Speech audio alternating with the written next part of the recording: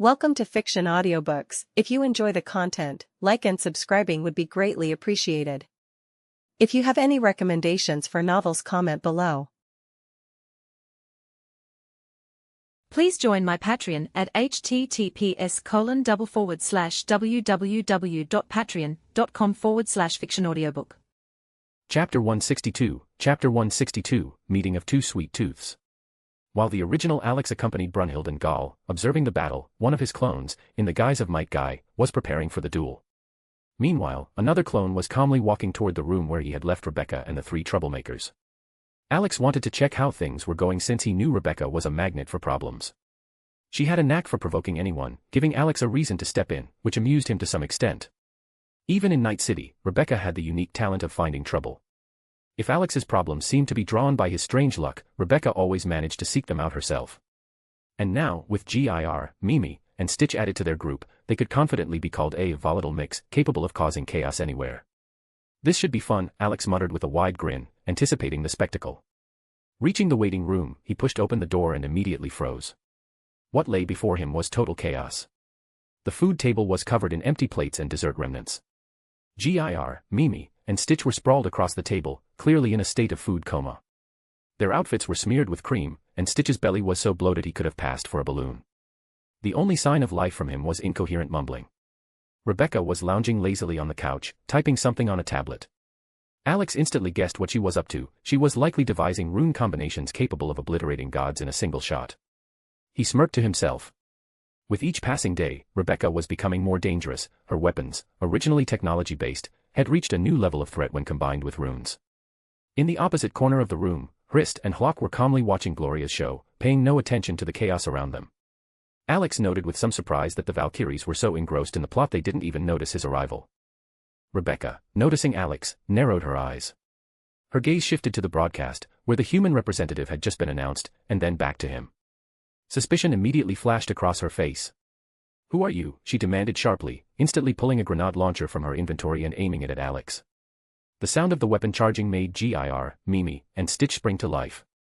They lifted their heads, saw Alex, and were about to greet him, but upon noticing Rebecca's actions, they also drew their weapons and aimed at him. Alex barely suppressed an irritated sigh. He clearly hadn't had enough time to explain to his allies that he could create clones. The click of loaded weapons filled the room, and 7 barrels were now trained on him, ready to fire at any moment. "It's me, who else?" "Well, technically, my clone. The original is with Brunhild and Gall, and another clone is in the arena," Alex explained, rolling his eyes. Rebecca squinted, glanced at the screen where Might Guy was shouting about the power of youth, and frowned. The phrase sounded familiar to her. "All right, let's say I believe you." "How do you prove that you're you?" she asked, not lowering her grenade launcher. Alex rubbed his forehead in exasperation and looked toward the Valkyrie sitting nearby. Their ears were blocked with headphones, relying on them was pointless, they were completely engrossed in the show. "For the love of all that's holy," he groaned. "I just came here to fetch you and find some trouble for us. Isn't that proof enough? Let's decide what to do next already. The cult of the flying spaghetti monster hasn't shown up yet, so it's time we caused problems for someone else." Rebecca pondered for a moment, but Alex had no doubt that this gremlin would give in soon enough. Rebecca and the trio of troublemakers froze upon hearing mention of the flying spaghetti monster and slowly lowered their weapons. Stitch, however, looked confused. He clearly had no idea who that was. Rebecca, hearing the mention of the cult, immediately stashed her grenade launcher. When Alex mentioned seeking trouble and causing chaos for others, Rebecca became fully convinced that this was indeed the real Alex, albeit a clone. Quickly putting away her grenade launcher, she leapt over the couch and threw herself at Alex, practically clinging to him. "If you're a clone, why do you feel just like the original?" she asked, stretching his cheeks in opposite directions. Alex endured with difficulty, feeling his face being pulled apart by her mischievous fingers. He tried to speak, but Rebecca kept kneading his cheeks, as if trying to uncover differences between the clone and the original. "A clone is still me," Alex began, sighing. "It's like I'm in 3 places at once. Think of it as a computer running multiple windows." Rebecca nodded thoughtfully, seemingly grasping the concept, but she didn't stop her investigation. She continued feeling him up until her hand suddenly moved toward his pants, clearly intending to check something else. Realizing her intentions, Alex quickly slapped her hands away. "Cut that out," he protested, trying to keep her at arm's length. Rebecca, undeterred, made another attempt to reach his pants but froze when she heard his question. "By the way, when did you have time to arm Stitch? Care to explain?" Rebecca froze, then theatrically threw her hands behind her head, whistling innocently as if she had nothing to do with it. I have no idea what you're talking about, she said, turning away. Maybe Gir and Mimi shared their toys with him. Alex rolled his eyes, unimpressed by her feigned innocence. You do realize I custom make weapons for Gir and Mimi, right? And what Stitch is holding looks awfully similar to something I recently saw in your workshop, he reminded her, pointing at the trio of troublemakers, who were lazily finishing off the leftover desserts. Rebecca shot him a glance but clearly wasn't about to admit guilt. Despite Alex's argument that Stitch was too young to be armed, she had evidently decided her pet deserved to be equipped. Seeing her stubbornness, Alex let out a heavy sigh. Fine. Since you've already armed him, it'd be a bit rude to take it back now, he said, giving in. Rebecca instantly lit up and, wrapping her arms around him, showered his face with kisses. So, what trouble are we looking for? Who are we going to annoy? She asked excitedly, still clinging to him. Who else? The gods, of course, Alex replied with a smirk. You think I'm going to let those idiots believe the world belongs to them? Rebecca perked up, immediately pulling weapons, a shotgun and a pair of pistols, from her inventory. Alex kept a close eye on her actions, making sure she didn't arm herself with anything too overpowered. The last thing he needed was to provoke the gods into taking drastic measures. He himself summoned a revolver, retrieved Muramasa from his inventory, and secured it to his belt using a mechanism. Whistling sharply, he grabbed the attention of the trio of troublemakers.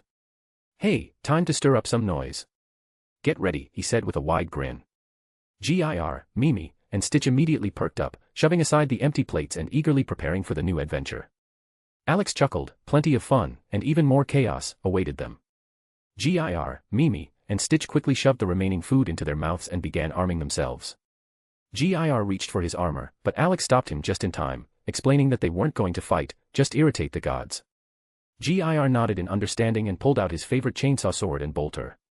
Mimi followed suit, choosing a power mace and a bolter. Stitch, unable to contain his excitement, burst out laughing as he pulled out 4 pistols. Ha ha ha. Bang, bang, bang, he laughed manically, waving his weapons around. Alex shook his head tiredly and pulled out a cigarette, lighting it. His goal was clear, find Buddha, who, as he remembered, was supposed to meet with Loki. He also knew about the 7 gods who could potentially combine into something resembling the Megazord from Power Rangers. That thought made him smirk again, absurd things like that could even happen among gods. Once everyone was ready, Alex led his little group of troublemakers in search of trouble. The 2 Valkyries, engrossed in watching a series, didn't even notice when Alex led his companions away, leaving them alone. As they walked down the corridor, Alex placed one hand on the hilt of his katana, the other holding his cigarette, adding more flair to his movements. Rebecca walked beside him, casually slinging her shotgun over her shoulder, her face lit up with a wide smile. Gir, Mimi, and Stitch looked menacing with their weapons, resembling an armed gang ready for a heist. Alex wondered where exactly Buddha and Loki might be. Deciding not to waste time, he used a mana pulse to locate the 2 gods who weren't in the audience stands. When he got the response he was looking for, he smiled broadly, which Rebecca immediately noticed. You found them, she asked, looking at him with curiosity. Of course. They've already met. Now we need to hurry and start irritating the first god, Alex replied, quickening his pace. Rebecca simply nodded happily, not particularly caring who exactly Alex was going to annoy. She just wanted to have fun. As they moved down the corridors, they could hear shouts and noise from the arena, where the spectators were cheering for the fighters. Alex briefly shut one eye to see how Might Guy was faring against Shiva. Satisfied that everything was fine and that there was no need to focus on the battle, he opened his eye and continued leading the group forward. When fragments of conversation began to drift from a distance, their steps slowed. Gradually, the voices became clearer, one sounded lazy and relaxed, while the other seemed to be probing for weaknesses in the other. They were met with an interesting scene, Buddha and Loki. Buddha, dressed in loose pants resembling a robe and a black t-shirt with a rabbit design and the word Usagi on it, stood with a lollipop in his hands. Massive gold earrings dangled from his ears, and his eyes were hidden behind pink sunglasses in gold frames. Loki, as usual, wore his light purple cloak with a torn hem and black clothes underneath, the top of which slightly exposed his chest. Loki was sitting on a fountain, but noticing that Buddha wasn't reacting to his provocations, he stood up and approached, leaning in to look him directly in the eyes. His face took on a fox-like expression, and his smile became unnaturally wide. You're a traitor, aren't you? Loki asked, staring intently at Buddha. Buddha calmly shrugged, still holding his lollipop. What if I am? Buddha replied with a broad smile, popping the lollipop into his mouth. Loki's face suddenly became innocent, almost childlike. Then I'll kill you, he said in a soft yet chilling voice. The moment those words were spoken, powerful waves of energy erupted from both Buddha and Loki's bodies, and the space was filled with tension. Their powers clashed like two immovable walls, each trying to suppress the other.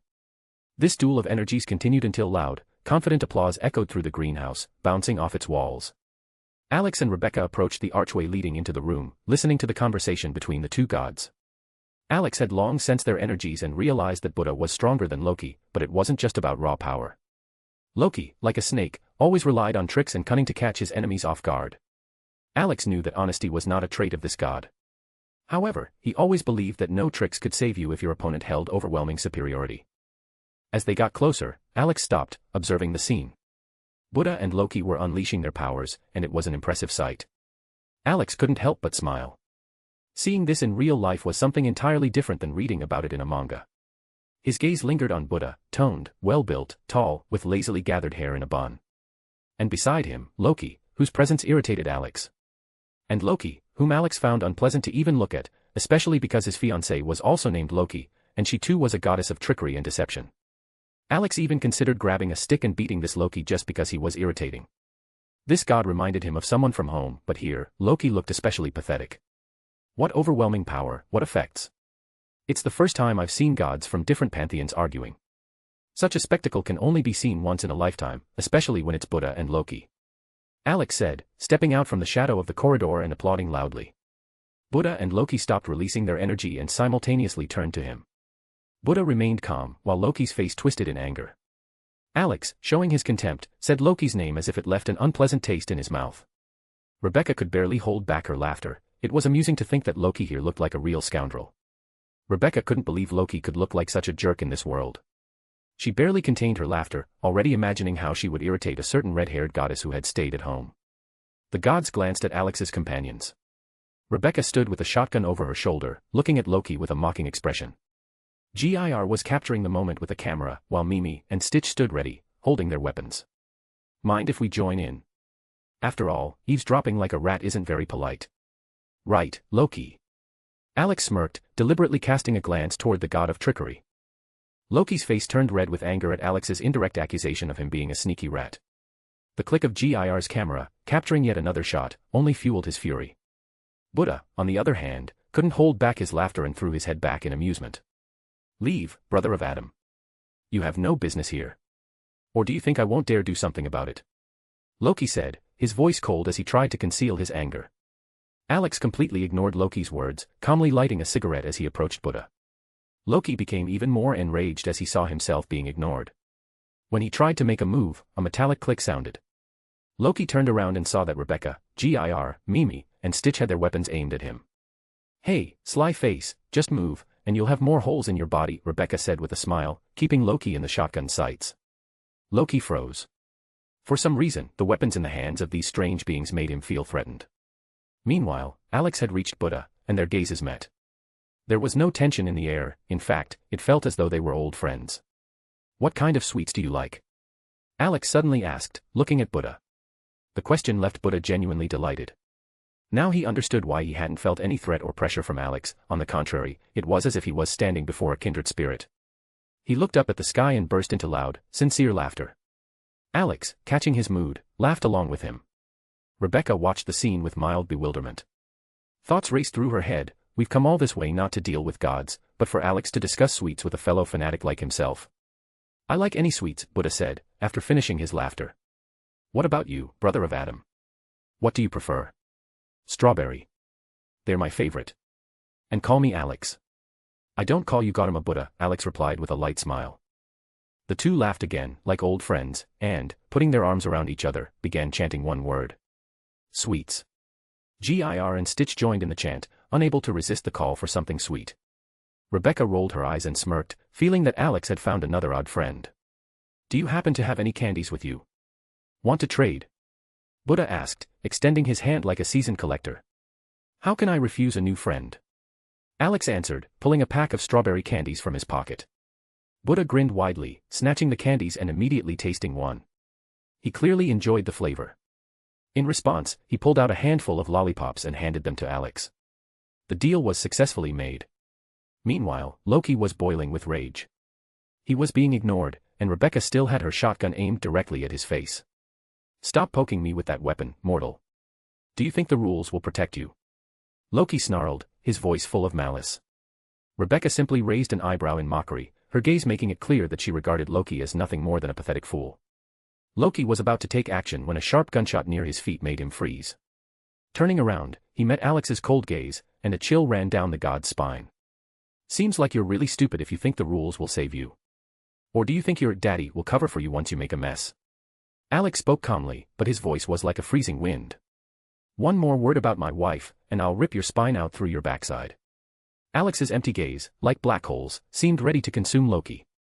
Even Buddha was surprised, staring at Alex's eyes that had turned into black voids. It was as if Alex, the cheerful guy, had turned into a cold predator, ready to tear apart his target.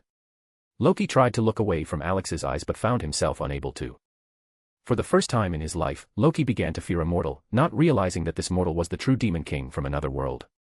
Alex kept the barrel aimed at Loki's face, and the tension in the air grew even thicker, as if one wrong move or sound would put a couple of new holes in Loki's face, and his brain would have to be scraped off the floor. But suddenly, a noise came from the corridor, like someone humming a tune or even reciting poetry. Alex holstered his revolver and turned his head toward the sound. Now, Alex could meet the Power Rangers in their godly roles. Rebecca turned her head curiously toward the noise and also saw a group of gods. Loki stopped feeling the crushing weight, as if a mountain had been pressing down on his soul. What's this freak show? Rebecca asked skeptically, tossing her shotgun over her shoulder. Freaks. Freaks, the trio of troublemakers chimed in support. Alex and Buddha exchanged a glance and couldn't hold back their laughter. They both burst out laughing, partly because Rebecca's comment had shattered the dramatic entrance of the group of gods and partly because of the trio's loud shouts. The group of 7 gods didn't even understand what had happened before they were already booed and insulted. But what made them angriest was that their sworn enemy, Buddha, was laughing out loud at their humiliation. One of the 7 gods, looking like a Japanese delinquent, walked toward Buddha, his face twisted with open fury. It's so funny seeing all of you in one place, Buddha said, barely containing his laughter. One of the gods, resembling a Japanese thug, stepped forward, clearly irritated. You think this is funny, don't you, Buddha? Well, I've been wanting to slap that smug face of yours for a long time, Ebisu said, clenching his fists. You dare laugh at me, freak? Ebisu said angrily, clenching his fists. The god Ebisu, patron of luck and hard work, looked like a true Japanese thug from the 90s, a short leather jacket, tight pants, and a ridiculous hat with a koi goldfish adorning its top. He was part of the Gods of Execution group, made up of 7 gods of luck. But despite the ominous name, his confidence faltered now that Buddha's gaze had turned cold and empty, as if in front of him was not an opponent, but just an empty space. Out of anger, Buddha bit into a strawberry candy in his mouth. Ebisu recoiled in surprise, frightened by Buddha's sudden action. Alex, studying this pretentious god, raised an eyebrow, clearly amused by his ridiculous appearance. Look at him, Buddha. Ridiculous hat, threatening look. Should we offer him some new pants? Judging by his expression, you scared him so much he might need a pair of new ones. Alex smirked, pointing at Ebisu. Buddha turned his gaze from Alex and shifted it to Ebisu. He then slowly looked down, as if considering the likelihood that Alex was right. The silence was shattered by the shouting of the trio of troublemakers. Shit his pants. Shit his pants. They jumped around, pointing at Ebisu like schoolchildren mocking a classmate. Alex and Buddha couldn't hold back their laughter, their infectious joy echoing through the hall. Rebecca, laughing the loudest, held onto her shotgun, nearly falling over. Ebisu, turning red with embarrassment, angrily swung at Buddha. How dare you laugh at me, freak? But his swing was stopped before it reached its target. Alex, almost lazily, deflected the strike and sharply grabbed the god by the head, slamming his face into the stone floor. There was a dull crack, and a deep indentation remained in the tiles, completely hiding Ebisu's head. Why are you so angry? You soiled your pants, it happens. We're not judging, Alex said calmly, removing his hand from the fallen god's neck. Everyone froze, unable to react in time. Loki, usually quick to react, stood rooted to the spot. The other 6 gods of luck angrily drew their weapons and aimed them at Alex and Buddha. Alex touched the hilt of his katana, his gaze turning predatory. Rebecca raised her shotgun, and Mimi, and Stitch, who had been mocking Ebisu just moments ago, also aimed their weapons at the group of gods. Wow, it's so noisy here. People and gods at each other's throats, and did I miss something? A calm, mocking voice rang out from the corridor. Sasaki Kojiro stepped into the scene with a long katana over his shoulder. Last time, they denied me a fight with gods. This time, I won't miss my chance, he said, drawing his sword. Behind him appeared two more figures, a young man in samurai attire and a tall man with a huge cleaver on his shoulder. The first, with a predatory grin, spoke up. "What a gathering. Looks like something interesting is about to happen. Can I join you?" Alex, Buddha, Sasaki, and the newcomers stood shoulder to shoulder, drawing their blades. The tension in the air was palpable. Alex exchanged a quick glance with Rebecca, who simply smiled, fully aware that the plan to enrage the gods had succeeded. Alex hoped that the tracking module built into GIR was functioning properly. He had recently received a signal from the original to ask GIR to check for the presence of external gods in this world. After all, Heimdall knew the history of the Pantheon and Might Guy, which was essentially impossible. "Hey, Loki, what are you standing there for? Don't you want to help your friends? Are you really waiting for Daddy to give the command, sick M?" Alex taunted, looking at the god of lies. Loki, flushed with anger, almost teleported to the group of gods of luck. Alex nodded in satisfaction. This was his chance. If Loki decided to intervene, Alex now had a valid reason to beat up Loki, who was always sticking his nose where it didn't belong. "Well then, let's see who walks away with their bones intact today," Alex said quietly, but threateningly, as he gripped the hilt of his katana. Alex calmly placed his hand on the katana's mechanism, ready to draw it at any moment. The three samurai had already unsheathed their blades and were aiming them at the gods, waiting for the right moment to strike. The tension in the air thickened, as if every breath could be the signal to start the fight. Loki took a step forward but was stopped by Ebisu, who stretched out his hand to hold him back. "I'll deal with this trash myself, especially with that upstart with rainbow eyes." "You hear me, bastard?" Ebisu's sentence was never completed. A candy, expertly thrown by Alex, hit him right in the forehead, knocking him down and leaving the god of luck lying on the floor. "Instead of waving words around, you'd better start doing something. You're acting like a spoiled child. Instead of screaming and crying, you should have done something already." Alex rolled his eyes and sighed, adding, "And now I had to sacrifice a candy. How are you going to pay for that, huh?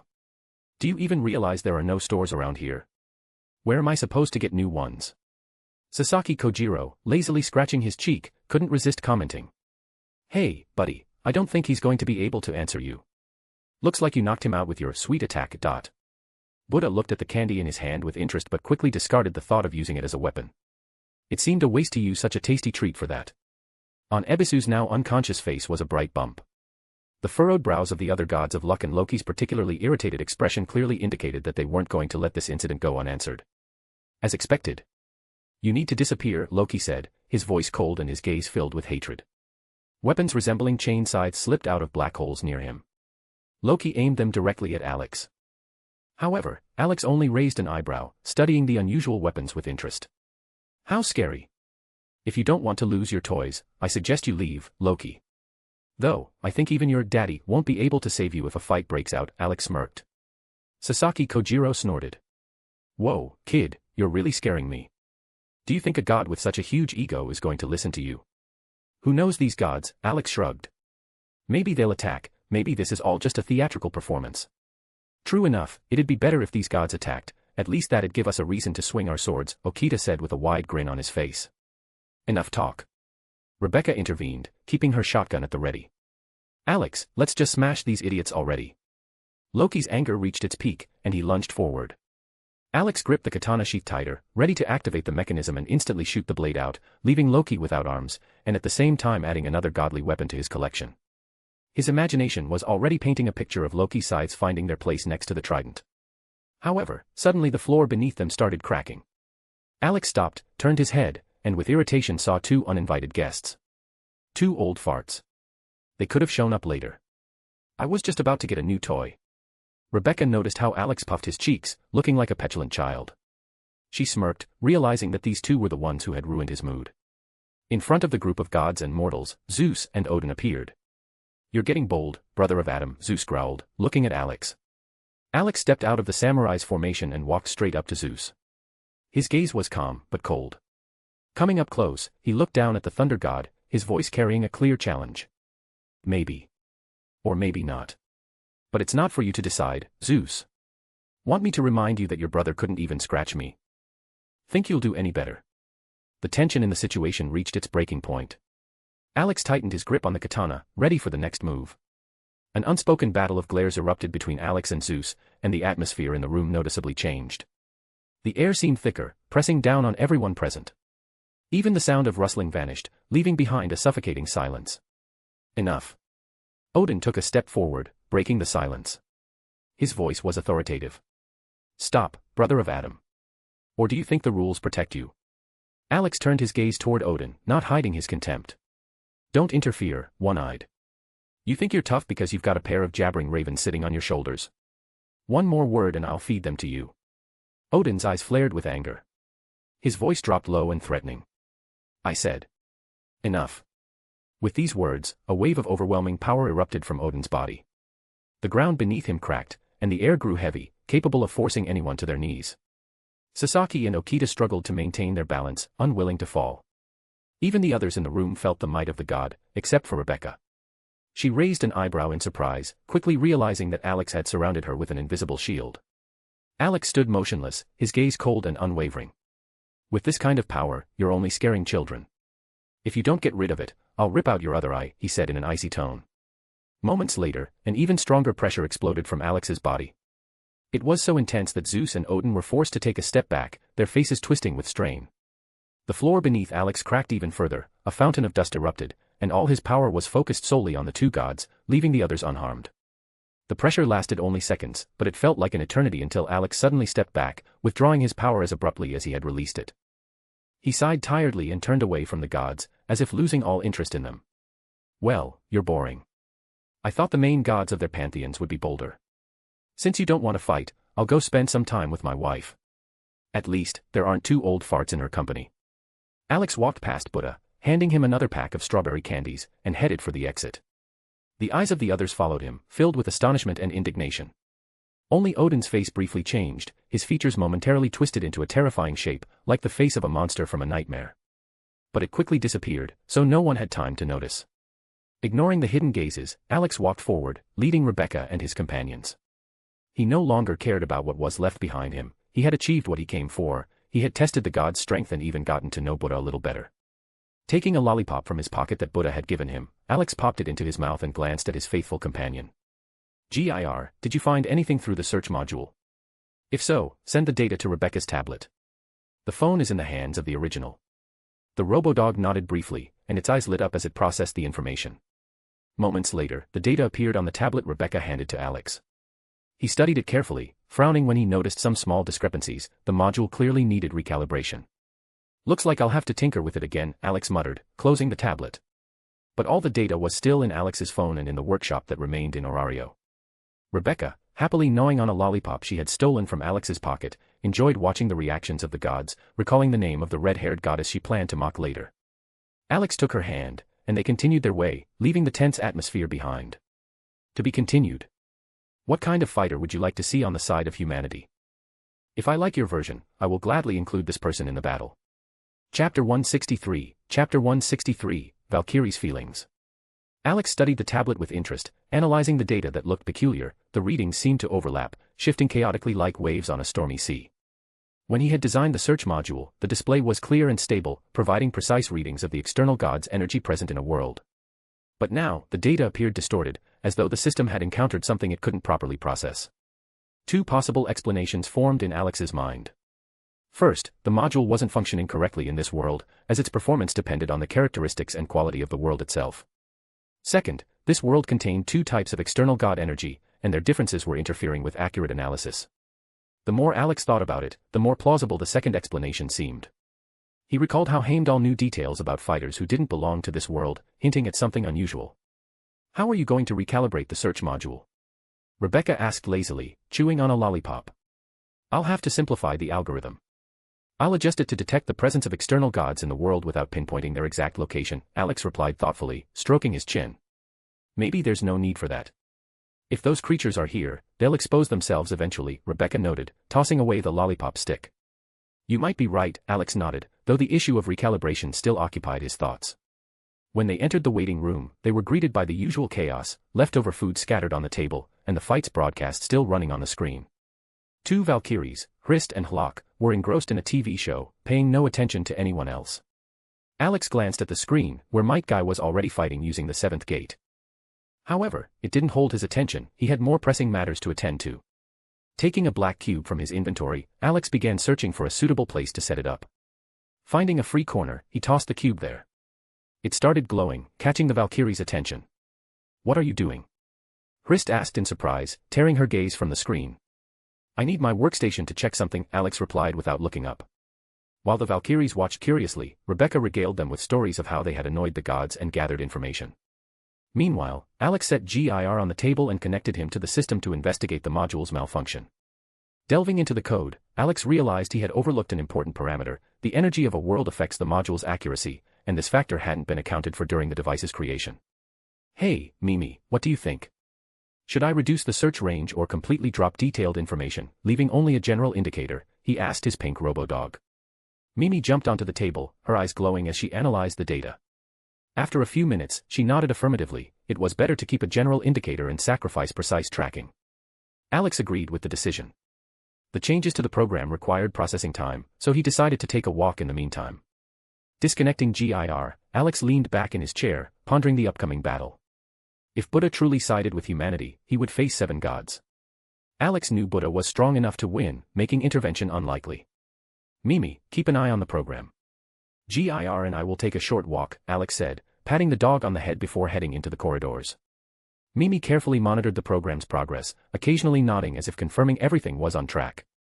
Alex shook his head and heard Heimdall announce the end of the fight. Slightly surprised, he turned to the screen showing the broadcast. It seemed he had gotten so absorbed in his work that he hadn't noticed the battle's conclusion.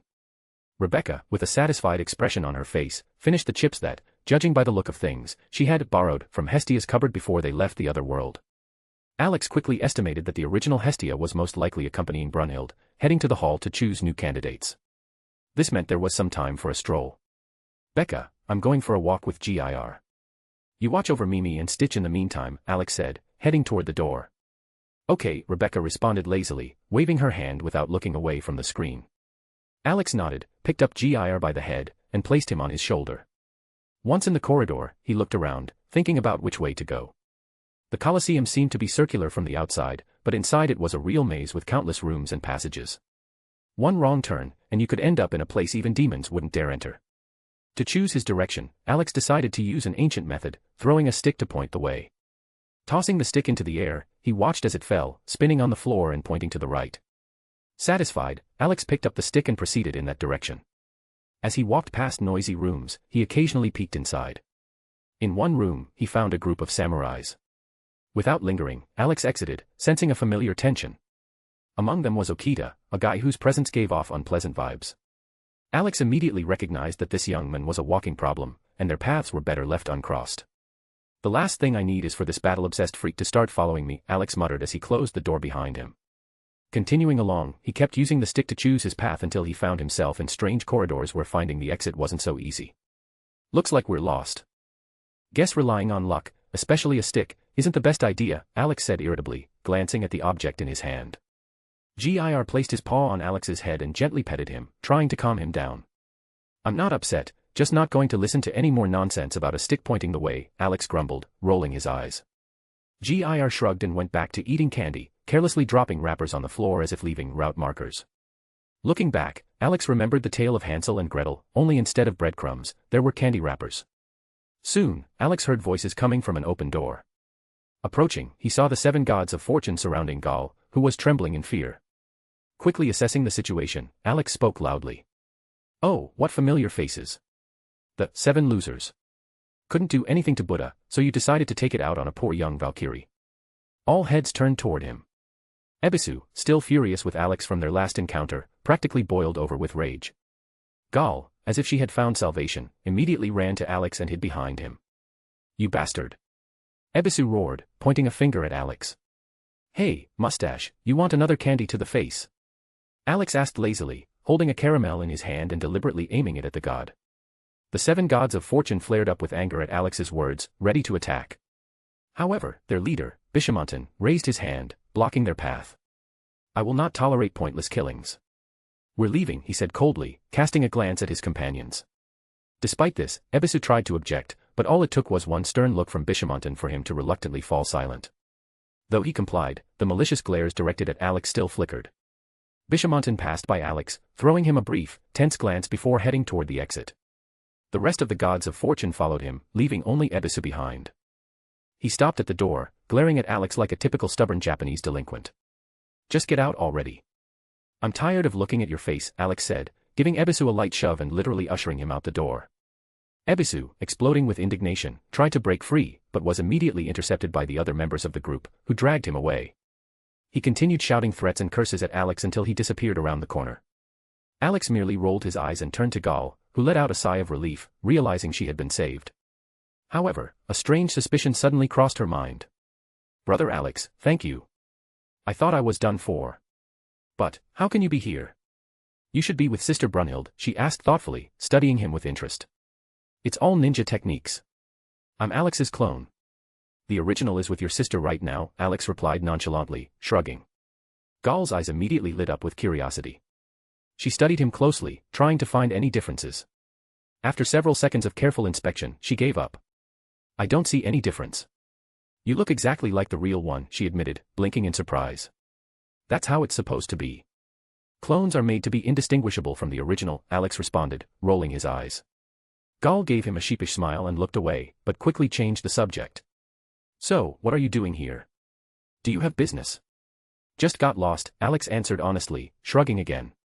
Gal looked at him in surprise, not believing that someone like Alex, even if he was his clone, could get lost. To her, he seemed like someone who always had everything under control. Alex briefly explained that he had decided to take a walk, using the stick to choose his path, and by chance, had stumbled upon her. His face then took on a more serious expression. And what would have happened if I hadn't shown up?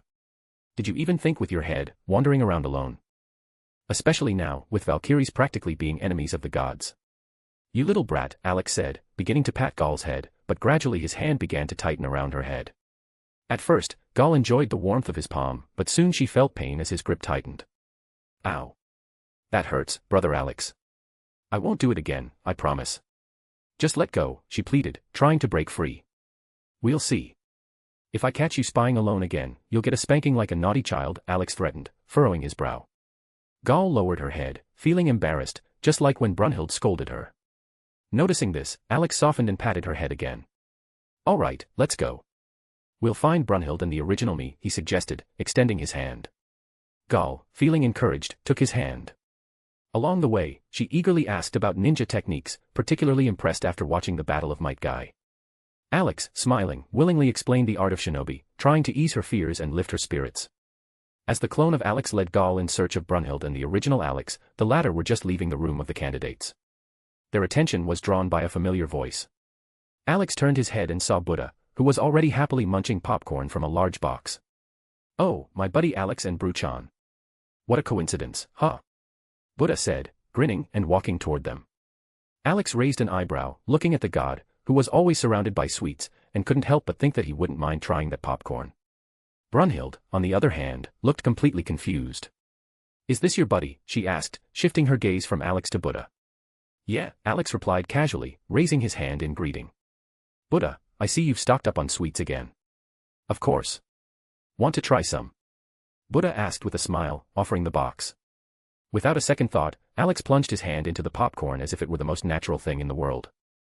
While he enjoyed the snack, Brunhild watched them, astonished at how the two of them seemed to have already become friends, as if they'd known each other for years. Wait, when did you two meet? She finally asked, furrowing her brow in confusion. About an hour ago, both Alex and Buddha answered simultaneously, exchanging a glance and laughing. Brunhild furrowed her brow even deeper. After all, Alex had been right next to her the entire time, never leaving her side. She had even had him under her arm. How could he have met someone else if he'd been with her all this time? This is impossible. You were with me. How did this even happen? She said reproachfully, pointing at Alex. Buddha looked at both of them with interest, but instead of taking it seriously, he added his signature joke. Oh, Bruchan, have you found yourself a new love? How cute. Shut up, she replied dryly, shooting him a deadly glare. Realizing that Brunhild wouldn't let the situation go, Alex decided to explain everything as simply as possible, without revealing too much of his abilities. It's all about shinobi techniques, he said calmly, shrugging. Oh ho. Tell me more.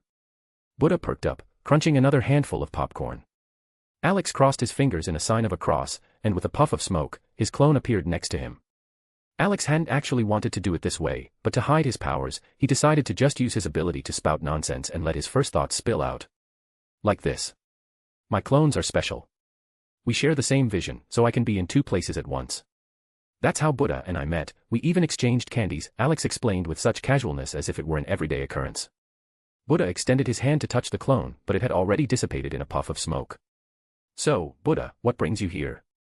Brunhild abruptly changed the subject, steering the conversation back to business.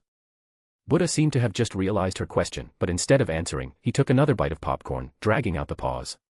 Buddha and Alex, chewing the popcorn eagerly, exchanged fleeting glances at Brunhild, who had just asked the question. However, the sight of the two of them with their cheeks full of popcorn, completely absorbed in the process, made her right eye twitch nervously. They looked as if nothing around them mattered except the popcorn. Unable to stand the absurdity, Brunhild sighed heavily and stepped forward, preparing to bring them back to reality herself. Ah, yes, right, Buddha finally said, finishing the last few pieces of popcorn and dumping the remainder into his mouth. Hey! I was eating too. Alex protested, looking at the empty box that Buddha had casually tossed aside. Bite your own, Buddha replied nonchalantly, chewing as if nothing unusual had happened. Now Alex's eye twitched with irritation. He seriously wanted to grab a stick and hit the god with it. But Buddha seemed completely oblivious to the growing anger, trying to finish his popcorn faster so he could finally answer Brunhild's question. Once Alex didn't get another serving of popcorn, he started trying to recall if this moment was part of the original plot. Alex began rubbing his chin, trying to remember this moment. Slamming his fist into his palm, Alex suddenly recalled, Buddha had come to see Brunhild after she had set him up, coming to him either before the start of Ragnarok or after. Alex couldn't remember exactly, but the outcome of that visit was that Buddha began to be considered a traitor. After finishing his popcorn, Buddha suddenly became more serious. His gaze narrowed, and his voice became colder. Anyway, Zeus asked me to participate in the sixth battle, he said, not taking his eyes off Brunhild. A tense silence hung between them. Their eyes met, and it seemed as though lightning was about to strike the air. Alex watched from the side, arms crossed, lazily scratching his chin. Buddha and Brunhild stared at each other with serious expressions. But to Alex, it looked as though Buddha was trying to provoke a reaction from Brunhild. However, the Valkyrie's face remained like a stone. Alex even became curious to see how Brunhild would respond, as he couldn't just grab the manga to check the whole dialogue or skip it like in a game, so he had to wait for them to finish speaking. I see, thanks for the warning, Brunhild said in a monotone voice. Alex and Buddha exchanged a glance, noticing that Brunhild's face was like stone and her response was as if she were a programmed robot. Alex wasn't used to seeing Brunhild like this, he preferred it when she expressed emotions instead of behaving like a robot. Buddha leaned back irritably, clearly not expecting such a reaction from the Valkyrie. Listen, Bruchan, do you even realize you might be considered a machine? Where are your emotions, he said with mock indignation, leaning back. Yeah, Bree, what's going on? Alex chimed in with a wide grin. Where's the Valkyrie who expresses her emotions more than any pirate and curses like a seasoned sailor? They exchanged glances and burst into laughter, high-fiving each other like a well-coordinated team. Meanwhile, Brunhild looked at them with an expression of clear exhaustion, clearly doing her best to hold back the urge to blow something up. Once their laughter subsided, Buddha switched back to a serious tone. This was all part of your plan, wasn't it, Bruchan? He asked, tilting his head slightly, though his gaze remained sharp. Alex, realizing the conversation had taken a more serious turn, crossed his arms and interjected. You mean the time when she showed up before the gods' meeting and made everyone think you had switched sides to the humans? Alex's words sparked a flare of emotion in Brunhild's eyes. She sharply turned her head towards him, clearly not expecting him to know about such a delicate situation. Oh, you know about that? Buddha asked with interest, looking at Alex. Did Bruchan slip up? No, not at all, Alex replied with a light smirk.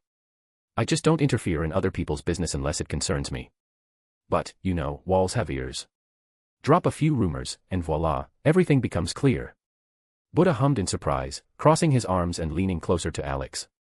Well then, my new friend, surprise me with your conclusions, he said with a challenge in his tone.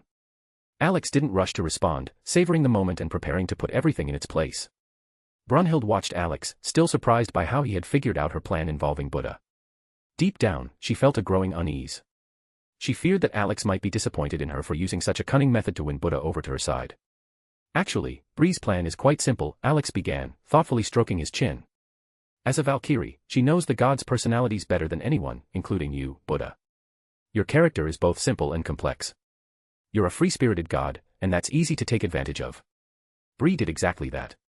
She came to you under the guise of wanting to discuss your philosophical views. Buddha listened intently, holding a lollipop in his hand. One visit was all it took for the rumors to start. Especially since she showed up just before the meeting. Naturally, the gods had questions. Why did she come? What was her purpose? These doubts made them start suspecting you as a potential traitor. Brunhild knew very well that if someone forced you to act, you'd just tell them to get lost. But in this case, she created a situation where you ended up playing the game yourself. Buddha smirked, offering Alex the lollipop. Well, in that case, here's a candy for your detailed analysis.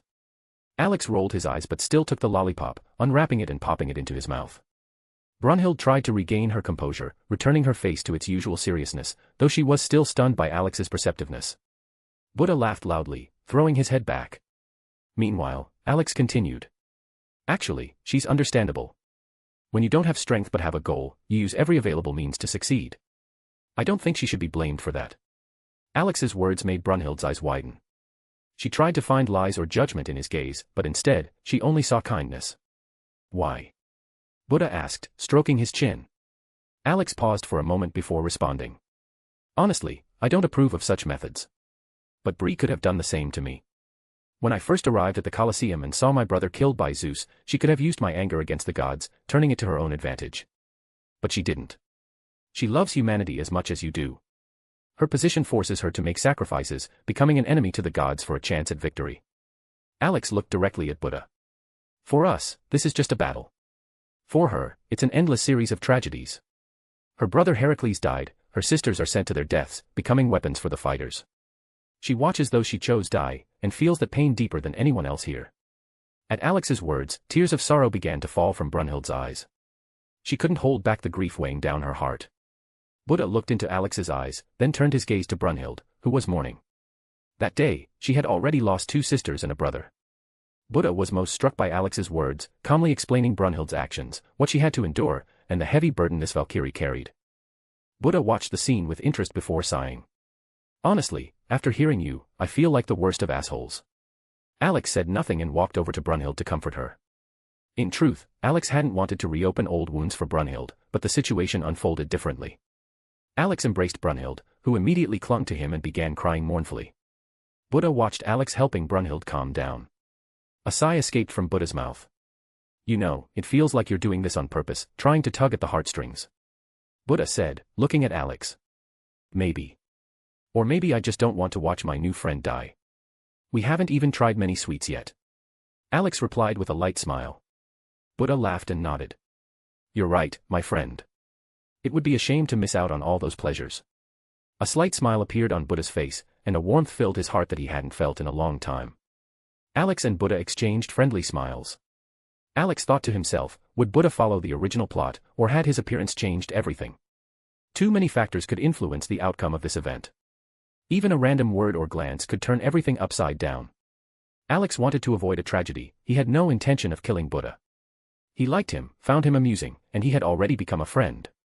All right, Buddha said, patting Alex on the shoulder. I'll follow your Valkyrie's plan.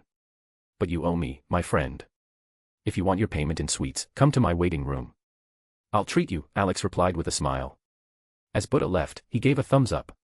Alex watched his retreating figure before lowering his gaze. Brunhild was still quietly crying, though her sobs had softened. Alex sighed and looked up at the ceiling, reflecting on a strange pattern. Why was he always encountering women whose fates were filled with pain? He thought of the women he had saved in Orario, the girls from Night City who lived in the darkness of that cruel world. And now, once again, the same story, this time with Brunhild. Alex even started to think about getting a degree in psychology, so he could charge people for helping to heal their broken hearts. He continued gently stroking Brunhild's back, comforting her. Bree, how are you? Feeling better? Or should I hold you a little longer? Alex asked, tilting his head slightly. Brunhild pressed herself tighter against him, unable to hold back her tears. Today, she had lost so much. No matter how hard she tried to stay strong, the pain of loss overwhelmed her. Her 2 younger sisters were already dead, her brother Heracles had fallen as a hero. If it hadn't been for Alex's intervention and help, she might have lost even more. Bearing a burden heavier than she could have ever imagined, Brunhild continued to fight. Her soul was torn by memories of fallen warriors, her sisters who became weapons for humanity. Even humanity's ancestor, Adam, had fallen because of her decisions. Her heart ached more than anyone else's. Finally, Brunhild stopped crying and pulled back slightly, looking at Alex. Thank you. She whispered. You were here again when I needed it. Tears still streamed down her cheeks, and Alex gently cupped her face in his hands, wiping them away. Ugh, I feel like crap. I think I need a vacation, he muttered, distracted by his own thoughts. The warmth of Alex's hands touched her cold cheeks, and Brunhild, unconsciously pressing closer to them, felt the heat. She raised her hands and covered his palms with hers, soft and gentle. "Why do you say that?" she asked, embarrassed, lowering her gaze. Alex sighed heavily. He gazed into her emerald eyes, full of sorrow, and honestly answered. "Because I made you cry. And because I opened wounds that should have healed." Brunhild shook her head. Her eyes sparkled with a moist gleam, but there was no reproach in them. Alex felt her sincerity and knew he had made the right choice. Alex and Brunhild stared into each other's eyes, as if trying to read each other's thoughts. Strange yet surprisingly familiar emotions flared between them. It could have been the feeling of loss that united them, or something deeper, a soul connection. These feelings slowly, but surely, brought them closer. Their faces began to inch closer. Alex felt her warm breath and heard the gentle beat of her heart. When their lips were almost touching, their moment was interrupted by a distant cry. "Sister! I finally found you. Look, I met another brother Alex." The voice of Gal echoed as she rushed toward them at full speed. The romantic atmosphere vanished as if it had never existed. Alex and Brunhild simultaneously turned their heads toward the source of the noise. Brunhild felt a flash of irritation. Her younger sister had ruined the moment she had decided to give Alex. Alex, too, felt indignation, but for an entirely different reason. His gaze landed on his own clone, who appeared to be the one causing the situation. The clone grinned slyly, seemingly enjoying the moment. "Oh, how I hate myself," thought Alex, fully aware that his clone had done exactly what he would have done in the past, ruined the romantic moment just on principle. Brunhild glared at Gal, who began to sweat nervously under her piercing gaze. The girl felt that, under such pressure, even steel might melt. Meanwhile, Alex glared furiously at his clone, who responded with a mock grin. "Sister, look, I found another brother of Alex." Gal exclaimed cheerfully, trying to divert attention. "I already saw," Brunhild replied coldly, not breaking her scorching gaze from her sister. Gal froze, realizing that her innocent interruption had been the worst decision of the day. Meanwhile, Alex, unable to bear it any longer, dispelled the clone. Before disappearing, of course, the clone managed to flash a victorious expression, as though he had won some kind of battle. Alex gritted his teeth in anger but held himself back. "Damn double, how I hate you," he thought, letting out a heavy sigh. Gir, who had been watching, wisely jumped off the clone's shoulder to avoid a possible slap. Alex tousled Gal's hair, which made her look embarrassed. "You little brat, how poorly timed you are," he sighed, barely concealing his disappointment. The romantic moment was hopelessly lost, but Alex understood that he and Brunhild would still have another chance. For now, the main thing was not to let his sister see how much her scream had ruined what could have been a kiss. Alex continued messing with Gal's hair, almost as if expressing his frustration. She tried to pull away, but his hand was relentless. "Brother Alex, stop messing with my hair." Gal protested, dodging. "If you keep doing this, I'll be bald." Alex laughed, finally letting go of her head. "All right, I won't. Let's head to the arena, the fight will start soon," he said, giving her a gentle nudge forward. Gal nodded, eager to escape the intense gaze of Brunhild, which continued to occasionally pierce through her. Quickly scooping up Gir in her arms, she dashed ahead, as if running away from the potential wrath of her older sister. Brunhild watched Gal flee with a heavy gaze, but instead of anger, she only sighed. However, her thoughts were suddenly interrupted. She felt something warm on her lips. Her eyes widened in surprise as Alex leaned in and softly kissed her. "If we were interrupted earlier, it doesn't mean I'll leave you without a kiss," Alex said with a slight smile, pulling away. Brunhild froze for a moment, processing what had just happened. Her face reddened slightly, but seeing Alex's genuine smile, she couldn't help but smile back. "You're hopeless," she said quietly, taking his arm. Together, they headed toward the stands, where Buddha's fight was already beginning. Alex looked pleased, but deep inside, he felt a slight unease. Now he had to explain to Brunhild about the other fiancés. His thoughts involuntarily took a darker turn. He imagined Brunhild's icy gaze, the cold fury in her eyes, and the sudden desire to cut off something very important. "I hope she doesn't take this as a personal insult, and doesn't grab a knife," Alex thought, feeling a cold shiver in his lower stomach. He shook his head, trying to push away the grim thoughts. Now was the time to enjoy the moment, and he'd deal with the problems later. To be continued. Chapter 164, Buddha vs. Zerofuku. Brunhild took Alex's arm, and together they watched Gal retreating, clutching the robo-dog tightly. Alex sighed, knowing that events would inevitably unfold according to their own course. Buddha's fight was unavoidable. However, his concern lay elsewhere, the 7 gods of luck, who would soon merge into a single entity, an ancient god named Zerofuku. This youthful deity sought to rid humanity of suffering by absorbing their misfortunes and granting them happiness in return. But his noble intentions turned into a catastrophe. Absorbing human woes, Zerofuku became a source of dark energy, which ultimately corrupted his essence. The people freed from suffering sank into their vices, greed, lust, and gluttony. Recalling the tragic fate of this god, Alex could only sigh. He wanted to do good, but it turned out as always, he muttered under his breath. Brunhild, holding his arm, was still caught up in the emotions of their recent kiss. She remembered how she had almost given into the impulse to kiss Alex first, only to be interrupted by Gall. At the time, she thought the moment was lost, but Alex had taken the initiative himself. This stirred a confusion of emotions within her. Why had she allowed herself to be so open? Perhaps it was because Alex was always there for her, supporting her even in the most challenging times. He knew all about her plans and actions, yet he never judged her. Her thoughts were interrupted by Alex's quiet voice. She looked at him and noticed something strange in his eyes. It was the gaze of someone recalling something deeply unpleasant.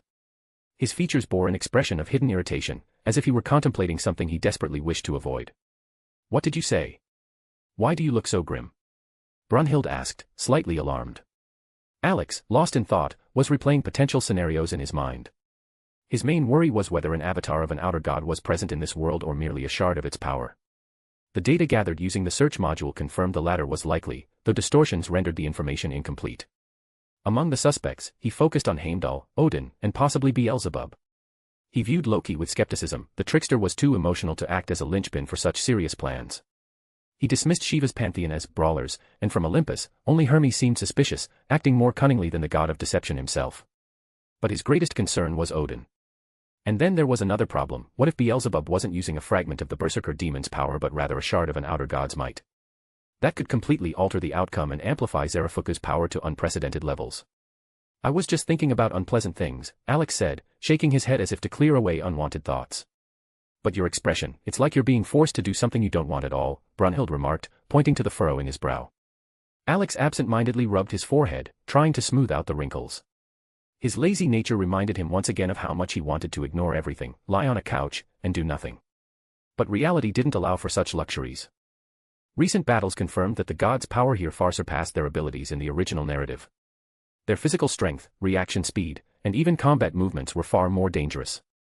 Alex sighed again, realizing he'd have to juggle multiple tasks, finding excuses for deploying his clone, keeping an eye on Heimdall, and maintaining control of the situation. Brunhild observed him closely, intrigued by what could have shaken his usual demeanor so much. Alex always smiled, joked, and even got angry with a hint of sarcasm. But now, he seemed like a stranger to himself. "I'm just tired of finishing one task only for another, equally important one, to appear right after," Alex admitted, removing his hand from his face. Brunhild remained silent, but now she was deeply concerned about what weighed so heavily on his soul. Brunhild nodded, but Alex's words about his unfinished business lingered in her thoughts. She fully understood that his involvement in Ragnarok had been decisive, from selecting fighters to influencing Buddha, helping him take humanity's side. With Alex's arrival, her plans had become significantly simpler, and even the most complex tasks seemed achievable. Yet, true to herself, Brunhild tried to understand what exactly drove Alex. She was haunted by the sense that every step he took was part of a carefully calculated plan. The creation of clones, provoking the gods in the stands, it all seemed deliberate. Her suspicions were confirmed when Alex effortlessly uncovered her original scheme just by hearing a few rumors about her visit to Buddha before the assembly. "Are you plotting something?" Brunhild asked directly, fixing her gaze on him. Alex raised an eyebrow slightly, surprised by her perceptiveness. In truth, he had no concrete plan. Everything was adjusted on the fly, depending on the events of the day, from encounters with gods to the outcomes of battles. Alex operated blindly, relying only on rumors and intuition to adapt to the situation. His primary goal was clear: to find the culprit behind Ragnarok and the one manipulating events from the shadows. All his actions, including provocations, were aimed at forcing the snake in the grass to reveal itself. "You could say that, but I don't have enough information yet. This whole situation with Ragnarok strikes me as too strange," he replied, pulling a cigarette from his pocket. Taking a drag, Alex exhaled a stream of smoke into the air. His thoughts raced with questions. Why had Ragnarok begun now and not earlier? History was filled with moments that could have sparked such a war. Why had the gods waited all this time? This question bothered him most of all. Intrigued by his words, Brunhild tried to delve deeper into the topic. She was surprised that Alex spoke so freely about things she believed only gods understood. "Why do you think the situation is suspicious?" she asked, frowning slightly. "Throughout human history, there have been plenty of reasons to start Ragnarok. Take the Mesopotamian era and the legend of the king of Uruk, who nearly single-handedly ended the age of gods, Alex replied calmly, as if citing a textbook example. Brunhild involuntarily glanced around to check if anyone was listening. Mentioning Mesopotamia and that particular king was somewhat taboo among the gods, as he was the first to openly rebel against them. "Are you talking about that king?" she asked cautiously. "Yes, him. Doesn't it seem to you that his actions were far more fitting to trigger Ragnarok than these absurd excuses about human vices?" Alex remarked, thoughtfully rubbing his chin. Alex's words made Brunhild see the situation differently. Over 7 million years of humanity's existence, countless events could have justified Ragnarok. The gods had threatened humans time and again, flaunting their power and wrath, yet only now, after millennia, had they decided to eradicate humanity completely. She began to suspect she had missed something crucial. Unconsciously, Brunhild started biting her nail, trying to unravel the true reason for humanity's annihilation. Meanwhile, Alex pondered his next steps. The simplest option was to destroy all the gods single-handedly. But that would give the snake an opportunity to hide, and tracking it down afterward would be much harder. For now, he decided to send GIR to investigate and gather information on Beelzebub, perhaps even stealing all the demon's records before he could destroy the evidence. However, Alex suspected Beelzebub had already covered his tracks. Enough about this. Now's not the time or place. Whoever's behind this will eventually leave a trace. "That's when we'll find them," Alex said, looking at Brunhild. She nodded, but a trace of unease flickered across her face. Alex's words planted seeds of doubt in her own confidence. Perhaps something far greater than mere godly resentment lay behind this Ragnarok. Alex sighed and reached out, gently stopping Brunhild from continuing to bite her nail. Her habit was clearly on the verge of causing harm, and he wasn't about to let that happen. Feeling his hand softly wrap around hers, Brunhild flinched slightly but gradually calmed down. Yet, the question that tormented her still gnawed at her mind. She had the distinct sense that she was missing something vital. The assembly that had preceded the start of Ragnarok had been called suddenly. Before that, the gods hadn't gathered in such numbers for thousands of years. It seemed far from coincidental, as if someone had deliberately nudged the elder gods toward the decision to annihilate humanity. "Do you have suspects?" Brunhild asked, her voice cautious. "A few candidates. What bothers me most are Odin, Beelzebub, and Hermes," Alex replied, tossing his cigarette stub away. Brunhild frowned, surprised by his choices. Her thoughts raced as she tried to discern any logic in his reasoning, but she couldn't reach the same conclusions. It frustrated her. She even found herself wishing she could peer into his mind to understand how Alex's brain worked. Unlike her, Alex relied on a unique blend of intuition, paranoia, and analysis, bolstered by countless rumors and observations. Even the chaos in his mind functioned as a kind of mechanism, allowing him to find connections between seemingly unrelated facts. "Why them, specifically?" she asked, narrowing her eyes at him. "Odin acts as if his ultimate goal is humanity's destruction, and his motives are concealed far too skillfully. Beelzebub, that demon, is too absorbed in his experiments, which look highly suspicious. And Hermes." Alex smirked. "That trickster seems more like the god of deception than Loki does. How does your brain work to reach such conclusions based on scraps of information?" Brunhild asked, unable to hide her amazement. Her seriousness made Alex wary.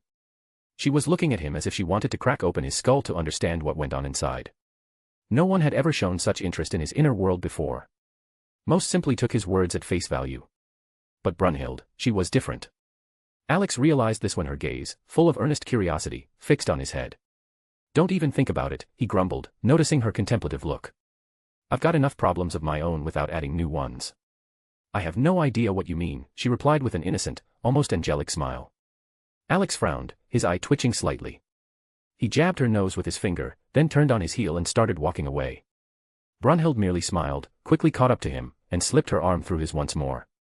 As they approached the arena, the roar of the crowd became deafening.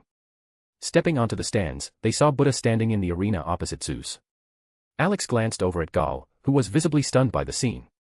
Beside him, GIR had already set up a massive camera and was snapping photos of the enraged gods' faces. Alex's mind immediately concocted the idea of creating an album filled with their expressions, purely for the amusement of mocking it later. Hercules and Aphrodite, in particular, looked hilariously furious, their faces contorted in rage.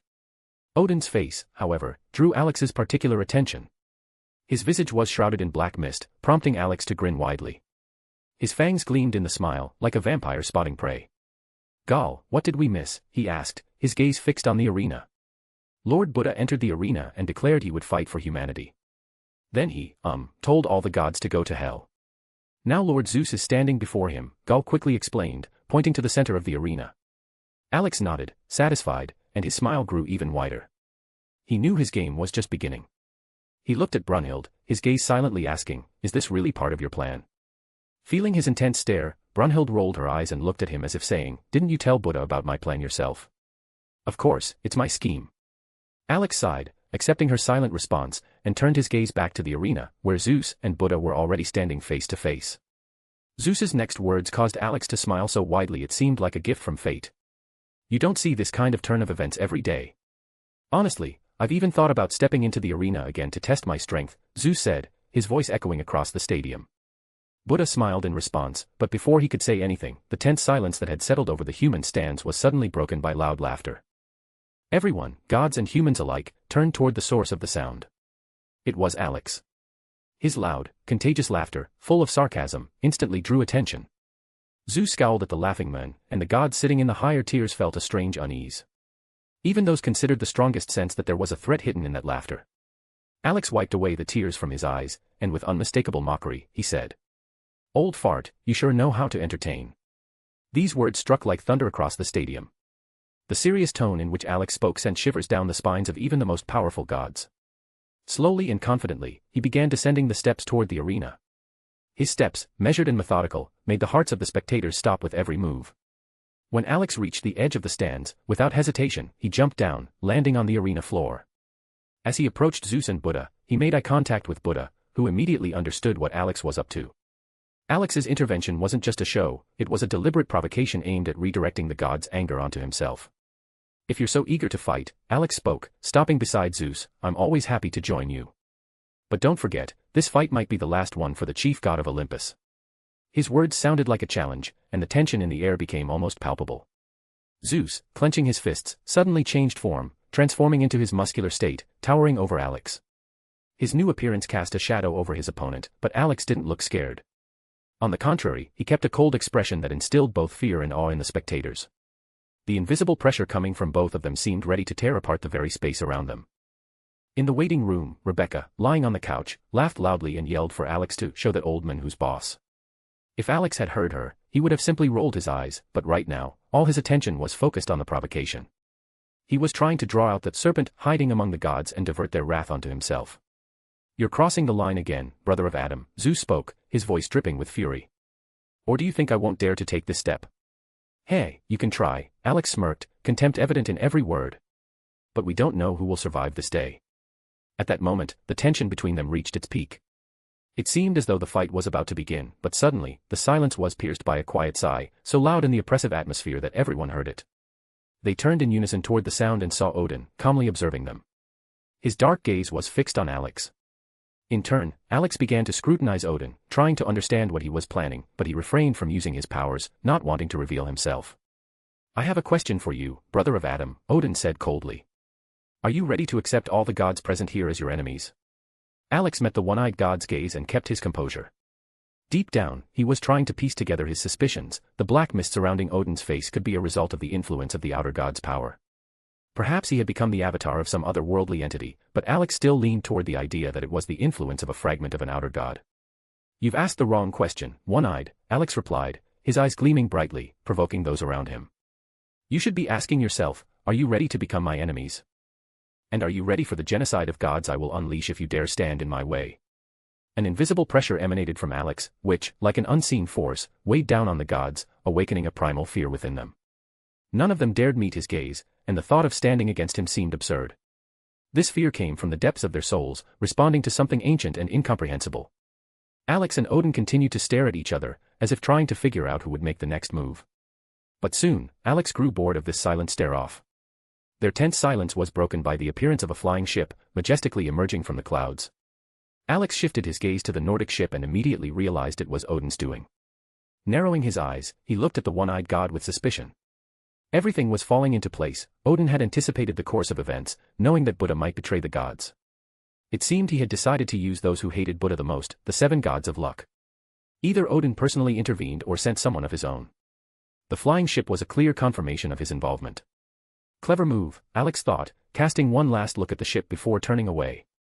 Deciding that he had accomplished his goal, shifting the gods' hatred from Buddha to himself, Alex made his way back to the stands. As he passed by Buddha, he stopped and placed his hand on his new friend's shoulder.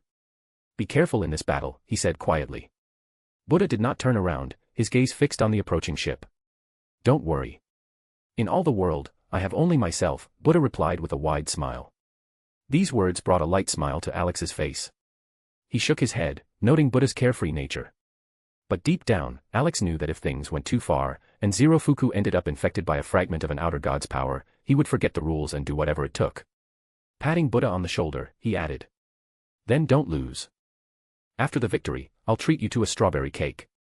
Buddha snorted and turned to Alex. "Hey, then you're paying." "No problem," Alex replied, withdrawing his hand. Finishing the conversation, Alex made his way back to the stands. For a moment, his gaze met the eyes of Adam's wife and children. He sighed, thinking that he would need to find time to talk to them, though he still didn't know what to say. Nodding at them, Alex jumped onto the stands and started climbing the steps. At the top, he was greeted by Brunhilde with a frown, Gall nervously shifting from one foot to the other, and Gir, who had stopped taking pictures and gave him an approving thumbs up.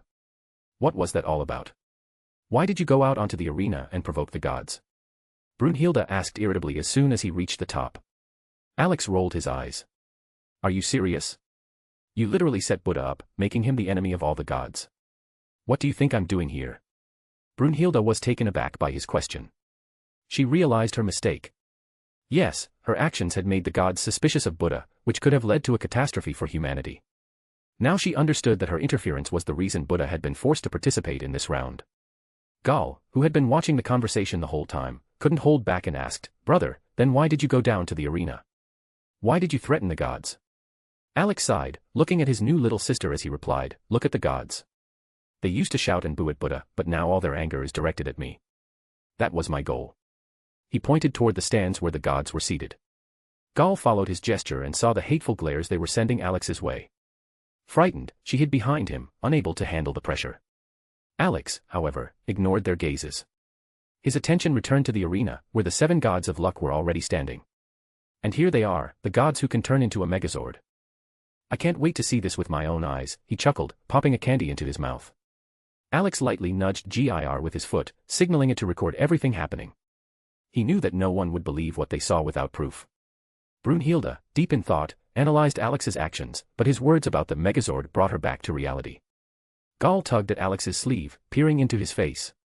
"Brother Alex, who is this megazord?" "A megazord is a big robot made from smaller ones," Alex began to explain, stroking his chin. "Basically, when several small robots combine, they create one big, powerful one. And right now, in front of us, is a god megazord. These gods of luck are small parts on their own, but together they form something much stronger." Gall listened, but the more he spoke, the more her face expressed complete confusion. Her logic was thrown off by the idea of combining robots, but Alex looked so pleased that she decided not to argue. On the arena, Bishamontan shed his armor, revealing a muscular torso, while the other gods of luck began to merge with him. Alex struggled to hold back his laughter. Scenes from his childhood, from the Mighty Morphin Power Rangers, flashed in his mind, and what was happening on the arena looked exactly the same. With each new merge, Bishamontan's body changed, taking on features of the god joining him. The last of the 7 completed the process, and a bright light enveloped their collective silhouette. "Here come the special effects," Alex mumbled, watching as a glowing cocoon formed around the new being. Cracks ran across the surface of the cocoon, and from them poured thick gray-black fog, like the breath of an ancient monster. When the smoke cleared, the true form of the gods of luck, Zero Fuku, was revealed. Its appearance was terrifying, broken, unnatural limbs, a malicious smile, and insane eyes that locked onto Buddha. "So this is the Zero they were talking about in the infirmary," Gall muttered, leaning on the stone railing. On the arena, Buddha stood still, calmly observing his opponent, while Zero Fuku was warming up, bending his joints at impossible angles. "See, I told you, today you'll witness a god megazord," Alex smirked, placing his hand on Gall's head. Brunhilde silently watched Alex, suspicion flashing in her eyes. She was beginning to realize that Alex had probably known from the start that Zero Fuku would appear. His calmness, confidence, and strange comments only confirmed her suspicions. "Did you know these 7 gods would merge into one being?" she asked, narrowing her eyes. Noticing her suspicious gaze, Alex silently poked her in the nose. "Don't look at me like that, Brunhilde. Your stare is making my nerves twitch." Gall wasn't left behind. "Brother Alex, so you do know who this Zero Fuku is? Tell me." Alex slowly shifted his gaze back to the arena. He was curious to see if Buddha could save Zirofuku before he became the demon of the sixth heaven, or if the situation would take an even more unexpected turn. While the silence on the arena grew, Alex decided to satisfy Gal's curiosity. Zirofuku's story is simple, though tragic. Once, he was a young god of luck, sincerely wishing to bring happiness to everyone he met.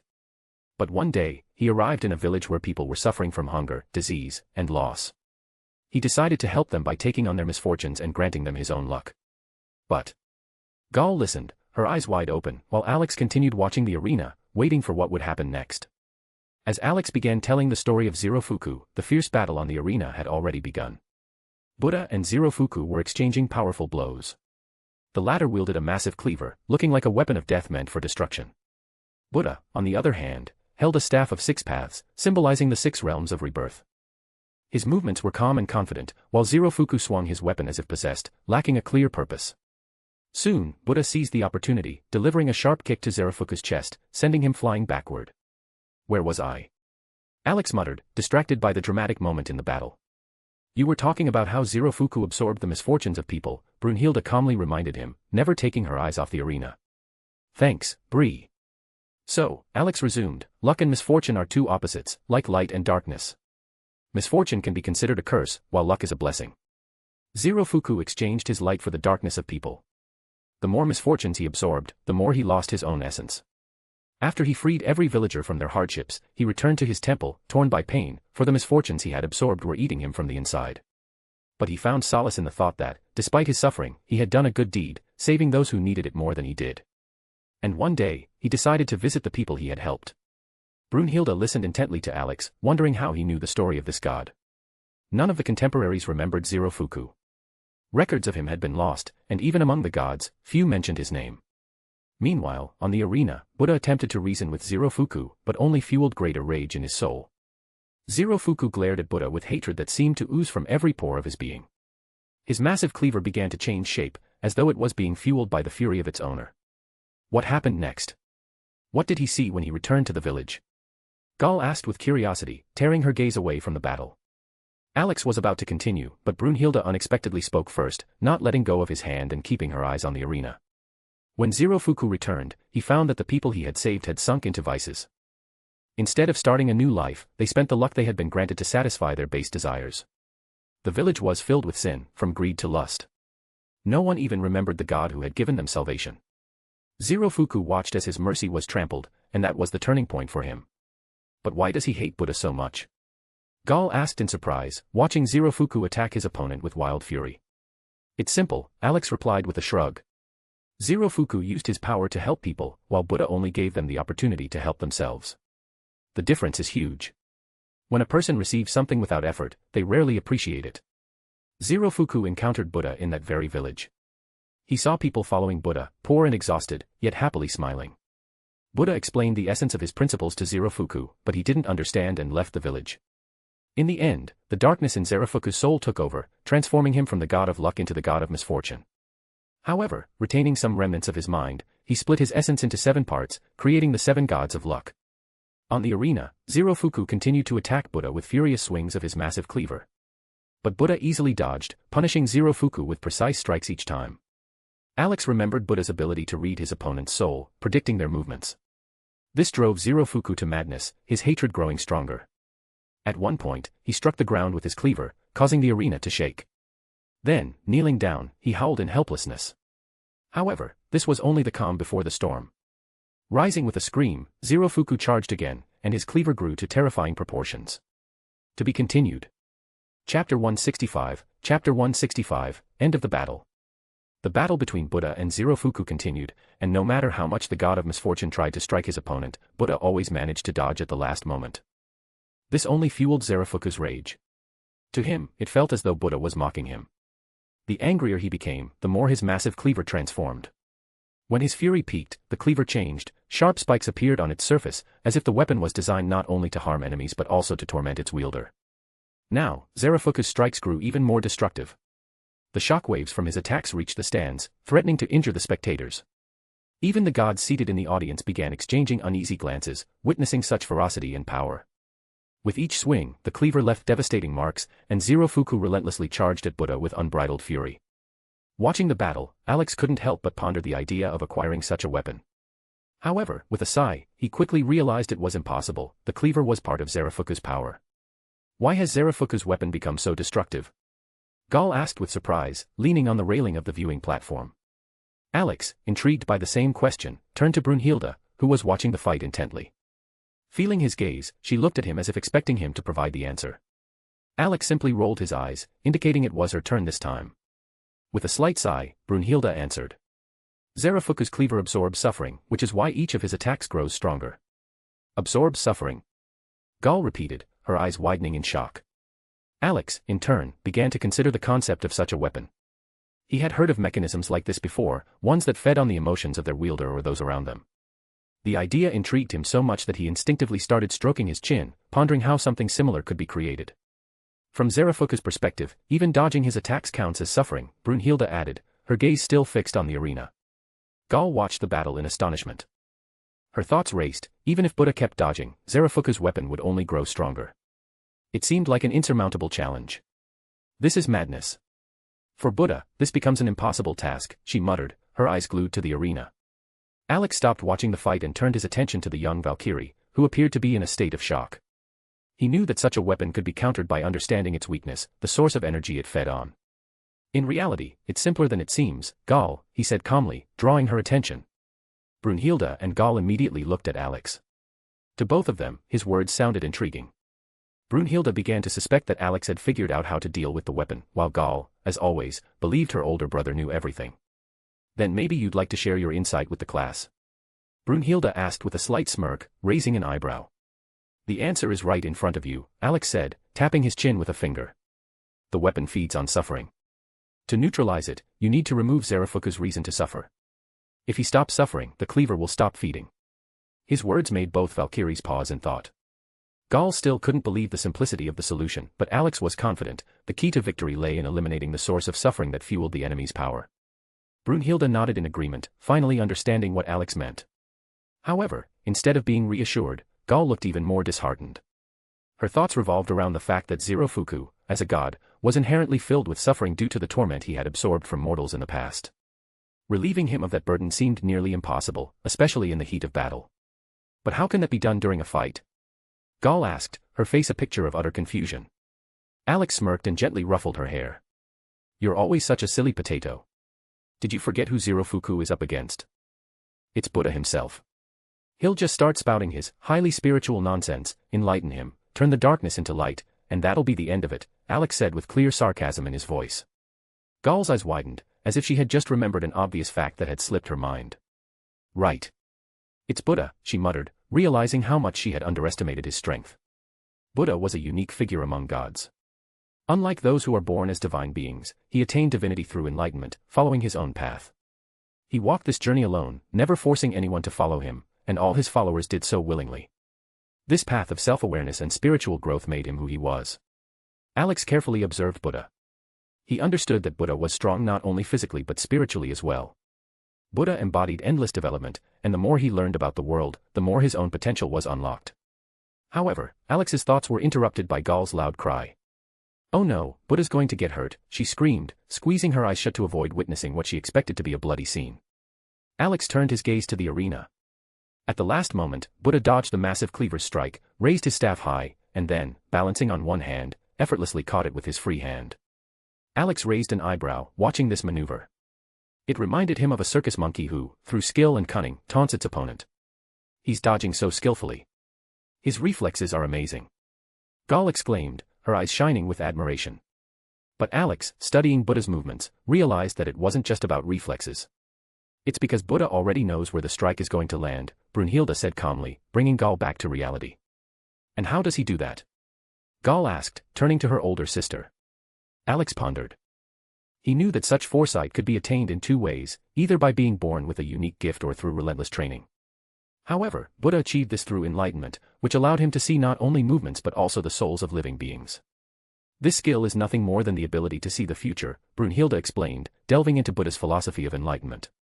Listening to her, Alex thought of the similarity to the observation hockey from another universe, where training allows one to glimpse a few seconds into the future.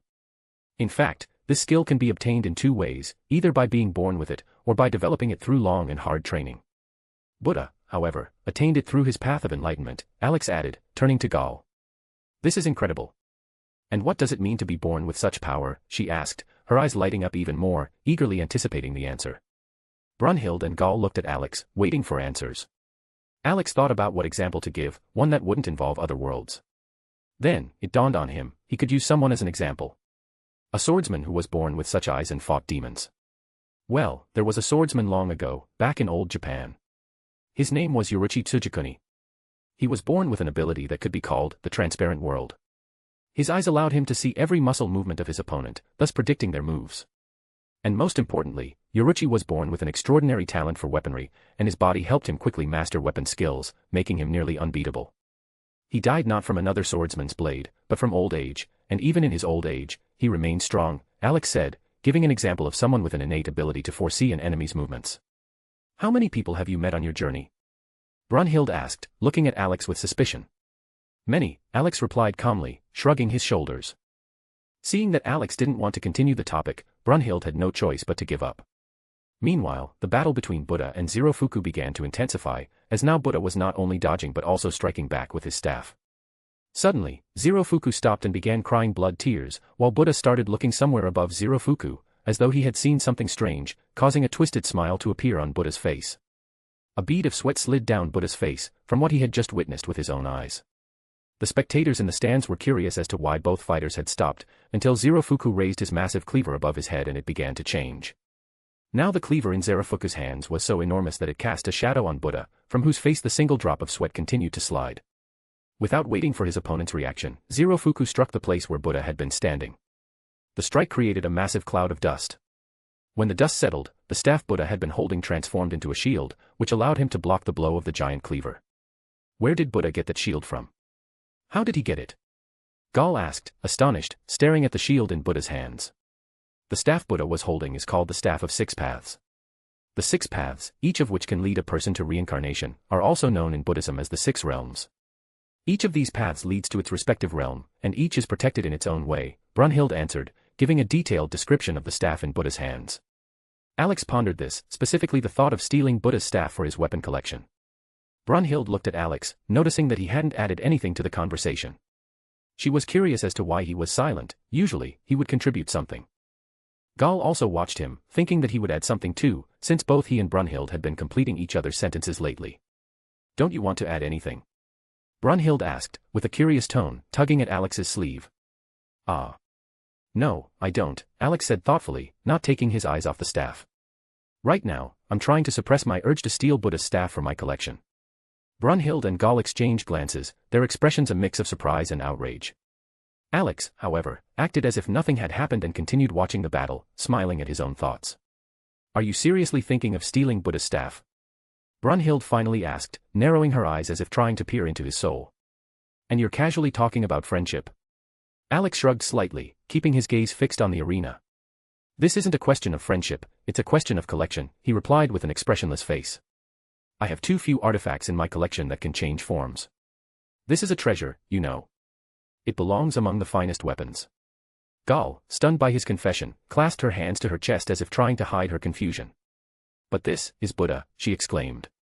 He's your friend. How can you do that? Alex turned to her, his smile widening slightly.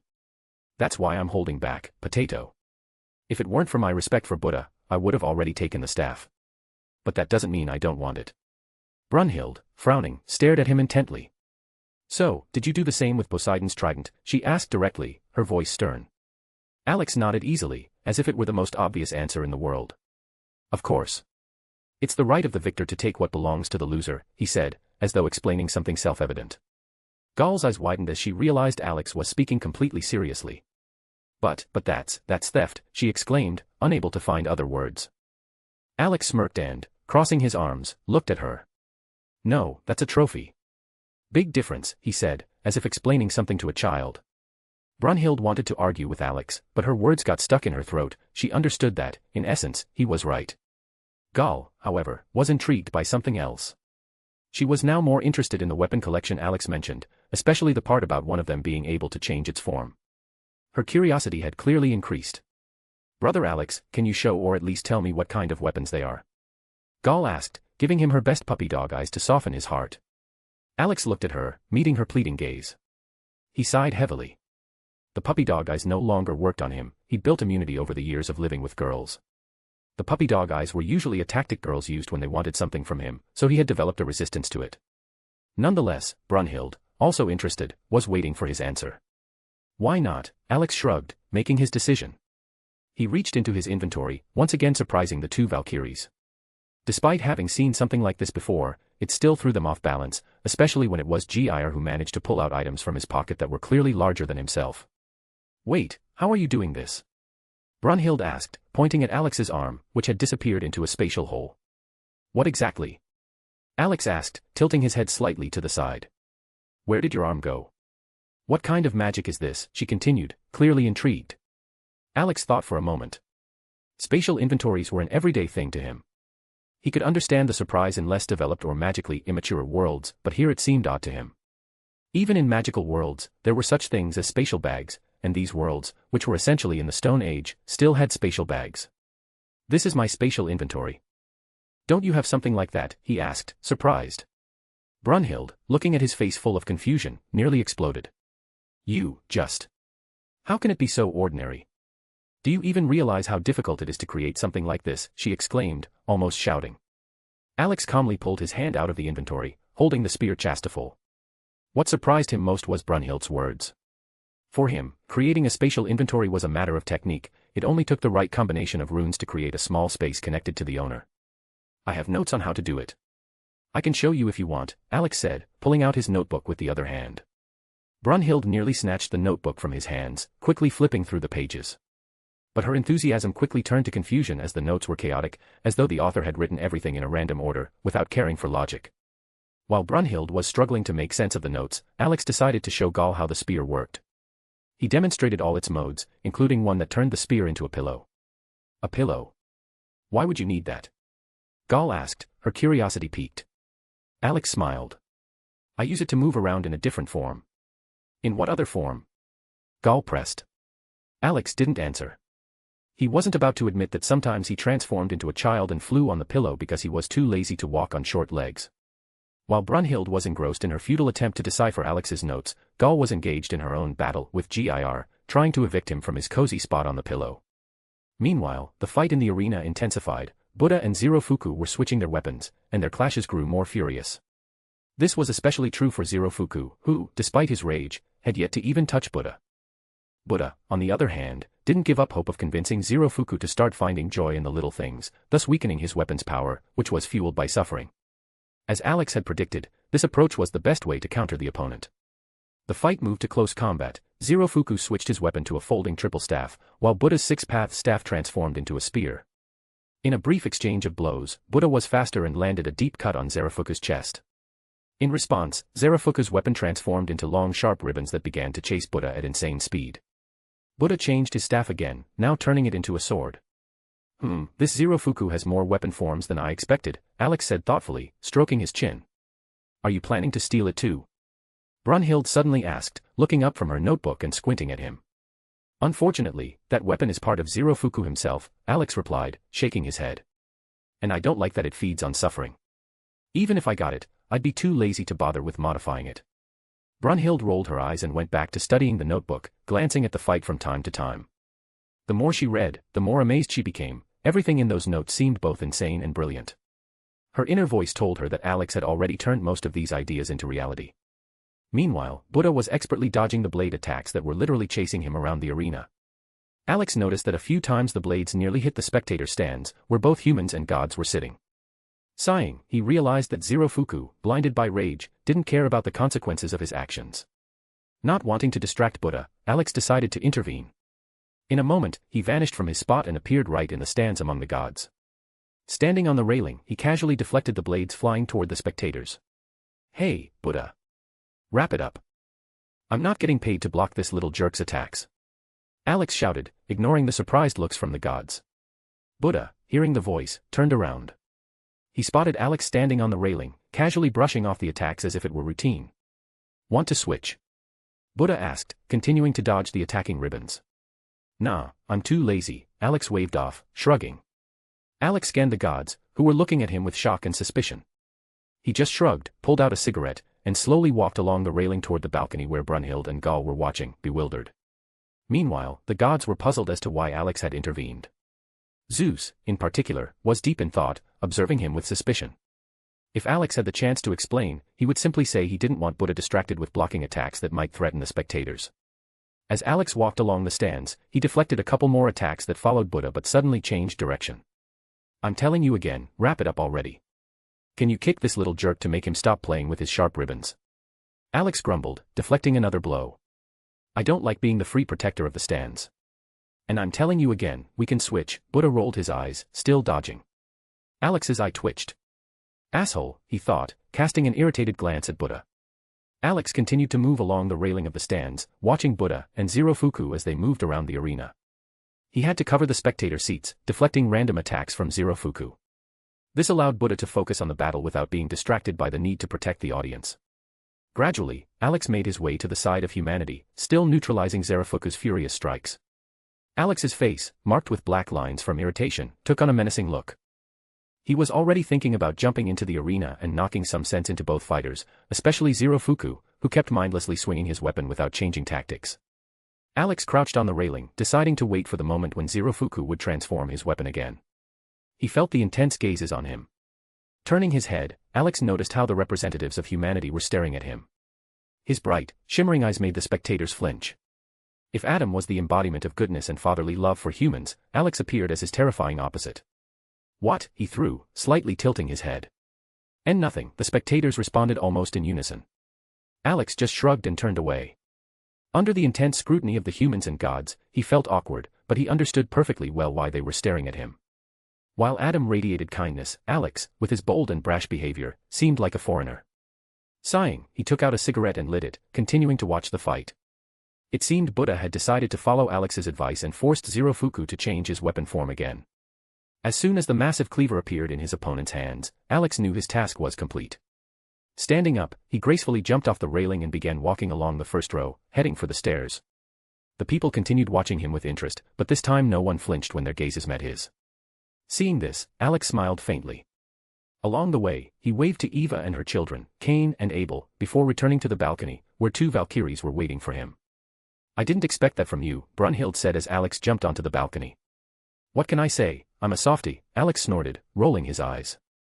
Aha, a softie who threatened gods and intimidated them. You really radiate virtue, Brunhild retorted sarcastically. Ouch, Alex theatrically clutched his heart, feigning offense. Brunhild just laughed, watching his dramatic antics. Alex, dropping the act, focused on the battle between Buddha and Zerofuku. He knew the decisive moment was approaching. Buddha would use his eloquence to convince Zerofuku to accept himself and find joy in life. Alex watched closely, wondering if he would find confirmation of his suspicions about the outer god and Beelzebub's involvement. Meanwhile, the battle turned into a fistfight. Buddha and Zerofuku exchanged blows, avoiding evasions, enjoying the duel. Cheers of support for Zerofuku began to rise from the god's stands, although not long ago, they had feared his uncontrollable attacks. Alex remained silent, focusing on what would happen next. Gradually, the expression of fury on Zerofuku's face shifted to one of joy. He began to enjoy the battle, regaining the inner peace he had lost. However, the smile on his face didn't last long. Buddha delivered a direct strike, sending Zerofuku flying. Zerofuku crashed onto the arena and lost consciousness, and dark miasma began to emanate from his body, signaling yet another transformation. Is he going to transform again? Gaul asked excitedly, grabbing Alex by the sleeve. No, he's returning to who he was, Brunhild replied calmly. A serene smile appeared on Brunhild's face as she watched Zerofuku lying there. Gaul also noticed and saw that he was smiling, wiping away tears. However, Alex's face remained grim. He didn't share their relief. He kept his focus on what was about to happen next, Zerofuku's transformation. The joyful laughter from Zerofuku was suddenly interrupted. The horns, which had started to fall off after Buddha's strike, suddenly changed. They grew sharply longer and plunged into his body, one through his mouth, the other through a gaping hole in his chest. The crowd held its breath, watching the terrifying scene unfold. Two dragons, one black, the other white, burst from Zerofuku's body, intertwining in the air like a strange dance. Their movements were mesmerizing, but Alex, gritting his teeth, knew this was the beginning of a disaster. Without wasting any time, Alex activated his Beowulf bracers and disappeared, reappearing beside Zerofuku in an instant. Everyone in the Colosseum was shocked by his sudden intervention. However, Alex didn't pay any attention to their surprise or shouts. His goal was clear: destroy the two dragons carrying the power of two monstrous entities. With a swift motion, Alex delivered a powerful uppercut, obliterating both dragons. The black and white flashes dissipated into the air like miasma, leaving only fading sparks behind. But Zerofuku's suffering didn't end there. His body continued to convulse under the residual energy, as he served as a vessel for the two dangerous forces. Alex withdrew Beowulf and quickly approached Zerofuku, touching his forehead. For a moment, a soft bluish glow surrounded them, as Alex suppressed the influence of the two powerful energies to save Zerofuku. From start to finish, it all took just a few moments. When the shockwave from Alex's intervention passed through the Colosseum, the spectators finally snapped out of it. But soon, disapproving shouts and whistles erupted from the gods' stands. Alex ignored the noise and just watched Zerofuku, who was slowly regaining his senses, sinking to the ground. "Why did you intervene?" Buddha asked, running up to them. Alex turned his gaze to Buddha and sighed heavily. "Let's just say, if I hadn't done that, you would have died," he replied seriously. Buddha was about to argue, but upon meeting Alex's unreadable gaze, he refrained. Instead, he focused on helping Zerofuku. However, Alex's action sparked a wave of discontent among the gods. "Do you understand that you are breaking the rules by intervening in the battle, Adam's brother?" A calm yet stern voice rang out. There was no anger in Odin's tone, more like curiosity. Odin was trying to understand what had driven Alex to intervene in the fight. The Allfather had his own suspicions about what had happened to Zerofuku and who was responsible. Alex glanced at Odin and then shifted his gaze to Brunhild, who was frowning at him. Another heavy sigh escaped his chest. "Humanity concedes defeat in this battle," Alex said quietly, turning to Odin. "Are you sure?" Odin asked, as if giving Alex a chance to reconsider. "Yes," Alex replied shortly and headed towards Buddha and Zerofuku. "Well, so be it," Odin spoke, watching Alex's retreating figure. No one could read Odin's thoughts, his face remained impassive. Meanwhile, Alex was helping Buddha guide Zerofuku to the exit. He could feel the heavy stares of the people in the arena and hear the joyful cheers of the gods celebrating their victory. However, to Alex, one defeat was merely the price for necessary information. He understood that more battles lay ahead, and those he could win easily. When the stone gates closed behind them, the medical team was already waiting. Zerofuku was carefully placed on a stretcher, ready for immediate treatment. "Now tell me, why did you intervene?" Buddha asked, staring at Alex, his voice firm but devoid of malice. "What Zerofuku could have become would have led to catastrophe, and for you, death," Alex answered sharply. "I damn well told you to be careful. But no, you decided to wash his brain with your happiness, like a true Buddha." Buddha calmly listened to the reproach and asked the next question. "So, you know what or who Zerofuku could have become?" Alex sighed, running a hand over his face. "Yes and no. Let's just say someone went out of their way to make sure this didn't end well." A few brief exchanges followed, after which Alex advised Buddha not to leave Zerofuku alone and to keep an eye on him so that whoever was responsible for the events couldn't erase the traces of their interference. Buddha, though he wanted to hear more answers, agreed, especially after Alex handed him a pack of sweets. "You will answer my questions later," Buddha said before leaving, and Alex just rolled his eyes and waved him off. When Buddha disappeared from sight, Alex fell into deep thought. He realized that Beelzebub had gone too far, interfering where he shouldn't have. Using the power of the outer gods was a dangerous game, one in which even a single misstep could lead to catastrophe. Alex knew that interacting with these forces was like dancing on the edge of a precipice. His thoughts were interrupted by the arrival of Brunhild and Gaul, who was flying on a cushion belonging to Alex, with Gyr settled firmly on top. "What was that?" Brunhild asked, her voice cold but resolute. "Something extremely unpleasant," Alex answered vaguely, avoiding details. "More specifically," she asked, frowning, not giving Alex a chance to dodge. Alex sighed heavily. "All right, but not here." "Follow me," he said, nodding to the side. Brunhild gave him a careful look, but reluctantly agreed. Alex was glad that this was enough of an answer for now. Now he needed to find a place where they wouldn't be overheard, preferably a waiting room, where Rebecca was at the moment. As he walked, his thoughts returned to Beelzebub. Alex wondered whether he should try to find him ahead of time or wait for him to appear in the arena as a fighter. He was even more concerned about a possible conversation between Odin and Beelzebub. He didn't know what they discussed, but he was certain it had something to do with Odin's plans for Ragnarok. Massaging his forehead, Alex tried to formulate his next steps. His intervention had certainly disrupted the fragile balance, giving the enemy grounds for further manipulation. His decision to forego victory in the battle had been made precisely to avoid giving the gods a reason to break the agreement. To be continued. The author also created AP*Trian and will upload chapters to it ahead of time. Well, and maybe one of the readers would like to treat me to coffee. The author created AP*Trian just to earn money for coffee so that I could cope with my ADHD, which always prevents me from thinking normally. All chapters on P*Trian are free, and all this is done with the goal of collecting donations for coffee. I will upload chapters there in whole packs of 3 chapters. My P*Trian p*Trian.com/greedhunter. Chapter 166, Chapter 166, Anticipation of Another Battle. And for the illnesses, the author screwed up badly and mixed up the release of chapters. Sigh. For those who managed to read it, I can say that you managed to. And I had to delete chapter 167 and re-upload 166 to keep things in order. Alex walked ahead of Brunhild and Gall, heading toward the waiting room he had turned into a temporary base. His expression remained grim, not just because of the lost battle but also due to the realization that a fragment of an outer god's power existed in this world. The price for the information he had gained might have seemed insignificant, but the consequences of his interference gave the gods plenty of leverage against him. His thoughts kept circling back to the malfunctions in the detection module, originally configured to locate Nyan's power. However, it had now detected distortions, barely catching the presence of another outer god's energy. This realization pushed Alex to modify the device further, enabling it to track fluctuations in all such energies. But what worried him most was that this fragment was in Beelzebub's hands, a being whose experiments could lead to disaster. In the original timeline, Beelzebub had implanted Zerofuku with the seed of the demon of the sixth heaven. Adding the power of an outer god to that equation could multiply the threat exponentially. Alex vividly remembered how the demon of the sixth heaven nearly destroyed Helheim single-handedly. If paired with the madness that came with the outer god's power, annihilation would be inevitable, not just for humanity but for the gods as well. Running a hand down his face, Alex tried to organize his thoughts. He needed to determine how many such fragments existed in this world and whose hands they might end up in. The possibility that these forces could fall into the hands of those acting without understanding the consequences was enough to give him a headache. Brunhild observed Alex as he delved deeper into his thoughts, her worry about his behavior growing. She couldn't understand why he had interfered in the battle and conceded defeat when victory had been within their grasp.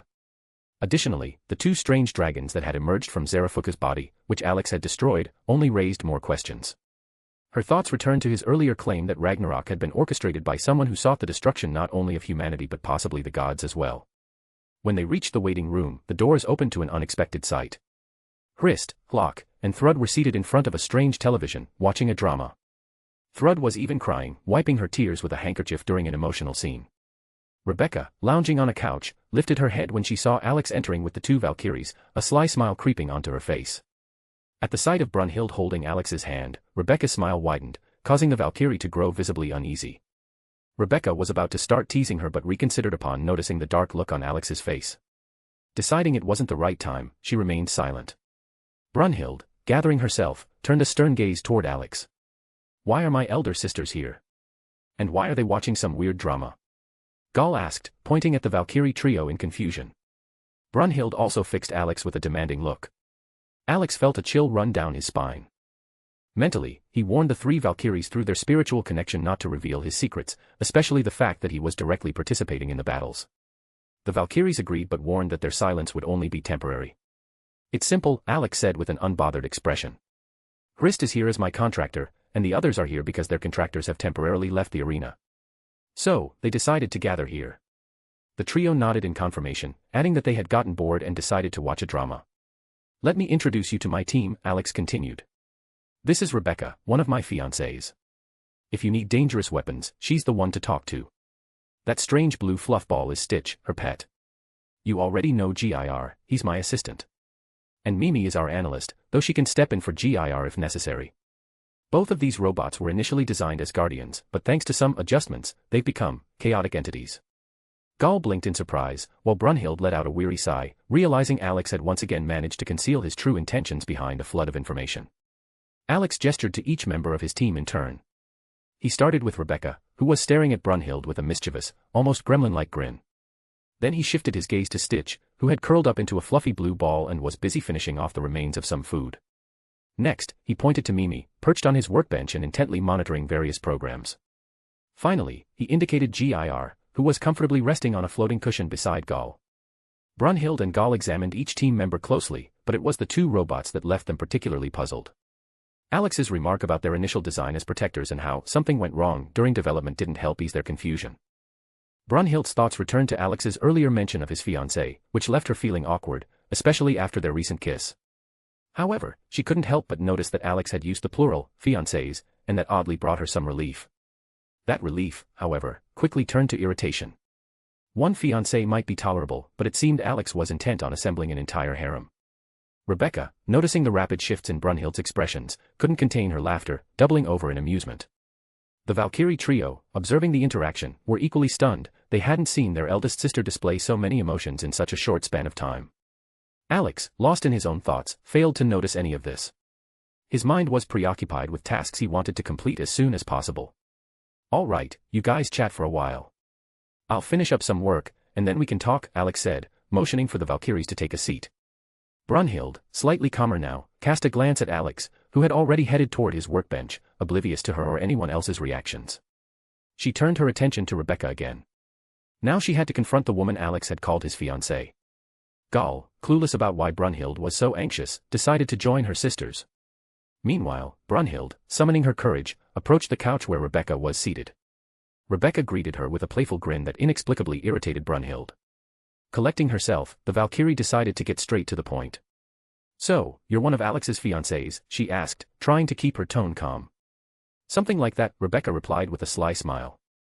"But the fact that you're asking means something happened between you two." Brunhild froze, searching Rebecca's eyes for any sign of jealousy. All she found, however, was amusement, as if Rebecca was thoroughly enjoying the moment. "We kissed," Brunhild admitted, hoping for some kind of reaction. "You kissed? That's it?"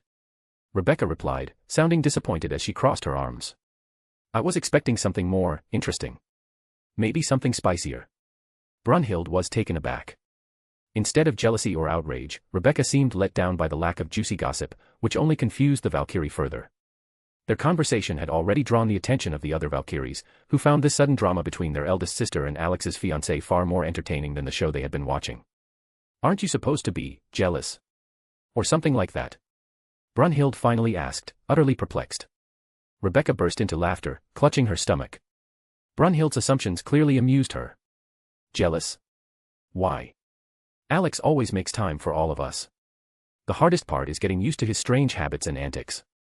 If you can handle those, everything will be fine," Rebecca replied, wiping away tears of laughter. "What do you mean, strange habits?" Brunhild asked, leaning in with sudden curiosity. Brunhild had recently noticed Alex's strange, chaotic behavior, but she hadn't given it much thought. Even his desire to steal Buddha's weapon had gone ignored. Rebecca, on the other hand, had begun telling the others about Alex's peculiar habits, skillfully avoiding details about other worlds, knowing that Alex wasn't ready to reveal that secret yet. Their conversation caught the attention of the other Valkyries, who curiously joined in and started asking questions. Meanwhile, Alex was focused on tweaking GIR's search module code. His goal was to fix the bugs that had previously led to incorrect data display. The system now needed to determine whether an outer god was present in the universe or if only fragments of its power remained. Alex theorized that these fragments might have scattered across the multiverse after an ancient war. "Perfect," Alex muttered as he completed the code update.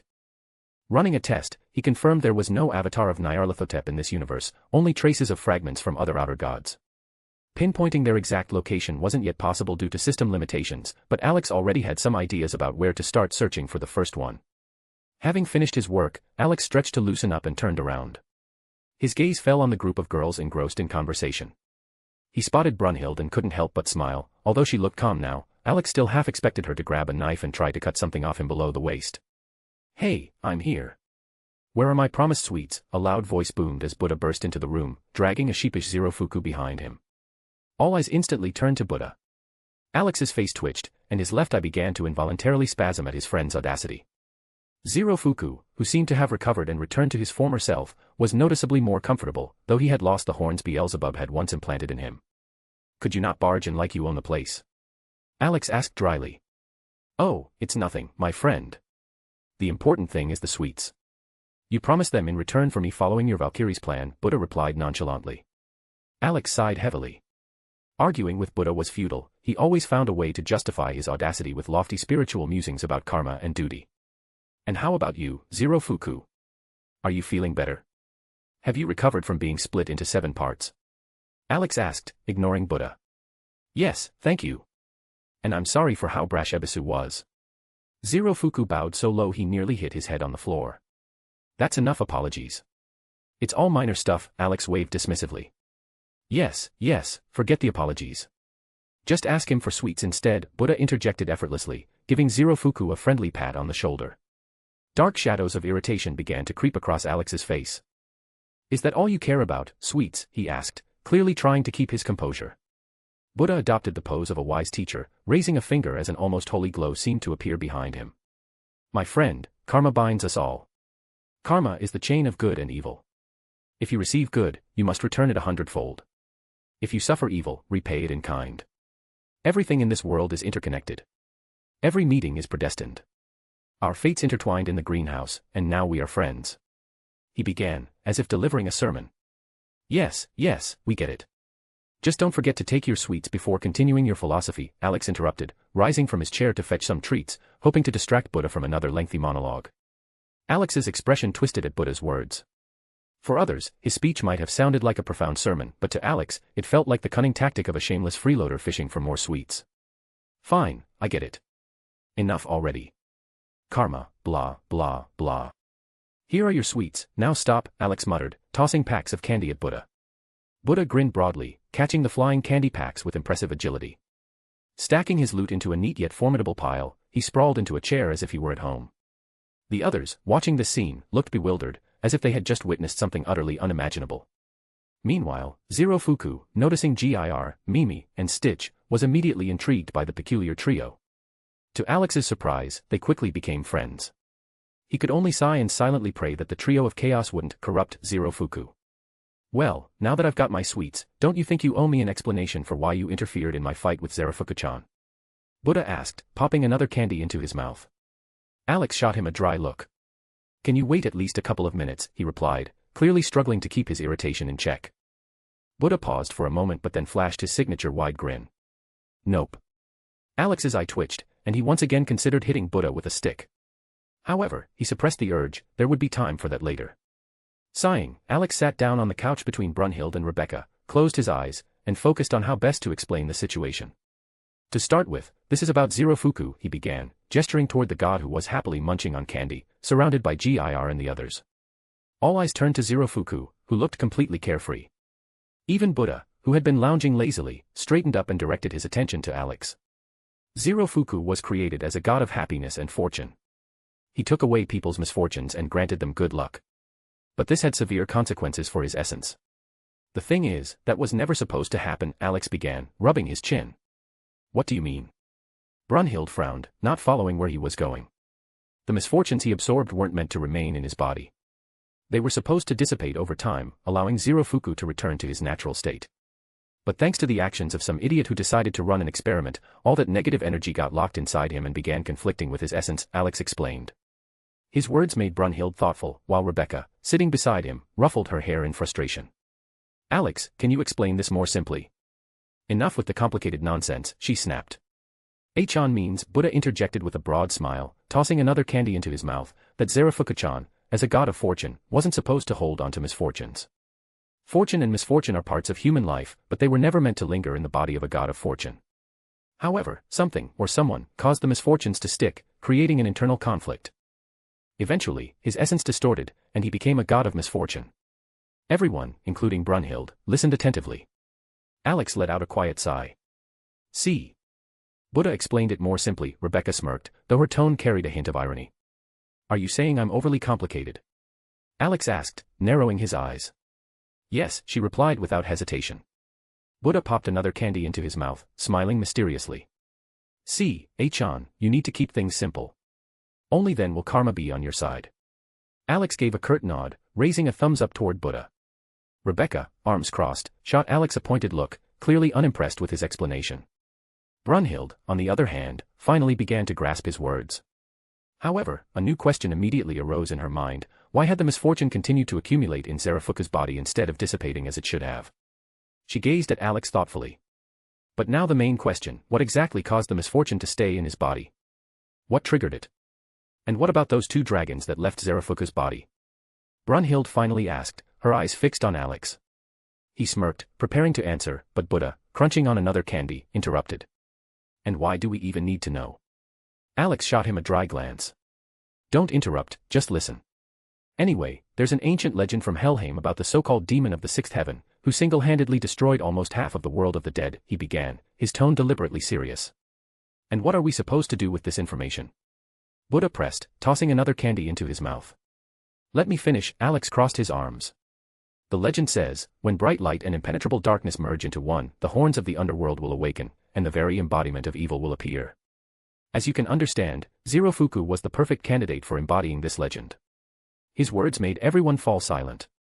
Even Buddha, with his usual cheerful expression, suddenly became serious. Brunhild frowned, trying to recall anything about the legend, but nothing came to mind. Even if that's true, you wouldn't have intervened just for that, right? Something made you act.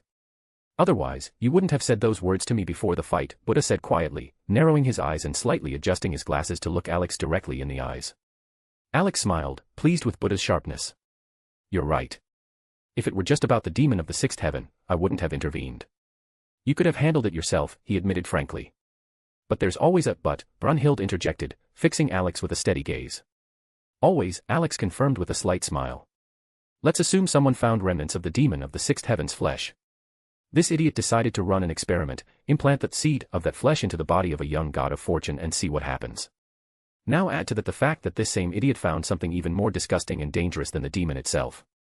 Something that could destroy not just Helheim, but all worlds. Buddha leaned forward thoughtfully, processing what he had just heard. And what could be worse than a demon who destroyed half the world? Brunhild muttered, trying to come up with a logical explanation. Rebecca, upon hearing his words, widened her eyes, then her face twisted into a sour expression, as if she had figured out what Alex was talking about. You mean, he found what I think he found? She asked suspiciously, staring at Alex. Yes and no, Alex replied, shaking his head. It's not related to Nyan, but it has to do with her relatives. Rebecca tilted her head back, sighing heavily. Now there's a problem. First her, and now her whole family. When will this end? She muttered irritably. Alex silently watched Rebecca, who had thrown her head back on the couch, her eyes rolling in dissatisfaction. Her irritation was palpable in the air, and the others exchanged confused looks, not understanding who or what Nyan was, or why Alex and Rebecca were talking about her. My friend, you're missing something important. We're not alone here. Perhaps you could share with the rest of us what you're talking about. Buddha remarked calmly, but with a hint of amusement in his voice, drawing Alex's attention. He sighed, narrowing his eyes slightly. I won't go into details, he began, looking at Buddha. I'll just say a few words. If the gods of this world are gods born within its bounds, then what this idiot found is a fragment of the power of the outer gods. Even such a fragment in the hands of a fool can lead to catastrophic consequences. He paused, looked around at the others, and continued. I won't explain who the outer gods are right now. There's simply no time for that. Our main task now is to win Ragnarok. We'll discuss the rest later. Brunhild studied Alex's face intently, trying to figure out what he was hiding. Then her gaze shifted to Rebecca, who just sighed heavily, avoiding eye contact with anyone. Apparently, they had already faced similar problems but didn't want to go into details. Buddha shrugged, carelessly tossing another candy into his mouth. Well, since you know everything, let it be. Just don't drag it out, he added, as if absolving himself of any responsibility. Rebecca seemed to feel relief, understanding that she wouldn't have to be part of yet another massive battle with destructive consequences anytime soon. Alex, meanwhile, mentally ran through the possibilities, which outer god could have been the source of this fragment. How many could there be in this world? And, more troublingly, was Heimdall involved, whose behavior had become increasingly suspicious to him. After the conversation, Alex and Brunhild headed to the candidate selection room to determine the next human fighter. Buddha, of course, stayed put, lounging in the chair. There are sweets here, so I'm not going anywhere, he declared with a smile, lifting another candy pack. No one asked Zirofuku about his plans anymore, he had quietly blended into the group, consuming sweets at an industrial scale. By the time the others left, he had collapsed into a sweet-induced coma next to Stitch, who had spent the entire day eating and lounging around. Rebecca returned to studying rune combinations, while the trio of Valkyries got fully engrossed in watching a show that had paused at a thrilling moment. When Alex, Brunhild, and Gaul left the room, the Valkyrie suddenly took Alex's arm and looked him squarely in the eyes. You're going to introduce me to the others, right? She asked unexpectedly. To the others?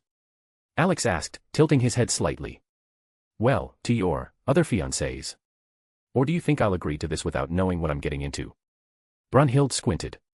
Alex nodded and shrugged, but something in his eyes hinted at an anticipation of Brunhild's reaction when she learned the truth. Gall, walking beside them, nervously glanced at them, deciding not to intervene in the conversation. When they reached the candidate's room, Alex pushed the door open and saw that another Brunhild was already inside. Or was it? Alex furrowed his brow, trying to recall who this might be, and finally realized, standing before him was Nostradamus. The real Brunhild instantly tensed. Her face twisted in anger, as if she were ready to tear Nostradamus apart on the spot. My God, she's going to eat him alive, Alex muttered quietly, watching the soothsayer's hand, now gripped in a deadly hold. To be continued. The author also created AP*Trian and will upload chapters to it ahead of time. Well, and maybe one of the readers would like to treat me to coffee. The author created AP*Trian just to earn money for coffee so that I could cope with my ADHD, which always prevents me from thinking normally. All chapters on P*Trian are free, and all this is done with the goal of collecting donations for coffee. I will upload chapters there in whole packs of 3 chapters. My P*Trian p*Trian.com/greedhunter. Chapter 167, Chapter 167, A New Fighter from Humanity's Side. I can't decide who to put against Apollo, because Valkyrie, who is supposed to be the fighter's partner, turns into a shield. And I can't think of a single hero who uses a shield. So I ask for your help. Alex watched with mild confusion as Brunhild, radiating icy fury, crushed Nostradamus's hand in her grip. The searing sound of bones creaking under her hold seemed to echo in the room, making Alex inwardly flinch. He had never seen her so enraged, it was both terrifying and oddly captivating. Brunhild seemed intent on tearing her outfit off the prophet, but this gave Nostradamus a chance to slip free from her iron grip. He leapt to a safe distance and immediately changed his attire, reverting to his usual Renaissance-style clothing. Now he was dressed in a white shirt with a deep neckline, short breeches, tall stockings, and shoes. His curly blonde hair and feminine face gave him a strange mix of elegance and absurdity. Alex and Gall exchanged bewildered glances, both wearing identical expressions of disbelief. Alex barely held back laughter, recalling a joke from his past life: if a guy looks cute in women's clothes, does it really matter what gender he is? But Brunhild, clutching her stolen outfit, was clearly not in the mood for humor. Her face was shadowed by rage as she pointed an accusatory finger at Nostradamus. What are you doing with my clothes, Nostradamus? She demanded, her tone more threatening than questioning. Nostradamus, seemingly unfazed by her anger, adjusted his shirt with a graceful smile and straightened his posture. Allow me to deliver a prophecy, he declared dramatically, as if he had full control of the situation. Raising an eyebrow, Alex glanced at the brilliant prophet, who was clearly trying to change the subject. His gaze shifted to Gall and Brunhild, who, for some reason, seemed willing to hear Nostradamus out. Alex rolled his eyes, exasperated by how easily they fell for his ploy. The victors of Ragnarok will be the gods. Nostradamus proclaimed with theatrical flair, thrusting his hand forward as though he were a great seer. Gall gasped, while Brunhild frowned, her expression tense as she processed his words. Alex, meanwhile, buried his face in his hand. Are you saying humanity will lose? Gall exclaimed indignantly, staring at the prophet with wide eyes. Alex almost burst out laughing. If that prophecy were true, he'd probably consider ending himself with a foam dart. Letting humanity lose while he was present would be a disgrace. Nostradamus couldn't hold it in any longer and erupted into laughter, finally revealing the joke. Gall immediately grew furious, tugging at Brunhild's arm and demanding they kick the prophet out. Brunhild remained silent, her icy gaze fixed on Nostradamus, but she didn't object to her younger sister's outburst. Meanwhile, Nostradamus had already made himself comfortable on a table, swinging his legs like a pleased child. Alex stepped closer to Brunhild, tilting his head as he looked at her. Hey, Bree, should I teach him a lesson and beat him with a stick? He asked, his tone weary as he glanced at the prophet, who seemed to think he owned the place. Brunhild shot Alex a brief look, clearly torn between agreement and a desire to avoid escalating the chaos. Gall eagerly supported Alex's suggestion to beat the prophet with a stick. Brunhild frowned, glancing between Alex and Nostradamus as if weighing the idea. During this time, Nostradamus finally turned his attention to Alex and stared at him intently. Their eyes met, but the prophet saw nothing in Alex's gaze. It was as if he were looking at a blank slate. Nostradamus, renowned for his ability to see people's destinies, was thrown off. He couldn't discern even a hint of Alex's future, as though it were hidden behind an impenetrable veil. However, Alex, unaware of the prophet's thoughts, didn't care. His path was clear, and he saw no point in worrying about such trivialities. I think it's unnecessary. The men before us might be the most insufferable in human history, Brunhild finally said, abandoning the idea of beating Nostradamus. Alex merely shrugged, outwardly accepting her words, but mentally kept the option in reserve in case Nostradamus started irritating everyone again. Brunhild let out a heavy sigh, casting a glance at the prophet, who had already sprawled on the table in a relaxed pose. And more importantly, he's incredibly strong, she added irritably, pressing her fingers to her temples. Gall looked at her sister in surprise, then at Nostradamus. Her expression was full of disbelief. What? This pervert who stole your clothes could be strong. That's hard to believe, she said, frowning skeptically. Brunhild didn't respond, but her icy glare directed at Nostradamus made it clear she was still furious. The prophet, however, seemed entirely oblivious to her anger. His attention was entirely fixed on Alex. For Nostradamus, this was a new experience, encountering someone he couldn't see through. His curiosity grew as he tried to discern Alex's essence, losing himself in thought. Hey, I get it, but if you pull something like this again, I'll gladly cross you off the list of fighters and send you back to Helheim, Brunhild said sharply, snapping the prophet out of his musings. Her words immediately pulled Nostradamus back to reality. He stared at her with a look of childlike indignation. His face contorted as he began to shed theatrical tears, wiping them away with a lace handkerchief. How could you do this to me, Bruni? Those monsters in Helheim tormented my soul, mocked me, and gave me no respite. Don't send me back there, he sobbed like a scolded child. Hearing Nostradamus's dramatic weeping, Alex pondered whether he should hand the prophet an Oscar for such a brilliant performance. Even Dostoevsky himself might have believed such mastery, Alex mused with a smirk. Without much thought, Alex walked over to the prophet and stood over him. Nostradamus immediately stopped his sobbing, raising his gaze to the man now towering above him. Alex reached into his inventory and pulled out a golden statuette. The two Valkyries stared at him in confusion, unsure of what he was planning to do. With a casual wave of the statuette, Alex extended it toward Nostradamus. Your performance was simply outstanding. I almost believed you. Take your Oscar and wrap up this circus, Alex said sarcastically as he handed over the statuette. Nostradamus, stunned by the gesture, fell silent for a moment, clutching the award tightly in his hands. He glanced between Alex and the golden Oscar in his grip, bewildered. Brunhild, observing the scene, couldn't help but recall Rebecca's words about learning to live with Alex's quirks. This was yet another of his antics, seriously presenting the prophet with an award for his acting skills, claiming they were impressive enough to deserve the honor. Gall, meanwhile, was trying to comprehend what was happening. First, Nostradamus had stolen Brunhild's clothes. Then he received a threat of being sent back to Helheim, started crying to gain sympathy, and now Alex had rewarded him with a golden statuette. Confirming to herself that this wasn't some strange dream, she slowly shook her head, watching the spectacle unfold. Nostradamus, now on his feet, clutched the statuette to his chest and began a grandiose speech. Thank you for this wonderful gift. Without you, my dear audience, I could never have reached such heights. His voice trembled with emotion, and he gave deep bows to imaginary spectators. Alex smirked and started clapping, as if genuinely impressed by the theatrical performance. Bravo. I almost believed it, he said, genuinely amused by the unfolding drama. Brunhild, her face now resembling a granite statue, attempted to bring everyone back to reality. Are you done with your little performance, she asked, her voice as cold as the northern wind.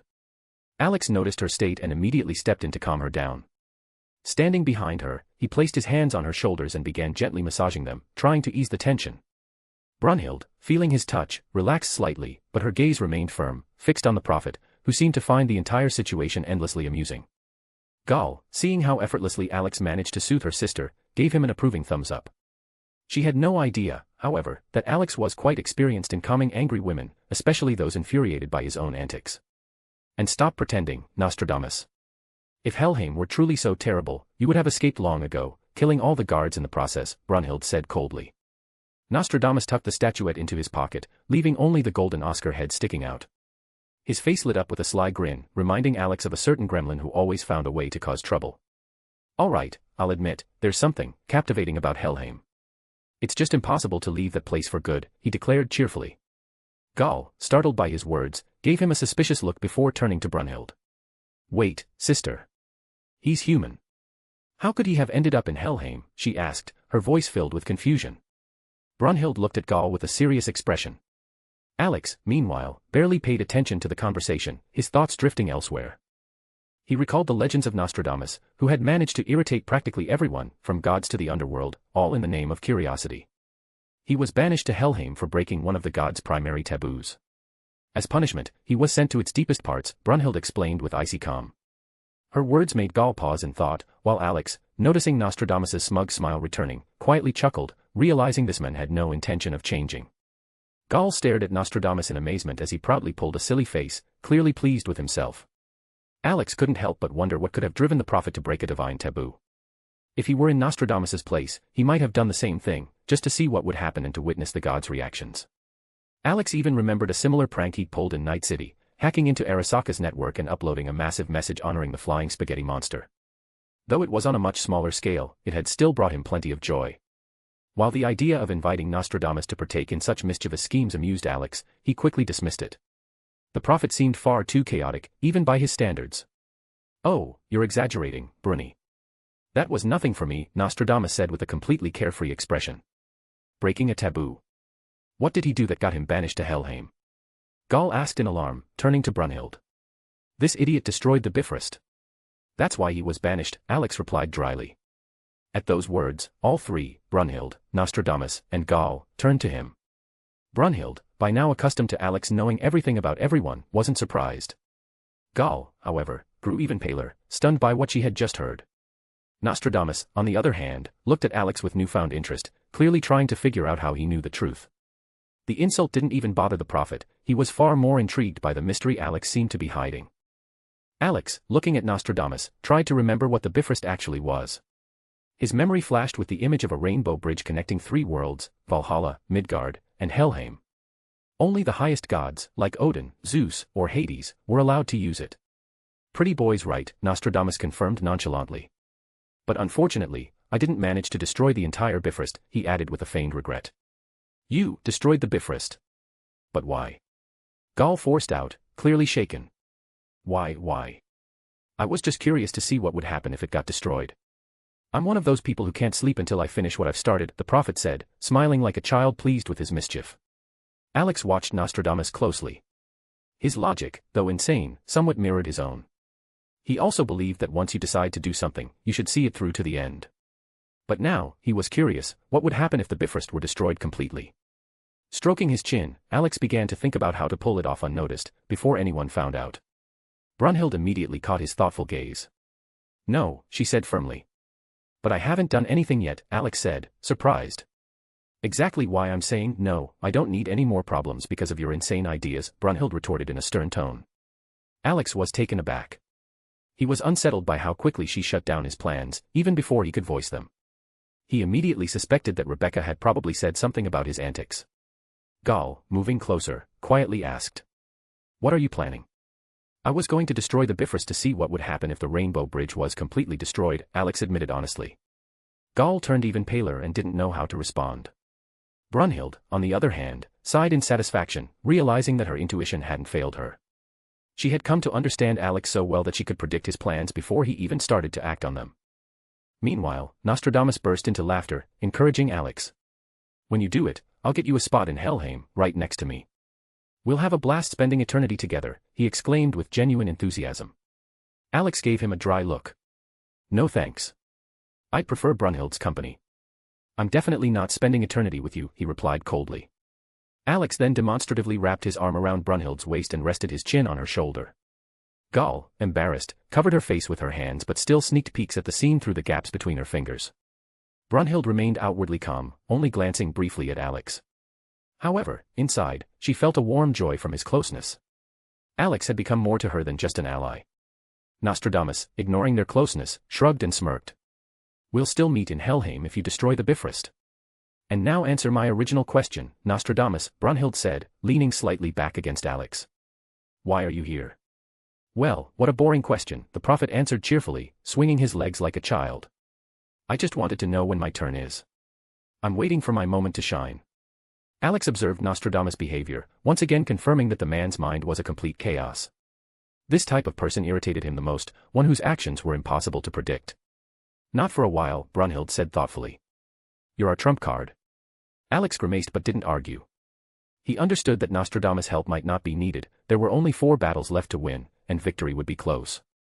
They needed to defeat Hades, Beelzebub, and 2 others to reach the true instigator of Ragnarok. Gall looked at Nostradamus with concern, shocked that he was their trump card. Then her gaze shifted to Alex.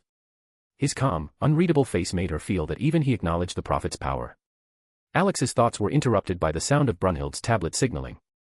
He lowered his gaze and saw the name of the next fighter representing the gods.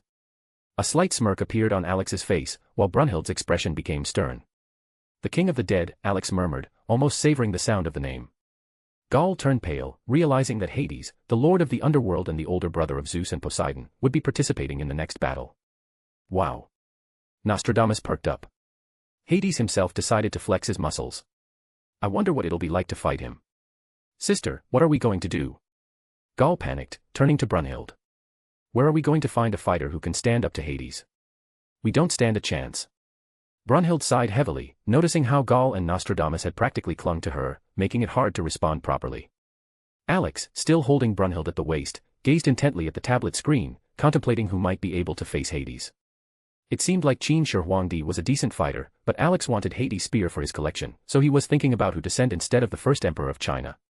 But deep down, he had already claimed Hades' spear and was now considering an alternative. When Brunhild finally freed herself from Gaul and Nostradamus' grasp, she noticed that Alex was deep in thought. Brother, Gaul asked cautiously, do you have a friend who could stand up to Hades?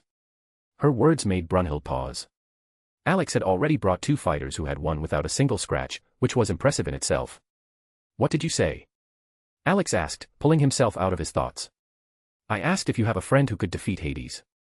Gaul repeated, looking at him with hope.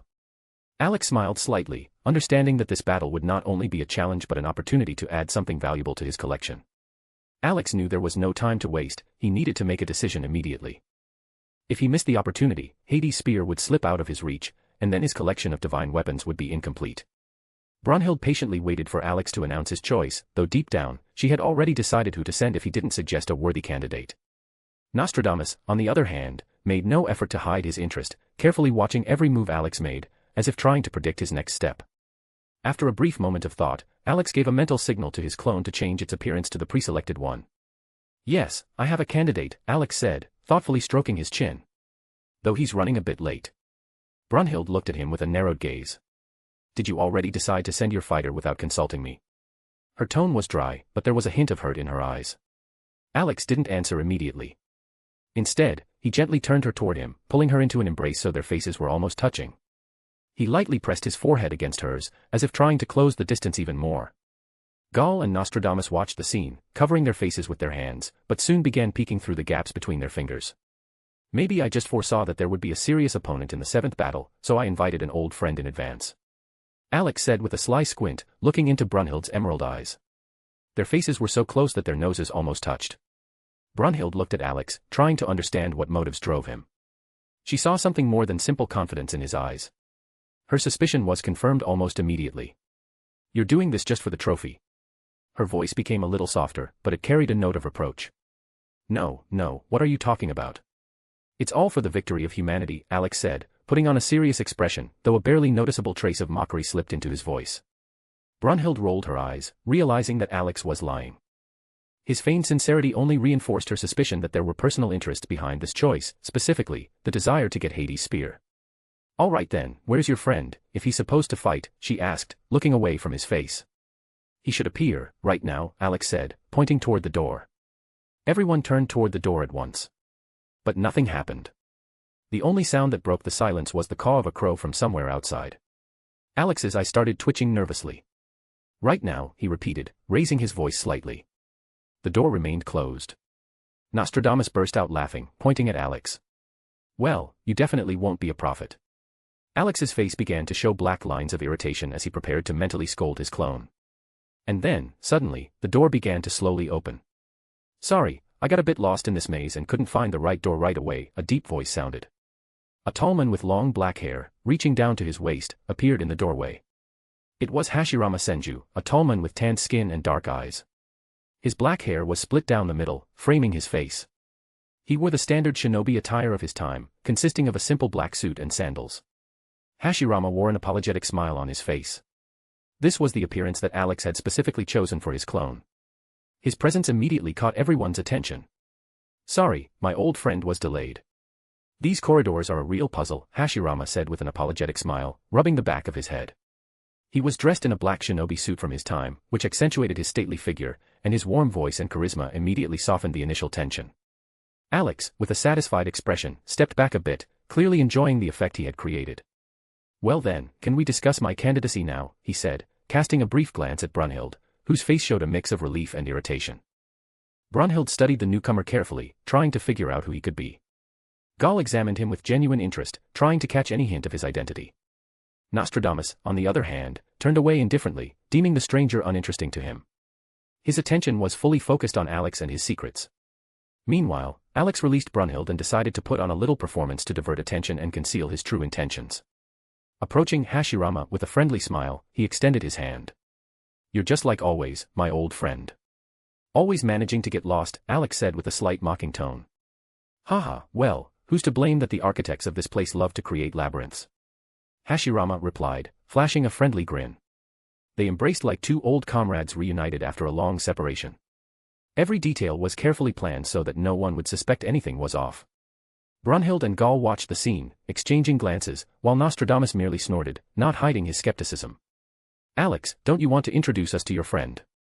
Brunhild finally spoke up, drawing attention back to the situation. Alex quickly broke the embrace, feeling awkward.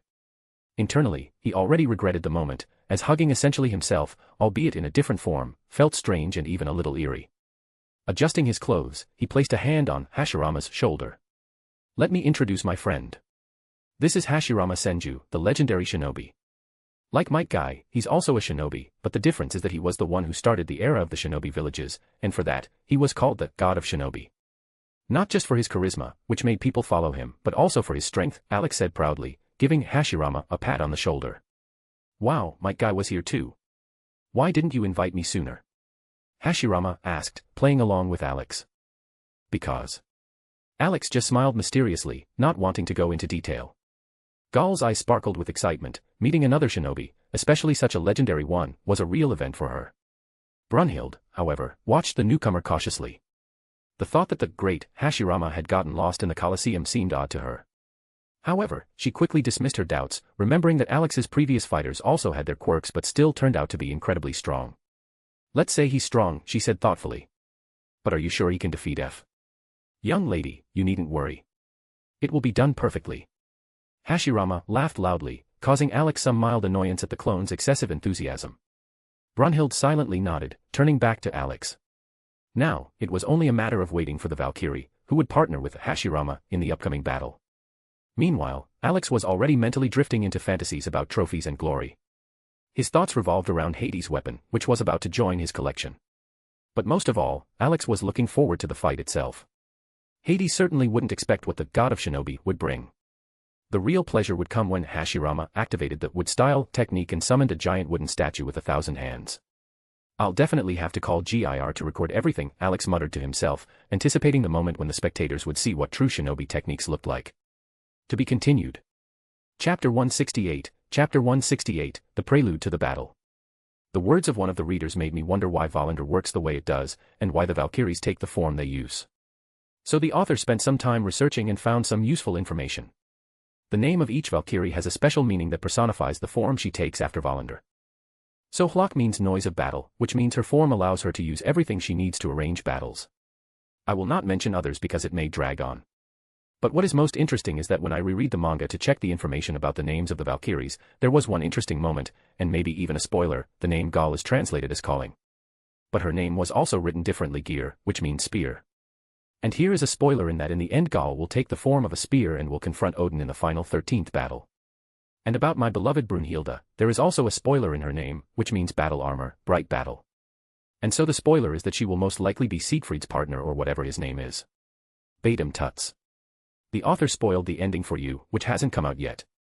While Alex and Brunhild stood to the side, Nostradamus quietly slipped away, clearly intending to attend to his own matters, or, more likely, to find trouble or irritate someone once again. His manner of sneaking off was so comical that Alex couldn't help but think of old cartoons where characters tiptoed in the exact same absurd way. He decided not to stop Nostradamus, figuring that if he caused trouble again, he'd handle it himself, possibly with a stick. Meanwhile, Gaul was practically glowing with excitement, eager to learn more about ninja techniques and how Hashirama founded the shinobi villages. Watching her enthusiasm, Alex momentarily considered lighting a cigarette but instead pulled out a candy, lazily unwrapping it. "Are you sure your friend can handle it?" Brunhild asked, casting a glance at the cheerful Gaul, who was bombarding Hashirama with questions. "I already told you, they don't call him the God of Shinobi for nothing. Besides, he has an ace up his sleeve to take down Hades if needed," Alex replied with absolute confidence. Meanwhile, Gaul was practically bouncing around Hashirama, insisting that he show at least one technique. Last time, she hadn't seen anything because Might Guy had dashed off to the arena, loudly shouting something about the power of youth. Now her desire had become almost obsessive, and Hashirama finally gave in. He prepared to demonstrate something simple but impressive when suddenly, the door to the room slammed open so hard it hit the wall, drawing everyone's attention. Alex and Brunhild turned in unison toward the noise, mildly surprised to see an irritated figure step through the doorway. Gal immediately hid behind Hashirama, using him as a shield. Hashirama himself froze in a strange pose, resembling a statue ready to perform a jutsu. Alex glanced over the newcomer and, frowning, asked, "Hlok, what are you doing here?" "I'm not Hlok. I'm Alvitar, the 10th of the 13 Valkyries. How could you possibly confuse us?" "We're completely different," she snapped indignantly, pointing at her hair. Alex squinted, scrutinizing Alvitar, and realized the only way to tell her apart from Hlok was her hairstyle. In every other aspect, they were practically identical, from their attire to their mannerisms. Meanwhile, Gal continued to hide, knowing that both Alvitar and Hlok were infamous for their temperamental personalities. Brunhild raised an eyebrow, observing the scene. "Where have you been, Alvitar?" "We've been waiting for a while," she asked coldly, her gaze fixed on her younger sister. The question seemed to shatter Alvitar's heart completely. Her face displayed a whirlwind of emotions, and tears began streaming down her cheeks as if the entire world had betrayed her. Alex felt a brief pang of pity but remained silent. Hashirama, however, took charge of the situation. Approaching the crying Valkyrie with a soft, almost grandfatherly smile, he placed a hand on her head. There, little Valkyrie.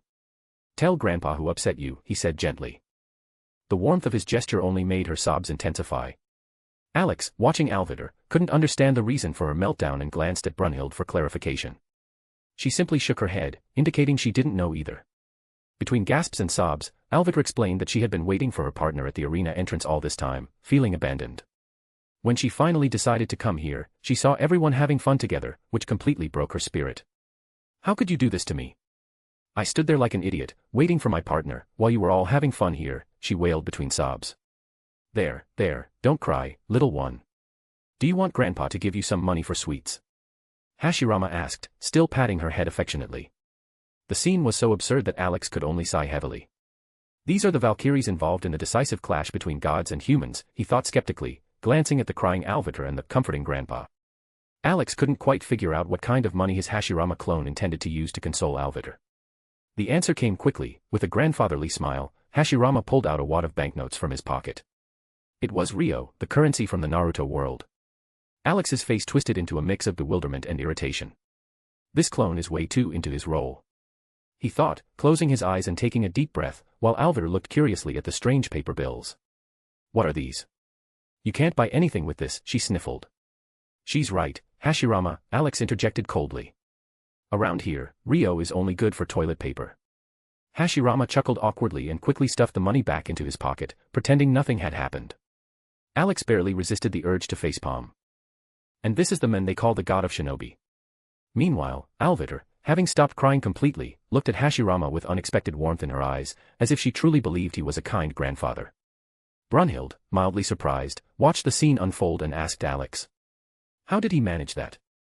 Calming down a capricious Alvitar is almost a miracle." Alex narrowed his eyes at Hashirama, more precisely, at his clone. Right now, the god of shinobi was telling Alvitar something, and she looked more and more like a granddaughter entranced by her grandpa's stories. How will she react when she finds out it's me? Hopefully, she doesn't faint. Alex thought. Hashirama has a granddaughter. Very spoiled. He's used to calming down kids like that. His first move? Offer money. It's because she inherited his bad habits, Alex remarked dryly. Bad habits? From someone so kind? Gal asked incredulously, glancing at Hashirama. Oh, trust me, Hashirama is a notorious gambler. Gambling is his weakness. He plays, loses, and just digs himself deeper into debt. His granddaughter followed in his footsteps. She's now in so much debt that people are hunting her across the world to get their money back, Alex replied, barely concealing his irritation. Gal stared at Alex, then at Hashirama, in stunned silence. Her idealized image of the god of shinobi shattered instantly. Now, she could only see a man perpetually seated at a casino table with the eternal smile of a loser. You're joking, she muttered. I wish I were, but no. Out of the whole clan, only Tobirama is somewhat reasonable. And even that's a stretch, Alex sighed heavily. Brunhild shot him a cold glare, her expression silently judging him. Why did you invite someone like this to the battle? Alex simply shrugged. Then she can try managing the circus herself. Brunhild let out a heavy sigh, choosing not to comment further. Her only hope was that Hashirama would be able to handle Hades. She didn't care about his bad habits or quirks as long as he got the job done. Gal, however, was visibly disappointed. Her initial impression of Hashirama as a kind and wise grandfather crumbled when it became clear that he was a reckless gambler drowning in debt. Alex's earlier words calling Hashirama the god of shinobi now seemed completely meaningless to her. Alex glanced at the disheartened Gal and shook his head. While he was discussing the oddities of his clone with the two Valkyries, it seemed that Hashirama and Alvitar had reached some sort of agreement. Their hands touched, and Alvitar's body radiated a brilliant light. When the glow subsided, Hashirama stood before them in his familiar dark red armor, covered with numerous metal plates. The symbol of the Senju clan was prominently displayed on each shoulder guard. It's been a while since I've worn this, Hashirama remarked, adjusting parts of his armor. Alex heard a hysterical scream from Alvitar in his mind, followed by the dull thud of her fainting. Then came the loud laughter of Locke, clearly enjoying her sister's reaction. Alex could only pity Alvitar, who had become the second Valkyrie to lose consciousness in his inner world. He wondered if his spiritual space was really that terrifying. If the Valkyries could hear his thoughts, they would undoubtedly agree in unison, especially because of the ominous Demon King's castle and the eerie black sword emanating an aura of destruction. If you're ready, head to the arena and fetch me Hades' spear, Alex said calmly, glancing at Hashirama. Hashirama stopped fiddling with his armor, gave a thumbs up, and assured him everything would be done perfectly. As Hashirama departed, Brunhild narrowed her eyes suspiciously. So, this is all just for the spear, she asked. Standing nearby, Gal let out another heavy sigh. She was becoming more convinced that her new older brother was an eccentric personality. It's a trophy. Better it's in my hands than someone else's, Alex replied without emotion. You love weapons so much that you'd steal one from a friend. Brunhild remarked sarcastically. Absolutely, Alex answered without hesitation. Brunhild could only shake her head. Taking his arm, she led him toward the spectator balcony. On the way, Alex asked Gal to bring his robo-dog to record the entire fight. When she asked why, he explained that he wanted to show the footage to his family and friends. Gal nodded and hurried off to the waiting room, where a few Valkyries, Buddha, enjoying someone's sweets, the restless trio with Zirofuku, and Rebecca, engrossed in her weapon experiments, were gathered. Reaching the viewing balcony, Alex's gaze involuntarily drifted to the opposite side, where the Olympian gods were seated. What he saw made his eye twitch nervously. This is just too much, he muttered, staring at their balcony. Noticing his reaction, Brunhild followed his gaze. She saw the same thing and frowned in confusion. Among the Olympian gods was an uninvited guest, the first emperor of China, Qin Shi Huang. Alex watched with interest as Ares was sent flying yet again, while Hermes nonchalantly refilled the emperor's cup. Should I go fetch him? Alex offered playfully. Just don't cause any trouble, Brunhild said sternly. The Olympian gods already hate you enough. Alex gave her a thumbs up, assuring her he'd handle it. Leaning over, he kissed her cheek, drawing a faint smile to her face, and without wasting any time, leaped from the balcony onto the stands. His goal was clear, to find the adoptive mother of Qin Shi Huang, the woman who had played a crucial role in shaping the future emperor of China. Alex remembered how her support helped the young Yingzheng become a great ruler. Scanning the crowd, he quickly spotted her. She sat surrounded by people, regal and composed, her long black hair tied into a ponytail. Beside her was a boy, the very child who had perished because of the ambitions of the ruler of the Qin territory. Alex tried to recall her name. It sounded like Chun Yen or something similar. Having set his target, Alex leisurely lit a cigarette and made his way toward the fence separating the spectators from the god's box. His actions immediately drew attention. Everyone knew that when Alex started moving, something unusual was about to happen. Step by step, he approached the god's stands. His face remained impassive, but many were already on edge, especially the gods themselves, fully aware that Alex rarely acted without a reason. When he reached the Olympian's box, Alex raised his gaze to the gods, who eyed him warily. Passing by their tense stares, he noticed Aphrodite. She shot him an annoyed look, perhaps hoping he would stop or give her more attention. However, Alex merely glanced at her briefly, mentally comparing her to Freya, and concluded that his wife was far more attractive. In his opinion, Aphrodite was trying too hard to impress, showing everything off, which only put him off. Freya, on the other hand, was a lady who had captured his attention not with her appearance but with her grace and warmth. This cold glance from Alex further irritated the goddess. Climbing the steps, Alex assessed the situation and decided to keep things simple. With ease, he jumped into the box, landing gently on the railing, which provoked a sharp reaction from those present. Hermes gave a slight smile, though his gaze held caution. Ares, lying on the floor in a decidedly unmajestic pose, merely snorted in annoyance. Emperor Qin Shi Huangdi, however, seemed to ignore what was happening and continued calmly sipping his wine. Alex, crouching on the railing, addressed the emperor. Hey, Qin, did you get lost? This place isn't for you. The emperor calmly raised his gaze, breaking away from his cup, and with a smile said, "I don't care where I am. I am always the emperor, and beneath me, there is a throne." For a moment, Alex froze, processing what he had heard. Too much pomp, he thought. Even he, the Demon King, found such declarations excessive. For a second, he wondered if he should start acting like that too, but quickly dismissed the thought. "All right, I get it," Alex said flatly, getting up from the railing. "But stop causing trouble. Let's go, it's time to return." Qin Shi Huangdi held his gaze on Alex for a moment, then calmly set his cup aside, ready to follow him. Alex's words made Hermes and Ares exchange bewildered glances. Both were clearly thinking the same thing. "Are you serious? Did you just say that?" In the past few hours, Alex had already caused a lot of trouble, angering dozens of gods, including not just lower-tier ones but also those like Zeus and Odin. However, the gods' stares didn't concern Alex, his focus was entirely on the Emperor of China. "I refuse. I've already grown fond of this place," Qin Shi Huangdi declared loudly, rejecting Alex's suggestion. "And besides, it certainly won't be boring here," he added with a self-satisfied smile. Alex's face darkened, with black lines seemingly appearing through his skin, expressing an extreme level of irritation. Leaping down from the railing, he walked over to the emperor, pondering how to get him to leave the box. His intense gaze began to cause discomfort even to Hermes, and Ares tensed up in response. Ares, though silent, couldn't deny that he was somewhat afraid of Alex. After all, Alex had effortlessly defeated Poseidon as if it were child's play. But then, Alex's face lit up. He remembered a perfect item from his inventory for such situations, a foam mallet. It looked like an entirely harmless toy, but its true purpose was to knock out the target without any violence. "Tell me, Qin, do you like tricks?" Alex asked innocently, looking at the emperor. Qin Shi Huangdi paused for a moment, stroking his chin, then his face lit up with a childlike grin. This unexpected question caught even Hermes and Ares off guard, who were eavesdropping. Now, they were both curious about the trick Alex had planned to rid them of the emperor before Zeus arrived. Of course. This emperor has always loved street magicians. Qin Shi Huangdi declared joyfully. Alex grinned widely, his sunny smile briefly blinding everyone around him.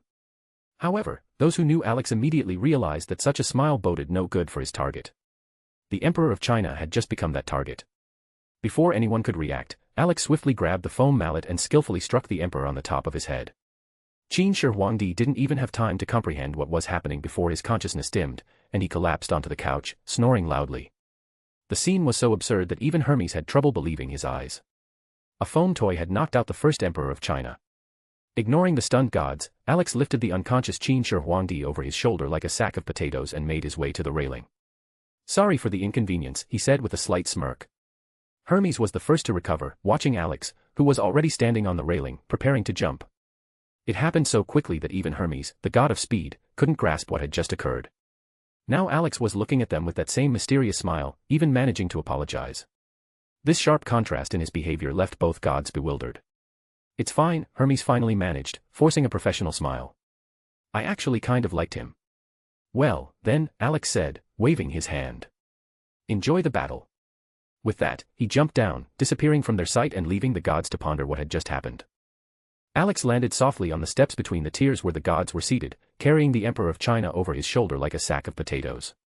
Whistling a simple tune, he began to descend, ignoring the hundreds of surprised and disapproving stares. However, one gaze stood out from the rest, Aphrodite's. She was staring at him intently, clearly displeased, but Alex paid her no attention. He could feel her gaze, but women like her never caught his interest. Alex couldn't stand arrogant people, especially women who thought they were above everyone else. Descending the stairs, he continued walking along the stands, humming a tune as if nothing extraordinary had happened. The gods watching the spectacle were filled with questions, the main one being, what the hell is he carrying, and why is he so cheerful? But Alex was pleased. After all, where else would he get the chance to knock out the first emperor of China with a foam hammer? Reaching the section where the representatives of humanity were seated, Alex began searching for the woman who had been the adoptive mother of Ingzheng. Upon finding her, he smiled and made his way up the stairs. When he finally reached the right row, their gazes met. A light, friendly smile appeared on Alex's face. "Miss Chunyang, please accept this gift," Alex said, shaking the Emperor of China's body on his shoulder as if offering it to her. Chunyang was completely bewildered. She, like everyone sitting nearby, couldn't understand what was happening. In this row were former emperors of China's provinces, yet none of them had recognized the sack on Alex's shoulder as the first emperor, Qin Shi Huang. "What do you mean?" Chunyang asked cautiously, trying not to reveal her anxiety. Alex shook his head, realizing that she hadn't understood. He was even more surprised that none of the present emperors had recognized who was lying on his shoulder. Sighing, he slapped his forehead and decided to explain. "Look, Miss Chunyang, this is your adoptive son, Ingzheng. He's been causing some trouble," Alex said calmly, slightly tossing the body on his shoulder for emphasis. "And since you're his adoptive mother, I think it's your job to keep an eye on him." Chunyang's eyes widened in shock when she heard Ingzheng's name. She couldn't believe that the person Alex was carrying like a sack was her adoptive son. But what shocked her even more was that Alex had brought him here just because he was causing trouble. When the others heard Ingzheng's name, a commotion began. Now everyone understood that the person on Alex's shoulder was none other than the first emperor of China. "In short, Miss Chunyang, take care of him." "I definitely don't have the time to keep track of everyone," Alex finished, carefully handing the unconscious Qin Shi Huang to his adoptive mother.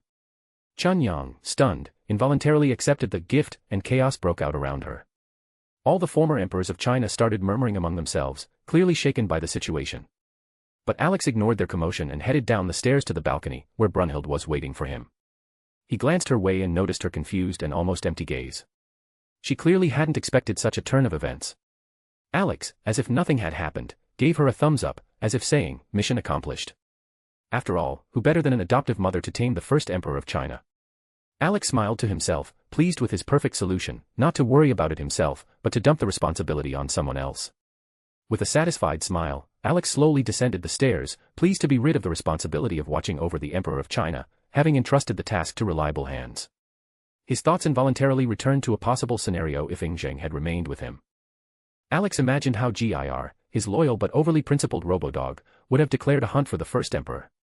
After all, Gir was convinced that there could only be one legitimate emperor, the Emperor of Humanity, and all other pretenders were subject to purification. Alex even shuddered at the thought of Gir chasing Ingzheng around the Colosseum, shouting about heresy and demanding to cleanse the soul. It would definitely have been a disaster. Making a mental note to keep the robodog away from any monarchs, Alex dismissed these thoughts and focused on the present. Reaching the balcony, he effortlessly jumped onto it, where Brunhild and the returned Gaul were already waiting. Along with her, Gaul had brought Gir, who was enthusiastically setting up a camera tripod, intending to capture the upcoming battle between the god Hades and the god of Shinobi. Alex glanced at Brunhild, whose unreadable expression clearly hinted at disapproval. "Is something wrong?" Alex asked, slightly tilting his head, wondering what could have upset her. "In what way is something wrong? Why was Qin Shi Huang unconscious, and why were you carrying him like a sack of potatoes?" Brunhild replied coldly. Gaul, standing next to Gir, cast a sideways glance at Alex, silently praying for his well-being. Alex, as usual, remained calm, ignoring the Valkyrie's frosty tone. "Well, he just didn't want to leave, so I had to knock him out," Alex answered innocently, as if it were the most mundane thing.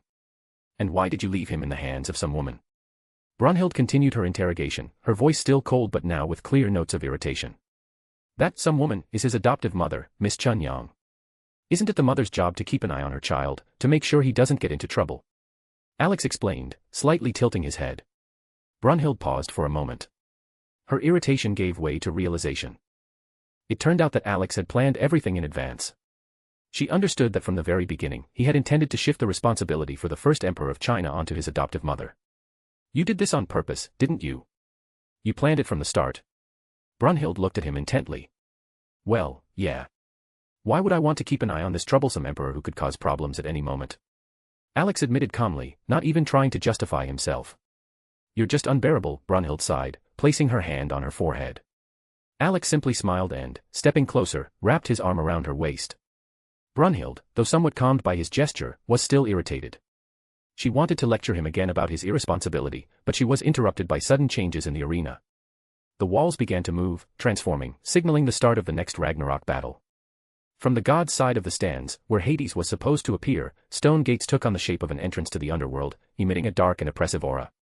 On the other side, where humanity stood, a giant tree grew in place of the gates, with the symbol of the Senju clan engraved in its center. Alex sighed in relief, realizing he had avoided yet another lecture from Brunhild. His thoughts then shifted to the upcoming battle. What strategy would Hashirama choose? Would he only use the elemental techniques of wood, or would he deploy his full arsenal of jutsu? Mentally smiling, Alex focused on making sure he didn't miss the start of the fight. To be continued. Chapter 169, Hashirama vs. Hades. As the arena continued to transform, Alex found a rare opportunity to speak with the Valkyrie Alvida. She had recently recovered from fainting, a reaction triggered when a spiritual connection formed between them. Alex still couldn't grasp what frightened the Valkyries so much about what they glimpsed in his soul. The only logical explanation he could come up with was his Demon King's castle and the Sword of Destruction, both deeply tied to his spirit. All the most dangerous memories that could irrevocably damage another's consciousness had been securely sealed by Alex. Yet even the remnants left unsealed seemed to have a profound impact. He preferred not to dwell on what might happen if someone glimpsed fragments of his memories involving the outer gods. Even the mere image of Nyan Nyan or Yog-Sothoth could drive any living being insane, and their actual presence would be far worse. To prevent such an outcome, Alex restricted access to those memories, leaving only moments from his life in Orario and Night City as exceptions. Alvida, how are you feeling? Any better? He asked cautiously, his tone gentle as he reached out to her through their spiritual link. Alvida was within his spiritual space, having a relaxed conversation with her twin sister, Hlock. Talking to her sister had calmed her somewhat, but her anger at Alex hadn't subsided. She couldn't forgive him for using the image of Hashirama, the kind and caring old man she had grown to respect and even see as an ideal grandfather. When the truth was revealed to her through their spiritual link, Alvida had been genuinely shocked. The vision of the Demon King's castle, surrounded by the floating Sword of Destruction, and Alex's very soul emanating a crushing force of annihilation, had been enough to make her faint. After delving into Alex's memories, she came to understand his motives and goals. However, the sense of betrayal lingered, especially since Alex had deceived not just her but Brunhild as well. Conversations with the other Valkyries bound to Alex had convinced her that, despite his deception, trusting him was still better than relying on any other ally. None of them wanted to see their sisters perish again in this senseless war. I'm fine, but how long do you plan to keep deceiving my sister? Or do you honestly think Brunhild will forgive you for this? Alvida asked, settling into a chair that resembled the one Hlock usually sat in. Her words made Alex tense slightly. She was right. He didn't know if Brunhild would forgive him. Deception, no matter how justified, was still deception. Even the old adage, to deceive your enemy, you must first deceive your ally, felt far less inspiring now than it once did. With each interaction, Alex found himself growing fonder of Brunhild. Their shared intellect and strategic inclinations had brought them closer. But he also understood that even the strongest trust could crumble under the weight of lies. Still, he had a plan to explain everything to her. He intended to rely on Volland, the spiritual bond between them, to grant her access to his thoughts and true motivations. Do you think I want to deceive her? I just don't have the time to explain everything. I've been forced to adjust my plans on the fly because the one behind all this chaos could step out of the shadows and reveal their true self at any moment, Alex replied, his voice heavy with frustration. Alvida took a sip of her tea and responded calmly, we sisters will support you in this war. But when the time comes to face Brunhild and explain yourself, you'll be on your own. We won't interfere. Alex gave a brief nod. He understood that the responsibility for everything rested solely on his shoulders. After those words, Alex's hands unconsciously tightened around Brunhild's waist. Yet, he still hesitated. Allowing Brunhild to form a spiritual connection with him so she could delve into his memories and thoughts seemed like the most honest way to explain himself. After all, what could be more convincing than bearing one's mind and memories, leaving no secrets behind? However, Alex also realized that not every truth was ready to be heard. The internal conflict within him grew stronger. Should he reveal everything now, or wait until the end of Ragnarok? At that moment, the transformations on the arena concluded, pulling him from his thoughts. On the side of the gods, the stone gates had morphed into a menacing archway reminiscent of the gates to hell. The arch was built from bones and skulls, with eerie carvings etched into its surface.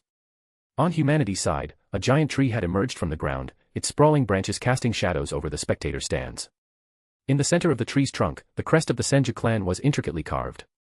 As the changes finished, the entire Colosseum fell into silence.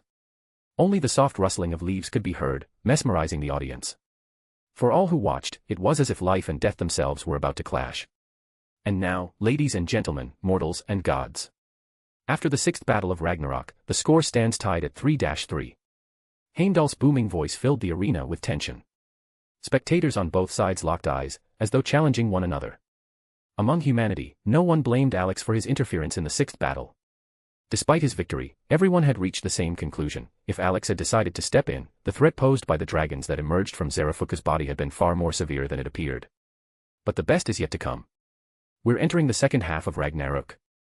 Heimdall roared, igniting the crowd. His words were met with cheers and applause from spectators on both sides. Everyone knew the seventh battle would be special. The stark contrast between the gods' intimidating gates and humanity's majestic tree spoke volumes. Alex, observing the scene, let out a quiet sigh. He had hoped events would unfold differently from the original timeline, but he still remembered the details. Today, it was highly likely that a god would fall, a god who had already once been slain by Poseidon. Alex couldn't recall the exact name, perhaps it was adamantine or something similar, but that god seemed insignificant to him. Meanwhile, Heimdall continued to build the anticipation. You've all guessed it, in the 7th battle, we'll have a special guest.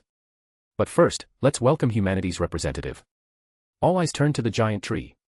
It began to bloom, showering the stands with sakura petals that danced through the air alongside green leaves. At the base of the tree, a doorway began to form.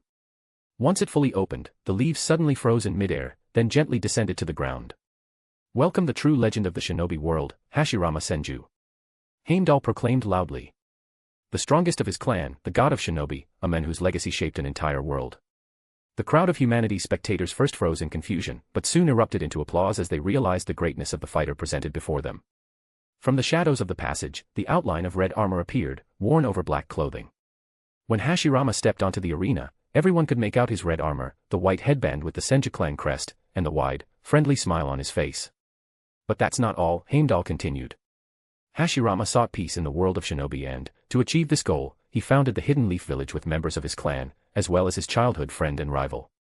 Later, he became the first Hokage, which literally means the first shadow of the fire that founded. Even though he was unable to achieve peace during his lifetime, his legacy and vision for the world continued to shape not just the village, but the entire shinobi world after his death. Heimdall added, and the crowd responded with loud applause. Alex, watching this, merely smirked slightly. He knew that this appearance was part of his plan and hoped everything would unfold as he had intended. The audience literally erupted in excitement. The realization that someone who had influenced an entire era and determined the course of the shinobi world had stepped onto the arena caused a storm of emotions.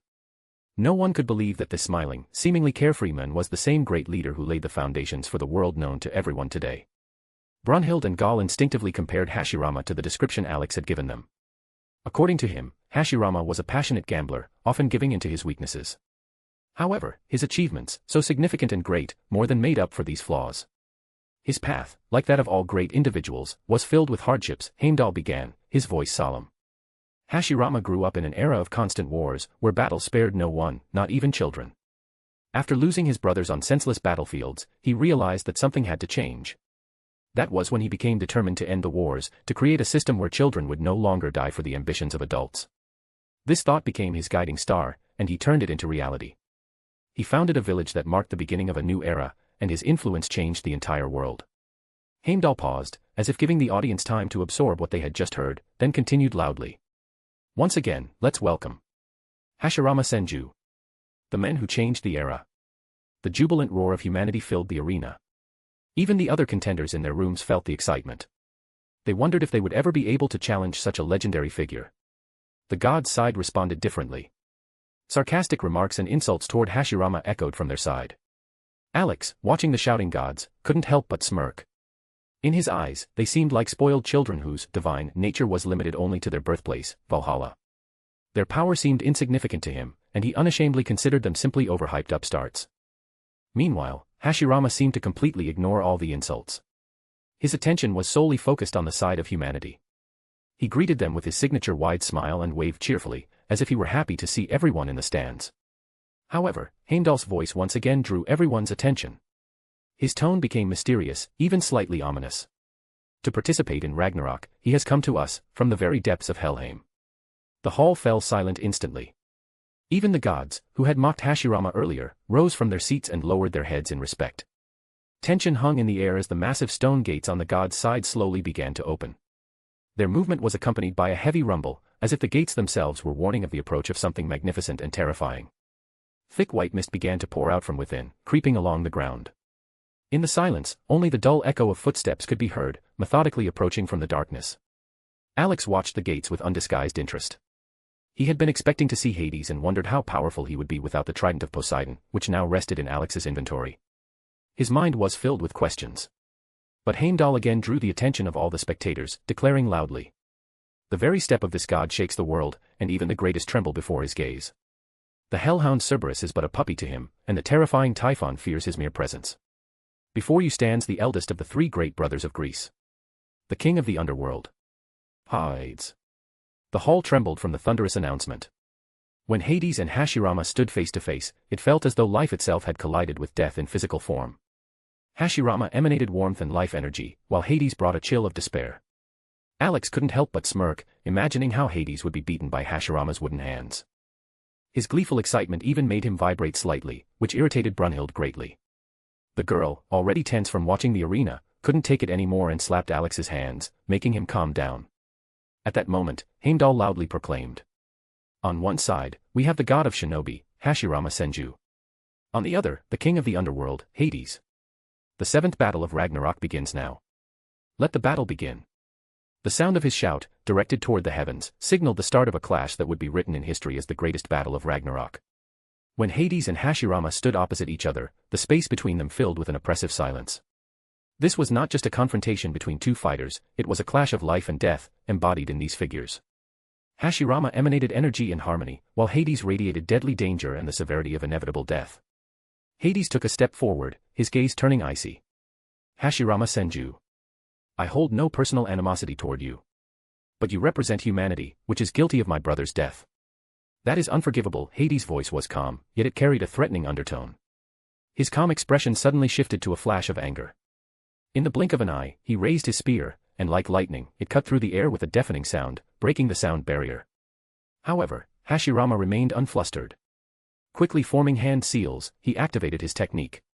Wood style, blocking wooden wall, he muttered, and massive wooden beams instantly rose from the ground, forming a dome that shielded him from the strike. Hades' spear slammed into the defense with incredible force, but the wood didn't even crack. Hades, gripping his spear tighter, tried to increase the pressure, but the dome remained unyielding, as if forged from tempered steel. When the dust settled, the spectators saw that the Lord of the Underworld's weapon had failed to breach the defense. Hades stepped back, retracting his spear, and the wooden defense of Hashirama slowly faded, returning to the earth. Behind it, the god of shinobi appeared, crouched down and folding his hands in front of him. Phew, that was close, he remarked with a smile. You could have at least given a warning before the attack. I might have gotten hit. His words, spoken in such a carefree tone, bewildered both Hades and the spectators. The gods in the stands appeared stunned, and humanity couldn't hide their astonishment. Even Alex, watching Hades' reaction, barely suppressed his laughter. I'm surprised my spear couldn't break your shield, Hades finally spoke, narrowing his eyes. Well, it happens. Everyone has tough days, Hashirama replied, waving it off casually, still smiling. It seemed that Hashirama's words, spoken with simplicity and ease, only served to further provoke Hades, signaling the continuation of the spectacle. Hades didn't respond. His figure vanished in an instant, and he reappeared next to Hashirama, his spear already raised for a strike. At the moment the tip was about to reach its target, Hashirama used his body flicker technique, instantly teleporting to a safe distance. Once in the new position, he quickly formed hand seals, took a deep breath, and brought his fingers to his lips. Fire style, dragon flame, he whispered. A powerful stream of fire burst from Hashirama's mouth, taking the form of a dragon as it charged toward Hades. The god of the underworld furrowed his brow, surprised by such a maneuver. Alex, watching the scene from the stands, couldn't help but smirk, noting that his clone had chosen the perfect technique for the fight. After all, using the power of the wood style would have been too destructive at this stage of the battle. Hades stepped toward the blazing dragon, and with incredible force, he struck with his spear, slicing the fire in two. The impact created a powerful shockwave that dispersed the remaining flames. Without wasting a moment, Hades vanished again and reappeared right in front of Hashirama, raising his spear like a hammer to strike from above. But Hashirama stepped aside just in time, avoiding the blow, which shattered the stone floor of the arena. Seizing the moment, Hashirama stepped on the shaft of the spear, trying to prevent Hades from lifting it. However, the god put all his strength into a sudden jerk, lifting the weapon and Hashirama with it. Hashirama was propelled into the air, quickly forming new hand seals. Fire style, phoenix flowers, he called out. Dozens of fireballs shot toward Hades from all directions, making it difficult for him to track his opponent's movements. While Hades was defending against the attacks, Hashirama landed back on the ground and began circling him quickly, aiming to attack from behind. Feeling the approach, Hades immediately spun around and struck with his spear, which seemed to pierce Hashirama's body through. The spectators held their breath, realizing that the defender of humanity seemed to have lost. Gaul covered her eyes with her hands to avoid seeing the grim scene. Brunhilde frowned and glanced at Alex, who, contrary to her expectations, remained completely calm. Just as it seemed the outcome was decided, Hashirama's body suddenly dissolved into a cloud of white smoke, leaving behind only a wooden log pierced by the spear. The spectators gasped, and Hades experienced a moment of confusion. But suddenly, he felt his legs being grabbed, and in the next instant, he was forcefully pulled downward. Before he could react, Hades found himself buried up to his neck in the ground. Earth-style, underground decapitation technique, Hashirama said, standing over the buried opponent. The spectators watched in confusion, unable to comprehend how the situation had changed so drastically. Gaul and Brunhilde were in shock as they saw the mighty god of the underworld literally buried. Alex, observing the scene, couldn't resist making a joke. Now the god of the underworld is truly underground. Though, only up to his neck, he said with a smile, easing the tense atmosphere. Hearing his comment, Gaul unexpectedly laughed, but quickly covered her mouth, afraid of Brunhilde's reaction. The latter turned to Alex, casting him a silent reproachful look, as if asking if he was serious about joking at such a moment. Alex, meeting her gaze, simply smiled, kissed her on the nose, and waved his hand, signaling to continue watching the fight. Brunhilde just rolled her eyes and returned to the spectacle. Meanwhile, Alex turned his attention to the young Valkyrie. So, Gaul, what do you think of Hashirama's abilities? What do you say now? He asked, slightly leaning toward her. Gaul paused for a moment, contemplating the events. Setting aside Hashirama's odd behavior, his actions at the start of the battle had indeed been effective. Not only had he outwitted Hades, but he had also managed to bury him up to his neck in the ground, which looked impressive. That was incredible.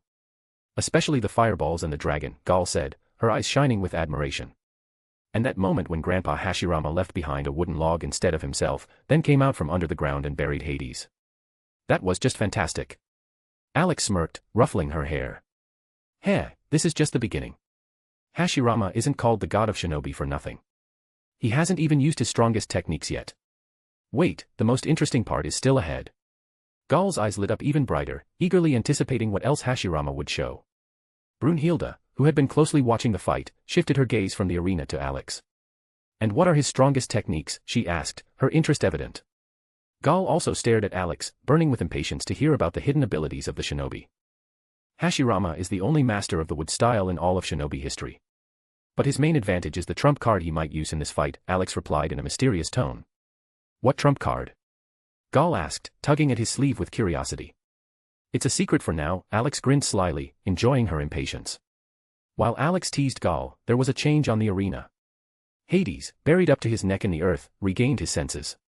He looked up and saw Hashirama smiling at him, calmly squatting in front of him. So, King of the Underworld, are you ready to continue? Or are we finally going to break this endless cycle of vengeance? Hashirama began, his smile turning serious. After all, it wasn't us, the humans, who started this war. It was you gods who decided you could dictate terms to us.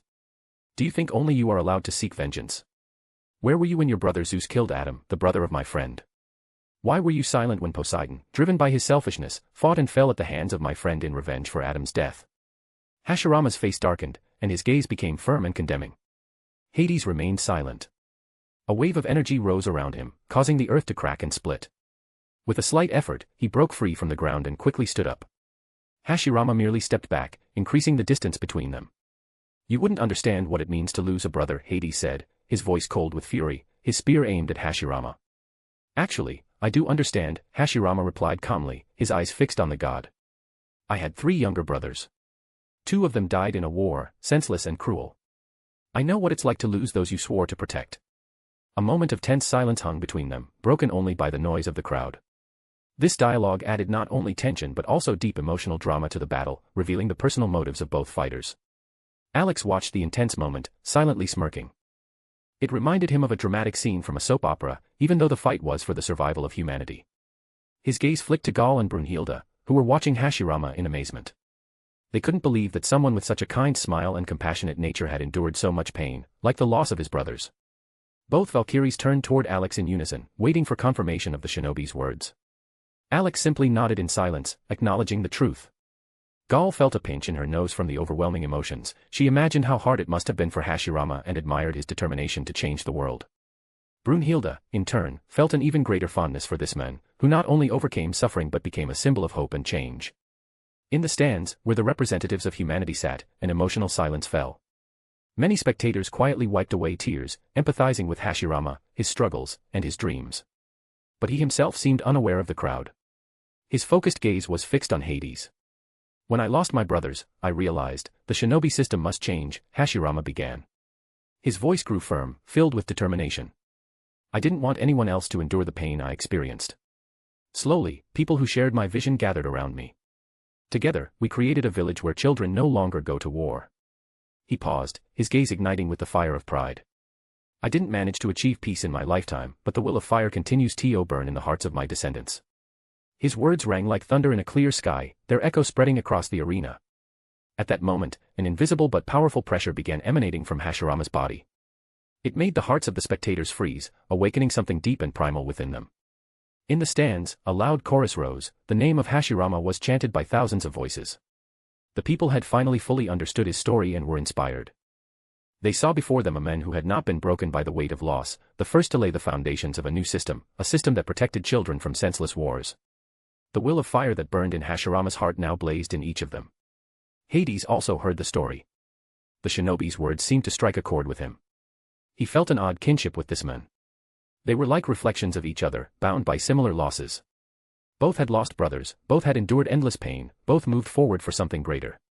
But Hades wasn't going to retreat. His path was chosen, and he could not betray the memory of his younger brother.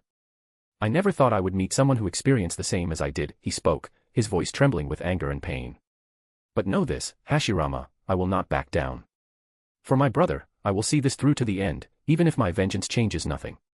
Hashirama simply sighed deeply, his face turning serious, his gaze once again directed to the sky.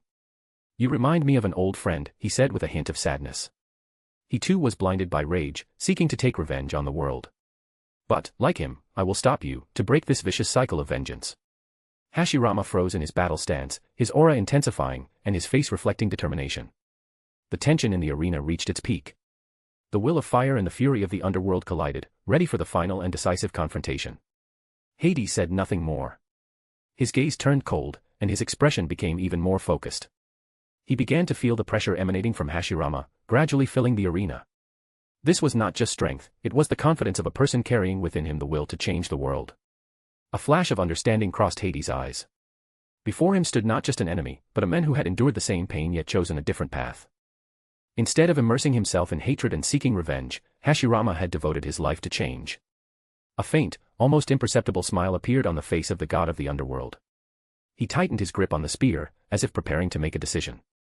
If we had met under different circumstances, I would have gladly raised a glass with you, Hashirama, Hades said with a quiet smirk. I think we could have become good friends, the shinobi replied, his face lighting up with a warm but brief smile. These smiles disappeared as quickly as they had appeared. Now, two warriors stood on the arena, ready to fight to the end. Their gazes met, filled with determination. Suddenly, they vanished from their spots, as if dissolving into the air. In a split second, the entire hall was filled with flashes of their movements. Hades charged at Hashirama, his spear darting with the fury of lightning, trying to reach its target. But Hashirama, thanks to his experience and speed, skillfully dodged each strike while simultaneously counterattacking. Their figures flickered across the arena like two ghosts, clashing in the whirlwind of battle. Finally, they stopped at opposite ends of the arena. Both were breathing heavily, their silhouettes seeming like reflections of one another, two equal opponents. Hades glanced down at his spear, as if contemplating his next move. Then he changed his grip, shifting it closer to the tip, and assumed a stance, clearly intending to use it for powerful strikes rather than thrusting attacks. Hashirama calmly observed Hades' change in stance. His face remained serene, as if he were waiting for the god of the underworld to make the first move. To be continued. Chapter 170, Clash of the Will of Fire and the Fury of the Underworld. While Hashirama and Hades exchanged blows in their high-speed battle, Alex observed closely, confirming his fears. The gods of this universe were far stronger than their manga counterparts. Even Hades' regular movements were almost imperceptible to an ordinary viewer. This only strengthened Alex's conviction that his decision to send clones into the battle instead of real people was absolutely the right one. He understood that none of humanity's representatives, even Qin Shi Huang, would likely be able to stand against such a powerful god. Furthermore, this step was taken to prevent more Valkyries from losing their lives alongside their partners. Alex saw how each strike from Hades shattered the sound barrier, and his spear seemed capable of piercing any defense. If a different fighter had been in Hashirama's place, their fate would likely have been sealed by the first blow. However, Alex also noticed something important: Hades had yet to show his full power. He was just beginning to pick up momentum, causing the audience to hold their breath in suspense. Gal watched the battle with a sparkle in her eyes, admiring Hashirama's skill as he deftly dodged blows while simultaneously finding openings for counterattacks. Brunhilde, on the other hand, clenched her fists, realizing how much she had underestimated Hades. Now she understood why he was considered one of the strongest gods. A memory resurfaced, of Hades single-handedly holding back the titans that had escaped their prison in Helheim. Having confirmed his strength, Brunhilde began to understand that the battle was far from over. She also acknowledged that Alex had been right when he said that Hashirama was not just a shinobi, but truly a god of shinobi. A real storm was brewing on the arena floor. The strikes of Hades and Hashirama created powerful shock waves, cracking the surface beneath them. Their movements were so fast that the fighters literally disappeared, only reappearing at the moment of impact. Hashirama avoided direct strikes from Hades, wary of damaging Valkyrie Alvida's armor, which had become an integral part of him. He redirected blows or evaded them, displaying incredible skill and caution. Another clash in the center of the arena was especially powerful. The ground beneath them split open into deep cracks, resembling a shattered mirror. Both fighters retreated, taking a moment to catch their breath. Hades glanced at his spear, seemingly contemplating his next move. Then, he adjusted his grip, moving his hands closer to the tip, assuming a stance meant for crushing strikes. "You're a good man, Hashirama," Hades said, a shadow of respect in his voice. "But I won't back down. For my younger brother, Poseidon, as the elder, I must win." Hashirama frowned, his face set with determination. "Then I will stop you, as I once stopped my friend, who was also blinded by vengeance," he said, preparing for the next clash. An invisible tension arose between Hades and Hashirama as their gazes met, as if an unspoken battle of willpower was unfolding between them. Hades' eyes darkened with seriousness, and his grip on the spear's shaft tightened. Suddenly, as if on an invisible signal, he launched his attack. Hades' movement was so swift that to the spectators, he seemed to disappear and reappear before Hashirama in an instant, as though he had teleported.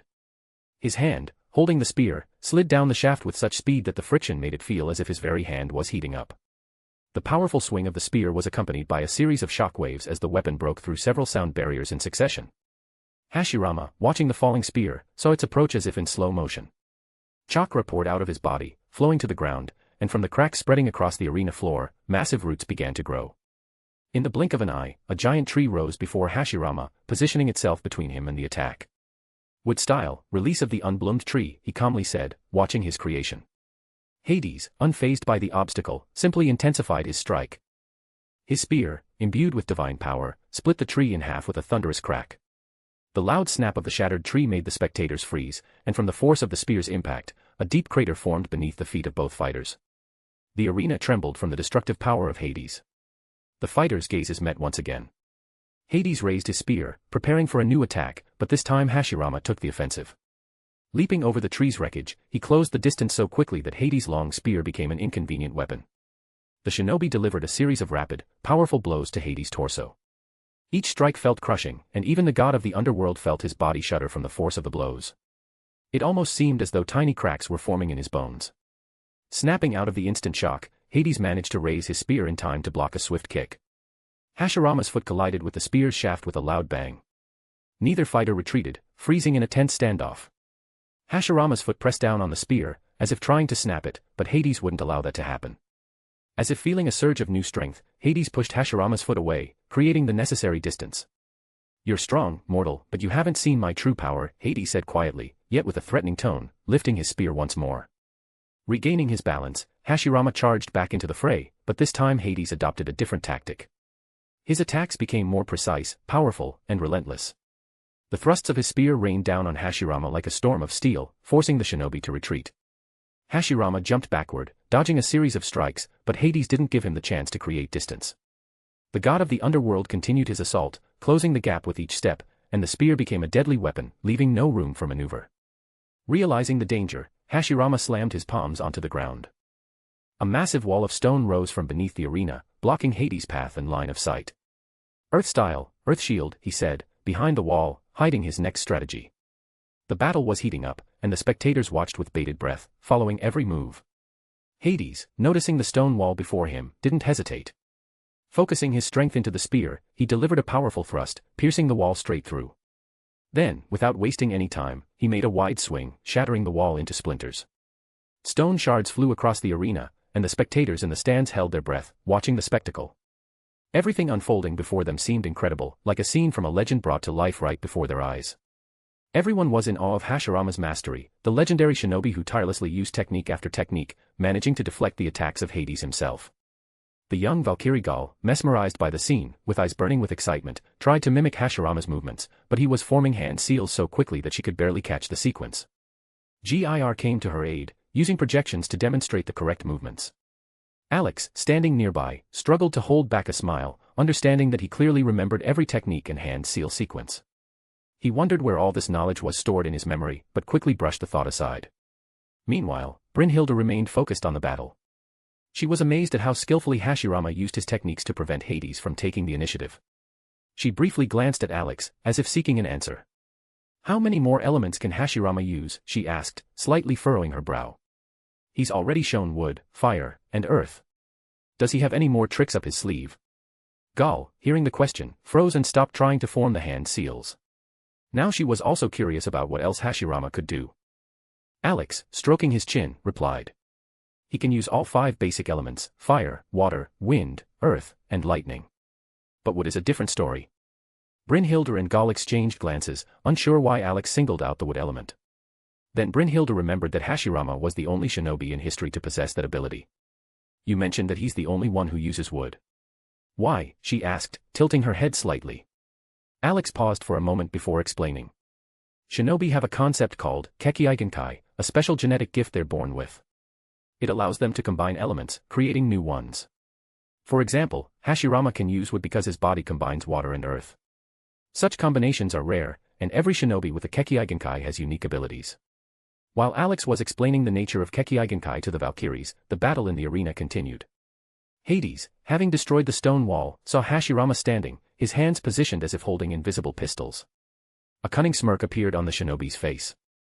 Water style, double water pistol, he announced with a mischievous grin, aiming his index fingers at Hades. The spectators in the stands froze, awaiting the next incredible move of the battle. Streams of water shot from Hashirama's fingers under immense pressure, heading straight for Hades. He reacted just in time, spinning his spear to use it as a shield. However, the power of the water blasts was enough to force Hades to take several steps back. He was surprised at how strong the attack was, and after shaking his numb arm, he realized that this battle would not be easy. Not bad, but it's not enough to stop me, shinobi. Hades declared, disappearing from his position. A moment later, Hades appeared behind Hashirama, swinging his spear for a devastating strike. The spectators held their breath. It seemed that Hashirama wouldn't be able to react in time. Hades' spear pierced him through, but instead of blood, nothing came from the wound. Is it happening again? Hades frowned, realizing this was yet another trick.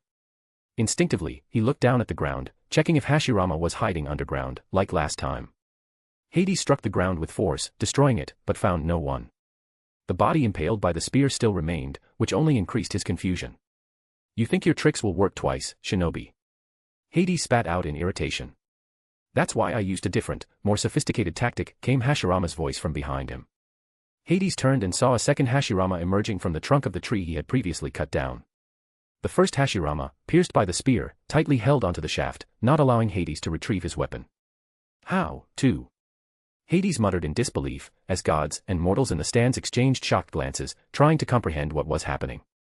Brynhilde and Gal, as confused as the rest, turned their gaze toward Alex. It's a cloning technique, Alex explained calmly. But Hashirama's clones aren't simple illusions. They are much more unique. Hades felt the situation slipping out of his control and intensified his attempts to pull his spear free from the clone's grip. Too late, the second Hashirama said, forming a hand seal. Wood style, piercing wooden spikes. Suddenly, sharp wooden spikes shot out of the wooden clone's body, heading straight for Hades. Realizing the danger, he released his spear and protected his vital points with his arms. Despite this, the spikes pierced his arm and leg. The Colosseum froze as the first drops of the god's blood fell to the ground. Mortals in the stands began whispering to each other, realizing that the human representative had once again been the first to shed blood from his opponent. The wooden clone disappeared in a puff of white smoke, leaving Hades with spikes protruding from his body.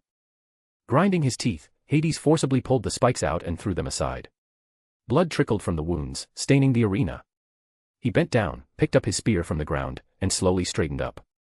You have more tricks than I expected, Hashirama, Hades acknowledged, glaring at the shinobi. That's what being a shinobi is all about. You always need a couple of trump cards up your sleeve to win, Hashirama replied with a slight smirk. At these words, a faint smile appeared on Hades' face. Hashirama noticed it and also gave a slight smile but remained in a combat stance, waiting for the next move from his opponent. But I can't afford to fall here. I made a vow, and I intend to keep it, Hades said, tightening his grip on his spear, blood still dripping from his hand. Then I'll do everything in my power to stop you, Hashirama responded calmly. Hades lunged forward, swinging his spear. As he almost reached Hashirama, the shinobi began rapidly forming hand seals. Wood style, celestial wood dragon, the shinobi declared, completing the technique. Visible chakra flowed from Hashirama's body, and the ground behind him trembled, cracking open. From the depths emerged a massive wooden dragon, charging toward Hades. Caught too close, Hades didn't expect such a sudden attack. The dragon slammed into his spear, which he had raised in defense, knocking him back a considerable distance. Hades rolled and sprang to his feet, only to see the dragon coming for him again. Instead of retreating or dodging, he charged toward the monster. As the distance between them shrank to a minimum, Hades leapt onto the dragon's head at the last moment. Balancing on its massive body, he began running swiftly toward Hashirama, using the dragon as a path. Reaching the tail, Hades used it as a springboard, jumping even higher. The force of inertia propelled him upward, and he shot directly toward Hashirama, preparing a powerful strike with his spear. But the shinobi lifted his gaze and stood unfazed. His hands remained in a seal. With style, wooden golem. Hashirama declared with confident resolve. From beneath the ground, a massive wooden golem emerged, instantly smashing its fist into the tip of Hades' spear. The impact was so powerful that it sent Hades soaring even higher, causing him to lose control of his flight. The spectators watched in stunned silence. The giant dragon, suddenly appearing from beneath the earth, had already been an event that shook everyone. But now, a wooden golem had risen, protecting its creator and throwing Hades away. The golem towered behind Hashirama, while the wooden dragon coiled around its massive body, as if strengthening the defense. Hades landed heavily, breathing hard, struck by the sight before him. "Now I understand why they call you the god of shinobi," he gritted, baring his teeth. "Your strength is truly godlike. But I can't allow myself to stop." Gripping his spear even tighter, Hades charged forward once more determined than ever. "No matter how many obstacles there are, I've always fought alone to protect my brothers. This battle will be no exception," he said, closing the distance to Hashirama. The shinobi, seeing that Hades wasn't about to give up, quickly formed another seal. "With style, underground roots," Hashirama said, stomping his foot on the ground. The earth trembled again, and massive roots began bursting from the ground around Hades, like giant serpents ready to seize him. Wooden roots erupted from beneath the earth, aiming to ensnare Hades and slow his progress. Hades skillfully wielded his spear, spinning it like a pair of pruning shears, cutting through everything that came close. Each root aiming for him shattered into splinters with ease. He continued cutting, not slowing his pace, swiftly closing in on Hashirama. Just as it seemed he was almost at his goal, a wooden dragon appeared in his path. Without hesitation, Hades leapt onto the dragon's head and thrust the spear's tip directly into its skull, not pausing for a second.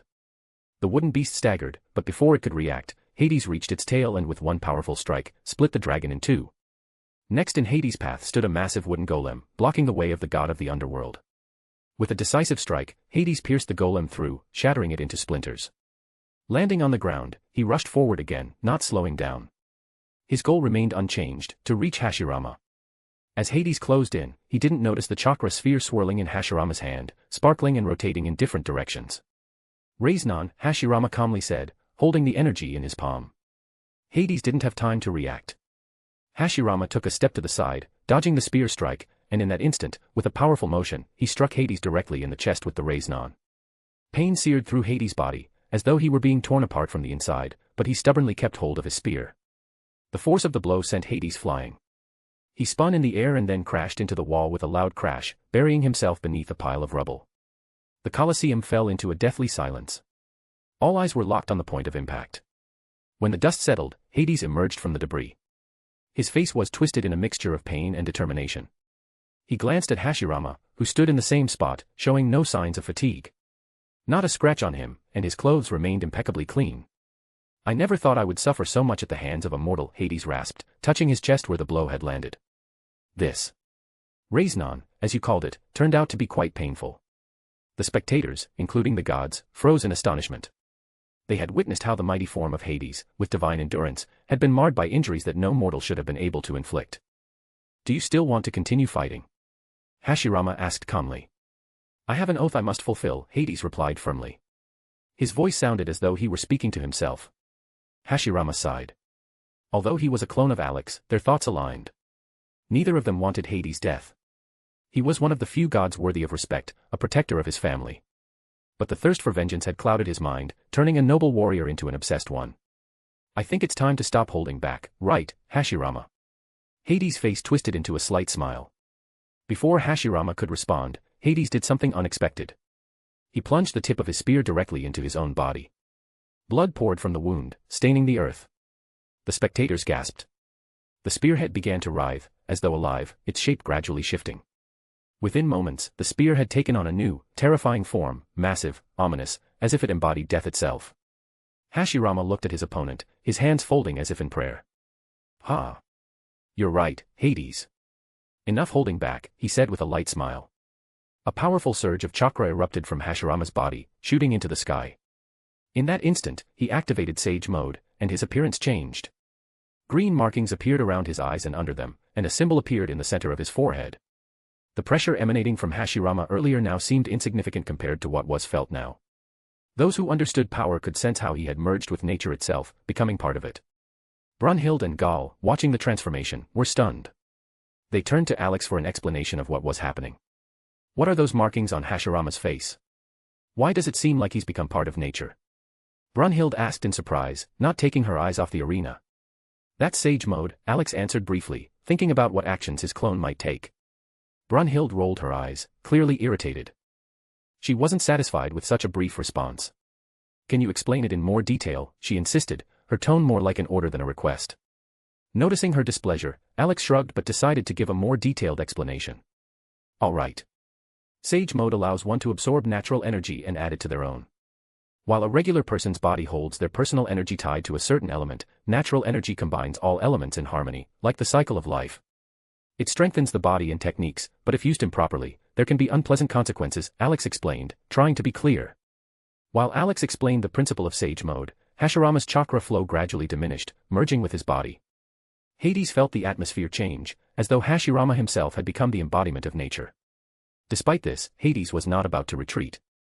Gripping his spear, he charged, but Hashirama didn't even move, keeping his hands in their prayer-like position. Suddenly, he changed his hand seal, and the arena floor trembled. Massive cracks spread across the stone surface, as though something enormous was about to break through. "With style, thousand-armed truth," Hashirama declared loudly. From beneath the earth, a giant wooden structure began to rise, resembling a Buddha statue with 1,000 arms. Buddha, watching the broadcast from Alex's rest room and enjoying some sweets at that moment, choked on a candy when he saw the familiar shape. "Is that a statue of me?" he whispered, stunned. Mimi, Zero Fuku, and Stitch cheered loudly, like children, thrilled by the sight they were watching on the battle broadcast. The trio of Valkyries also paused their show and focused on the fight, shocked by the spectacle unfolding on the screen. Rebecca, watching the scene, smirked. "Damn it, I should have gone to the arena instead of watching this from afar," she muttered with slight annoyance.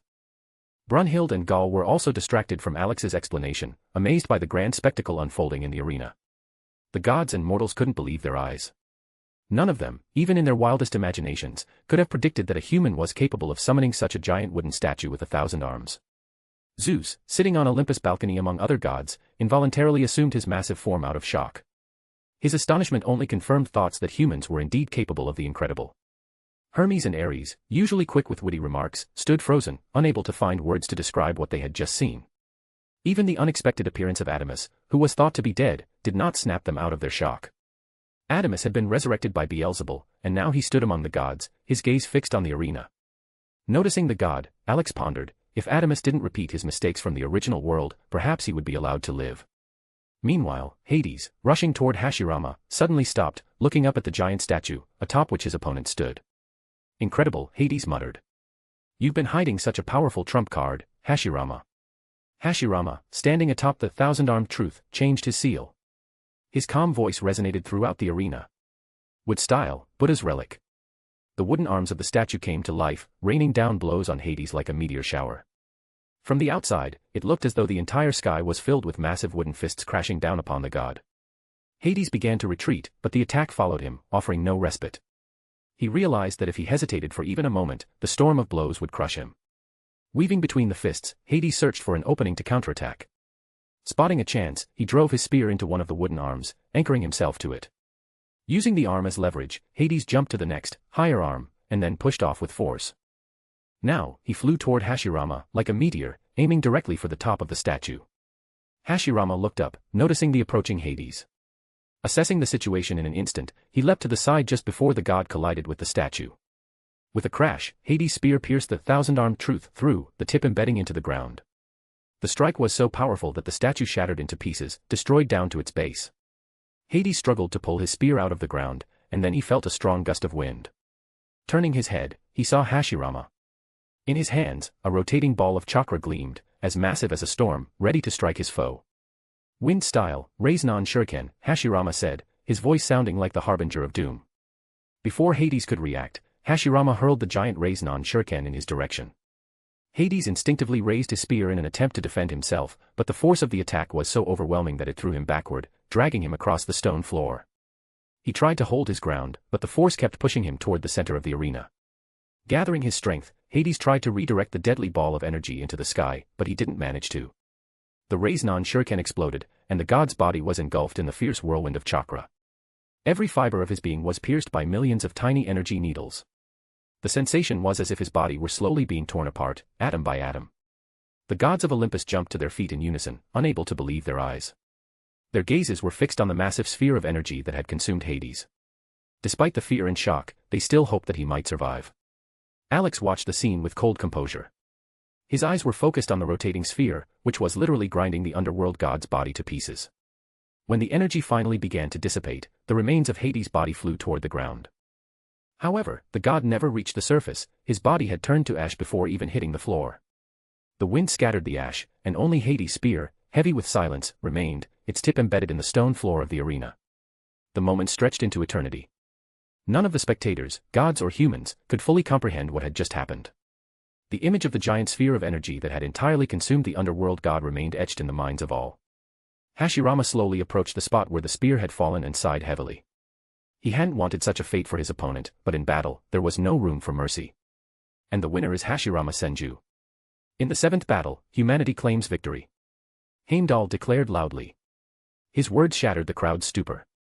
The humans erupted in celebration, rejoicing over yet another victory. They hailed Hashirama as a hero, one who had saved their fate. The gods, on the other hand, sank into bitterness and rage. None were angrier than Adamus, now known as Adamantite. The youngest brother of Hades, who had miraculously survived after being killed by Poseidon and later found refuge with Hades in Helheim, was boiling with fury. Alex, watching his rage, narrowed his eyes. If he dares to do something foolish, Olympus will lose another god today, he thought, with icy calm. To be continued. Chapter 171, Chapter 171, Not the Smartest God on Olympus. Instead of joining humanity's jubilation and the celebration of the two Valkyries, Alex's gaze remained fixed on the balcony where the Olympian gods were seated. After Hades' defeat, the Olympians were consumed by fury. The gods could not conceal their outrage, anger practically saturated the air, intensifying the already tense atmosphere. However, not all of them were gripped by rage. Zeus, seated on his throne, stared at the spot where Hades' spear had fallen, where Hashirama now stood. The ruler of Olympus wore a heavy, contemplative expression. This battle had already claimed two of his brothers. The loss felt irreparable. Nearby, Ares, seething with anger, shattered part of the balcony railing, unable to contain his emotions. He had lost not only a brother but also two other relatives he respected and feared. Hermes was desperately trying to calm him down, but someone else decided to act in that moment. Adamus, the youngest of Olympus' brothers, suddenly rose in a fit of rage and, ignoring those around him, violently flung the doors open and stormed out of the balcony. Zeus lifted his gaze. His eyes met Alex's across the arena. In Alexander Voldigode's gaze, Zeus did not see contempt or hatred. There was only cold, unfeeling iciness. That chill was not directed at the Olympians as a whole but at the one who had just left the balcony. Zeus understood everything. If Adamus wasn't stopped, his youngest brother would die. Hermes, Zeus's calm yet weighted voice broke through the chaos surrounding him. Hermes, still trying to pacify the enraged Ares, froze and turned to face Zeus. "Yes, my lord," he replied, watching the ruler of Olympus intently. Zeus took a deep breath, the breath of someone who had lost too much. Today, he had lost another member of his family. An adopted son, two brothers, the grief was unbearable. "Stop, Adamus," Zeus finally said. "I don't want to lose another brother." When I looked into Alexander Voldigode's eyes, I saw no hatred for us, but I did see cold resolve. If Adamus crosses his path, Alex will no longer hold back. This man has been suppressing his anger toward us for a long time. And if, as I suspect, Adamus dares to threaten his Valkyrie, he will not stop. Judging by their closeness, if Adamus tries to harm her, Alex will undoubtedly start killing. Hermes followed Zeus's gaze to the opposite side of the stands. There stood Alex, his arm wrapped around Brunhild's waist. He was staring directly at them. Even from such a distance, Hermes could feel the pressure emanating from Alex's gaze. It felt as though that gaze pierced straight into his core. Hermes's palms grew sweaty, and a shiver ran down his spine. He recalled Heimdall's words, spoken before Alex stepped onto the arena. If Adam was created to emulate and rival the gods, Alexander Voldigod was created to kill them. Struggling to look away from Alex, Hermes turned back to Zeus. With a nod, he quickly left to pursue Adamus. He knew he had to stop him before it was too late. Alex still held Brunhild by the waist, but his gaze had long since shifted from the Olympian's balcony. Now, his focus was on the center of the arena, where Hades' fallen spear rested. The final moments of the battle left a bitter aftertaste. Alex hadn't wanted to kill Hades, but the god had refused to surrender to the end, choosing death over defeat. One thought turned over in Alex's mind: no matter how cliched it sounded, without power, one could neither protect loved ones nor avenge them. This truth was universal across all worlds. In some, power was money; in others, skills or intellect. But without it, a person was little more than a walking corpse. Brunhild and Gaul didn't notice Alex's thoughtful gaze; both Valkyries were celebrating the victory. Gaul, in particular, was still in awe of Hashirama's summoning of the giant wooden statue and his finishing move, a massive energy sphere that obliterated Hades. "Brother Alex, what's the name of the technique Grandpa Hashirama used at the end?" Gaul asked, her voice filled with admiration. Alex, lost in his thoughts, barely registered her question. Brunhild noticed his silence and turned to look at his face. She saw him gazing at the arena with a deeply pensive expression. Gently running her hand along the arm wrapped around her waist, Brunhild drew his attention. Feeling her touch, Alex glanced at her emerald eyes and tilted his head slightly, unsure of what she wanted. Brunhild gestured toward Gaul with her gaze. Following her cue, Alex noticed the younger Valkyrie's bright, childlike eyes sparkling with excitement. Quickly recalling her question, he spoke. "That was a wind release technique called Rasenshirken. The idea is to concentrate wind energy into a small sphere of chakra. When released, it bombards the enemy's body with countless wind needles. The wind penetrates everywhere, even the strongest armor, and destroys the enemy on a microscopic level." Gaul's eyes sparkled even brighter. She was overwhelmed with a desire to learn this incredible technique. "I want to learn it too," she declared, looking up at Alex with pleading eyes. Alex shook his head. "You can't." The joyous expression on Gaul's face faded into confusion. Her youthful enthusiasm dimmed, replaced by sadness. Even Brunhild looked at Alex with mild curiosity. She suspected the refusal was due to the technique's danger, but she wanted confirmation. Sighing, Alex placed a hand on Gaul's head and began gently ruffling her hair to soothe her. "Listen, Gaul. This technique is incredibly dangerous. It's not without reason that it's considered forbidden. It's dangerous not just to the enemy but also to the user. Rasenshirken is a massive concentration of energy, and when it strikes the enemy, it creates recoil pressure on the user's arm. The wind needles that tear through the enemy can also damage your arm. If you use this technique incorrectly, you could seriously hurt yourself." Gaul looked up at him, still a little dejected. She wanted to argue; after all, Hashirama had thrown the Rasenshirken at Hades and emerged unscathed. Brunhild nodded, realizing her suspicions were correct; the technique was indeed perilous. But she also understood that Alex wasn't just speaking about physical danger, he was alluding to the profound control and understanding required to wield such power. "But Grandpa Hashirama threw that Rasenshirken," Gaul said softly, looking at Alex with questioning eyes.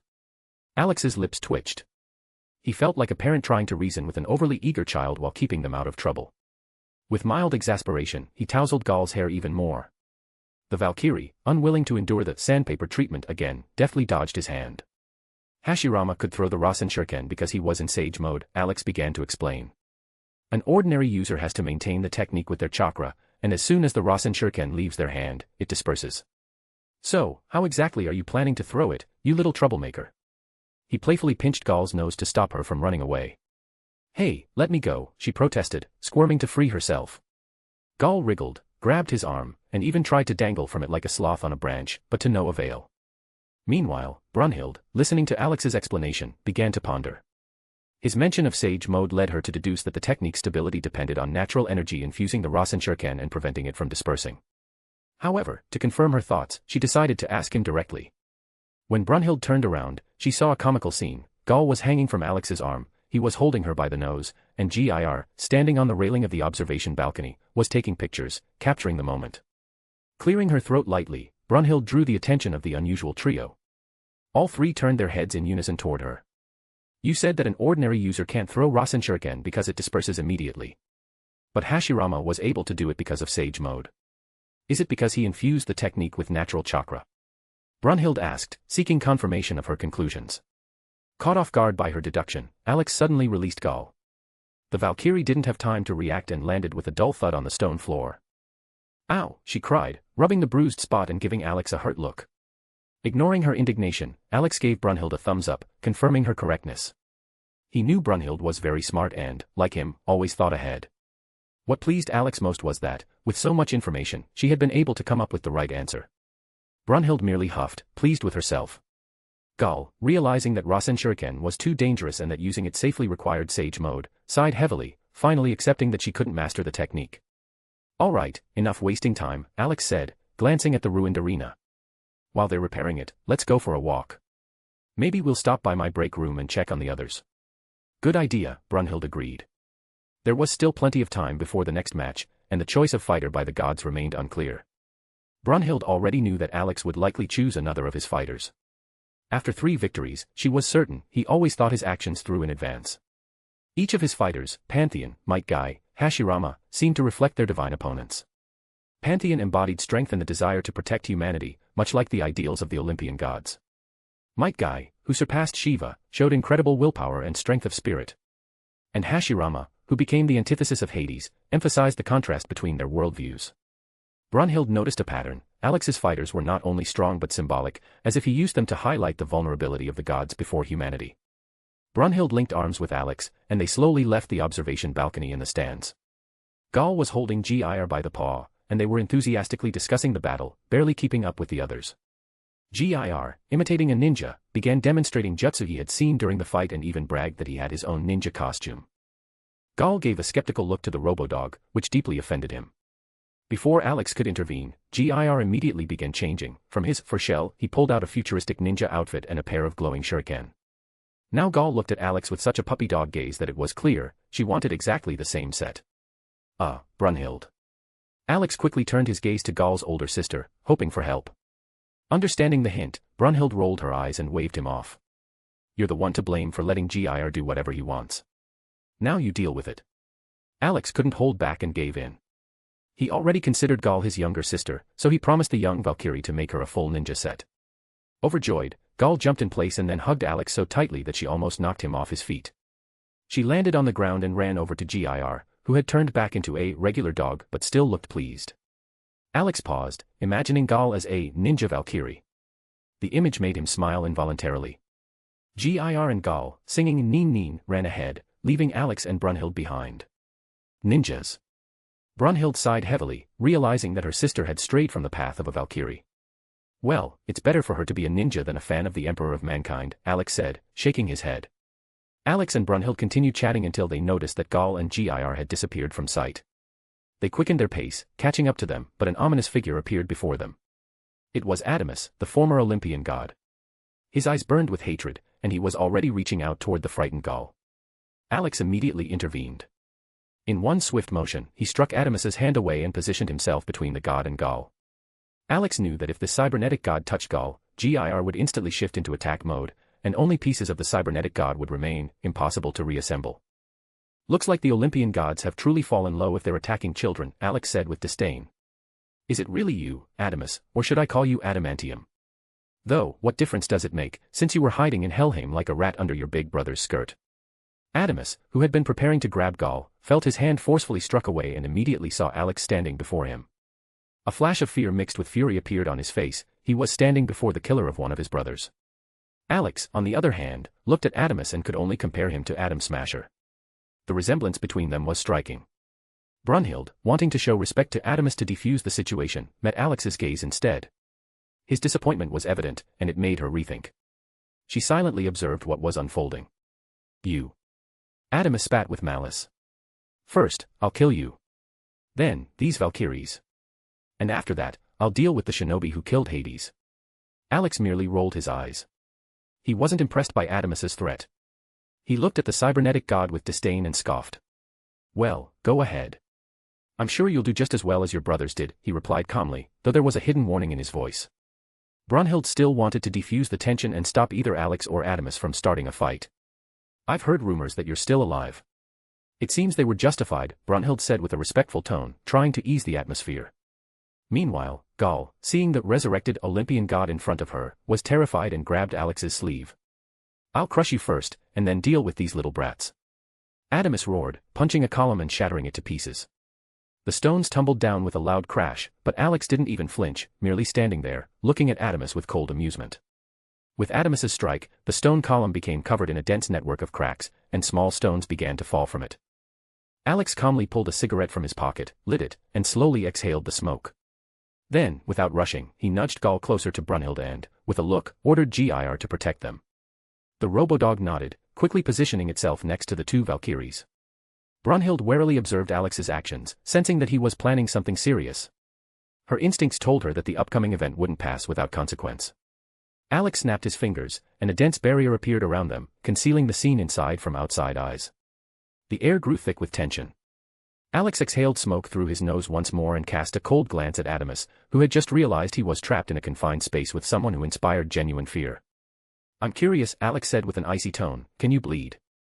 With those words, he pulled a pair of metal knuckle dusters from his inventory and, with a slight smirk, slipped them onto his hands.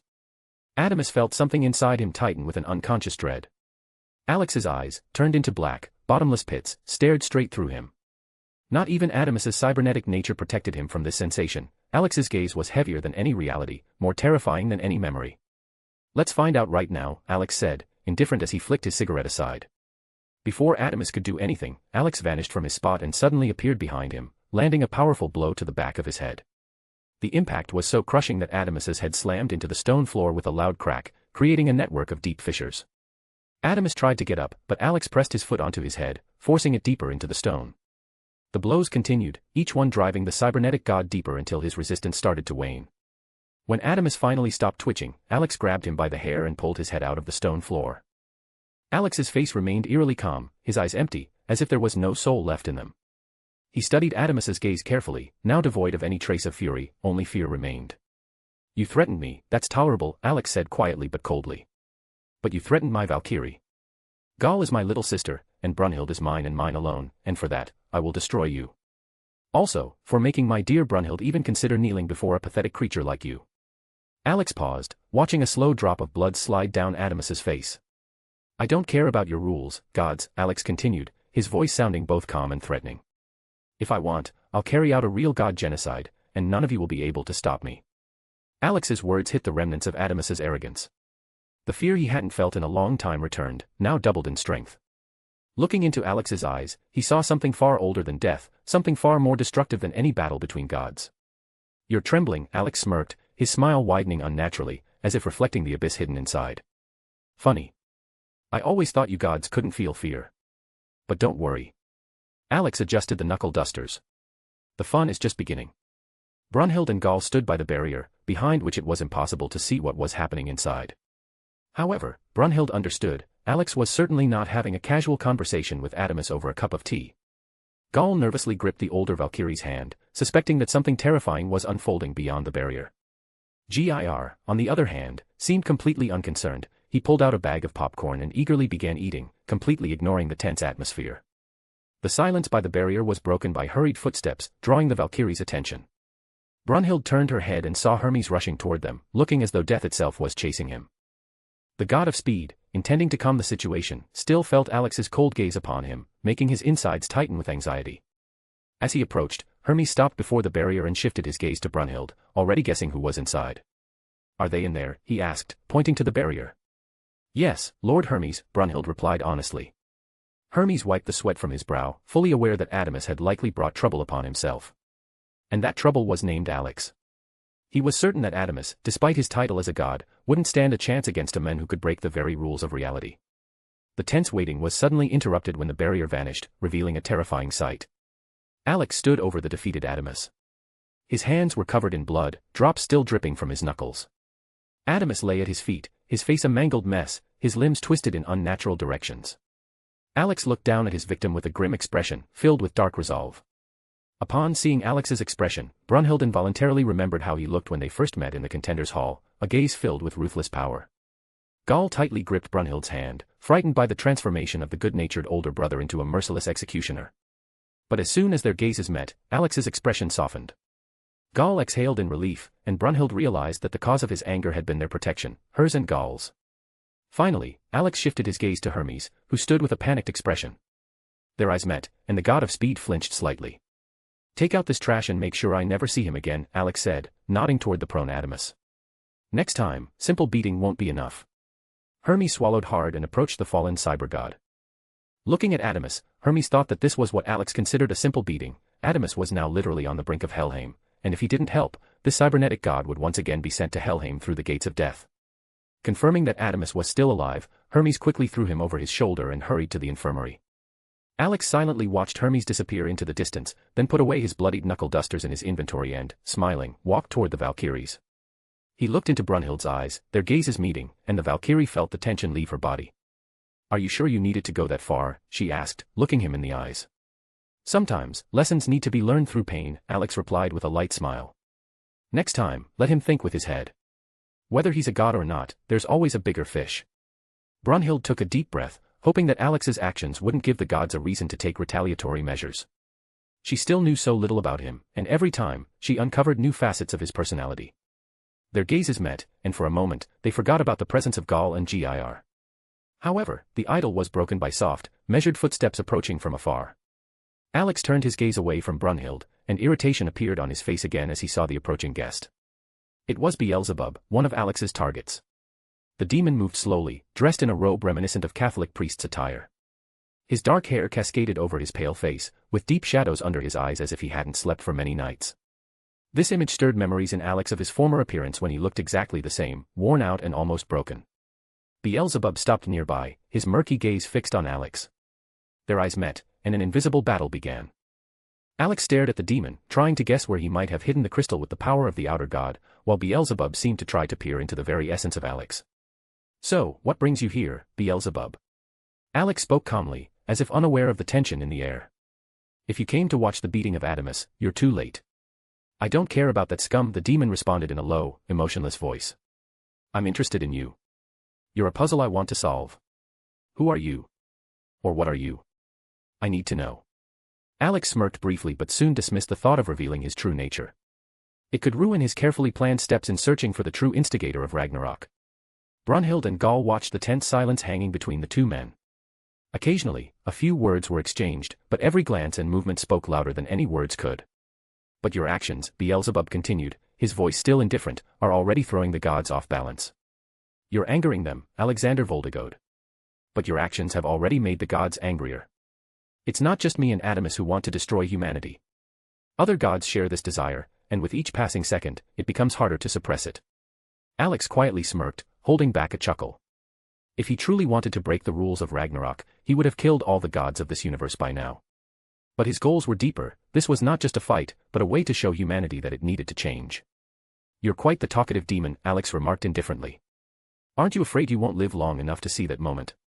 Aren't you afraid, Beelzebub retorted, that by eliminating me, you'll remove an important variable from your game? Alex glanced at Gir, whose eyes were glowing red. His mechanical dog had already pulled a sawsword from its inventory and was preparing to attack.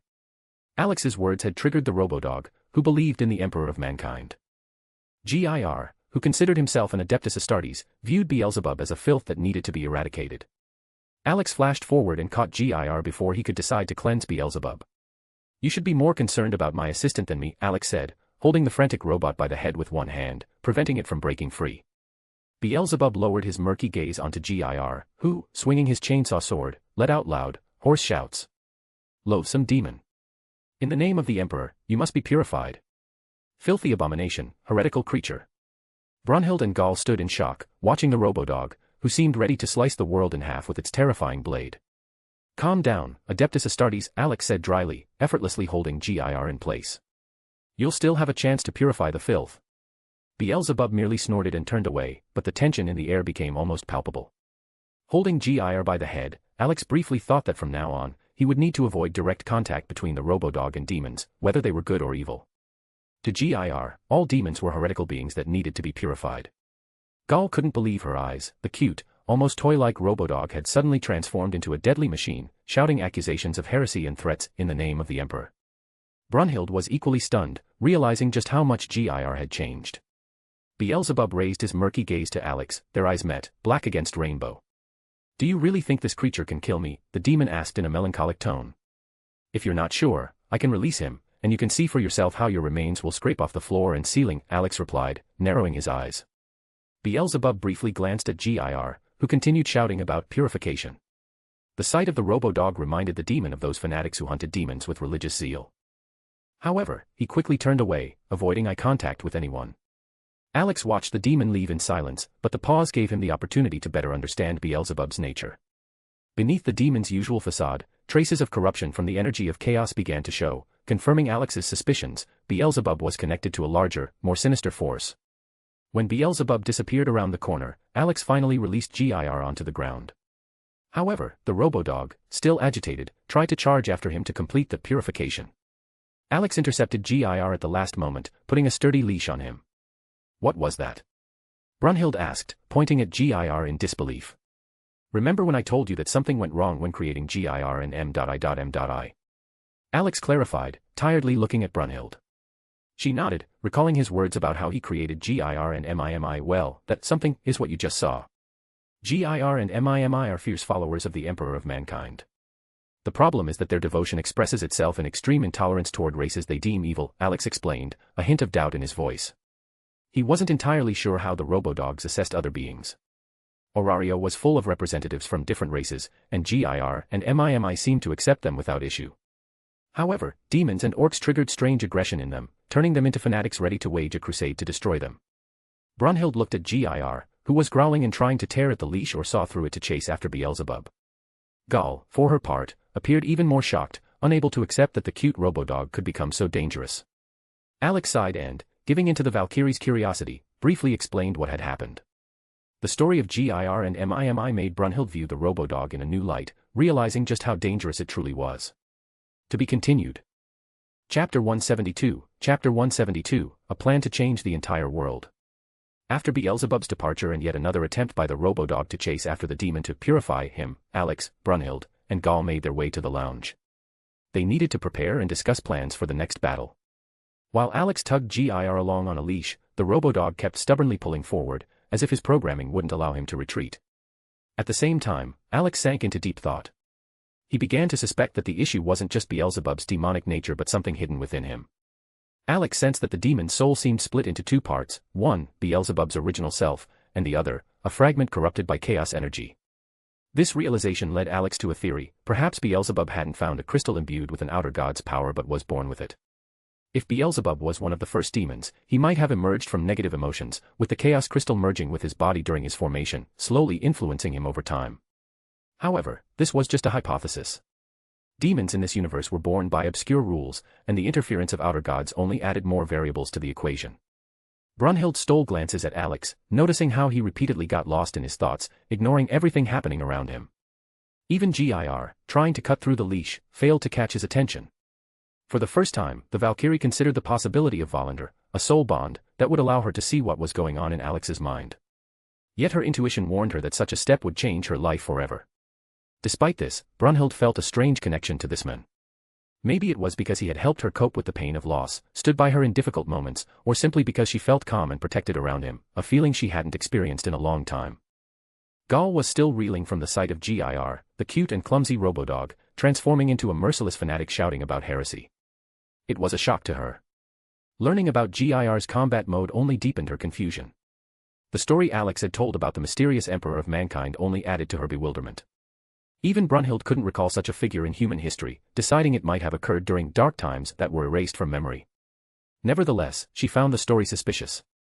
Finally, they arrived at the lounge. Gir was still struggling, and Alex could feel the leash straining.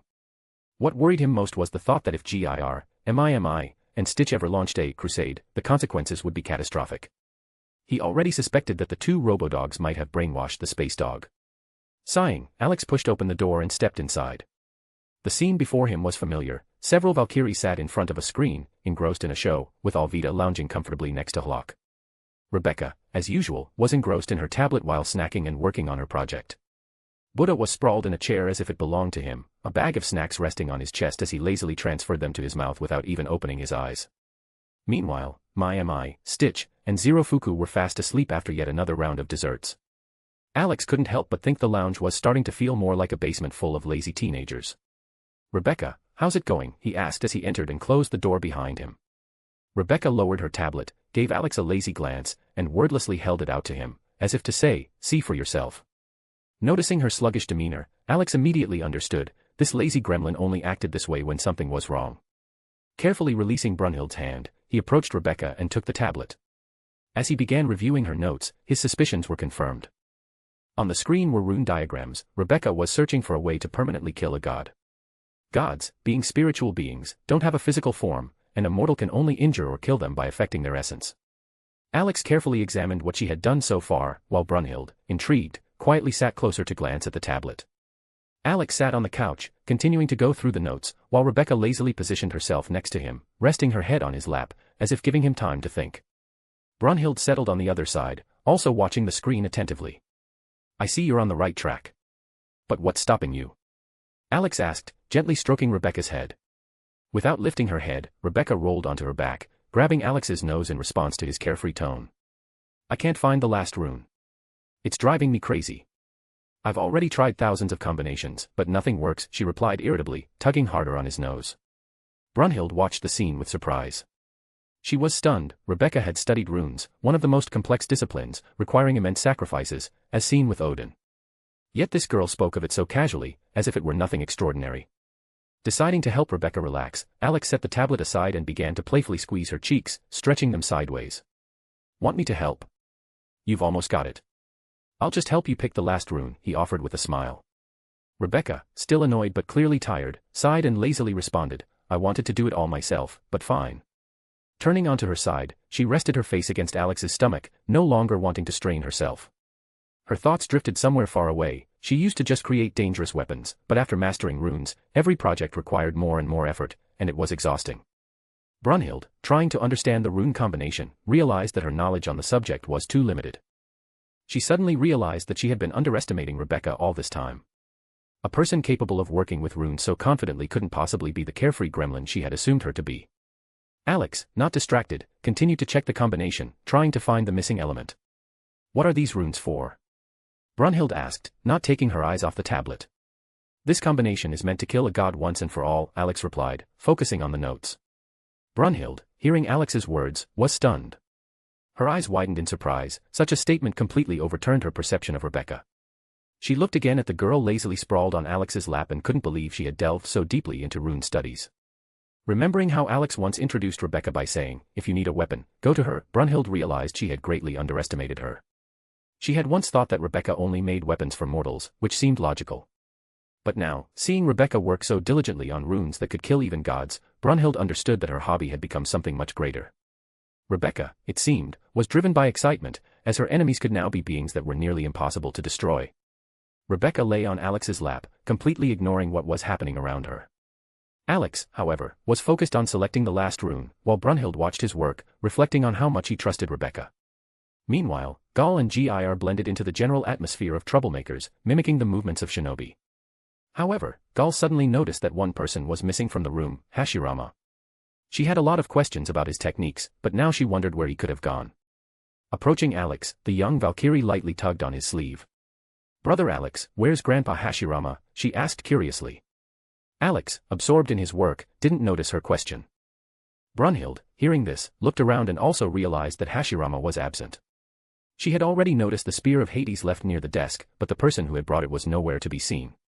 Rebecca, lazily turning onto her back, looked at Alex, who was completely absorbed in his task. She knew that Hashirama and the other fighters were actually clones of Alex and understood that Alex didn't want to reveal his plans and actions just yet. Realizing that she wouldn't get an answer from him, she sighed and decided to take the initiative. Hashirama left Hades' spear and went off, saying he had some matters to attend to, she said in a lazy tone. Gaul looked slightly disappointed by what she heard but nodded nonetheless. Rebecca, noticing her disappointment, decided to tease Alex a little. Smiling slyly, she hinted. But Alex knows all of Hashirama's techniques and can show you everything, she added innocently. The young Valkyrie, cheered up by this idea, looked at Alex, who was still fully focused on his work and oblivious to everything around him. Excited by the thought, Gaul returned to the group of troublemakers with a bright mood. Brunhild didn't interfere in the conversation, but her gaze again fell on Hades' spear. She was curious about what other weapons were stored in Alex's collection, especially since such artifacts were at his disposal. Meanwhile, in another corner of the room, Buddha stretched lazily and opened his eyes. His gaze fell on the couch, where Alex and Brunhild were sitting, and he raised an eyebrow in surprise. When did you two arrive? He asked in confusion. Alex, setting aside the tablet and finishing his work on the runes, responded with a light smirk. While you were devouring candy and pretending to sleep. Alex handed the tablet to Rebecca so she could check how everything was working and run the simulation of the rune combination. Wasting no time, Rebecca called Mimi for analysis. Hearing her voice, the pink robodog easily jumped off the table and ran over to her owner. Rebecca connected Mimi to the tablet using the cable from the back of the robot and started the simulation process. While Mimi was analyzing the functionality of the runes, Alex conversed with Buddha, who was lazily enjoying sweets as usual. The fight ended a while ago. Even your friend Hashirama came and left. Where have you three been all this time? Buddha asked, completely ignoring the fact that, even while sleeping, he had managed to snatch a couple of candies. Alex glanced at Brunhild, and she returned his gaze. A silent conversation began between them, their eyes spoke more than words ever could. Rebecca, noticing their exchange of glances, quickly deduced that something had happened during their absence that caused the delay. She knew Alex well and was certain that the cause was likely someone who decided to get in his way. Buddha, seeing their wordless communication, narrowed his eyes in annoyance and, without a second thought, threw a candy at them to break up their staring contest. Alex, without losing his agility, caught the candy in midair and immediately threw it in his mouth. Don't even ask them why they're late. I'll bet all my chocolate cookies that some idiot showed up, and Alex beat him up, Rebecca said lazily, slapping Alex on the thigh before getting up from his lap. Alex glanced at her and gave a thumbs up, silently confirming her words. Rebecca only snorted. This had happened more than once. Such situations occurred especially often in Night City, but in most cases, Rebecca herself was the one who provoked people. Brunhild, watching Rebecca, realized that she spoke with ease and confidence as if this had happened dozens of times. Buddha, on the other hand, burst into loud laughter. He was curious about who had become Alex's victim this time. So, who's the unlucky one, he asked, barely holding back his laughter. The one they called the dead fourth brother from the Olympian family. The one Poseidon killed and was thought to be a corpse, Alex replied with a slight smile. Adamus. Or whatever his name is. Buddha clarified, raising an eyebrow. Alex nodded, confirming the guess. Buddha laughed again and then, with genuine interest, added. So, what made you send him back to the so-called Olympian hell? Alex calmly began explaining what had happened, starting from when they met Adamus. However, Buddha, true to himself, interrupted. Skip the boring details. Just tell me how you beat him up. Alex rolled his eyes tiredly but continued. He explained that Adamus had threatened Gaul and Brunhild, which immediately set him off. As a result, the god's face turned into a bloody mess, and his limbs were twisted in unnatural directions. You're pretty cruel, my friend. Aren't you worried that such aggression will come back to bite you in the form of bad karma? Buddha asked with a slight smile. Alex shrugged and replied in a calm, almost indifferent tone.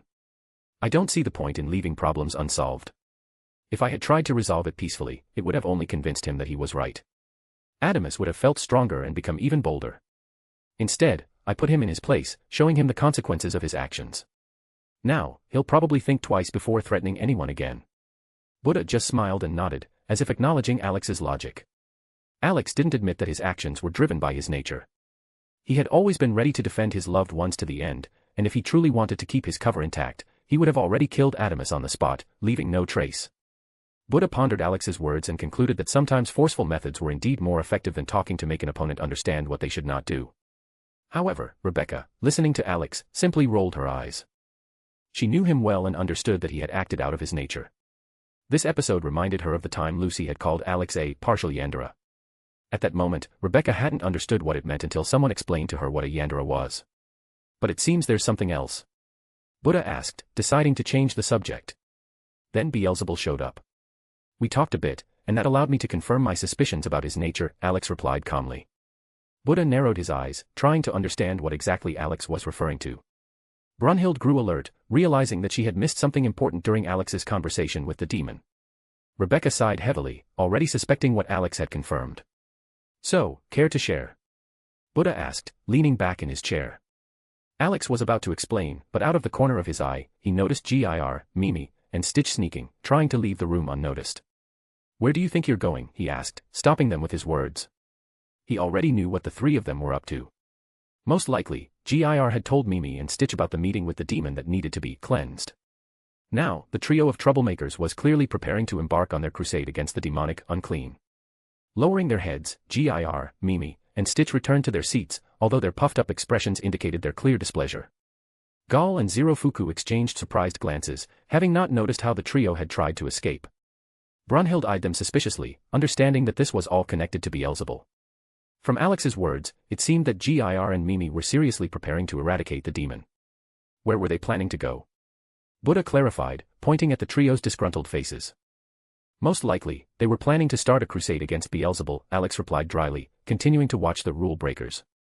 Buddha gave the trio a skeptical glance, trying to figure out what exactly about the demon had offended them so much that they were ready to launch such an expedition.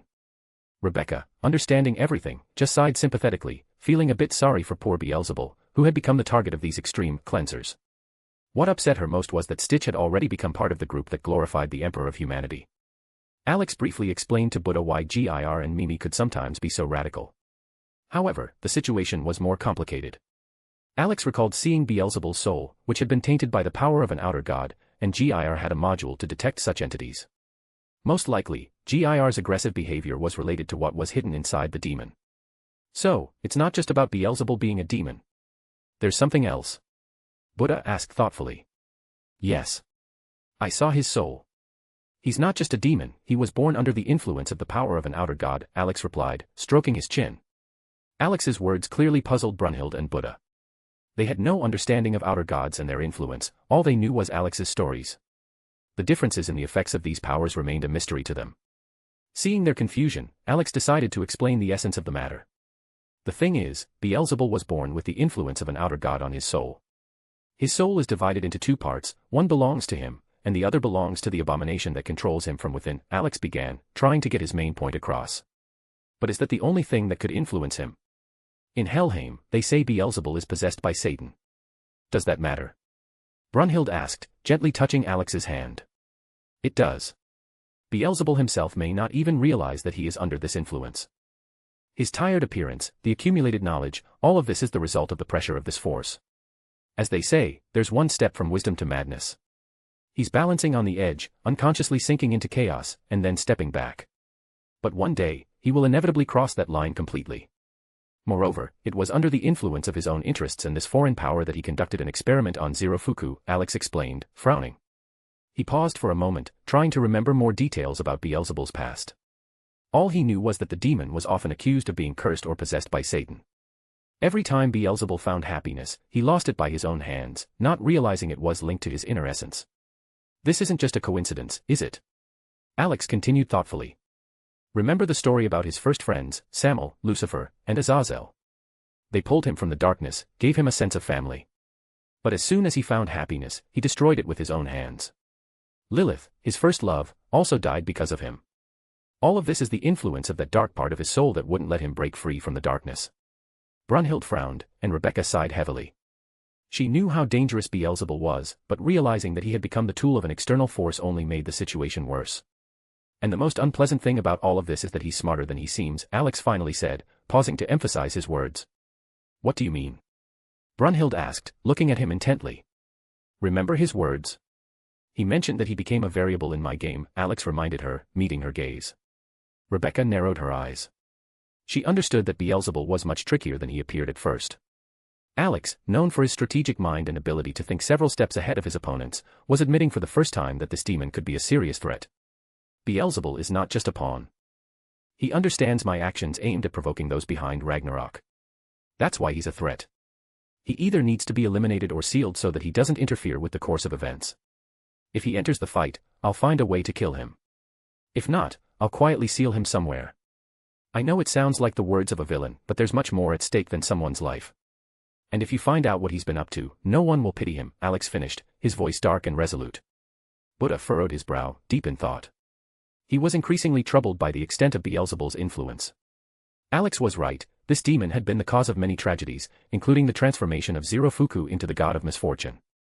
Buddha had felt anger rising within him more than once lately. Alex wasn't sure whether Beelzebul would join the battle after their conversation. Perhaps the demon would become more cautious, or his second nature would push him into action. If Beelzebul did decide to participate, it might actually work out for the better. Alex would be able to eliminate his first target, gather the necessary information, and rid himself of the variable that was clever enough to derail his plans at any moment. What if he does step in? Who will you send against him? Brunhild asked, looking at Alex intently. I have a suitable candidate. He was specifically trained to fight demons and chaos spawn, Alex replied with an impassive expression. He decided that the Grey Knight would be the perfect choice to face Beelzebul. This move would not only help explain much, but also avoid unnecessary questions. Although Buddha didn't fully approve of Alex's plan, he understood that sometimes making a choice was much harder than it seemed. He saw in Alex a person ready to sacrifice the small for the sake of saving the many. To Buddha, it was clear, Alex wasn't seeking to save individual lives, he was looking for a way to protect humanity as a whole, even if that meant taking on the hatred and wrath of the gods. You're intentionally provoking them and taking all the blows for yourself, aren't you? Buddha said thoughtfully. And yet, what's your plan for Ragnarok? You haven't told us everything. Alex met Buddha's gaze, understanding that he wanted to hear the truth. Alex did indeed have a plan he was aiming for, but he thought it was too ambitious to share at this point. He sighed and decided to reveal his goal. My ultimate goal is to completely rid humanity of the influence of gods and demons. To do that, we need to win Ragnarok, and then do what needs to be done, Alex declared firmly. Brunhild watched him closely, trying to comprehend the scale of his vision. She suspected that Alex was preparing something grand, but she couldn't even imagine the full extent of his plan. The Valkyries, who were spiritually connected to Alex, knew about his plans and considered them madness, but they didn't stop him because they knew he would do it anyway, and all they could do was support his actions.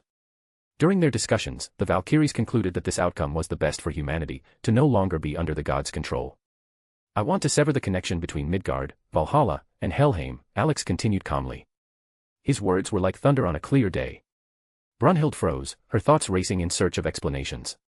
Severing the connection between the three worlds would mean the final liberation of humanity from the interference of the gods.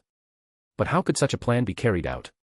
It seemed almost impossible, destroying Bifrost, eliminating magical pathways, or finding another way, while avoiding catastrophic consequences. And you're not afraid this will cause problems for Midgard? Buddha asked, looking at Alex intently. No, people will continue to live as they always have, born, growing up, and dying. The cycle of life will remain unchanged. My goal is to close the passages for gods and demons so they can no longer interfere with the affairs of mortals. This won't harm humanity, but for the gods, the consequences will be catastrophic. They'll begin to kill each other, and it won't affect our world anymore, Alex answered coldly. Buddha pondered his words. On the one hand, Alex's plan seemed insane, but on the other, there was a deep logic to it. It really could free humanity from the eternal oppression of the higher powers, though the path to achieving it was incredibly difficult. Buddha nodded, realizing that if the gods lost their influence over mortals, their attention would inevitably turn to each other, leading to a new war between them. Alex's words made it clear that he was fully aligned with humanity, not the gods. Brunhild watched Alex closely, but she found it hard to agree with his position. She knew that among the gods, there were those who didn't abuse their power, but they were too few to significantly change the situation.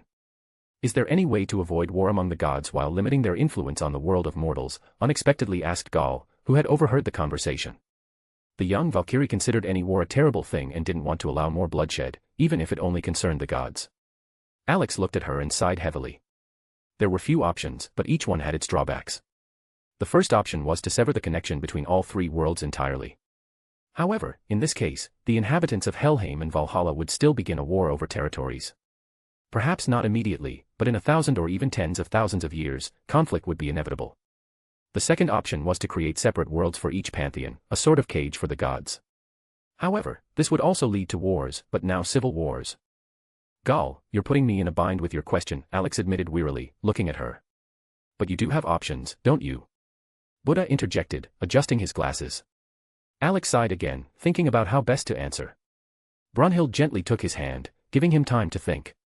Rebecca looked at Alex seriously, waiting for his response. For her, it didn't matter who was fighting, as long as none of her loved ones were harmed. And in this world, she had no friends or loved ones, except for the group of Valkyries sitting nearby and watching a series. Buddha also understood perfectly well that avoiding war would be nearly impossible. Knowing the gods, he had no doubt that sooner or later they would turn their weapons on each other. No matter how hard you try, all options eventually lead to war, Alex admitted wearily.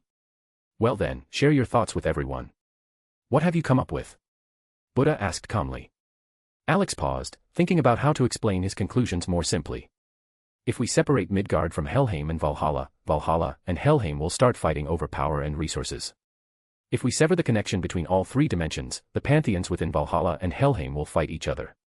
If we create separate worlds for each pantheon, it will lead to civil wars within each of them. No matter how hard I try to find the perfect solution, all options lead to conflict. Brunhild listened carefully and understood that Alex's reasoning was logical. The gods, by nature, always found reasons for war, and this happened over and over again until they were forced to make peace. Buddha thoughtfully stroked his chin, realizing that Alex was right. A war among the gods was inevitable, whether within one pantheon or between different ones. Alex, lost in thought, recalled the system that existed in Runeterra. Before the summoners arrived, that world was consumed by wars. However, the summoners created a system to resolve conflicts through battles in arenas, which helped avoid large-scale destruction. Although there is one option, but it's difficult to implement, Alex finally said with a thoughtful expression. Brunhild decided to postpone thoughts about preventing future conflicts. It was premature to think about the next step until the Ragnarok problem was resolved. However, Alex's words intrigued her. In such a short time, he had come up with a plan, even if it was complex to execute. Buddha looked at Alex with interest, waiting for him to continue. Gal, sitting nearby, believed that her older brother could always find a way out of any situation.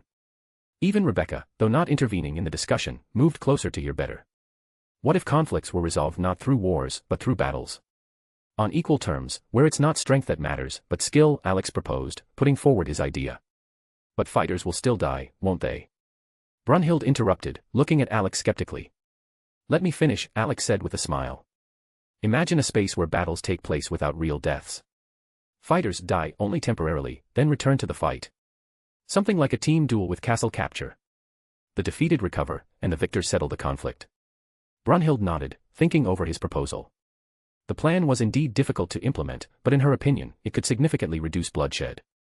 Everything would depend on skill and strategy, not raw power. Buddha thoughtfully stroked his chin, processing Alex's words. Interesting idea, he admitted. You're suggesting giving everyone a chance to blow off steam without killing each other, while also resolving conflicts.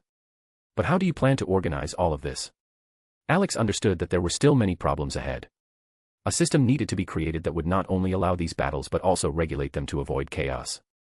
Rules, observers, arenas, and even a council would be necessary to control the process. Yes, it's complicated, but I think it's possible. Though right now, we need to focus on Ragnarok. After that, there will be time to deal with future problems, Alex replied, deciding to put the plan on hold. Buddha nodded, returning to his sweets, as though the question was temporarily resolved. Brunhild, though wanting to ask more, also decided to leave the questions for later. Alex looked at the arena repair broadcast and realized that he would soon have to leave. He called GIR, deciding to take the Robodog with him so he wouldn't be left in the company of the troublemakers. Before leaving, he kissed Rebecca, asking her to keep an eye on Mimi and Stitch to prevent them from causing chaos again. Taking Brunhild's hand, Alex held GIR with the other, not forgetting to call Gal, who had clearly already joined the group of troublemakers. But even as he left, he couldn't shake the thoughts about how to implement his idea. Creating an arena similar to the Summoner's Rift, where conflicts would be resolved through competitions rather than war, seemed to him not just a good idea but a brilliant one. To be continued. Chapter 173, Chapter 173, The Grey Knight arrives, and Yandere Valkyrie. Leaving the lounge, Alex and the two Valkyries made their way to the hall where they would meet the chosen contender. Brunhild still didn't know who it would be, but Alex's words about this person specializing in hunting demons and being trained to destroy creatures of chaos only piqued her curiosity further. Meanwhile, Alex was deep in thought, considering the necessity of eliminating Beelzebub before the chaos-infected part of his soul could fully take over. If that happened, the situation could spiral out of control, raising numerous questions and concerns among the spectators watching the events unfold. The only preventative measure Alex could devise was to set up a discreet barrier to block the fragment of the outer god's influence from affecting the audience. Lost in thought, Alex suddenly felt a sharp tug on his arm. It turned out to be GIR, the Robodog, desperately trying to break free. Alex sighed wearily, realizing that the dog was once again eager to go demon purging. Brunhild noticed the look Alex cast at GIR. He's still determined to go after Beelzebub, isn't he? She asked, peering over Alex's shoulder at the Robodog. Alex smiled tiredly. The thought of letting GIR go had crossed his mind, but he quickly realized it was a bad idea. If this radical were set loose, he wouldn't stop at Beelzebub but would aim to cleanse all of Helheim. Gal watched GIR intently, marveling at his ability to switch personalities, from a cute, almost naive Robodog to a fanatic obsessed with eradicating the demonic race. If it were just about Beelzebub, I'd have let him go long ago, Alex said with noticeable exhaustion. But the problem is that this little fanatic would probably decide to burn all of Helheim in his zeal to purify it. Brunhild remained silent, but her imagination painted terrifying scenes of Helheim engulfed in flames. She realized Alex was right, letting GIR go was too risky. The thought of Mimi and Stitch still being in the lounge made her involuntarily shudder. Those three could undoubtedly turn all of Helheim upside down. You're not seriously considering letting him go, are you? Gal asked, her voice trembling. Of course not, Alex replied. The last time I left him unsupervised, that little rascal managed to brainwash the kids at an orphanage I was helping. By the time I came back with Kiwi, the kids had already split into orders and were preparing for a crusade. Brunhild couldn't hide her surprise. She hadn't expected Alex to help orphanages, but she attributed it to his kind nature. However, the mention of Kiwi piqued her interest. Gall's eyes sparkled with admiration. The fact that Alex helped orphanages only strengthened her belief that her new older brother was kind and noble. Little did she know, Alex wasn't human at all but a demon. Kiwi? Brunhild asked, looking at Alex with interest. She's my fiancée, Alex replied with a slight smile. We met when I worked as a mercenary. To be precise, we were on the same team, me, Rebecca, Lucy, Kiwi, and a few others. Brunhild was slightly taken aback to learn that someone as powerful as Alex had worked as a mercenary. Her curiosity grew as she wondered what could have driven such a person to take up that profession. She also found herself wanting to know more about the girl Alex had mentioned. This girl, Lucy, she's your fiancée too? Brunhild asked, casting Alex a dry, scrutinizing look. Yes, we met when I was just starting out as a mercenary, Alex replied calmly, ignoring her tone. Realizing that his cryptic responses might lead to misunderstandings, Alex decided to be honest. Sometimes, the truth helps avoid problems, though, at other times, it might cause them. Regardless, he knew it was better to talk about his relationships up front than to let speculation grow. Starting his story, Alex gradually mentioned all his fiancées. His tale included Lucy, Rebecca, Kiwi, and even Gloria, who had played a significant role in his life. However, as the story unfolded, Brunhild's frown deepened, and one of her eyes began twitching noticeably. So, Gloria. Who is she? She asked, trying to keep her composure. Understanding the question deserved a full answer, Alex explained what these women had gone through. He avoided mentioning futuristic worlds, cybernetic implants, or other technological details to keep the story simple. Gloria had lost her husband and son in a gang shootout.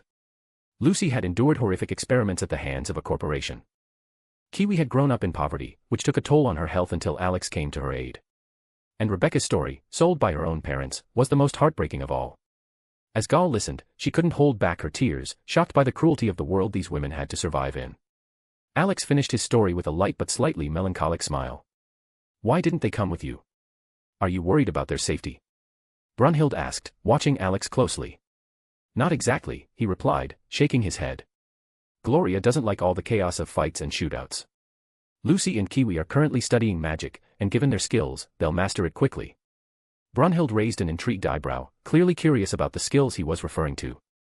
Sensing her interest, Alex explained that Lucy and Kiwi had been the team's hackers and information specialists. Not only is Rebecca a genius, but it seems your other fiancés aren't far behind, Brunhild concluded, impressed by their abilities.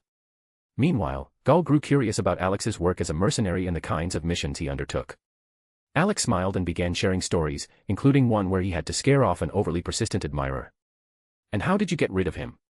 Brunhild asked, already suspecting that the method had been anything but ordinary.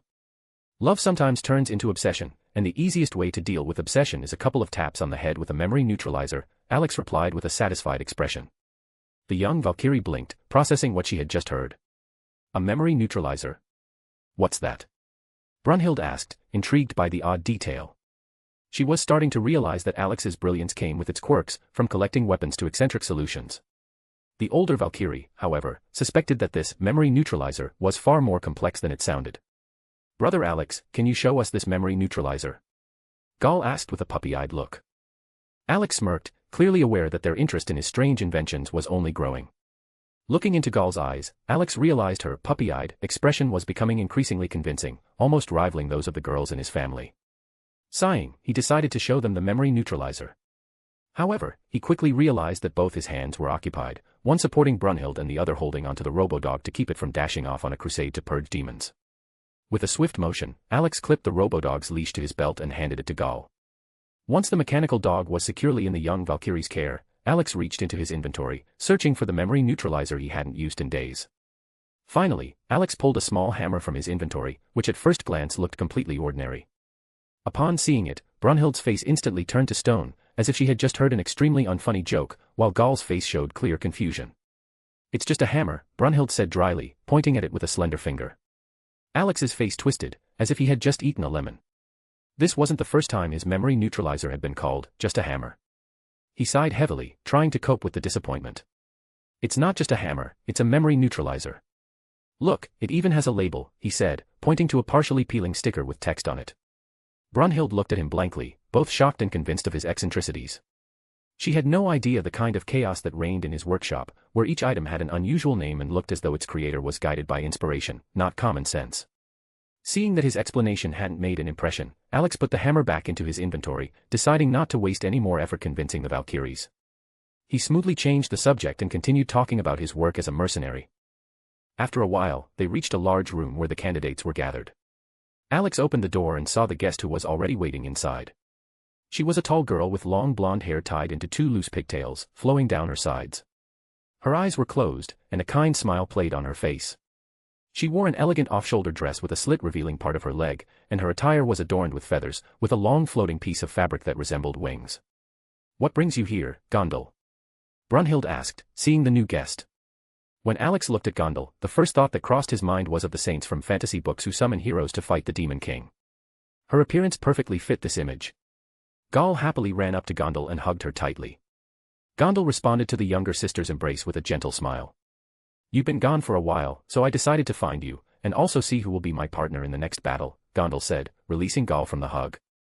Brunhild wanted to introduce Alex, but Gondel beat her to it. She slowly walked up to him, stopped in front of him, and took his hands, opening her previously closed eyes. Alex froze, stunned, her dark eyes sparkled like stars in the night sky. The gaze was absolutely unique and mesmerizing, standing out sharply even among the other Valkyries. They stared at each other until Brunhild cleared her throat, interrupting the moment. "My apologies. I'm just happy to meet you in person, Alexander Voldegode," Gondel said softly, closing her eyes again and smiling. Brunhild frowned, staring at Alex as if he were the cause of Gondel's openly showing interest in him. Alex would have lied if he said that Gondel's appearance didn't make his heart beat faster. She looked kind, sweet, and fragile, like a morning ray of light. But something told him that behind this outward softness hid a cunning, similar to what he had seen in Freya. On the surface, gentle and caring, but deep down, capable of stabbing someone in the back with the same sweet smile. Gondel's energy practically oozed with the vibes of a Yandere girl. "Did you come here to see your partner or Alex?" Brunhild asked coldly, her voice taut like a string. "Perhaps both. Or maybe just one of them," Gondel replied with a light, yet disarming smile. Alex watched their exchange, feeling like an outsider. To avoid being a bother, he stepped aside and lit a cigarette. He needed to think about his next steps regarding the local combat system. The most challenging task seemed to be creating a mechanism where fighters could be resurrected at the fountain, rather than dying for good.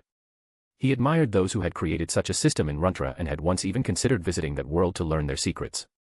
However, after some thought, he realized that the core of their system was spiritual bodies, which gave him a new idea. Now, he just had to figure out how to connect a fighter's spiritual body to the arena without involving their physical body. But then there was the issue of balance, especially with gods, who were essentially spiritual beings themselves. Their power needed to be restricted to level the playing field with other participants. His thoughts were interrupted by Gal, who was tugging at his sleeve insistently. Looking down, Alex saw the young Valkyrie pointing at the two older ones, who were still discussing him. Brunhild looked noticeably tense, while Gondel glowed with her ever-present warm smile. "Where's the contender you mentioned?" Brunhild asked, her irritation barely contained. Alex tilted his head slightly, trying to figure out what she meant. Apparently, he was supposed to know who his opponent would be. "Has the contender from the gods been chosen?" he asked, taking a drag from a new cigarette, as the previous one had already gone out. "Yes, as you said, it will be Beelzebub," Brunhild replied dryly. Hearing that name, Alex barely held back a wide grin that could have scared anyone. His gaze shifted to Gondel. He began analyzing her. As an experienced Valkyrie, she could be a valuable ally. However, Alex knew about her fondness for handsome men and wasn't sure if she'd be interested in using Volander with someone who didn't meet her aesthetic standards. Nevertheless, she seemed interested. Her gaze involuntarily slid over Alex, and her thoughts clearly drifted far away. Gondel was a fan of science, and what attracted her was not just Alex's beauty but his skill as an inventor. The plush dog, which turned out to be a high-tech robot, completely convinced her of this. "Well, he'll be here soon. But I'm not sure if Gondel would want to team up with him for Volander," Alex admitted, exhaling smoke. Gondel covered her mouth with her hand, her laugh sounding soft and slightly playful. She slowly approached Alex and once again took his hands. Every move she made only heightened his suspicions. There was too much about Gondel that reminded him of Freya. Her voice, her movements, everything was calculated and charming. "If you ask nicely, I wouldn't mind," she said in a mischievous tone, adding a playful note that made Brunhild snort. Alex was becoming more and more convinced that Gondel was strikingly similar to Freya. He unconsciously looked up and met Brunhild's frown. Her vacant gaze seemed to accuse him of all the sins of this world. "How much longer are you going to hold hands?" Brunhild asked coldly, her voice almost like the rumble of thunder. Gondel merely turned her head slightly toward Brunhild and smiled, her gaze full of playful provocation. This movement made the hairs on the back of Alex's neck stand on end.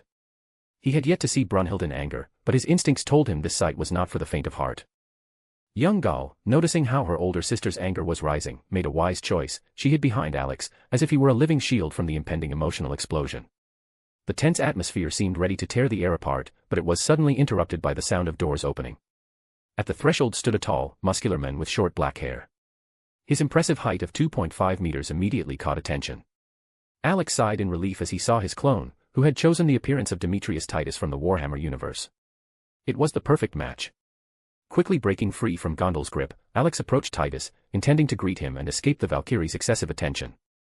Gondel, pouting in displeasure, watched him go. "Brother Alex, I have come at your call," Titus said, entering the room. Gal, peeking out from behind Alex, stared in surprise at the newcomer. The man was not only tall but also incredibly muscular. Brunhild observed Titus closely, her gaze scanning him from head to toe, studying the massive build that even his loose clothing could not hide. Alex shook his clone's hand, mentally thanking him for his timely arrival. Noticing Titus, Gir immediately ran over, wagging his tail joyfully. Though the robo-dog knew it was Alex's clone, he couldn't hide his excitement. Remaining in character, Titus bent down to Gir and said with rough solemnity, "Brother Gir, I am also glad to see you." "For the Emperor." "For the Emperor." Gir replied enthusiastically, saluting. The trio of Valkyries watched this with astonished and somewhat puzzled expressions. However, it was Brunhild who was the most intrigued. She knew that the phrase, "for the Emperor," appeared in ancient legends connected to lost eras. Brunhild suspected that the Emperor might have existed in dark times long erased from human history. To her, it was both a mystery and a key to the missing link in understanding the past. "Sorry for summoning you so unexpectedly," Alex said calmly, "but the situation requires your involvement." "I understand, Brother Alex," Titus replied in a rough, deep voice. "You mentioned that demons and chaos spawn threaten humanity." Titus spoke with such seriousness that for a moment even the tense atmosphere softened. But Alex knew that ahead of them lay something far more complicated than just talks about legends. Alex nodded, maintaining his role, and began explaining to Titus who his opponents would be. Titus, in turn, listened attentively, nodding in response. Their little play had been planned in advance to maintain their cover. Even Gir got involved, enthusiastically declaring that they needed to cleanse the vile demon who dared threaten humanity. Alex gave the robo-dog a dry look, remembering that in the ranks of the Imperium, artificial intelligence wasn't particularly welcome. However, not wanting to upset Gir, he decided to keep that comment to himself. Once his explanations were finished, Alex turned to the Valkyries to officially introduce his friend. "Sorry for the wait," he began calmly. "Allow me to introduce my old friend, Demetrius Titus. He is a member of the Grey Knights, trained to fight demons." Titus saluted sharply and turned to the three Valkyries. Gondel first looked at Titus, then at Alex, as if pondering something important. But one stern look from Brunhild was enough to make her sigh and approach Titus. Gondel, casting one last glance at Alex, extended her hand to Titus. He responded with a handshake, and then her body began to glow and dissolve in a stream of energy. Alex sighed mentally, anticipating potential problems, but decided to leave them for his future self to handle. When the light faded, Titus was already standing in the massive armor of a Grey Knight, which made his already impressive physique even more gigantic. This armor was far more imposing than the standard Ultramarine's armor, an angular knight's helmet, massive shoulder pads, and the word Wrath etched on the chest plate. At the sight of this, Gir's eyes gleamed like a child's before gifts. "Dad. Make me armor like that." Gir joyfully tugged at his pant leg. Ignoring the dog's request, Alex focused on Titus. Brunhild was staring at the armor she had never seen before, thinking that such a massive suit might hinder fighting against Beelzebul. But she decided to trust Alex on this matter. Gal, on the other hand, was excited by the sight of such armor, which looked not only intimidating but also truly cool. It became clear to him that the right equipment was necessary for the battle against Beelzebul. Opening his inventory, he began pulling out weapons one after another: the psychokinetic glaive Nemesis, a huge shield with ancient inscriptions and a skull at the center, a bolter, a flamethrower, and the iconic saw sword. Brunhild, watching this, involuntarily squinted. Her eye twitched when she saw Alex literally arming Titus to the teeth. "Are you preparing him for war or a duel?" she asked sarcastically as she approached him. "This is standard equipment for the Grey Knights," Alex replied with an unflappable expression. "You need to be ready for anything." While Alex was preparing, GIR had somehow already managed to suit up in Space Marine armor and arm himself to the teeth. Now, standing next to Titus was a miniature version of a Space Marine with gleaming eyes. Titus was ready. In one hand, he held the glaive, in the other, a massive shield and a bolter. The sawsword hung from his belt, and the flamethrower was on his back. After a moment's thought, Alex added a chain with a hook to limit Beelzebul's movement in case he tried to engage in ranged combat. "Well, that's it," he said thoughtfully. "Really? Where's the tank?" Brunhild quipped, eyeing the entire arsenal. "Not yet evening," Alex replied with a smile. Suddenly, a sweet, slightly mocking voice rang in Alex's ears, coming through the spiritual link from Gondal. "Deceiving is not nice, Alex," she said, her sweet voice sounding even more seductive. Without changing his expression, Alex responded mentally, "If you're already in my head, you must know my plans and reasons." "Perhaps I know, perhaps I don't," Gondal replied flirtatiously. "But know this, I'll be watching over you, Demon King." After those words, the link was cut, and Alex realized that Gondal had started sifting through his memories again. He couldn't stop her and only mentally sighed. What startled Alex the most was Gondal's voice, which sounded exactly like Freya's when she had something planned. While Alex was distracted by his conversation with Gondal, Brunhild was inspecting Titus's armor, carefully studying every detail, until her attention was drawn to GIR, who had already suited up in his Space Marine armor. Brunhild turned to Alex, who was still standing in place with a blank expression, clearly lost in thought. She sighed heavily, realizing that it was pointless to expect any explanations from him. Unlike the older Valkyrie, Gal admired GIR, enthusiastically noting how cool he now looked in his new outfit. Finally, Alex broke off the communication with Gondal and focused on what was happening around him. Before him stood an intriguing picture, GIR in his Space Marine armor, proudly holding the Imperium flag that fluttered in the non-existent wind. Brunhild was studying Titus, while Gal, glowing with enthusiasm, bombarded the Robodog with questions. Alex silently watched, his face growing darker as he realized that GIR had decided to take things further. The Robodog dropped to one knee, raising the flag above his head. Alex internally groaned, understanding that GIR was about to perform a ritual. "Not this," he whispered, watching as Titus, apparently inspired by the Robodog's actions, also knelt, holding the glaive in his hands, the shield pressed against the ground. The two Valkyries watched the scene with clear confusion. Brunhild frowned, and Gal shifted uncomfortably, not knowing what to do with herself. Alex sighed, realizing that there was no avoiding the ritual. His expression grew cold, his voice low and harsh as he uttered the first words. "What is your duty?" The sharp change in his voice and expression made both Valkyries tense up. It was as though Alex had become someone else, his usual demeanor gone without a trace. "To serve the Emperor's will." GIR and Titus responded loudly and in unison. Brunhild looked at Titus with realization. It became clear to her now, in front of her was yet another fanatic who, like GIR, worshipped the Emperor of mankind. "What is the Emperor's will?" Alex continued in the same cold and firm voice. "That we fight and die," came the choral reply once again. "What is death?" Alex's voice grew louder, echoing in the room. "It is our duty." GIR and Titus responded even more loudly than before. "When is your duty done?" Alex stared at them, his face showing relentless severity. "Only in death does duty end," both exclaimed, raising their gazes to Alex. A tense silence hung in the room. Brunhild, frowning, tried to process what she had just seen, while Gal looked completely lost. Alex, taking a deep breath, thought to himself, "When all this is over, I'll make sure to remind myself not to let GIR take the initiative again." After finishing the familiar ritual, Alex sighed deeply, feeling drained by the ceremony once more. The constant need to step into the role of a fanatic commander from the Imperium's world was starting to wear him out.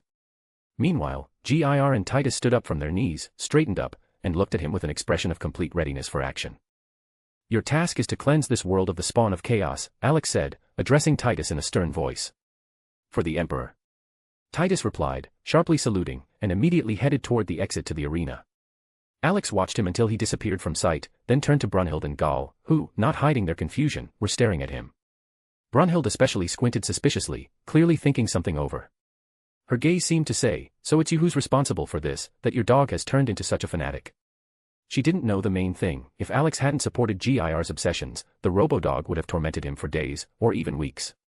Alex still shuddered at the memory of how the Robodog relentlessly pestered him until he crafted a bolter for him, perfect for serving the Emperor. "Care to explain what that was just now?" Brunhild finally asked. Her voice was calm, but her eye betrayed her irritation with a small twitch. "It was a pre-battle ritual," Alex replied tersely, trying not to show his exhausted annoyance. Brunhild was full of questions: how, why, and what for. Noticing this, Alex sighed and decided to explain everything on the way to the observation platform. GIR marched proudly ahead of the group, holding the fluttering flag of the Imperium high in his paws, as if proclaiming the greatness of his faith. As Alex followed behind, he began to explain that this ritual was part of the Imperium's culture, a way to inspire warriors before battle. "So, this is part of your Robo-Dogs game?" Brunhild asked, her voice tinged with light sarcasm. "Yes.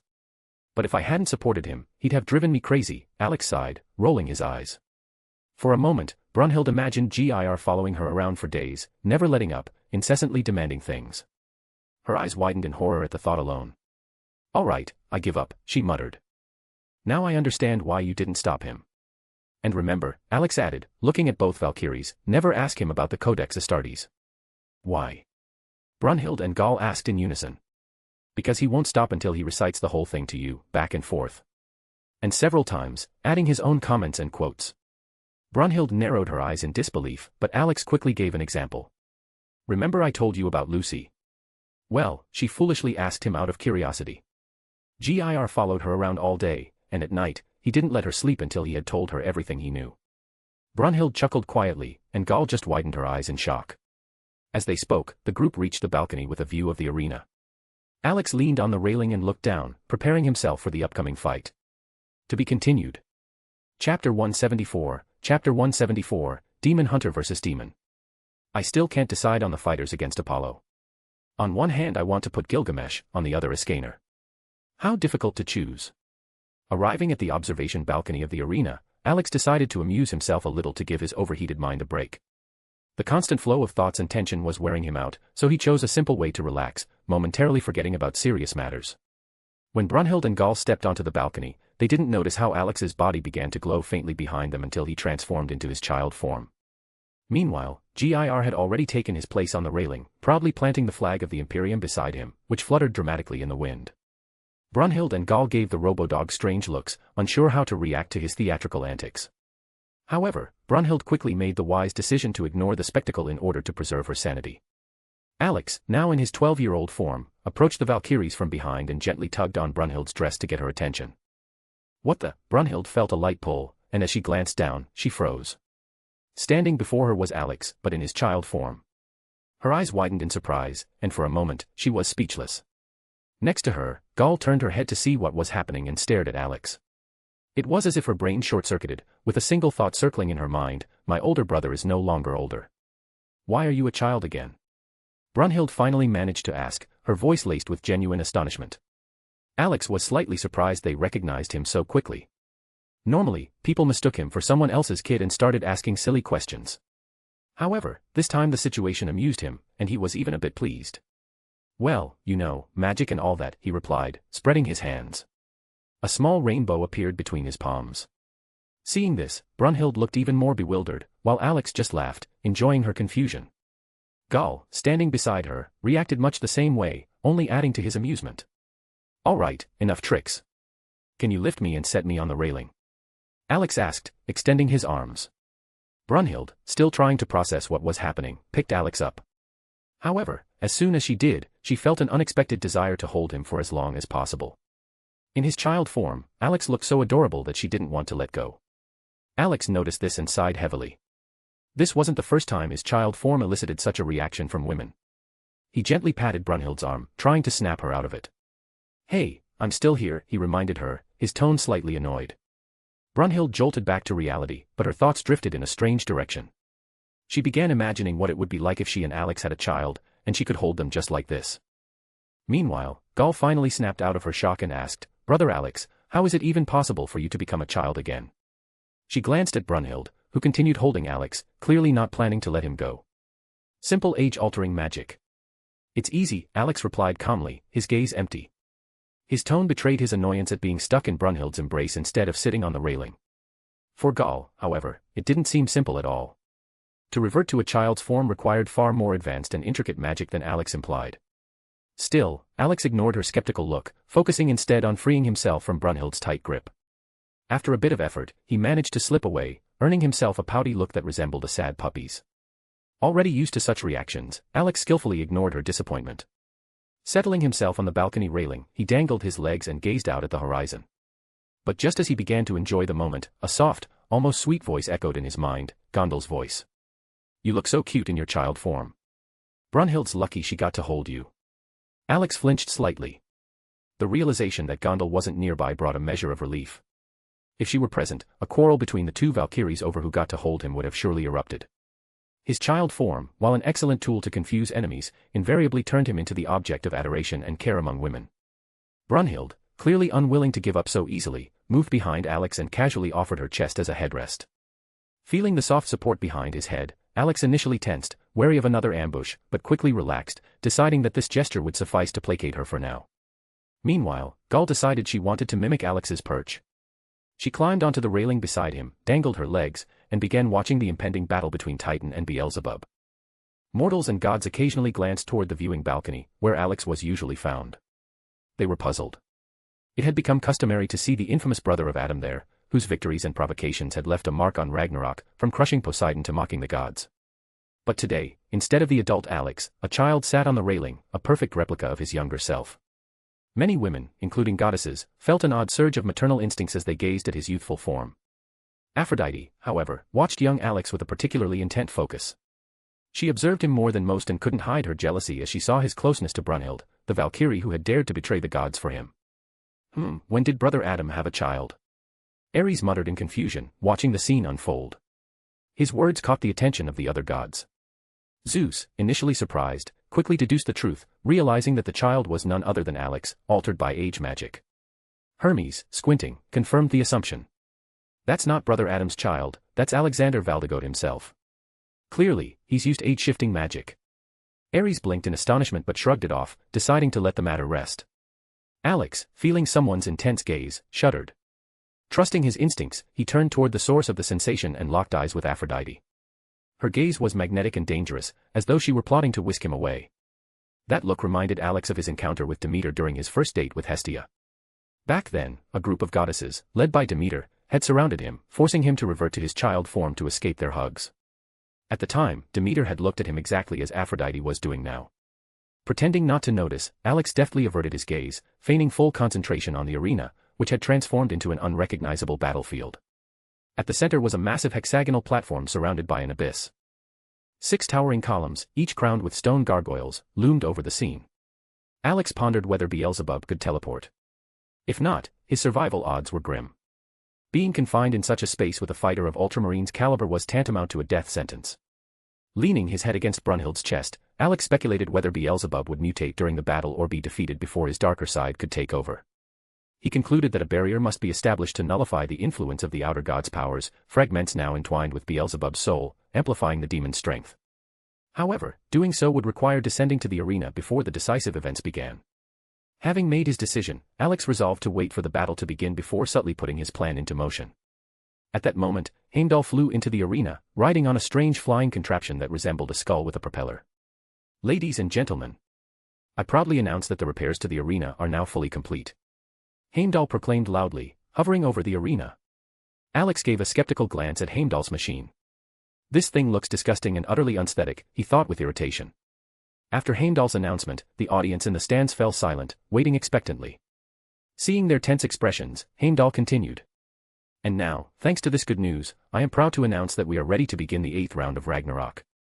At this moment, humanity is leading with a score of 4-3, which is a disgrace for the gods. The side of humanity erupted in celebration. The noise from the stands made Alex roll his eyes and cover his ears. He'd always thought celebrating too early was a bad idea. Anything could go wrong at any moment. The gods, on the other hand, clenched their fists in frustration.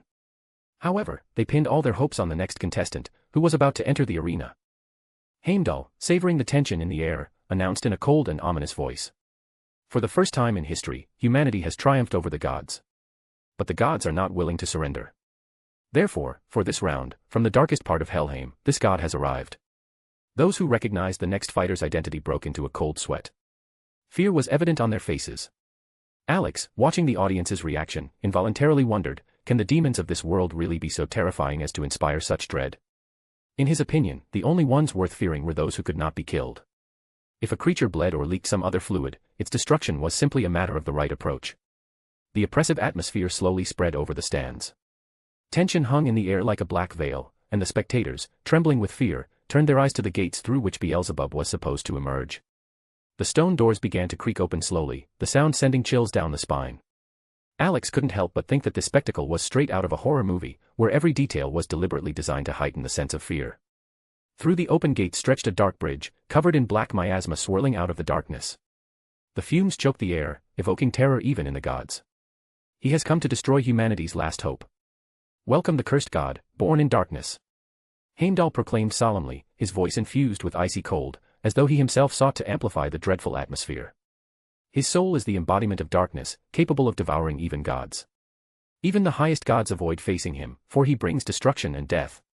People have long trembled before him and named him the Lord of Flies. Beelzebub. The footsteps sounded muffled, like the toll of a funeral bell. Beelzebub walked across the dark bridge with a cold, vacant expression on his face. Crossing the bridge, he stopped at the center of the arena, his murky gaze fixed only ahead. He noticed neither the terrified faces of the spectators nor the ominous whispers in the stands. For him, this was a familiar state, loneliness mixed with the hatred he inspired. Today, he had come to prove the superiority of the gods, turning humanity's hope into ashes. Seizing the moment, Alex decided to act. While everyone's attention was fixed on Beelzebub, he swiftly jumped off the railing onto the steps beneath the balcony. His goal was clear, to discreetly establish a barrier capable of neutralizing the influence of the outer god before the dark side of Beelzebub's soul took over. Brunhild and Gaul didn't even have time to react before Alex was already heading toward the arena's fence. His actions drew the audience's attention, distracting them from the oppressive atmosphere. In the form of a child, Alex sprinted along the edge of the fence, causing surprise and confusion among the crowd. What is this child doing? Why is he running along the fence? They wondered silently, unable to find answers. Even Heimdall was momentarily taken aback, forgetting to announce the next fighter.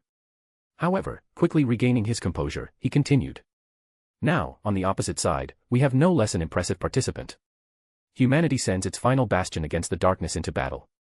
Hailing from the forgotten Dark Age, his name has been forever erased from the annals of history. The stone gates on humanity's side slowly began to open. They were engraved with the emblem of a two-headed eagle, evoking solemnity and mystery. From the emptiness rose a massive bridge, lined with stone statues of warriors in unknown armor. Each statue held a halberd, as though guarding the exit.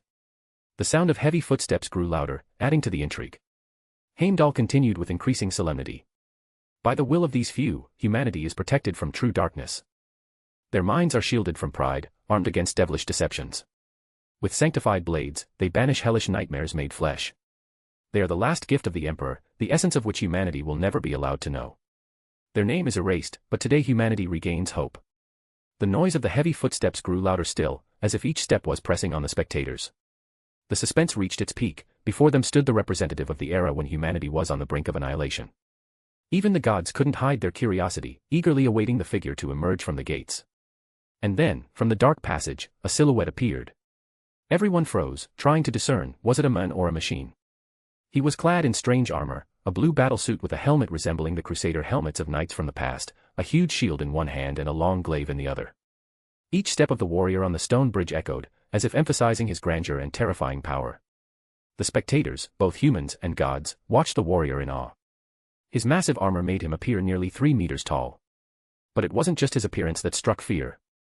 He was the last of the legendary Order of the Grey Knights, demon hunters and bearers of light during the darkest ages. Heimdall, with special emphasis, continued his speech. One indomitable shield against the encroaching darkness. One sword forged against fate. And the words of the Emperor of Humanity, spoken before his descent into sleep, still echo, let them be my legacy in the world I have conquered, and the last gift to humanity that I have led. Meet the last surviving member of the Grey Knights, who for centuries hunted demons and other foul creatures, and a member of the Order who, without sparing himself, protected humanity, a humanity that never knew the names of the fallen knights. The last knight, Demetrius Titus. The applause from the humans rang out like thunder. However, Titus continued to walk slowly across the bridge, his gaze fixed directly on Beelzebub. Beneath his helmet, a face was hidden, a face he was grateful fate had allowed him to conceal, bearing a mix of irritation and a slight smile. Gondel, his companion, occasionally teased him, disrupting his concentration. Stepping into the arena, Titus stopped opposite Beelzebub. Dropping to one knee, he activated his psychokinetic glaive, which glowed, emitting bursts of energy. Beelzebub's eyes narrowed slightly, studying his opponent. For a moment, his gaze shifted to the side, where Alex, having completed the barrier setup, was now sitting on the railing, leaning against Brunhild's chest. So, you've decided to take me out of the equation. A good move, Voldemort, muttered Beelzebub, staring at Alex. Alex noticed the look and, almost playfully, formed his fingers into a heart shape, directing the gesture at Beelzebub. The latter frowned, confused, but realization quickly followed. Alex had anticipated his actions and prepared everything to destroy him. A barely perceptible smile flickered across Beelzebub's face. Even the mere fact that his opponent before him had been created for demon slaying only confirmed how seriously they were treating him. Beelzebub returned his gaze to Titus, who was still kneeling as though in prayer. The sight reminded him of ancient times when fanatics hunted witches and demons, their eyes burning with the same fervor as this night's. Very soon we will know, will the Lord of Darkness consume the last light of humanity, or will the Emperor's light shine again, casting out the darkness? The 8th battle of Ragnarok begins. Heimdall proclaimed loudly. As soon as Heimdall's voice faded, the stands fell silent, filled with tense anticipation. The spectators froze, watching the two figures on the arena. Beelzebub, leaning on his skull-topped cane, looked relaxed, but his gaze betrayed vigilance. Titus, still kneeling, appeared like a statue, focused and majestic. In Titus' mind, the voice of Gondal echoed, as if deliberately continuing to tease him.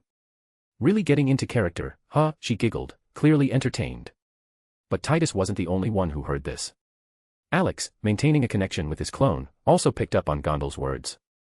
His eye twitched, he couldn't shake the comparison to Freya, and it was beginning to annoy him. To stop the teasing, Alex gave the clone the order to start the battle. Better she digs through my memories than keep teasing, Alex thought with a weary smile. After another coquettish laugh from Gondal, she finally fell silent and shifted her focus to reviewing memories. Alex could feel her delving deeper, much deeper than any Valkyrie had ever gone before. Meanwhile, Titus' voice shattered the silence like a thunderclap. Armored in faith, shielded by devotion, armed with purity of purpose. All eyes turned to him. His words, spoken with cold determination, echoed throughout the Colosseum. Titus slowly rose from one knee, and the eyes on his helmet blazed brighter, like two fiery torches. The Emperor's will made manifest. We are the warriors of the Grey Knights, he continued, pointing his halberd at Beelzebub. Beelzebub watched calmly, though his mind worked intently. Before him stood a warrior whose presence radiated danger. He knew this man had slain countless demons, perhaps thousands. A part of his soul hoped that this battle would be his redemption, a dream of finding peace through death. But another, darker part of his being resisted, urging him to abandon that desire. Titus spoke again, his voice booming like a battle cry. For we the hammer of wrath. For we the spear of vengeance. Because we are Grey Knights, the demon hunters. His words echoed off the arena walls like the roar of an ancient beast. Even the gods sitting in the stands felt a chill run down their spines. Titus inspired primal fear. To all those gathered, he was not just a warrior, but the embodiment of death itself, created to destroy demons. Chaos cannot stand against us, he proclaimed, raising his glaive high. The glaive crackled with electrical discharges that struck the ground, leaving scorched marks behind. Beelzebub, observing this, maintained his external calm. However, inside his mind, two sides fought. One saw this battle as a chance to rid himself of life and atone for his sins, while the other whispered that the knight's death would only hasten humanity's fall into the abyss of despair. With you will perish the last remnants of your order. You will die a painful death, Beelzebub coldly spoke, fixing his gaze on Titus. Titus looked at Beelzebub, and under his helmet, his face lit up with a cold, confident smile. Why should I fear you, demon, he began, his voice harsh and gruff. You have no power over me. You're not the first to stand in my way, and you won't be the first to try and harm humanity. You are nothing but pitiful creatures born from the dark emotions of mankind, given flesh. Beelzebub's gaze grew even emptier and more emotionless, as if in his eyes, Titus was already dead. The tension among the spectators increased as the words of the two combatants cut through the silence like blades. On one side stood a demon whose name even gods feared. On the other, the last warrior of an order whose shield stood to protect humanity in its darkest times. Enough of these meaningless speeches. I would prefer to finish this circus quickly, Beelzebub coldly retorted, his voice devoid of any emotion. Without waiting for a response, Beelzebub struck his staff against the stone floor of the arena. A powerful shockwave spread from the impact, and a deep crack slithered before him like a serpent. Titus, not wasting any time, struck the ground with his foot, sending his own wave toward the crack. The two forces collided at the center, causing a strong explosive effect that reverberated throughout the arena. The floor in the center of the arena cracked open as though a powerful explosion had occurred beneath it, causing the spectators to freeze in awe. Younger brother Alex, how did this happen? Gaul asked in surprise, shifting her gaze from the destroyed arena to Alex. Alex's eye twitched upon hearing himself called younger brother. He extended his hand and pinched the young Valkyrie on the cheek, beginning to stretch it. Don't call me that, he muttered, grimacing. Brunhild, who had been watching, smiled and patted Alex on the head, as if calming a temperamental child. Her gesture only heightened his irritation, but he decided to stay silent. Beelzebub triggered something like seismic activity, Alex began to explain in a childlike voice, thoughtfully stroking his chin. It's like the movement of tectonic plates, where the vibrations spread as a fracture. Titus, in turn, created a counterwave to stop the destruction. Gall, though she tried to maintain a serious demeanor, couldn't get used to Alex's childlike appearance. His usual manner of speaking, combined with his high-pitched voice, seemed more cute than imposing. "I see," she said, blushing slightly. Brunhild, pleased with the answer, patted Alex on the head again. He sighed heavily, deciding to ignore it. Meanwhile, the battle in the arena continued. Titus, raising his glaive, struck it against the ground, causing a network of cracks. The shield in his other hand served as reliable protection as he approached Beelzebub with heavy but quick steps. As the distance between them closed, Titus delivered a crushing blow with his free hand. Beelzebub raised his staff to defend, and the clash of the two powerful forces caused another shockwave. The ground beneath them cracked once more, the loud crack echoing across the arena. Titus, maintaining his momentum, put more force into his strike, forcing Beelzebub to step back a few paces. The demon regained his balance, but his gaze grew harder. The spectators, captivated by the rapid pace of events, couldn't tear their eyes away from the arena. Everything was happening so fast that even the gods in the stands seemed stunned by the power and technique of both combatants. Beelzebub shook his numbed hand and fixed his gaze on Titus, who had just managed to push him back. A spark of interest flared in the demon's eyes. Without wasting time, he decided to go on the offensive, turning his hand into a blade-like form. Beelzebub's hand began to glow, emitting a faint bluish light, and he swung it sharply, like a sword, toward his opponent. Titus raised his massive shield, meeting the strike with a dull clang. At the moment of impact between the shield and Beelzebub's hand, sparks flew, causing the spectators to freeze in suspense. Alex watched the demon's hand intently, trying to understand the nature of his ability. Finally, he realized that Beelzebub was using vibration as a weapon, transmitting it through the air for destructive attacks. However, Titus' shield, designed for ultramarines, was meant to block any kind of attack, physical or energy-based. "Interesting shield you have," Beelzebub said calmly, inspecting the undamaged surface. "I'm surprised that the vibration didn't even leave a scratch on it." Titus remained silent, focused on his goal. He needed to destroy the demon before he could unleash the full strength of his dark nature. Without wasting time, he raised his bolter and aimed the barrel directly at Beelzebub. The demon barely noticed the weapon before Titus pulled the trigger. A deafening shot rang out across the arena, causing everyone to freeze. Beelzebub barely dodged, but the bullet grazed his ear, leaving a deep cut. Feeling the hot blood on his skin, the demon ran a hand over his ear and looked at the bloody stains on his fingers. However, Titus didn't give him a moment to recover. Shots followed one after another, forcing Beelzebub to retreat from the fire. Each shot shattered the stone floor of the arena, turning it into a field of ruins. When the ammunition ran out, Beelzebub seized the moment to counterattack. Moving sharply forward, he used his staff, amplifying its strikes with vibrations. Titus realized he had no time to reload and switch to defense. Raising his shield, he charged toward the demon. Their weapons collided with terrifying force, creating shockwaves that shook the arena. Beelzebub attacked with incredible speed, trying to find a weak point in Titus' defense, but the warrior blocked every strike with precision. In the moment of another collision between the shield and the staff, the tension reached its peak. Titus made a quick move, knocking Beelzebub's staff aside, causing the demon to stumble. Seizing the opportunity, Titus grabbed the demon's arm and pulled him back sharply. Beelzebub lost his balance, and in the next instant, the shield was rapidly closing in. A crushing blow from the edge of the shield struck the demon's face, smashing him into the arena floor. A cloud of dust rose from the impact, covering the center of the battle. The spectators held their breath. No one had expected the confrontation to end so suddenly and decisively. The arena fell silent. The dust settled, revealing the defeated Beelzebub, lying on the shattered floor of the arena.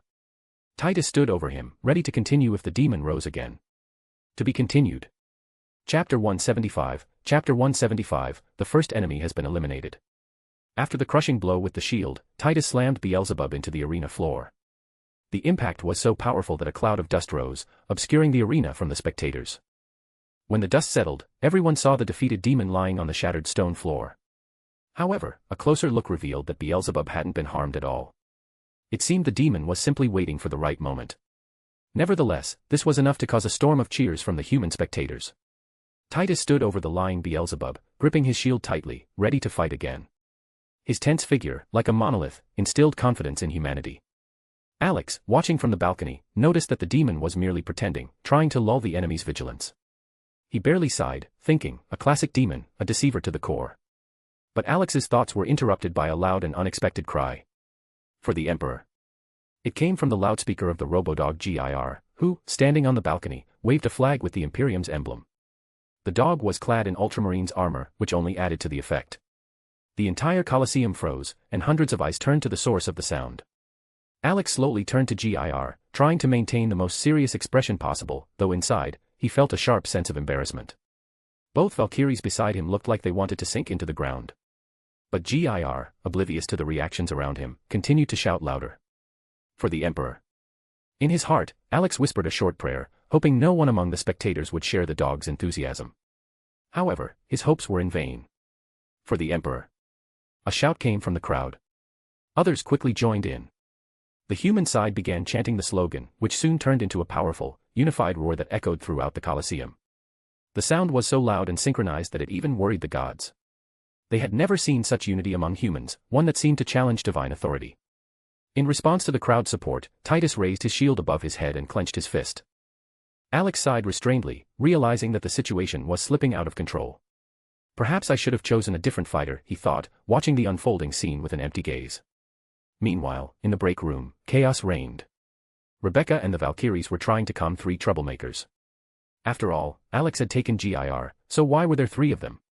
It turned out that Mimi and Stick had managed to convince the young god of fortune, Zero Fuku, who now enthusiastically joined the believers of the Emperor of Mankind. Ignoring the deafening shouts of the crowd, Alex kept a close watch on Beelzebub, waiting for the moment when the demon's dark side would take control of his body. Suddenly, Beelzebub's eyes, black as bottomless pits, snapped open. Titus, noticing that his opponent wasn't about to give up, raised his shield again to deliver a crushing blow. With incredible force, the edge of the shield crashed directly into the demon's chest, causing another explosion of stone dust and further destruction of the arena. A deathly silence fell, the spectators froze in anticipation, not taking their eyes off the epicenter of the battle.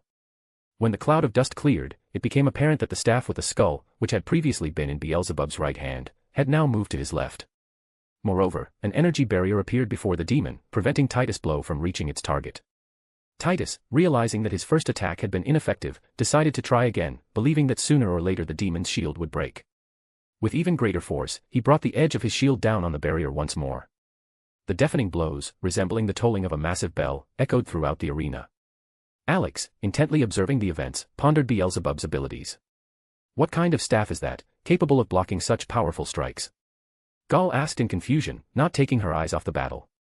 Brunhilde, hugging Alex to hide her embarrassment from GIR's recent outbursts, thoughtfully replied. This is no ordinary staff, it's a great treasure that enhances his powers. It's called the Staff of Apomeos. The word treasure immediately sparked a greedy interest in Alex's eyes. He stared intently at the staff, mentally evaluating ways to acquire it. Brunhilde noticed the gleam in his eyes and sighed heavily, realizing just how captivated he was by the weapon. Even Titus had been fully equipped for all eventualities thanks to Alex's efforts. This staff can become an impenetrable shield capable of withstanding even Thor's hammer if held in the left hand, Brunhilde continued explaining. In the right hand, it transforms into a weapon capable of destroying even the armor of gods. Alex, listening to her words, absent-mindedly rubbed his hands together, his thoughts already circling the idea of adding the staff to his collection. He even began to quietly chuckle, resembling a villain plotting a clever heist. Meanwhile, Titus, seemingly undeterred by his failures, continued bombarding Beelzebub's barrier with powerful shield strikes. Each blow intensified the pressure on the demon, and his figure sank deeper into the stone floor of the arena. Gradually, a deep crater formed beneath them. Beelzebub, realizing that this couldn't go on forever, gripped his staff tighter. In that instant, the barrier surrounding him flared with blinding light, as if preparing for a counterattack. As Titus raised his shield once again to strike, Beelzebub's barrier flared brightly. This time, the collision of the shield and barrier caused a powerful explosion, throwing Titus backward. His feet left deep grooves in the stone floor of the arena as he skidded, finally stopping only at his halberd, which was stuck in the ground. Beelzebub slowly climbed out of the crater. His black clothes were covered in dust, but he had barely been harmed. Only a small wound on his ear served as a reminder of the recent strike. Looks like that's all you're capable of. You're just a relic of the past, Beelzebub said scornfully, pointing his staff at Titus. Seeing that the demon was unharmed, Titus reached for his Psycho-Soul halberd and yanked it from the stone floor. The halberd crackled with electric discharges, which ran like lightning along its blade, leaving charred marks on the ground. When the discharges subsided, Titus confidently aimed the weapon at Beelzebub. We're just getting started, demon. Do you think hiding behind your staff makes you the victor? Many before you relied on relics, but all of them were crushed beneath the feet of our order, Titus declared in a rough voice. Without a word, Titus gripped his halberd tighter and strode quickly toward his opponent. Beelzebub, noticing Titus's approach, gripped his staff tighter, preparing to use it again. When the distance closed to the minimum, Titus struck with a powerful thrust, aiming directly at the demon. Beelzebub instinctively activated his shield, hoping it would stop the attack. However, the Psycho Soul halberd had been specifically crafted to pierce through any defense. Slowly, but relentlessly, its blade began to penetrate the barrier. The shock on Beelzebub's face became evident to all observers. Alex, sitting on the railing, simply smiled, watching the demon's reaction. Sister, you said Beelzebub's shield could withstand even Thor's hammer, but now it's pierced by a halberd, Gaul remarked in surprise, pointing to the unfolding scene. Brunhilde remained silent, stunned. Just recently, she had claimed that Beelzebub possessed an absolute shield and spear, but now her words seemed doubtful. Alex, noticing her embarrassment, laughed loudly. Don't worry about it, Brunhilde. Everything I create is meant to kill. I'd be more surprised if my halberd didn't pierce that weak barrier, he said with a smile. The Valkyrie glanced at Alex, who was happily swinging his legs, clearly enjoying the spectacle. She became curious about what other weapons were hidden in his arsenal, especially since even the halberd he made could pierce such powerful defenses. She also recalled Chastafol, the spear that changed shape, that Alex had used as a means of transportation. This meant his collection likely contained even more deadly weapons. How much more weaponry do you hide in your inventory? Brunhilde asked with interest, giving Alex a gentle shake to get his attention. Upon hearing the Valkyrie's question, Alex thoughtfully stroked his chin, pondering his answer. But, of course, he didn't have an exact reply. His inventory was literally packed with various weapons, created from bursts of creativity and the desire to unleash his masterpieces onto enemies, much like that Golden King. No matter how much Alex tried to recall, he couldn't pinpoint the exact number of weapons in his arsenal. Brunhilde, noticing his prolonged silence, realized that he truly had more weapons than one could count. However, another thought began to worry her: why did Alex even need so many weapons? And, most importantly, what was the purpose of such a collection? Gaul, watching Alex's contemplations, involuntarily broke into a sweat, realizing that his collection was so vast that he couldn't even name its count. Honestly, I'm not exactly sure how many weapons I have, Alex admitted. But to simplify, imagine my inventory is like a machine gun. I can fire weapons continuously, like a burst from a barrel, for several minutes. Brunhilde froze, trying to make sense of his words. Firing weapons, what did that even mean? In her mind, an image immediately appeared: portals, from which dozens of swords, spears, and blades protruded, bombarding enemies in an unceasing stream, accompanied by Alex's satisfied laughter in the background. She was slightly shuddered by the image that formed in her mind and quickly pushed those thoughts away, pretending she hadn't asked anything. Gaul, on the other hand, was further intrigued by her imagination. It made her want to see it with her own eyes. Noticing that there were no more questions, Alex returned his focus to the battle. On the arena, Titus was increasing the pressure on Beelzebub's barrier with his Psycho Soul halberd. The pressure on the shield grew with every passing moment, and even the demon began to realize that his defense was about to collapse. Realizing this, Beelzebub decided not to wait for the barrier to be broken. Gripping his staff with both hands, he attempted to attack and defend at the same time. But before he could strike, the halberd pierced the shield and cut through his shoulder. The demon staggered, feeling the pain of the wound, and instinctively took a step back. Blood flowed from his black attire, staining the fabric a crimson red. So this is what your absolute shield is capable of, demon, Titus said coldly, pointing the halberd at his opponent. This is what happens when you blindly rely on relics. On the balcony, Alex almost fell off at his clone's words. He couldn't understand how his clone came up with that phrase, especially since he himself relied on weapons that Alex had personally created. The feeling of embarrassment turned into shame when Gondel let out a light, melodic laugh, like the ringing of a bell. She was clearly enjoying the situation and couldn't resist making a comment. But you yourself rely on your weapons, she remarked sarcastically. Alex sighed, mentally convincing himself that his technology wasn't magical relics, but a product of skill and craftsmanship. That helped him soothe his ego a little. On the arena, Beelzebub, irritated, pointed his staff at Titus's halberd. You speak of relics, but you depend on that weapon in your hands, he retorted. The difference is, my halberd is a product of technology, made by human hands, not an artifact created from the remnants of someone else's power, Titus answered firmly, countering the demon. Alex nodded, recalling how he had made this halberd in Night City. At that time, he had used advanced technology and the help of his loyal robodog, who advised him on how the weapon should work. Upon hearing Titus's words, Beelzebub reluctantly acknowledged their truth. However, between them, a tense silence fell, giving Titus time to reload his bolter. Noticing the hesitation, Beelzebub decided to take advantage of the moment. Quickly shifting his staff to his right hand, he concentrated energy and released a powerful shockwave aimed directly at Titus. Titus, seeing the approaching threat, finished reloading and immediately raised his shield. However, the force of the wave was so great that it began pushing him toward the very edge of the arena. Feeling the ground beneath his feet becoming increasingly unstable, Titus planted his halberd into the stone floor to slow his movement and stay on the edge. But Beelzebub wasn't about to miss such a convenient opportunity. Lunging forward, the demon prepared to deliver the finishing blow, sending a powerful shockwave from his staff straight toward Titus. But at the last moment, Titus deflected the staff to the side, and the wave, missing, hit a massive stone column. It collapsed with a deafening crash, scattering into countless pieces. Seizing the opportunity, Titus took the initiative. Gripping his halberd tightly, he delivered a horizontal strike, accompanied by bright electric discharges that left burns on the floor. Beelzebub attempted to raise a barrier to block the attack, but to his horror, he found that the halberd easily sliced through his defense. Barely dodging in time, the demon avoided a blow that could have sliced him in half. "My barrier couldn't stop your halberd." "Why?" he asked, looking at Titus with a cloudy, anxious gaze. "Because I no longer see the point in holding back for another demon," Titus replied calmly, stepping closer to his enemy with every move. Meanwhile, Beelzebub began to change. His once cloudy gaze grew even more strange, as though he was about to lose control. Alex, observing the situation, decided to check the demon's essence. What he saw made him sigh heavily. The corrupted side of Beelzebub's soul was overtaking his mind, gradually consuming his original essence. Alex wondered which force of the outer god was hidden inside Beelzebub. Meanwhile, Titus had discreetly attached a chain to his halberd. Taking a few more steps forward, he abruptly threw the halberd at the demon. Beelzebub, seeing the approaching projectile, raised his staff and poured all his strength into the barrier to block the attack. However, the halberd passed close by, embedding itself into the stone floor behind him. For a moment, a tense silence filled the air. It seemed Titus had missed.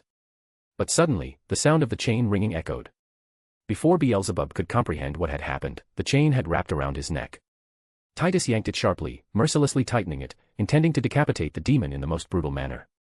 Beelzebub's eyes gradually grew clouded as each tightening of the chain squeezed his neck more and more. With each passing moment, his vision dimmed further, and soon, it felt as if he was falling into a cold, bottomless darkness. In that darkness, something enormous and terrifying waited for him. This feeling was familiar. He had experienced something similar when the mad ecstasy that overtook him was followed by frenzy. In those moments, when he lost control, he had killed those he cared about, his friends and his beloved. Beelzebub didn't want to sink into this emptiness again, but he could feel something ancient and sinister whispering to him in an unknown language. He tried to resist, but the force of the voice was unbearable, and the darkness seemed to consume his consciousness. Alex, watching what was happening, saw Beelzebub's soul fading away. He realized the situation was spiraling out of control. Less than 20% of the demon's soul remained. The spectators held their breath, watching as the chain tightened further around Beelzebub's neck, and it seemed his head would soon be ripped from his body. The tension was so great that any other creature would have already been dead. When Beelzebub's hands, which had been struggling to free themselves from the chain, finally went limp, and he hung like a puppet with no strings, it became clear that his soul was nearly consumed. Alex kept his gaze fixed on the process, watching as the last flickers of Beelzebub's soul faded away like stars dimming in the sky. Realizing there was no time to waste, he vanished from his spot, teleporting to the arena's fence. His sudden appearance caught everyone's attention. People started whispering, trying to figure out what he was planning. He remained in his childlike form, standing on the fence and not taking his eyes off the nearly extinguished soul of Beelzebub. Where it had once been, there was now only an impenetrable darkness, from which a strange, ancient whisper emanated. Brunhild felt that something terrible had happened to Beelzebub. She remembered Alex's words about how the outer gods could bring destruction just by their presence, whether it was a fragment or the god itself. This realization made her uneasy. Something extremely dangerous might happen now.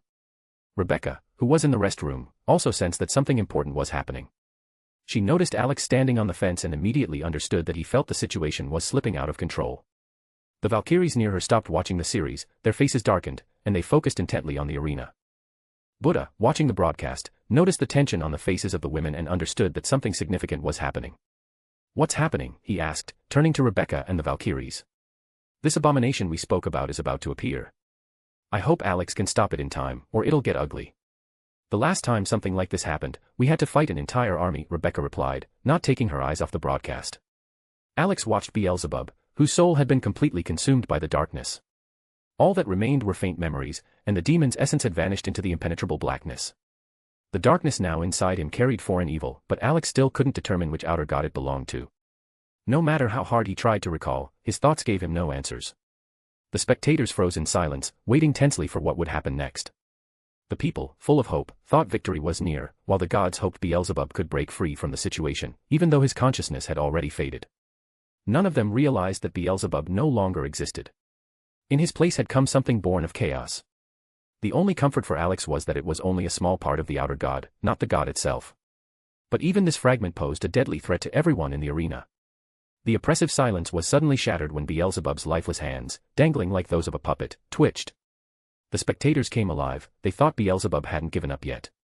His hands, without opening his eyes, slowly reached for the chains that bound his neck. Alex instantly understood what was happening, and with a stomp of his foot, he activated an invisible barrier to block the outer god's influence on those around him. Beelzebub easily broke free from the chain wrapped around his neck, but his head remained tilted back, as if he still hadn't regained consciousness. His movements appeared chaotic and instinctive. The gods watching this assumed that perhaps Satan, the entity inside Beelzebub, had taken control. However, the truth was far more terrifying. It was not Satan, but something much older and more alien. Having freed himself from the chains, Beelzebub's body swayed from side to side, as if changes were taking place within him, invisible to the naked eye. Titus, being a clone of Alex, immediately understood what was happening. He pulled the chain to bring the glaive back into his hands. Meanwhile, Beelzebub's body began twitching, as though an internal struggle was occurring. Then, the demon leaned forward, as if trying to comprehend how to control his body. After a moment, he straightened up and opened his eyes. The eyes of the new Beelzebub were like two black holes, absorbing light. If before, his gaze had resembled that of a dead fish, now they had become the embodiment of hopeless darkness. These changes caused terror even among the gods, who were now certain that something ancient and nightmarish had taken control of the demon's body. The air of this world. Just as disgusting as always. This life, everything around, is nothing more than proof that it all must be destroyed, the new Beelzebub spoke in a cold, indifferent voice. His gaze instilled fear in all who dared to look at him. Alex quickly scanned the spectators in the stands, checking for signs of contamination. Fortunately, the barrier he had set up beforehand prevented the influence of the outer god from spreading. Still, no one could withstand the gaze of the new Beelzebub. Everyone tried to look away, as if fearing that meeting his eyes would bring only death. The new Beelzebub shifted his gaze to Titus, who held a shield in front of him and pointed the glaive at the demon. There was a flicker of surprise in his dark eyes. "I did not expect to see the loyal dog of that corpse sitting on the golden throne here," Beelzebub said, indifferently pushing his hair back. Alex tensed. These words confirmed his worst fears. This outer god was connected to the Warhammer 40,000 universe. Perhaps this reality had existed since the Great War with Chaos. Even the avatars of Nyan knew about the Emperor's throne. "Identify yourself, disgusting creature of chaos," Titus shouted, directing the glaive straight at the new Beelzebub. Titus's words only made the new Beelzebub laugh hysterically. This sinister, piercing laugh, penetrating the very consciousness, paralyzed the spectators with terror. Humanity and the gods were in agreement for the first time. This Beelzebub should not exist. Even Zeus, sitting on the balcony of Olympus, understood with a grim expression that the time to act had come. He felt that this creature had become too dangerous, and if allowed to leave the arena, the consequences would be catastrophic. The laughter suddenly stopped, replaced by the cold, penetrating voice of the new Beelzebub, which seemed to come from all directions. "I was called Seishakon, and I was an object of worship. But what will my name give you, mortal? You will die, just like all who are present here." Alex frowned, trying to recall anything about the outer god with that name. However, his search through his memory proved fruitless. The name meant nothing.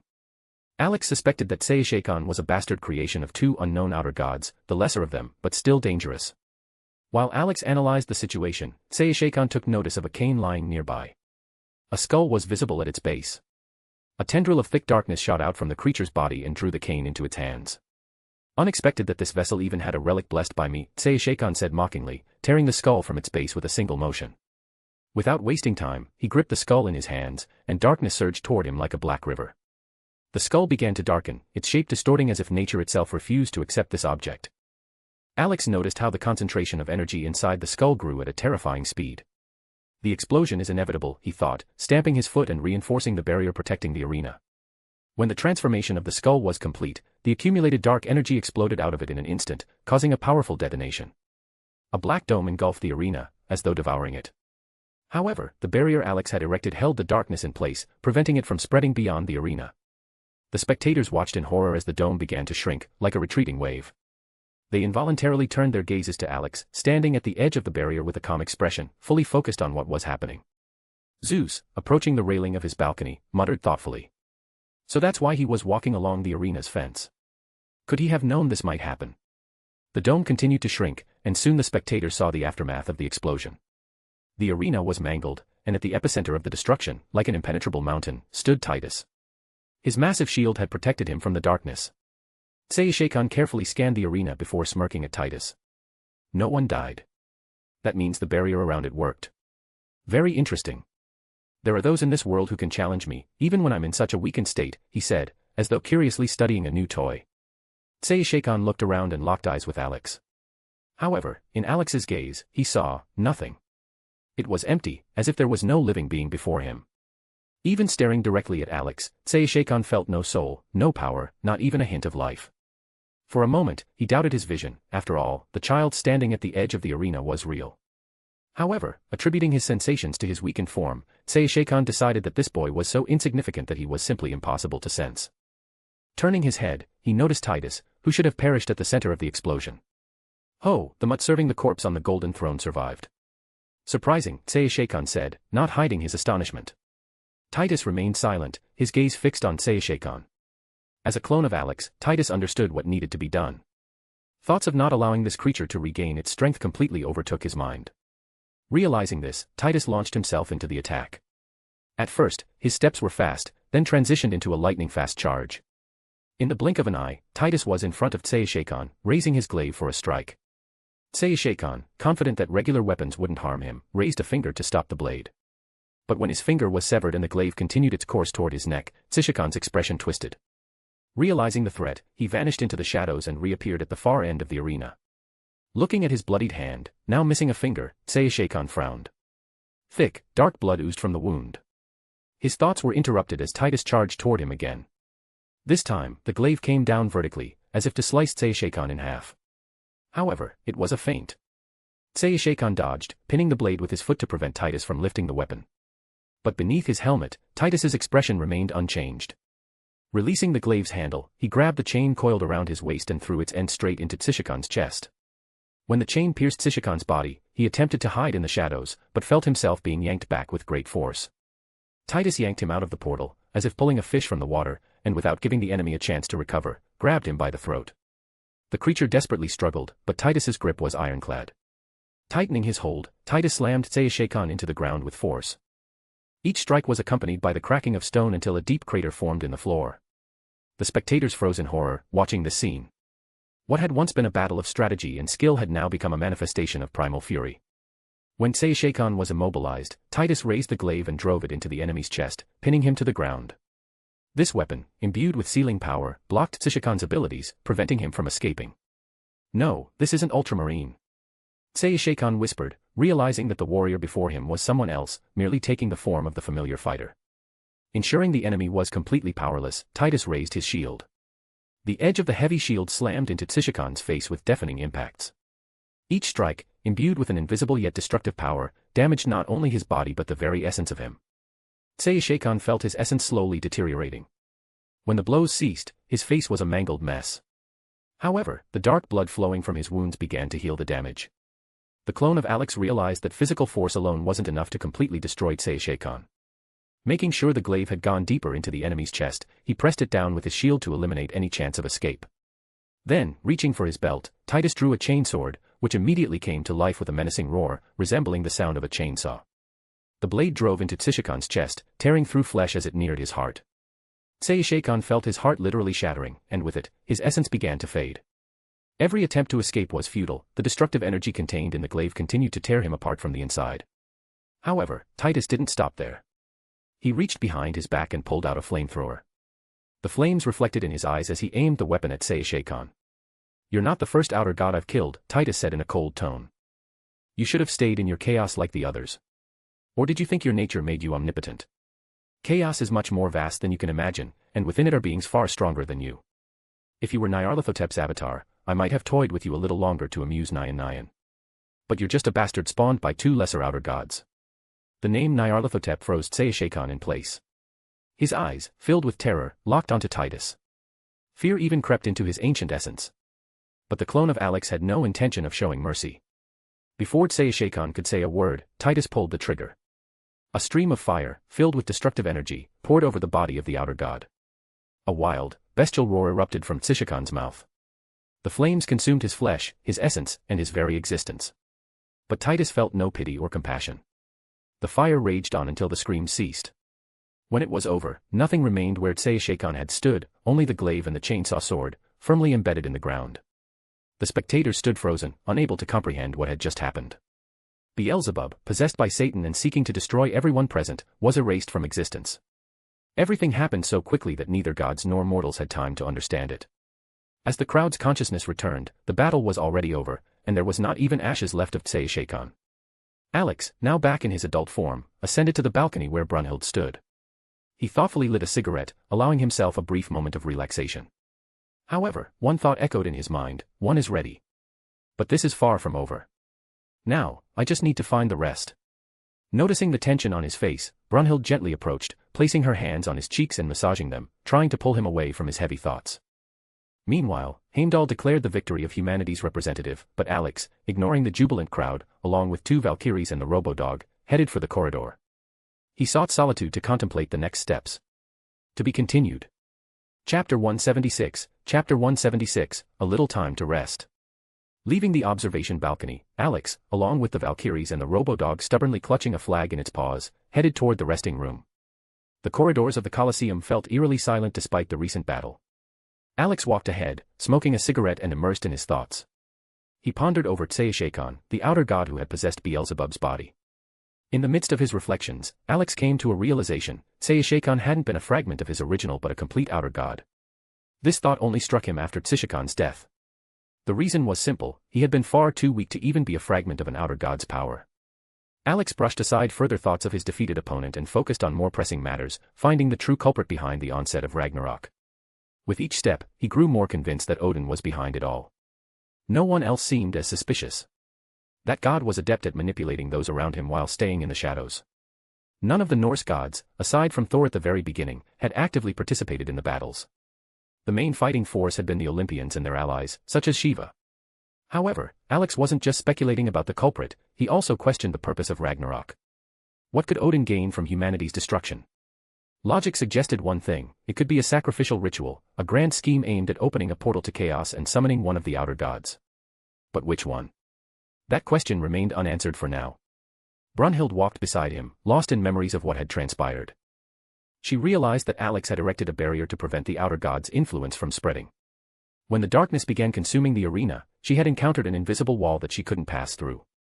Yet, the fear she had felt on the arena floor still clung to her. For Brunhild, it had been a moment when her worst nightmares came to life. Instinctively, she squeezed Alex's hand, hoping to find comfort in the gesture. Her mind, accustomed to planning and manipulation, now recognized its helplessness against such a powerful entity. Gaul felt even worse. For the young Valkyrie, it had been a profound shock. She couldn't forget the black eyes of Beelzebub, or the entity that had taken over his body. Every now and then, waves of fear washed over her, and in those moments, she sought reassurance, clutching Alex's hand. Only by his side did she feel safe. So, that was the outer god. Or just a fragment of its essence? Brunhild asked suddenly, trying to control her fear and eager to learn more. Alex, realizing that both his hands were occupied by the Valkyries, glanced at the cigarette between his teeth and exhaled smoke.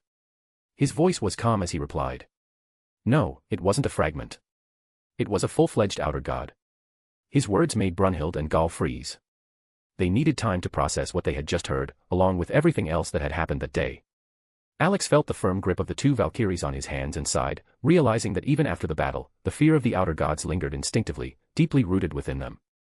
He understood that he needed to help Brunhild and Gaul overcome their anxieties. Gently freeing his hands from their grasp, Alex lightly tapped each of them on the forehead with his finger. The moment Alex touched them, the Valkyries felt a wave of relief wash over their bodies. Their fear began to recede, and their minds became clearer. Brunhild gave Alex a searching look, trying to discern what magic he had used, but she couldn't figure it out. What did you do? She asked, feeling the fear that had gripped her thoughts begin to fade away. It's a spell that shields the mind, Alex replied evenly. It helps dispel mental influence and clear your thoughts. Feeling better now? Brunhild nodded, feeling her mind become sharp and focused, allowing her to analyze the events of the arena. Even the memories of the entity that had possessed Beelzebub's body no longer triggered panic. Gal, who had been trembling, exhaled with relief, her usual cheerfulness beginning to return. "Yes, I feel better now," Brunhild replied, then added thoughtfully, "but what do you mean when you say it was a true outer god and not a fragment of its power?"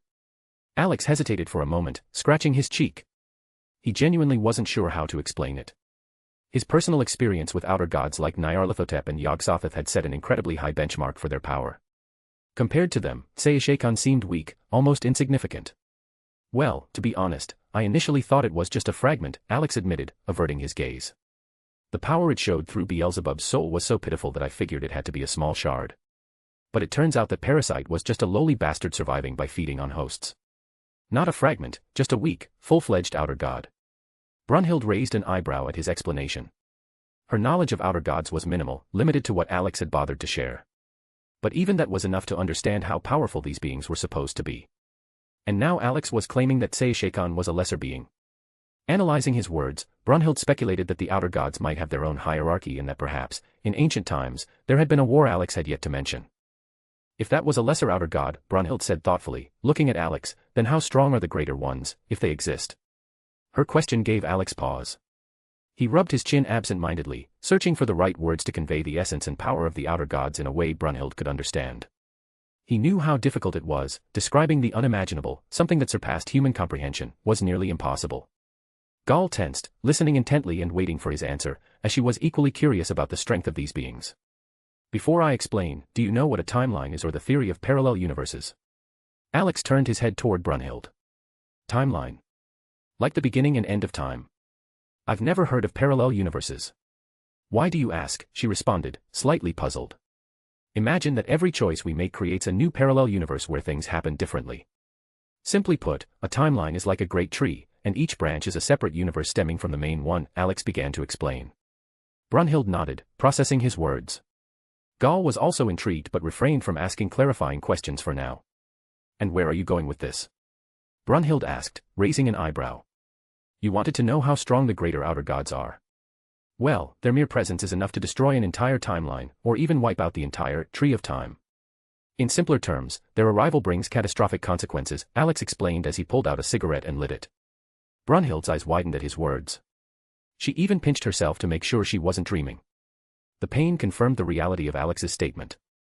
As she processed his explanation, she realized that if an outer god could destroy a timeline, it meant they could erase the past, present, and future. The scale of such power was incomprehensible to her. Meanwhile, new questions began to form in Brunhild's mind. How did Alex know this? This information clearly wasn't from history books, not even forbidden ones. Gal, standing beside her, trembled, trying not to believe what she had just heard. "Then how do you know this?" "You're obviously hiding something," Brunhild said, frowning and looking at him suspiciously. "If you want, we can use Valander, and you'll understand everything yourself," Alex replied calmly, extending his hand to her. Brunhild paused, looking at his outstretched hand. She understood that this would change her perception of the world, possibly forever. The truth she was about to uncover might be far more shocking than she had imagined. Inside her, two voices were at war. One urged her to agree and uncover the secrets, while the other advised waiting, fearing that the truth could distract her from the current tasks at hand. Gal watched them, realizing that through Valander, a spiritual bond was formed between the human and the Valkyrie, allowing them to see and feel each other. After a moment's hesitation, Brunhild reached out, but she did not activate Valander. Grasping Alex's hand, she shook her head with a slight smile. "Ragnarok is not yet over. If we use Valander now, it will weaken our ranks," she said. "What ranks?" "We only need to win 2 more battles, and it's done. 2 victories, and the main culprit will appear," Alex replied, his eye twitching tiredly. Brunhild's words made Alex pause. He had been ready to reveal the whole truth, prepared for any accusations, shouts, or reproaches that might follow. But the Valkyrie had refused, citing the unfinished state of Ragnarok. Alex suspected there was more behind her refusal than mere excuses. Sighing, he decided not to press the issue. The truth would come out sooner or later. Gal noticed that the conversation about Valander had ended without result, and she briefly wondered whether she should use the technique with Alex. But predicting Brunhild's potential reaction, she immediately discarded the thought. Brunhild took Alex by the arm, relieved that he hadn't insisted. She sighed mentally with relief. Her conflicting thoughts wouldn't let her rest. She could have learned more about him, but at the last moment, she had decided to step back. The Valkyrie's duet and Alex continued on their way. After walking a bit further, they saw the Robo-Dog, enthusiastically chatting with Titus, praising the ultramarine for how ruthlessly he had dealt with Beelzebub. Beside Titus stood Gondel, observing the dog closely. Using Alex's memories, Gondel had learned a great deal about his life in Orario and Night City. However, she consciously skipped over moments that didn't directly concern his personality, focusing on the main episodes. She was especially intrigued by the gaps in Alex's memory, everything related to the time before his arrival in Orario and how he ended up in a world of high technology. These gaps in his memory made Gondel ponder his true nature. Even though he was the first demon created by the creator himself, some aspects of his personality remained a mystery to her. When Gondel noticed Alex, she waved at him with a sweet smile, deciding to play along in his little show for now. Alex, seeing her gesture, smiled and waved back. "Yo, Titus, thought you'd already left," he said, walking closer. Brunhild tensed, picking up the hidden subtext in Alex's words. Quickly realizing that Titus belonged to the Order of the Grey Knights, whose task was to hunt demons, she grew uneasy. Her gaze settled on Gondel, who had meanwhile approached Alex and, ignoring the elder sister's scowl, wrapped her arm around his. "Brother Alex, I would gladly return to work," Titus replied, shaking his head. "But when Gondel and I left the arena, we were stopped by a strange group of people who seemed to be members of the Adeptus Mechanicus. They bombarded us with questions, and I could barely keep up with the answers." Gondel, paying no attention to the tension between Brunhild and Alex, continued to hold onto his arm, as if pretending nothing unusual was happening. Alex pondered, trying to recall who this strange group could be, and it dawned on him, it could only be Tesla's team. It included Tesla himself, Galileo, Einstein, Curie, Newton, Nobel, and Edison. In the original storyline, it was Tesla who was supposed to fight Beelzebub, but Alex had taken the task upon himself, sending a clone in his place. Tesla was a fanatic of science, obsessively passionate about its mysteries. Alex would have lied if he said he wasn't jealous of the idea of Gondel uniting with Tesla. Upon hearing his thoughts, Gondel smiled sweetly and gave Alex a narrowed glance. "And what did they want?" Alex asked in a calm tone. "This strange group was interested in my armor and weapons," Titus replied. "I took the liberty of suggesting they come to you if they had any further questions," Gondel interjected with a kind smile. Alex nodded, not giving it much thought. He had already considered passing his research to this group, letting them explore science further, especially if it involved knowledge from a world where technology had advanced far beyond theirs. Hearing this, Brunhild covered her face with her hand. It was clear to her that this group was starting to cause problems again, especially with Tesla at the helm, eager to unravel all the mysteries of the universe. These problems had begun long ago, when Tesla and the other great scientists gathered in the heavens, founding their unusual company. Gaul became intrigued by the knowledge Alex might possess. She quickly remembered that he had created GIR, the combat robot and assistant, an achievement that already surpassed their understanding of science. "Brother Alex, before I leave, take this to keep so no one else gets hurt," Titus said, handing over the altered skull that Beelzebub had used. Alex looked at the skull, involuntarily comparing it to the monster skulls from the game Bloodborne. It looked just as sinister. Brunhild and Gaul recoiled in horror at the disgusting artifact. Releasing one hand, Alex placed the skull in his inventory, deciding to destroy it later. He didn't like this abomination, especially after hoping that Beelzebub's cane would be a valuable trophy. Now that cane seemed trivial, this skull was more a cursed item than a treasure. "Don't worry, I'll take care of it. Do you need help getting home, or will you manage on your own?" Alex asked, raising an eyebrow. Titus, staying in character, first returned Alex's weapon to him. Alex, as if packing away unnecessary junk, sent everything to his inventory. Brunhild's eyebrows twitched at the sight, especially after he casually put the horrid skull away as well. "I think I won't refuse your help, Brother Alex," Titus said, nodding. Alex nodded, pretending to say goodbye to his clone, and teleported it to another location. There, the clone used an invisibility spell and returned to the Colosseum. Once Titus disappeared, Brunhild turned to Alex, clearly wanting an explanation. Noticing her confusion, Alex once again realized how much this world lagged behind, not only in technology but in magic as well. It was a teleportation spell. "I thought you at least had a spell like that," Alex said, looking at Brunhild. Brunhild didn't know how to respond to Alex's words and chose to remain silent. Too much of what Alex could do was beyond their reach, and it made her think. Perhaps the gods had truly stagnated in their development, while humanity still had a long way to go to master teleportation. Gondel quietly giggled, watching as Brunhild struggled to find words to reply to Alex. Gaul, on the other hand, began asking Alex questions about how teleportation magic worked. Alex calmly started explaining, responding to her curiosity while they returned to the resting room to relax a bit. After all, the arena had once again been destroyed during the battle. When the group reached the resting room, Alex opened the door and barely managed to catch a pillow flying at him, thrown by Rebecca. This surprised him, and he began to wonder what might have caused such an action. "What's with the pillow throwing?" Alex asked, holding the pillow in his hands. Rebecca looked at him with a tired and irritated expression, as if her day had been particularly rough. Alex shifted his gaze to the other Valkyries, who looked as though they'd lost their souls. They sat in their places with exhausted faces. Next time, take them all. And don't even think about leaving them with me again. These three, including Zirofuku, caused absolute chaos here, running around and chanting the name of that emperor. Rebecca said in a weary yet angry tone, pointing at the trio with guilty expressions on their faces. Alex became curious as to why Buddha hadn't intervened and helped calm the troublemakers.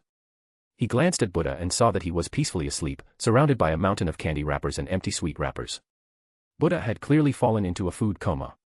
Didn't he help you? Alex asked, nodding toward Buddha. The idiot completely checked out of everything as soon as Titus defeated that demon, or whatever he became, Rebecca replied with irritation. Noticing the sulking expression on Rebecca's face, Alex approached to comfort her. However, instead of relaxing, Rebecca unexpectedly embraced him and then bit down on his cheek, gnawing on it and spilling out the pent-up anger she had been holding. Without resisting, Alex sat on the couch, allowing Rebecca to continue. He closed his eyes, ignoring her attempts to eat him, and focused on his thoughts, planning his next moves. At that moment, Brunhild and Gondel exchanged a glance, as if silently competing in a duel. Gondel was the first to take action. She sat on one side of Alex and leaned her shoulder against him. Brunhild frowned but didn't stay away. She settled on the other side, maintaining a displeased expression. In the end, Rebecca sat on Alex's lap, stubbornly trying to chew his cheek. To his right, Gondel cozily nestled against his shoulder, and to his left sat Brunhild, glaring at him. Alex, absorbed in his thoughts, didn't notice any of this. His mind was focused on formulating plans for implementing a new system that could change this world. Buddha, lounging in a chair, lazily opened his eyes and looked around.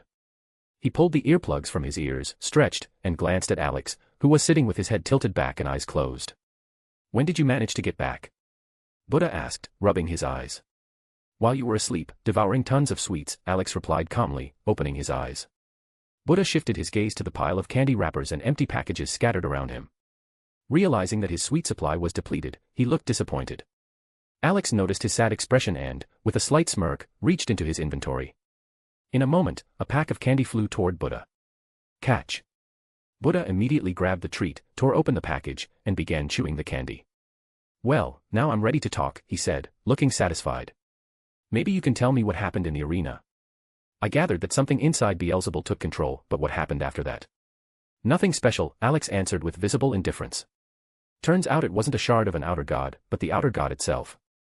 Though, in a weakened state. Buddha pushed his glasses up his nose and gave Alex a meaningful look. He waved his hand, demanding a more detailed explanation. Alex sighed, realizing he couldn't avoid providing more information. All right, listen, he began, slightly frowning. This outer god was a weak bastard, born from two lesser entities. It was severely wounded in a war, and since then, it's been surviving by parasitizing others to heal. So Beelzebul allowed it to fully recover, right? Buddha asked, stroking his chin. Yes and no, Alex replied. It was so weak that even ordinary gods could finish it off. But the problem lies in how it affects the living. Rebecca, settled on Alex's lap, was now calmly hugging his arms, listening to the conversation. Brunhild was deep in thought. She understood what Alex meant. The entity that had taken over Beelzebul had managed to exert influence even through the barrier Alex had created. Gondel, on the other hand, remained unfazed. The spiritual connection with Alex completely shielded her from the entity's influence.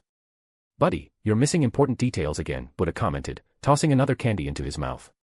Alex rolled his eyes but continued anyway. All right. To put it simply, all living beings have a soul. It's the foundation of their existence. But outer gods aren't alive in the way we understand it. They don't have souls, just an essence they're made of. They also don't have a physical body, which makes them almost impossible to kill. However, this particular one was vulnerable because it fused with Beelzebul. The problem lies elsewhere. Any living being instinctively feels fear towards such entities. Buddha nodded thoughtfully, considering Alex's words, and leisurely popped another candy into his mouth. Now it makes sense, he said with a satisfied smile. Although, you could roll your eyes less. Alex merely smirked and returned to his thoughts, ignoring Buddha's sarcastic tone. Buddha stroked his chin thoughtfully, pondering Alex's words. He began to understand that outer gods are both alive and dead, though their existence doesn't resemble the usual understanding of life. But his musings quickly dissipated. The entity that had taken over Beelzebul's body was already destroyed, so he could relax and continue enjoying his sweets. So, what are your plans now? Buddha lazily asked, leaning back in his chair. The plan's the same, Alex replied, folding his fingers for emphasis. When Ragnarok, wait for the instigator to come out of the shadows since their plans are ruined. Then I beat them with a stick, and after that, we'll see. Why do you think they'll show up? Maybe they'll hide and come up with a new plan, Brunhild asked, leaning on Alex's shoulder. What would you do if the plan you'd been building for years fell apart and all you had left were your underwear? Alex replied, raising an eyebrow. Buddha grunted, but couldn't help bursting into laughter at the thought of the Ragnarok instigator in such an absurd situation. Gondal covered her mouth with her hand, stifling a laugh, and the group of young talents, as Alex had called them, started chanting together. Underwear. Underwear. Alex glanced at them, feeling like a teacher of elementary school students. Brunhild opened her mouth to say something, but words didn't come. Alex was right. If she had been in the instigator's shoes, she would have been furious and tried to handle the situation herself. He's right, Bruchan, Buddha lazily said. All villains are the same. When their plans fall apart, they lose their composure and show their true face. Alex nodded in agreement. Even a genius like Aizen Sosuke eventually started to fall into rage once his plans began to unravel, and everything he had worked on for years was destroyed by a single red-haired teenager. So, what are you going to do after Ragnarok? Buddha asked with interest. Do you plan to go ahead with your idea of creating an arena to resolve conflicts? Something like that. But first, I'll need to talk to Zeus and offer him an alternative, Alex replied thoughtfully. How do you plan to convince that stubborn old man? Gondal asked, turning her head to look at him. Like usual. A little threat, then the carrot. Classic, Alex smirked. But first, let's wait for the next battle to begin, and then we'll take it from there. Everyone nodded in agreement. Alex leaned back in his chair and closed his eyes, deciding to take a nap while the arena was being repaired and Brunhild awaited a message about a new opponent. The girls noticed that Alex had fallen asleep and didn't wake him. Rebecca quietly explained to the Valkyries.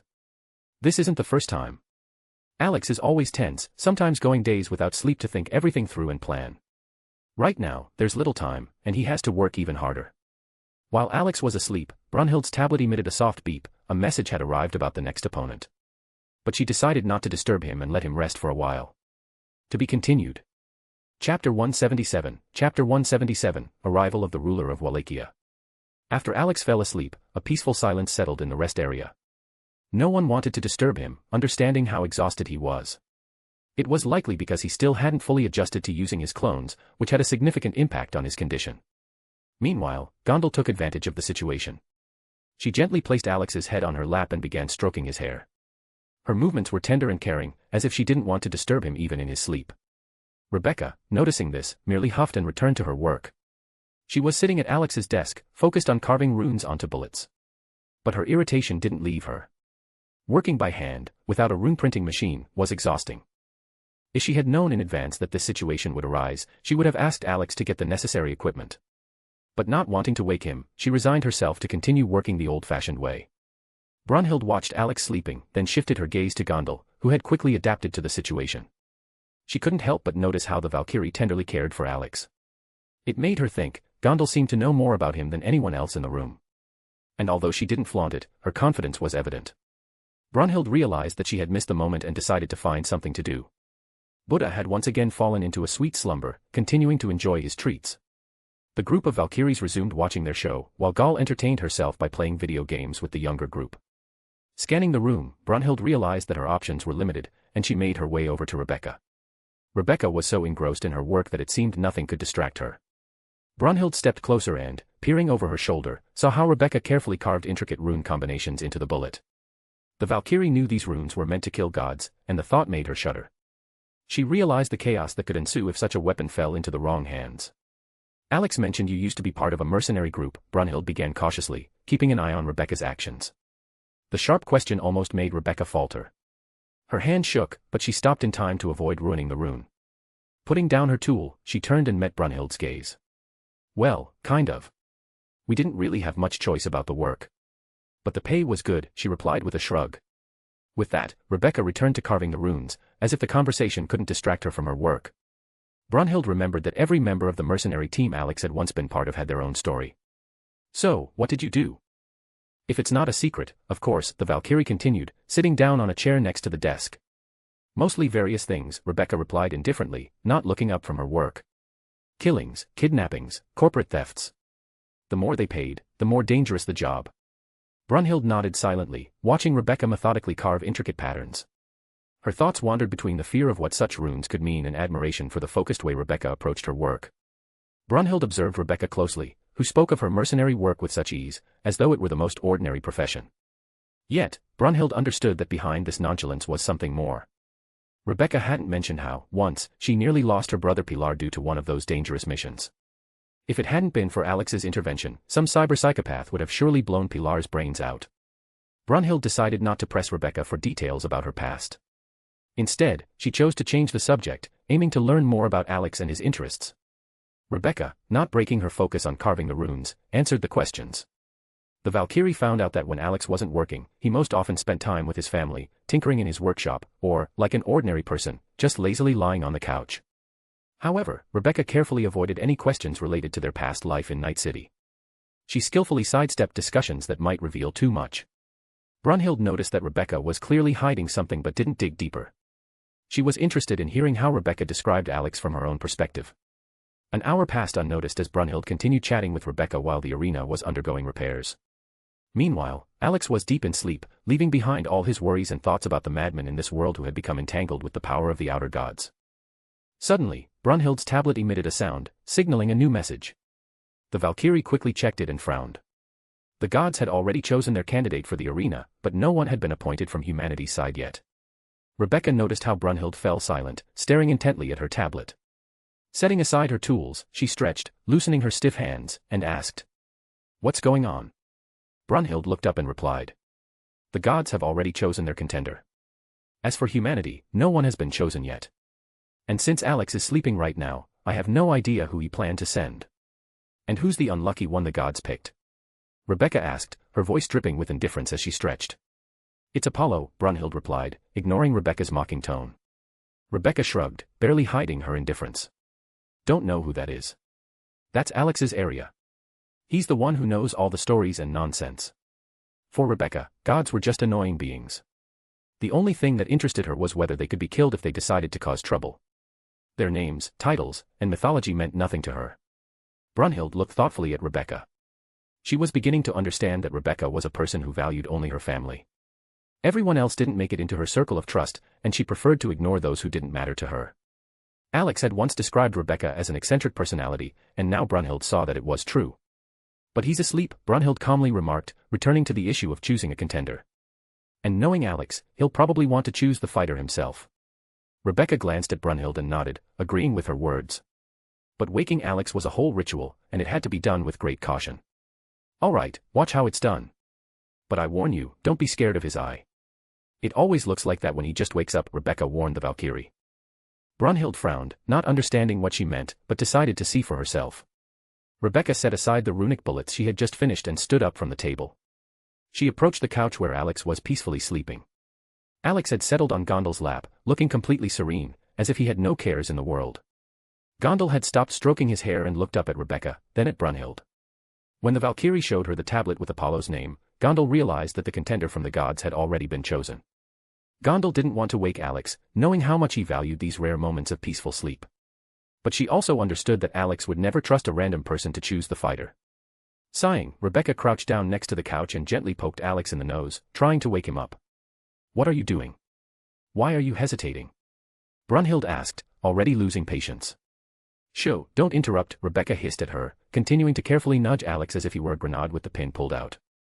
Gondal and Brunhild watched in surprise, not understanding why Rebecca was being so careful to wake Alex. Still half asleep, Alex felt the light pokes to his nose but deliberately ignored them, preferring to stay lost in sleep. However, Rebecca's persistence won. Alex's eyelids fluttered, and he reluctantly opened his eyes. As Alex's gaze fully focused, Brunhild immediately understood what Rebecca had meant. His eyes looked as though he was ready to kill. They were cold, piercing, as if warning anyone who dared to disturb him. "Who here is having trouble breathing, that you decided to wake me up?" Alex mumbled, sleepily rubbing his eyes and surveying the room. Trying to gather himself, he took a deep breath, slowly massaging his face. His gaze stopped on Rebecca, demanding an explanation.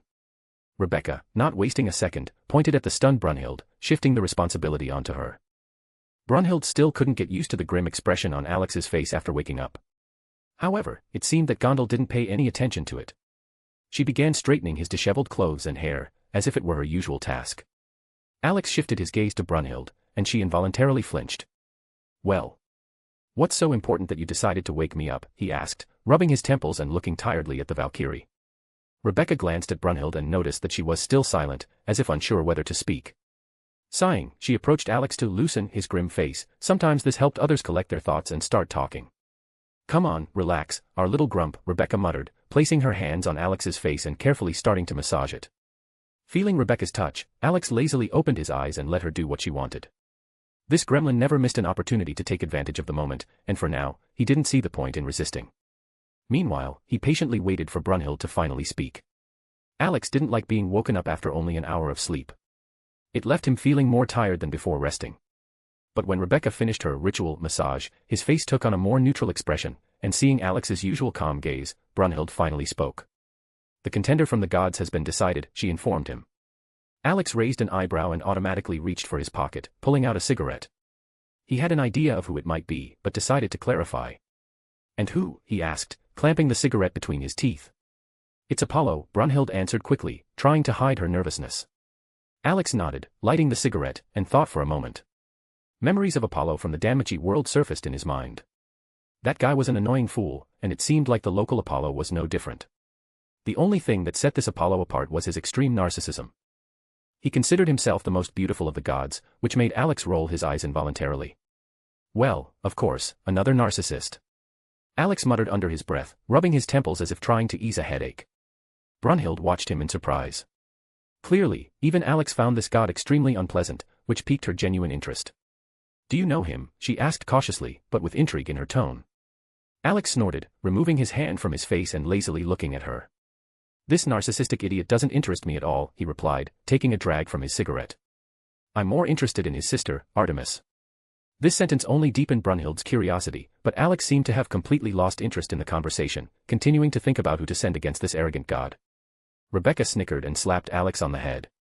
"Don't be so rude, Alex," she smirked. Gondel and Brunhild exchanged looks, clearly not expecting such unusual behavior from either Rebecca or Alex.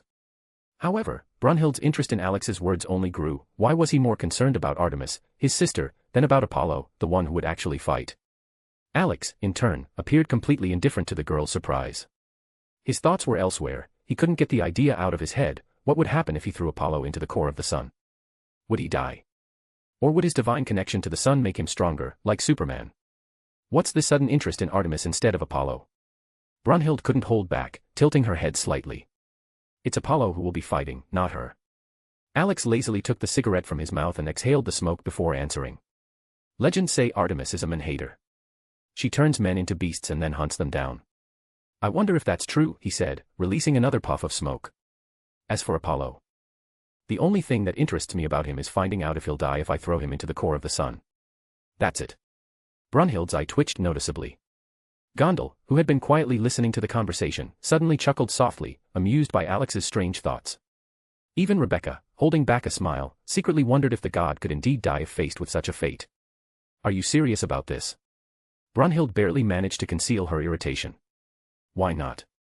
Alex shrugged, as though discussing the most mundane thing. Rebecca, smirking, even suggested. Maybe we should catch an ordinary god first. To have something to compare it to. Enough. Brunhild finally snapped. Can we talk about Ragnarok, instead of this nonsense? Alex simply shrugged, agreeing to change the subject. All right, he said, putting away the cigarette and looking directly at Brunhild. She felt relief seeing that Alex had finally stopped thinking about throwing gods into the core of the sun. However, she was still concerned. Did he have anyone who could handle Apollo? I hope you have a candidate for this fight, she asked tiredly, rubbing her temples. Alex smiled thoughtfully, as if considering something, but didn't respond just yet. He nodded, although in reality, he hadn't yet decided which fighter his clone should choose. Going through the options, he suddenly settled on an idea.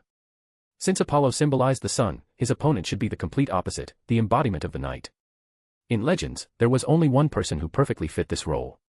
But immediately, a warning bell rang in Alex's mind. If the original of this person truly existed in this world, things could go awry. He could be anywhere, even in the Colosseum or, worse, imprisoned in Helheim.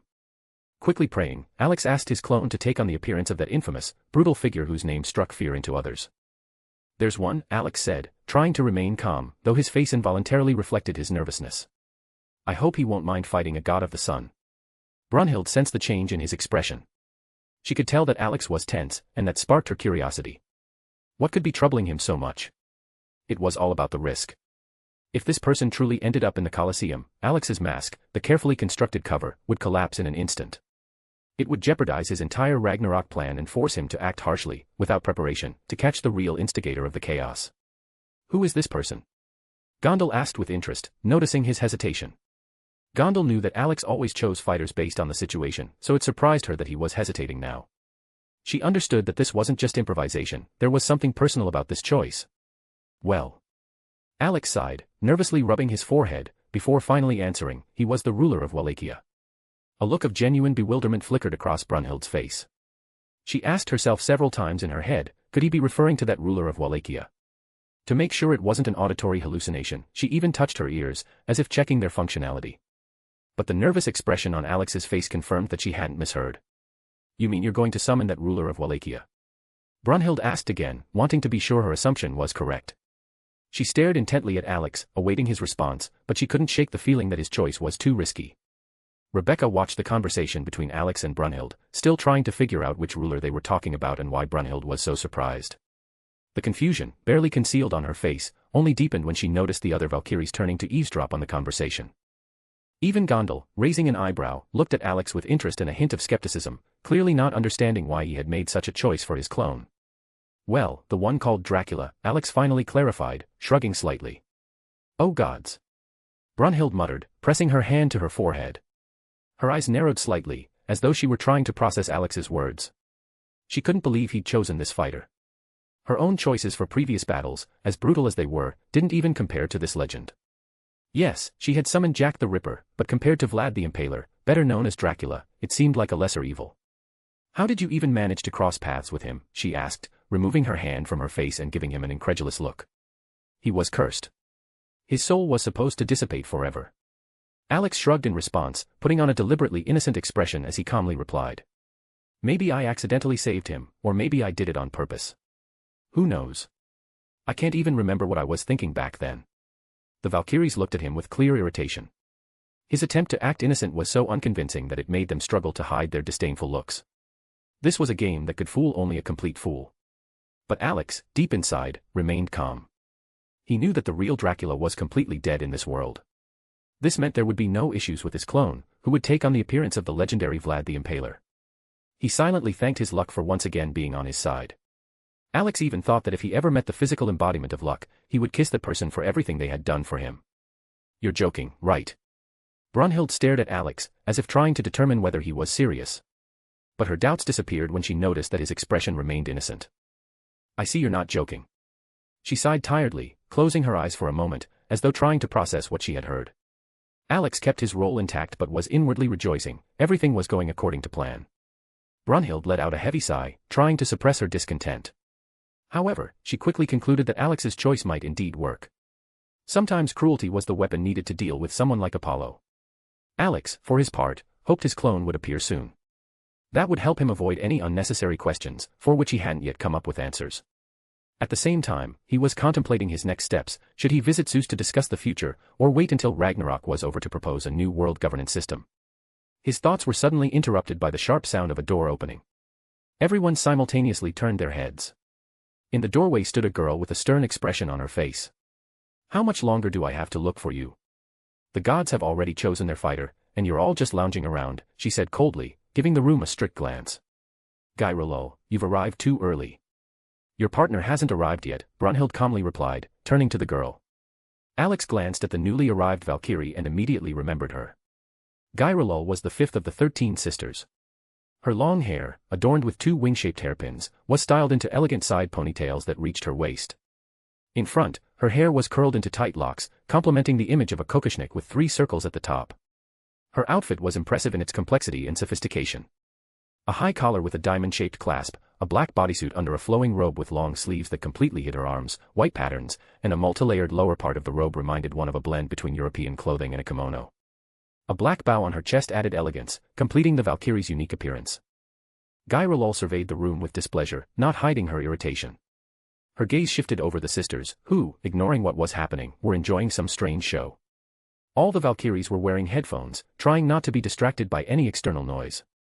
Then her attention turned to Buddha, who, following Alex's example, was peacefully dozing in an armchair, with earplugs in his ears. Guy Rolol then noticed Gal, who was happily playing in some children's group. Finally, her gaze stopped on Brunhild, standing in front of the couch, Gondel, who was holding Alex's hand, and Alex himself, sitting on the couch with an indifferent expression. Rebecca, sitting behind Alex, remained out of Guy Rolol's sight due to her small stature. I see you're having fun here. Instead of preparing for Ragnarok, you've all decided to take a break, Guy Rolol remarked sarcastically, ignoring Brunhild's words. Alex tried to recall the details of Guy Rolol's character. He knew she was proud, hated being spoken to condescendingly, and had a quick temper.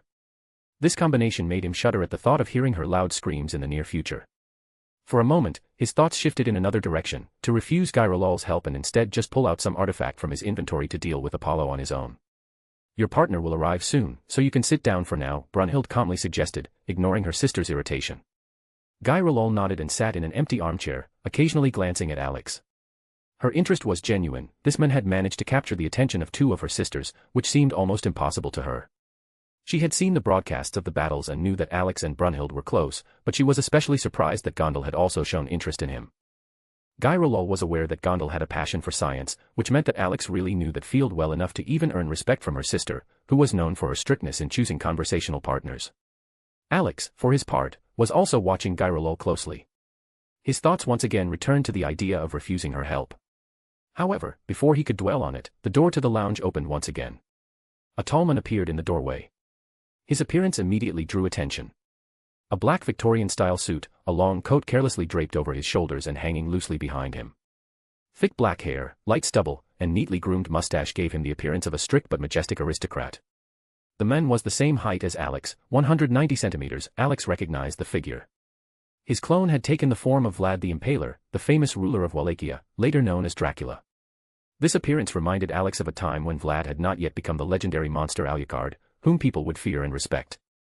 Brunhild silently examined the men who had entered, evaluating every detail. She had never met the infamous Dracula in person, but now standing before her was his exact replica. Gondel, on the other hand, was intrigued by Alex's choice. Her gaze kept darting between him and his clone, trying to understand why he had chosen this particular form. Alex jumped off the couch, preparing for the next act. Guy Rolol also studied the newcomer closely, realizing that he was her partner for the upcoming battle. Her gaze slid over his posture, the way he carried himself, his gestures. Everything about this man screamed greatness, pride, and an unyielding character.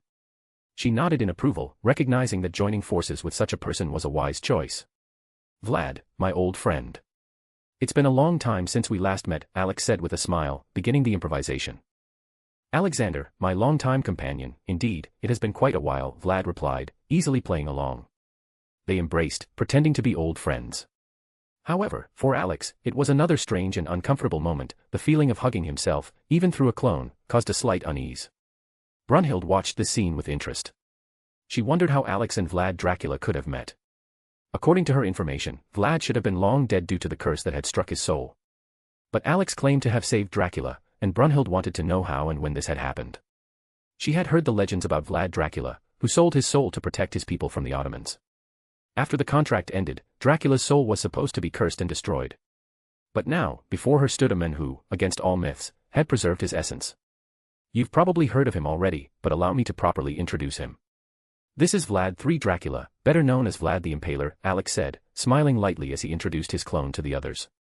When Alex's words were spoken, the young Valkyrie Gal turned her head and saw the infamous Vlad the Impaler. Even she, despite her youth, knew the legends about Dracula, terrifying stories that had been used to scare children for centuries. Gal involuntarily shuddered, realizing she was in the same room as such a being. However, she quickly pulled herself together, deciding that if this man was a friend of her older brother, there was no reason to worry. Still, the fear didn't quite leave her. Trying to find a place where she could feel safe, Gal sat next to Gir and Mimi, two beings she trusted unconditionally. I thought your soul was supposed to be destroyed by the curse, Brunhild said, carefully studying Vlad. That was supposed to happen, Vlad replied calmly, meeting her gaze. But my friend Alexander found a way to solve this problem. Now I only wish to repay him. Brunhild nodded, but her curiosity continued to grow. How had Alex managed to save Dracula from a curse that seemed inevitable? She glanced at Alex, as if expecting him to speak, but Alex remained silent, smiling slightly as he observed the reactions of those around him. Meanwhile, Gyrolul, hearing the name of her partner, became even more intrigued. She also knew the legends about Dracula. According to her information, Vlad sold his soul to protect his people and was supposed to die once his mission was completed. For Gyrolul, Vlad was the embodiment of a proud ruler who did not bow before invaders and was willing to sacrifice himself for his people. This earned her respect. Gyrolul rose from the chair and approached Vlad. She looked him straight in the eyes, her gaze full of determination. "In this battle, I will be your partner. I hope we'll work well together," she said with a wide smile. Alex internally sighed, realizing the storm of indignation that would fall upon him once Gyrolul learned the truth. He could already imagine her furious shouts in his mind and even considered temporarily severing the connection to avoid it. Gondal, observing Alex's emotions, couldn't help but let out a slight smile. She found it amusing to see someone who always acted systematically and was prepared for any surprise, now getting nervous over what seemed like trivial matters. He's becoming more like an ordinary person, thought Gondal. Recalling the images and memories she had seen in his mind, she couldn't remember a single moment where Alex behaved like the true demon king he claimed to be. Vlad and Gyrolul's hands touched, and in that moment, the Valkyrie's body began to glow, becoming increasingly transparent until it vanished completely. Alex mentally counted to 3, and as expected, Gyrolul's scream echoed in his mind. The sharp cry, full of rage and fury, resonated as a painful headache, as she was ready to shout that she had been deceived. However, Gondal intervened, calmly explaining all of Alex's plans to Gyrolul. Alex looked at Gondal with gratitude, barely restraining the urge to hug the Valkyrie tightly. He wanted to thank her for helping calm the proud and enraged Gyrolul. Temporarily severing the mental link with the Valkyries to avoid hearing their screams in his head, Alex looked at the new clone and felt a little disoriented. Now his clone was clad in black and red plate armor and a tattered cloak, which slightly confused Alex. He had expected Gyrolul to take the form of a shield, not armor, and a sword. However, Alex soon realized that this might be related to the ambiguity of Gyrolul's name. He quickly dismissed the unnecessary thoughts and focused on the appearance of his clone. "I'm counting on you, my friend," Alex said, extending his hand for a handshake. "Don't worry, my friend. I won't let you down." "It's just one god," replied Vlad, shaking Alex's hand.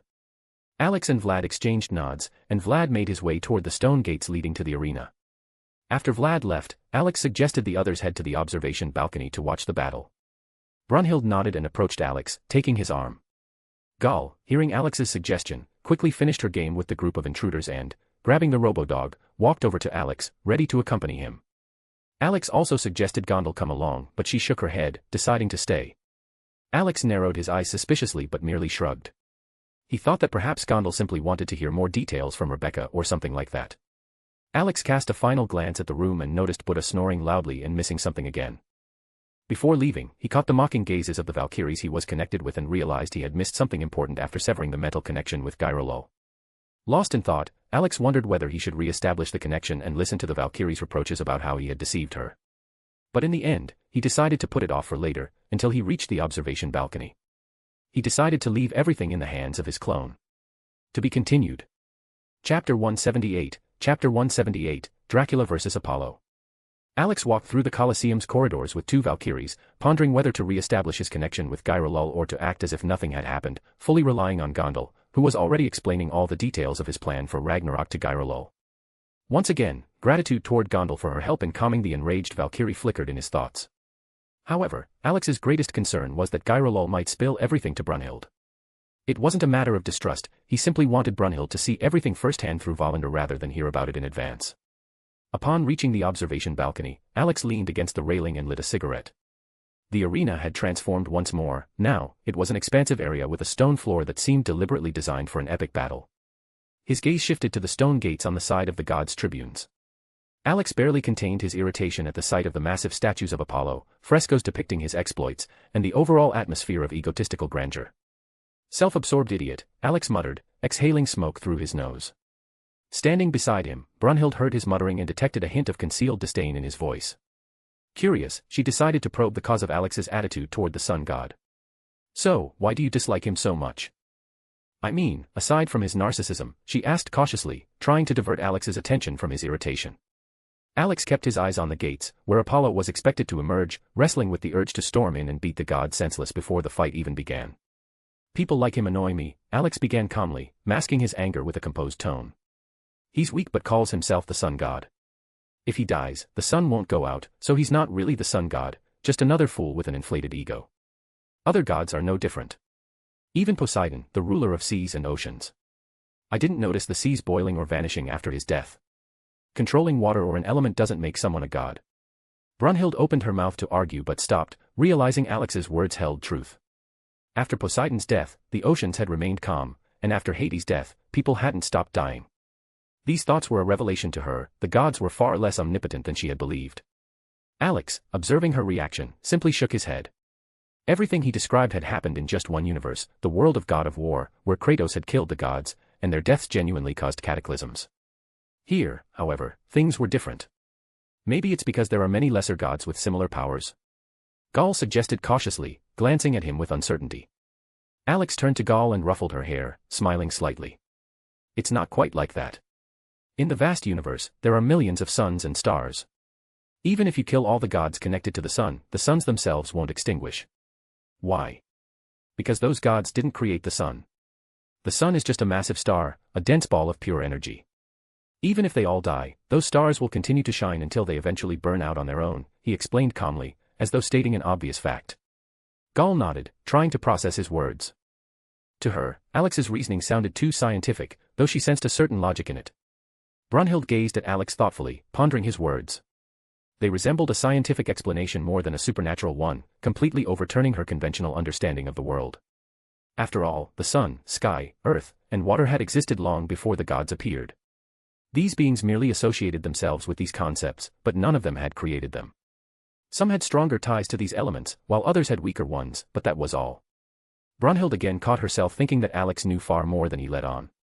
He usually shared knowledge in small portions, as if he was dosing out information. Even his stories about the mysterious outer gods, about whom none of the gods had ever heard, left her confused. Clearly, Alex hadn't gleaned this knowledge from books.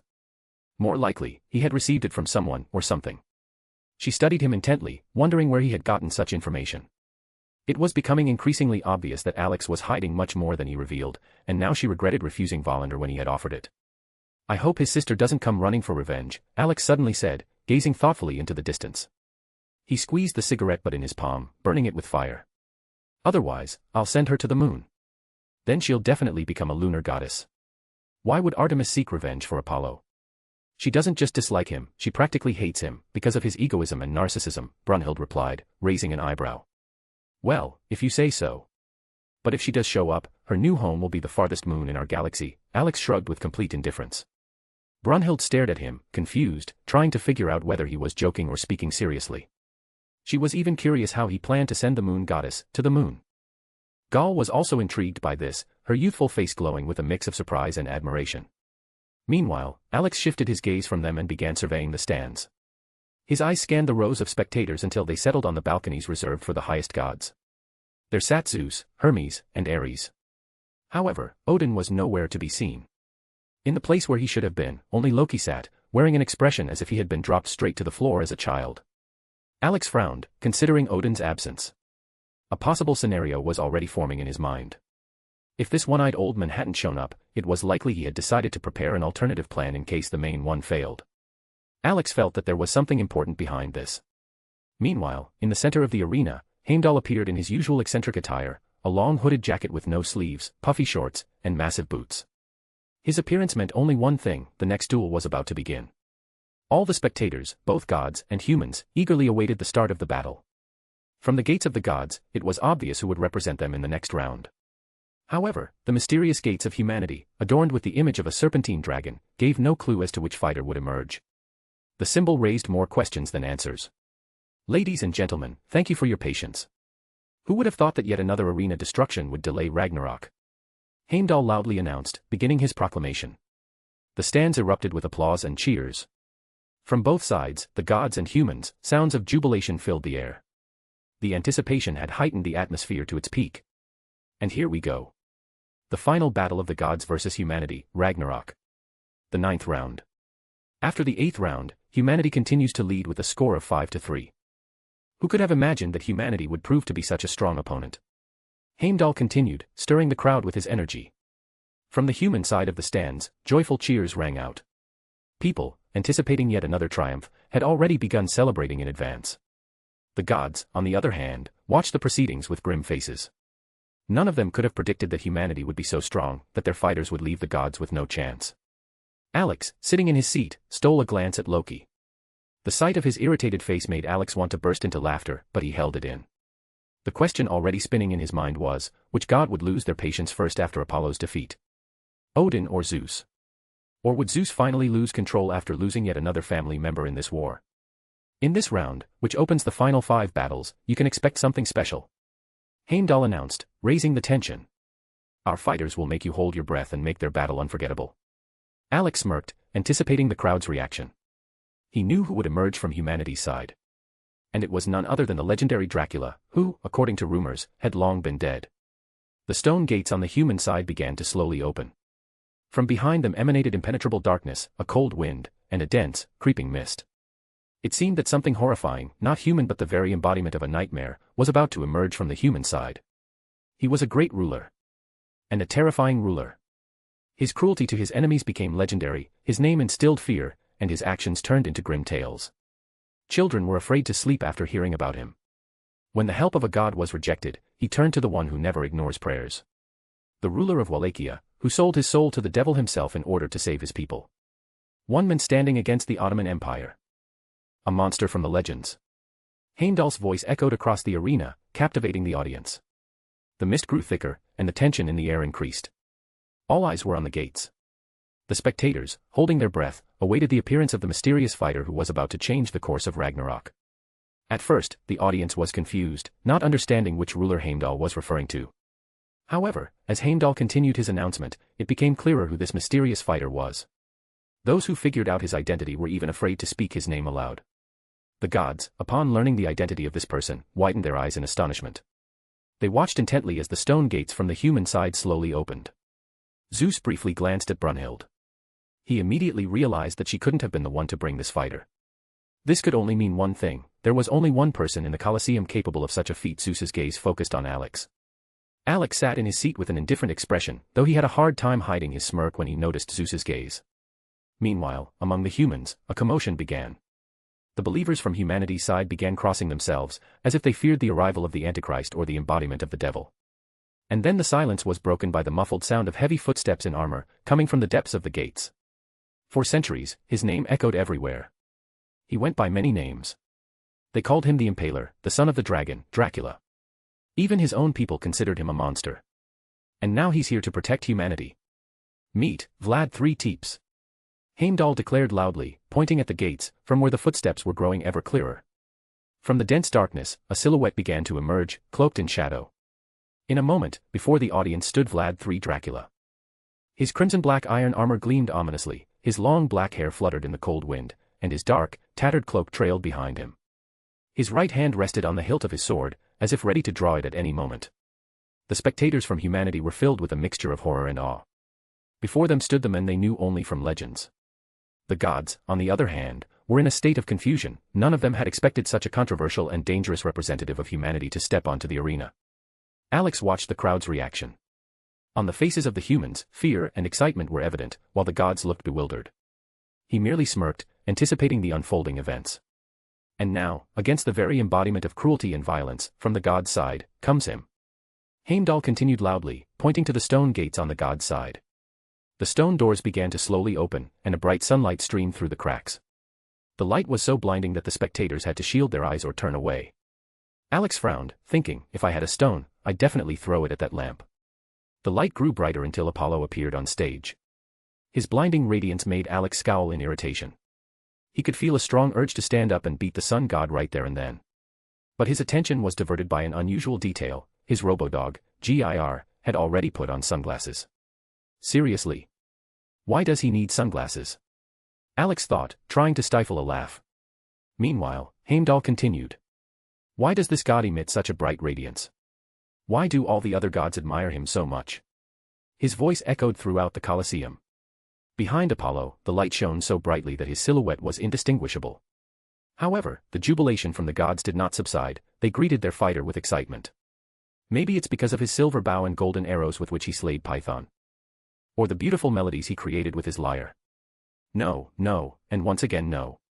It's all because of his stunning beauty and unmatched strength. Humans and gods alike called him Phoebus, the god of the sun, shining above the heavens. Meet Apollo. Heimdall exclaimed, finishing his announcement. Alex, observing all this, merely smirked. Ahead of him lay a battle that promised to be not only spectacular but also very personal. As soon as Heimdall announced Apollo's entrance, the spectators from the god's side erupted in loud applause. The sun god, as if basking in the rays of glory, stood in a dramatic pose, accepting the enthusiastic cheers. His appearance matched all expectations. Apollo was dressed in an exquisite outfit combining Greek style and Japanese motifs. A laurel wreath crowned his golden hair, and his toga was adorned with floral patterns, while a belt, obi, added an elegant touch to his appearance. His chest was partially exposed, and numerous jewels, such as a sun-shaped necklace, a chain around his waist, and a decorative chain on his right leg, emphasized his status. Black gloves, partially covering his fingers, completed the look. Alex, standing on the viewing balcony, struggled to resist the urge to jump down and beat Apollo right then and there. Sighing, he regretted not doing it sooner. I should have just dressed up as a member of the flying spaghetti monster cult, beaten him with a stick, and then thrown him into the sun to see if he'd burn, Alex thought grimly, watching the god's dramatic performance. On the arena floor, Vlad, 3 Teeps and Apollo stood face to face. Being a clone of Alex, Vlad shared the same disdain for the self-satisfied god. Looking at the balcony where the original stood, Vlad caught Alex's gaze, who traced his finger across his neck, clearly signaling that this narcissist should not be spared. The corners of Vlad's mouth curled into a barely noticeable smile. This exchange of glances did not go unnoticed. The spectators, both humans and gods, quickly realized that Alex was clearly set against Apollo. It seems your friend wishes me death. Oh, how sad is the fate of such a beautiful creature like me, Apollo said with a melancholic expression, striking another theatrical pose. Alex involuntarily gritted his teeth, regretting that he hadn't taken Vlad's place in this duel. However, his mood quickly shifted when Vlad swiftly lunged forward. With incredible speed, he was suddenly in front of Apollo, throwing a punch.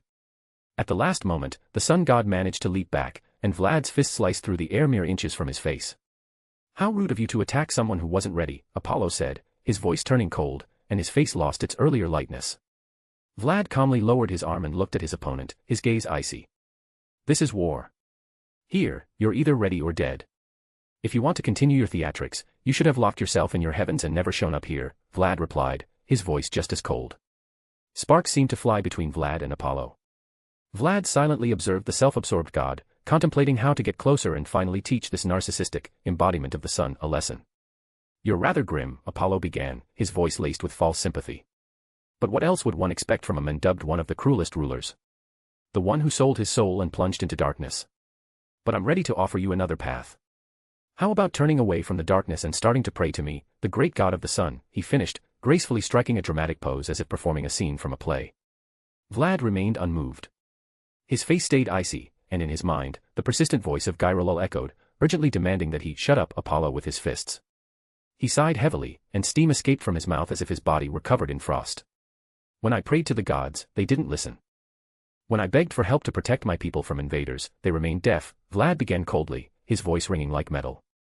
But as soon as it came to offerings and sacrifices, you gods were quick to rush forward, stuffing your bellies with wine and food. When my people starved, you just reveled in your immortality. He paused, locking eyes with Apollo. When I sold my soul to save my people, you didn't come to my aid. When my soul was dying along with my body, the gods turned away again. But then he came. The one who gave me power. So, wipe that foolish expression off your face. Or you will die without ever understanding what happened to you, Vlad finished, drawing his sword with icy calm. Vlad pointed the blade at Apollo, then slowly moved forward. But his steps suddenly quickened, turning into a lightning-fast lunge. Leaping, Vlad swung his sword, aiming to deliver a crushing vertical strike. Apollo, already anticipating the attack, prepared to meet him with his divine weapon. Vlad's blade descended with force but was stopped by threads emanating from Apollo's hands. However, feeling the resistance, Vlad immediately released the sword's hilt and struck Apollo's jaw with a powerful punch. The impact sent Apollo flying to the side, but he quickly regained his balance, though the smugness in his expression had faded. Vlad effortlessly flicked his sword into the air with his foot and caught it as if nothing had happened. Well, that was a good hit, Apollo acknowledged, adjusting his jaw with a deliberately casual air. Are you really the god of the sun? Vlad asked calmly, staring intently at him. The question caught Apollo off guard. He blinked, clearly puzzled, and his theatrical demeanor briefly gave way to confusion. What a strange question. Can't you see how I shine? Apollo finally replied, striking another dramatic pose. I'm interested in this, Vlad squinted slightly. If you die today, will the sun go out? Will the world be plunged into darkness? Or are you just an imposter who calls himself the god of the sun without true power or influence? Vlad's words were spoken calmly, but their cold tone seemed to pierce to the bone. Vlad's words sparked a storm of indignation among the gods. Their cries and curses filled the hall, while Alex, watching from the balcony, couldn't help but applaud his clone. The bluntness and precision of Vlad's question truly deserved praise. Alex narrowed his eyes thoughtfully, observing the gods' reactions. He still didn't understand exactly how divinity worked in this world, where there were so many gods it was impossible to count them all. However, one thing was clear: Vlad's words had the effect of a bombshell. Apollo raised an eyebrow, clearly surprised and puzzled by the question. "Why did you ask such a question, Dracula?" he finally asked, trying to maintain his regal tone, but his voice betrayed genuine surprise. Vlad merely smirked. "It's quite simple," he began, coldly eyeing Apollo. "After Poseidon's death, the seas didn't overflow. After Hades' death, people will still die. And even after your death, the sun will continue to give light. So, you're not really the god of the sun. You just call yourself that. Maybe it's time to come down from the heavens and realize your true place in this world." Vlad's dismissive tone sounded like a slap to Apollo, leaving him bewildered. A silence fell among the gods, none of them could provide a worthy response. Even among the humans watching the scene, whispers began to spread. Vlad's words made them question the nature of the gods. If they couldn't control the very forces they supposedly governed, then what kind of gods were they? Brunhilde stole a glance at Vlad, then shifted her gaze to Alex. Now she understood why the two had found common ground. She realized that Vlad harbored contempt for the gods, and the reason for it was obvious. As he had said, when he begged the gods for help, they let his people die. Only by selling his soul was he able to protect his people, but for that, he was remembered as a cruel ruler and a monster who destroyed an invading army with ruthless precision. "So, you're so disappointed in the gods," Apollo said quietly, tilting his head slightly. "I can understand that. But what about worshipping me? I can help you find the light." "It seems you still don't understand," Vlad replied calmly, ignoring Apollo's attempt to play the role of the savior. "So be it." In that instant, Vlad vanished from his position, as if his shadow dissolved into the beams of light. Moments later, he appeared beside Apollo, swiftly delivering a horizontal strike with his blade. However, as before, Apollo's divine weapon, the gloves releasing strong threads, stopped the sword. Alex, watching the battle, narrowed his eyes, examining Apollo's gloves. The threads reminded him of an item from another universe, which had similar functions. Vlad continued attacking from various angles, but Apollo skillfully controlled the threads, preventing the blade from reaching its target. Interesting thing," Alex said thoughtfully, propping his chin with his hand. "Maybe I should create something like that, for fun." "You've already figured out how his weapon works?" Brunhilde asked, looking at him in surprise. "In general, yes," Alex replied nonchalantly, nodding towards the gloves. "I've seen something similar before. The threads aren't just strong, they can also form objects." Alex kept observing Apollo, recalling the legend of him and his sister Artemis. This god was obsessed with his sister, and his fanaticism bordered on outright pathology. Alex grimaced, recalling these stories. Olympus seemed like a pantheon of degenerates, where the concept of honor had long lost its meaning. Meanwhile, Apollo closed the distance, and his threads began wrapping around his fists, forming sturdy gloves. "Well, as I said, nothing new," Alex commented, lighting a cigarette. His calmness only irritated the gods more, but Alex paid no attention to it. Everything happening around him was just another spectacle, where he played the role of an observer, ready to step in if his clone needed help.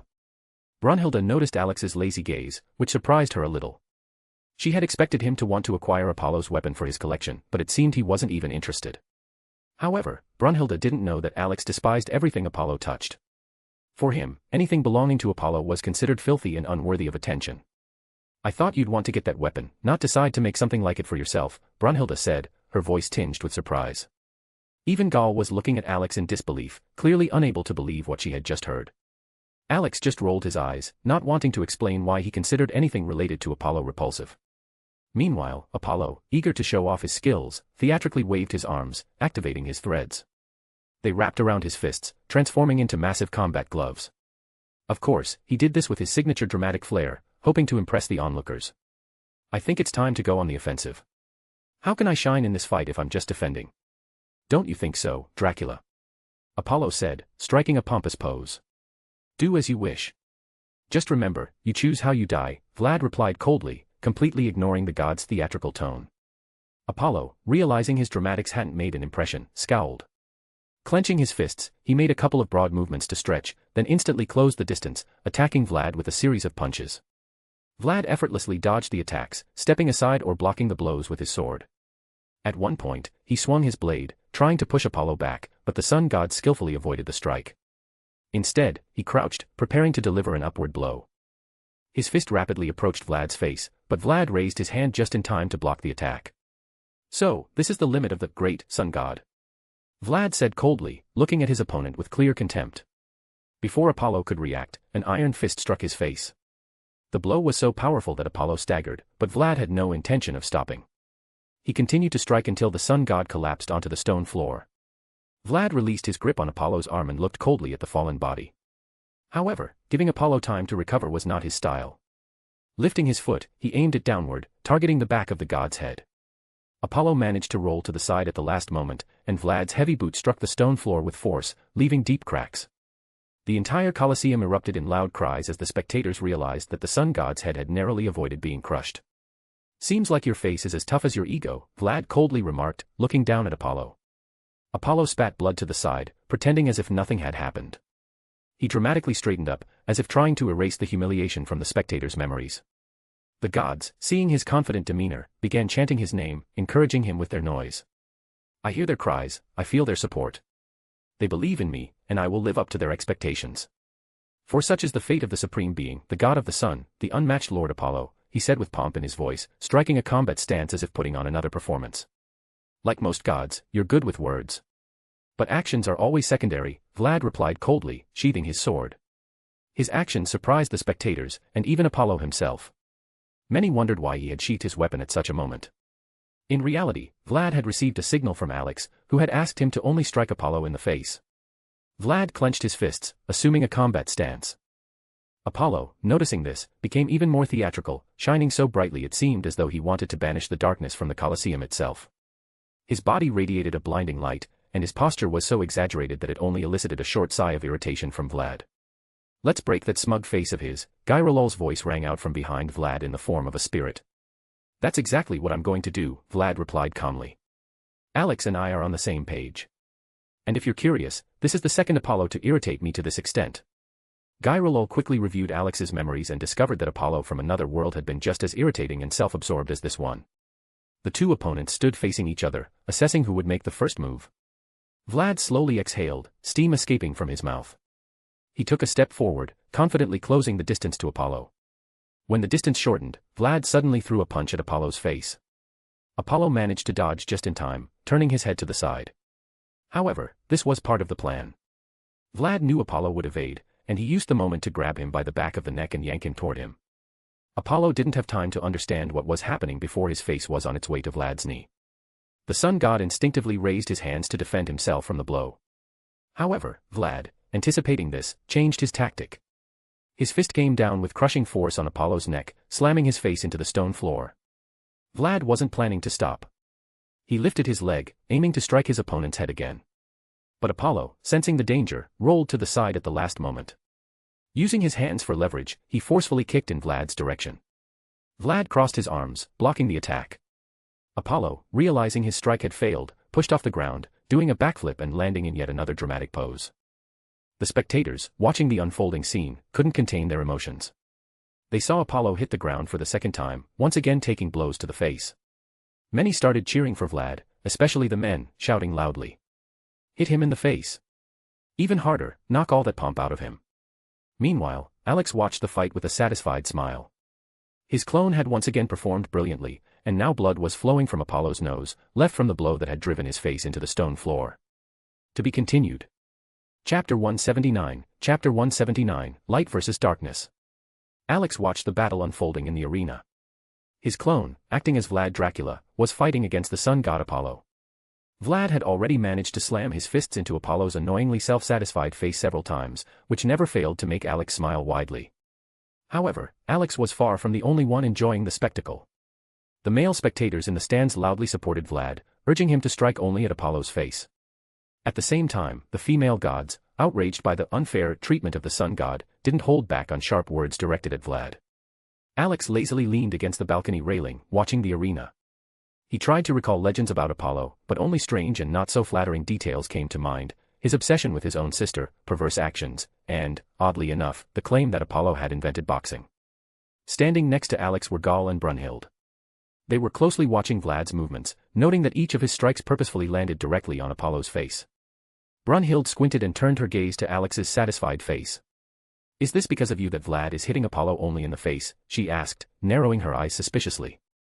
Alex froze for a moment before slowly turning his head toward Brunhild. A mischievous smile appeared on his face. "I have no idea what you're talking about. You heard my conversation with Vlad." "Did we ever mention Apollo's disgusting face?" he replied in a tone that made it seem like he could never be caught in a lie. Brunhild looked at him even more distrustfully, but she truly had no evidence to back up her suspicions. Seeing that she couldn't find an argument, Alex just chuckled and returned to watching the fight. Meanwhile, Gall was studying Apollo's gloves, made from thin threads, and was puzzled by how they worked. "How does he manage to make weapons with threads?" she asked, still unsure about the functionality of the gloves on the sun god's hands. "These gloves were created by Apollo himself. The threads contain the power of the sun god," Brunhild calmly explained, not taking her eyes off the arena. "They are versatile, they can be used both for defense and for attack. These threads allow for a wide range of techniques." Gall frowned, still not fully understanding the principles behind the threads but decided not to ask any more questions for now. Alex, on the other hand, smiled again, watching as Vlad continued his goal, destroy the pomp on Apollo's face, with one precise strike after another. Alex lazily examined Apollo's weapons, turning thoughts over in his head about how, despite being a pompous god, Apollo was unable to fully realize the potential of his own creation. In his mind, he already imagined dozens of combinations that could make the threads much more effective.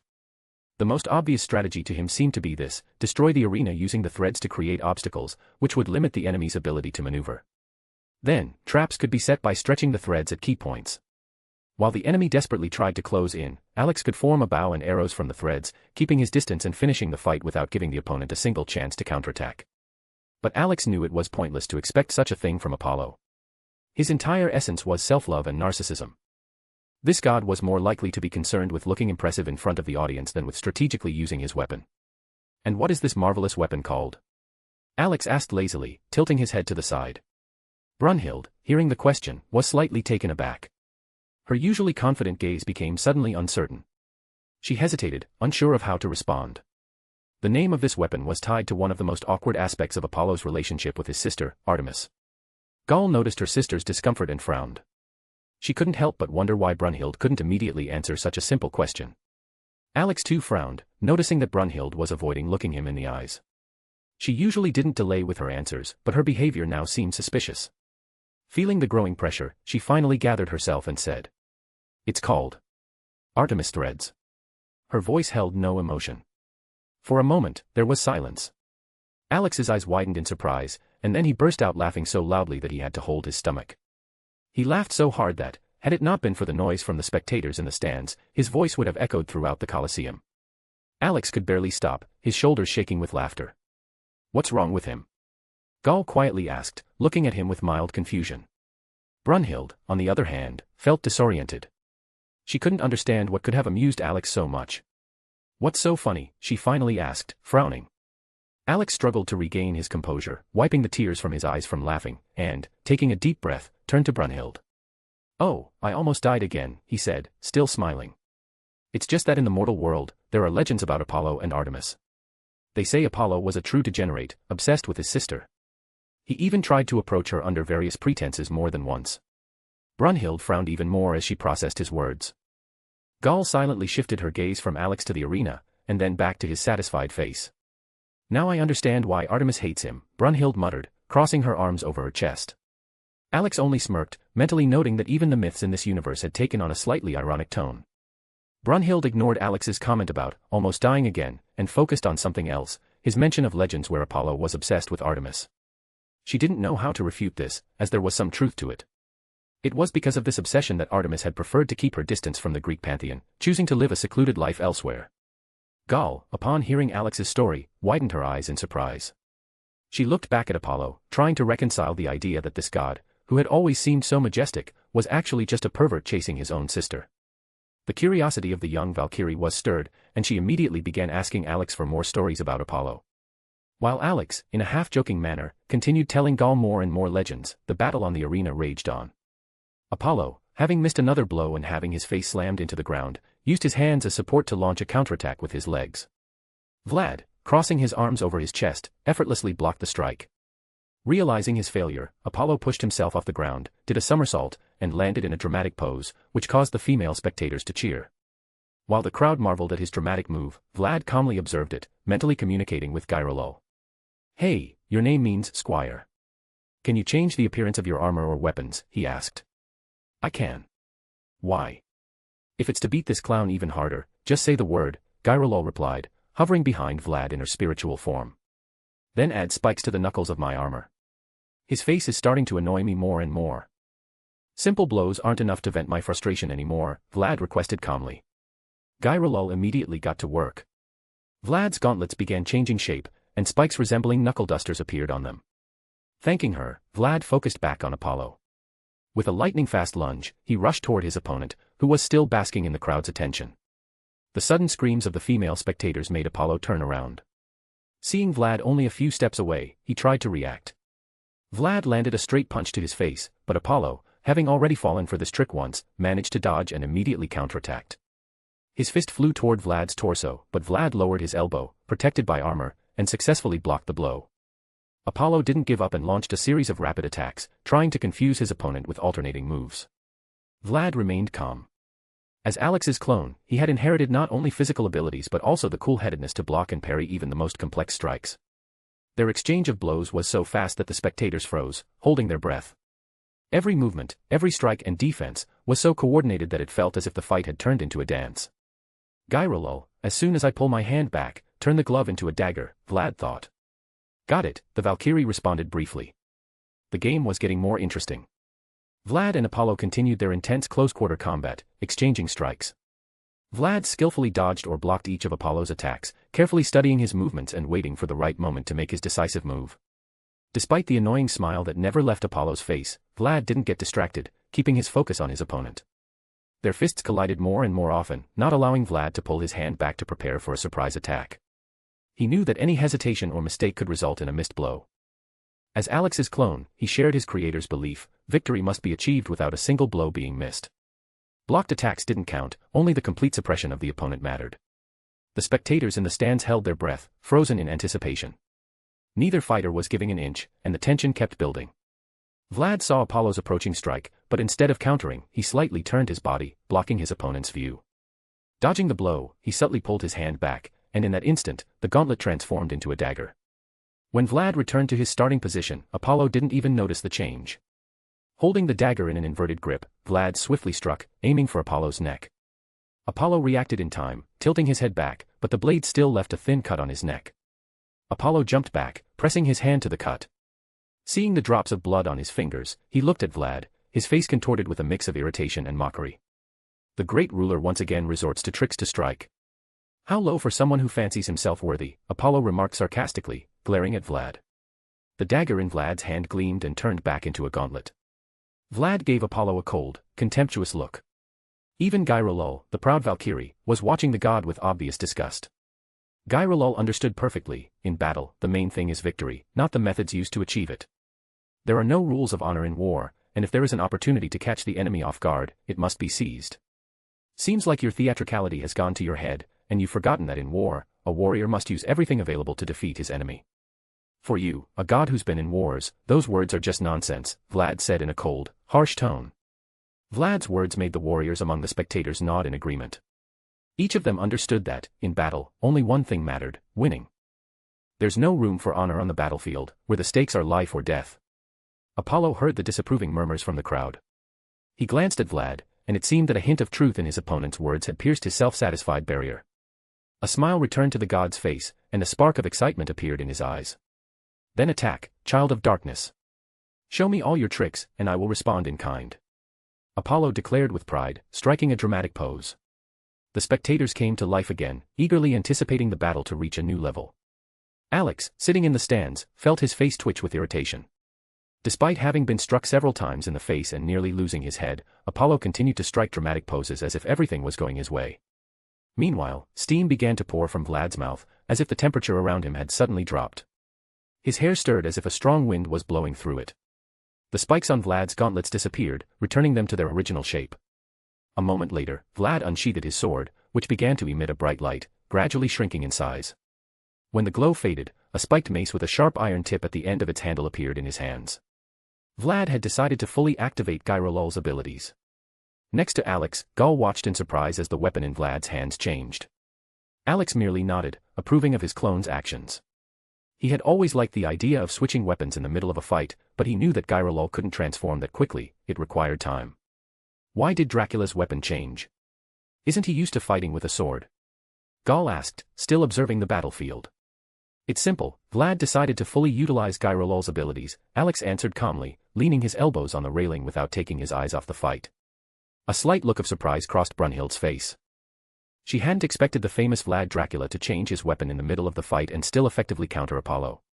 But what surprised her most was that Vlad had chosen to fully activate Gyrolol's powers. Apparently, you also know what abilities my sister has. Is there anything you don't know? Brunhild asked, giving Alex a keen look. Alex smiled at her question and, without saying a word, pointed his finger in her direction. Brunhild tilted her head slightly, unsure of what he was planning, but everything became clear when Alex poked her on the nose. I only know what I know, he replied with a smirk.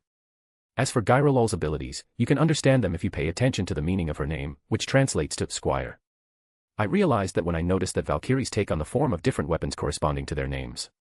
Finishing his explanation, Alex poked Brunhild on the nose again, causing mixed feelings in her. When Vlad's hands held the spiked mace, he was ready to beat the sun god senseless. With a sudden lunge, he charged toward Apollo.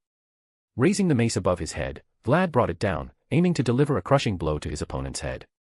However, Apollo, displaying impressive reflexes, stepped forward, dodging the strike. The sun god's attempt to counterattack Vlad's torso failed. At the last moment, Vlad veered to the side, and Apollo's punch missed its target. Realizing the attack had failed, Apollo immediately retreated, breaking the distance to avoid the mace's sharp point, which was rapidly approaching from behind. With a nimble jump to the side, he narrowly avoided the danger. Vlad remained cold and unfazed, showing no sign of frustration over his inability to break through the god's defense. He held the mace firmly, evaluating the situation. Apollo, realizing the threat, began acting faster, making it harder for Vlad to predict his movements. This time, it was more difficult to confuse the god, but Vlad, maintaining his composure, activated Gyrolol's abilities. The mace in his hands once again began to glow, slowly transforming into a long knight's sword. As soon as the transformation was complete, Vlad made a swift lunge forward, aiming a cutting strike at Apollo. The sun god, relying on his abilities, released glowing threads from his hands, trying to stop the sword. But this time, the threads were powerless, Vlad's blade easily cut through them and continued its motion. Apollo's confusion was obvious, he hadn't reacted in time, and the sharp steel left a deep horizontal wound on his chest. The blood of the god began to trickle down his pristine white clothes, staining them crimson. Vlad watched silently as drops of blood fell to the stone floor, thoughtfully saying, "Maybe you're not really the sun god. Even your blood is the same temperature as an ordinary person's." These words drew the attention of everyone present to Apollo's blood. The spectators were all wondering the same thing, shouldn't the blood of the sun god be hotter? I am the sun god because I shine like the sun. And my blood has nothing to do with that, Apollo responded proudly, lifting his chin. Vlad snorted and coldly continued. The sun god should be closest to the sun, meaning your body should contain the power of the sun itself. But all I see is just the glare of stage lights, adding drama to your entrances. Apollo remained silent, his face twisting with displeasure. Instead of answering, he moved into attack. His movements became rapid and erratic, like a monkey jumping from side to side to confuse his opponent. However, Vlad's eyes never lost focus, carefully tracking every movement. Leaping toward Vlad, Apollo struck at his head, but it was only a feint. At the last moment, the trajectory of the attack changed, and the fist aimed at Vlad's torso. But this, too, was futile. Vlad intercepted the blow, blocking it with the hilt of his sword. Upon impact, Apollo's gloved hand, woven with threads, began to crack. Vlad was ready to strike back, but Apollo's threads quickly wrapped around his arm, preventing any movement. You yourself said that a warrior must rely on tricks to win, Apollo smirked, tightening his other fist and preparing for another attack. True, Vlad replied coldly. But you shouldn't forget that your opponent can use tricks as well. Vlad released his sword, and it clattered to the floor. The armor on his thread-bound arm began to shimmer and then disappeared, allowing Vlad to free himself before the threads could tighten again. As soon as the sword touched the ground, Vlad kicked it up with his foot, deftly catching it with his free hand. With his now unbound hand, he seized Apollo's fist. With a quick motion, Vlad used the hilt of the sword to strike at the god's arm, completely shattering the woven glove of threads. The blade of the sword gleamed once more, transforming into a massive knuckle duster. Gripping the weapon, Vlad delivered a swift uppercut that landed squarely on Apollo's jaw. The god's head snapped back, and blood erupted from his nose in a fountain. Without wasting a second, Vlad stepped forward and finished the series of strikes with a powerful straight punch to the face. Apollo's body slammed into the ground with a loud thud, leaving the stands in deafening silence. This was the third time in the fight that the sun god had been knocked to the floor. It seems this god likes to wallow in the dirt, Vlad commented in a cold tone.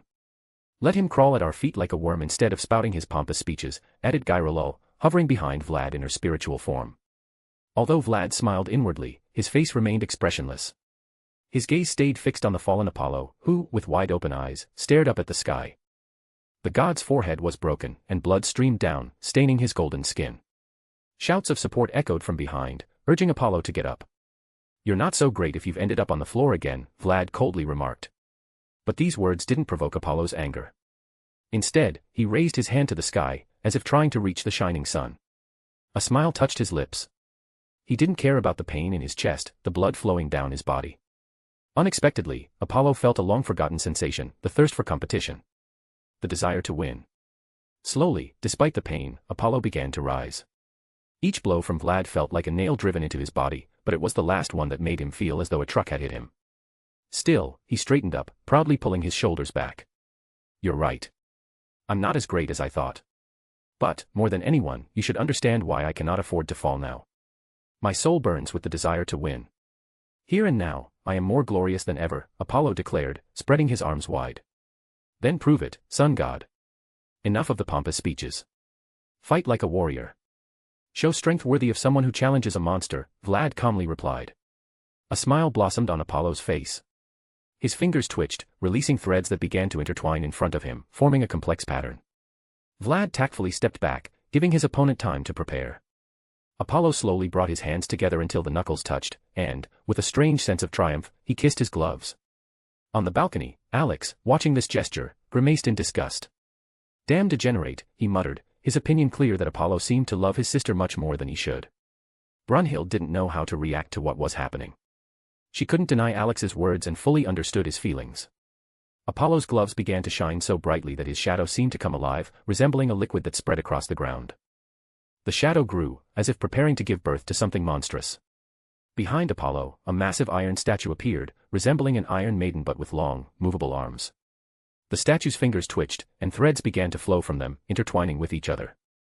Apollo raised his hand, and from the woven threads, a huge silver bow materialized, which now rested in his hands. Alex, watching from the stands, was torn between the desire to steal Apollo's gloves and the disgust that every aspect of this god stirred in him. Apollo, holding the silver bow, drew the string, and a golden arrow began to form, shining like the sun. Vlad, standing at a distance, watched Apollo's actions with icy calmness, not moving and allowing him to complete his preparations. When Apollo fully drew the string, his gaze shifted to Vlad. Watch closely.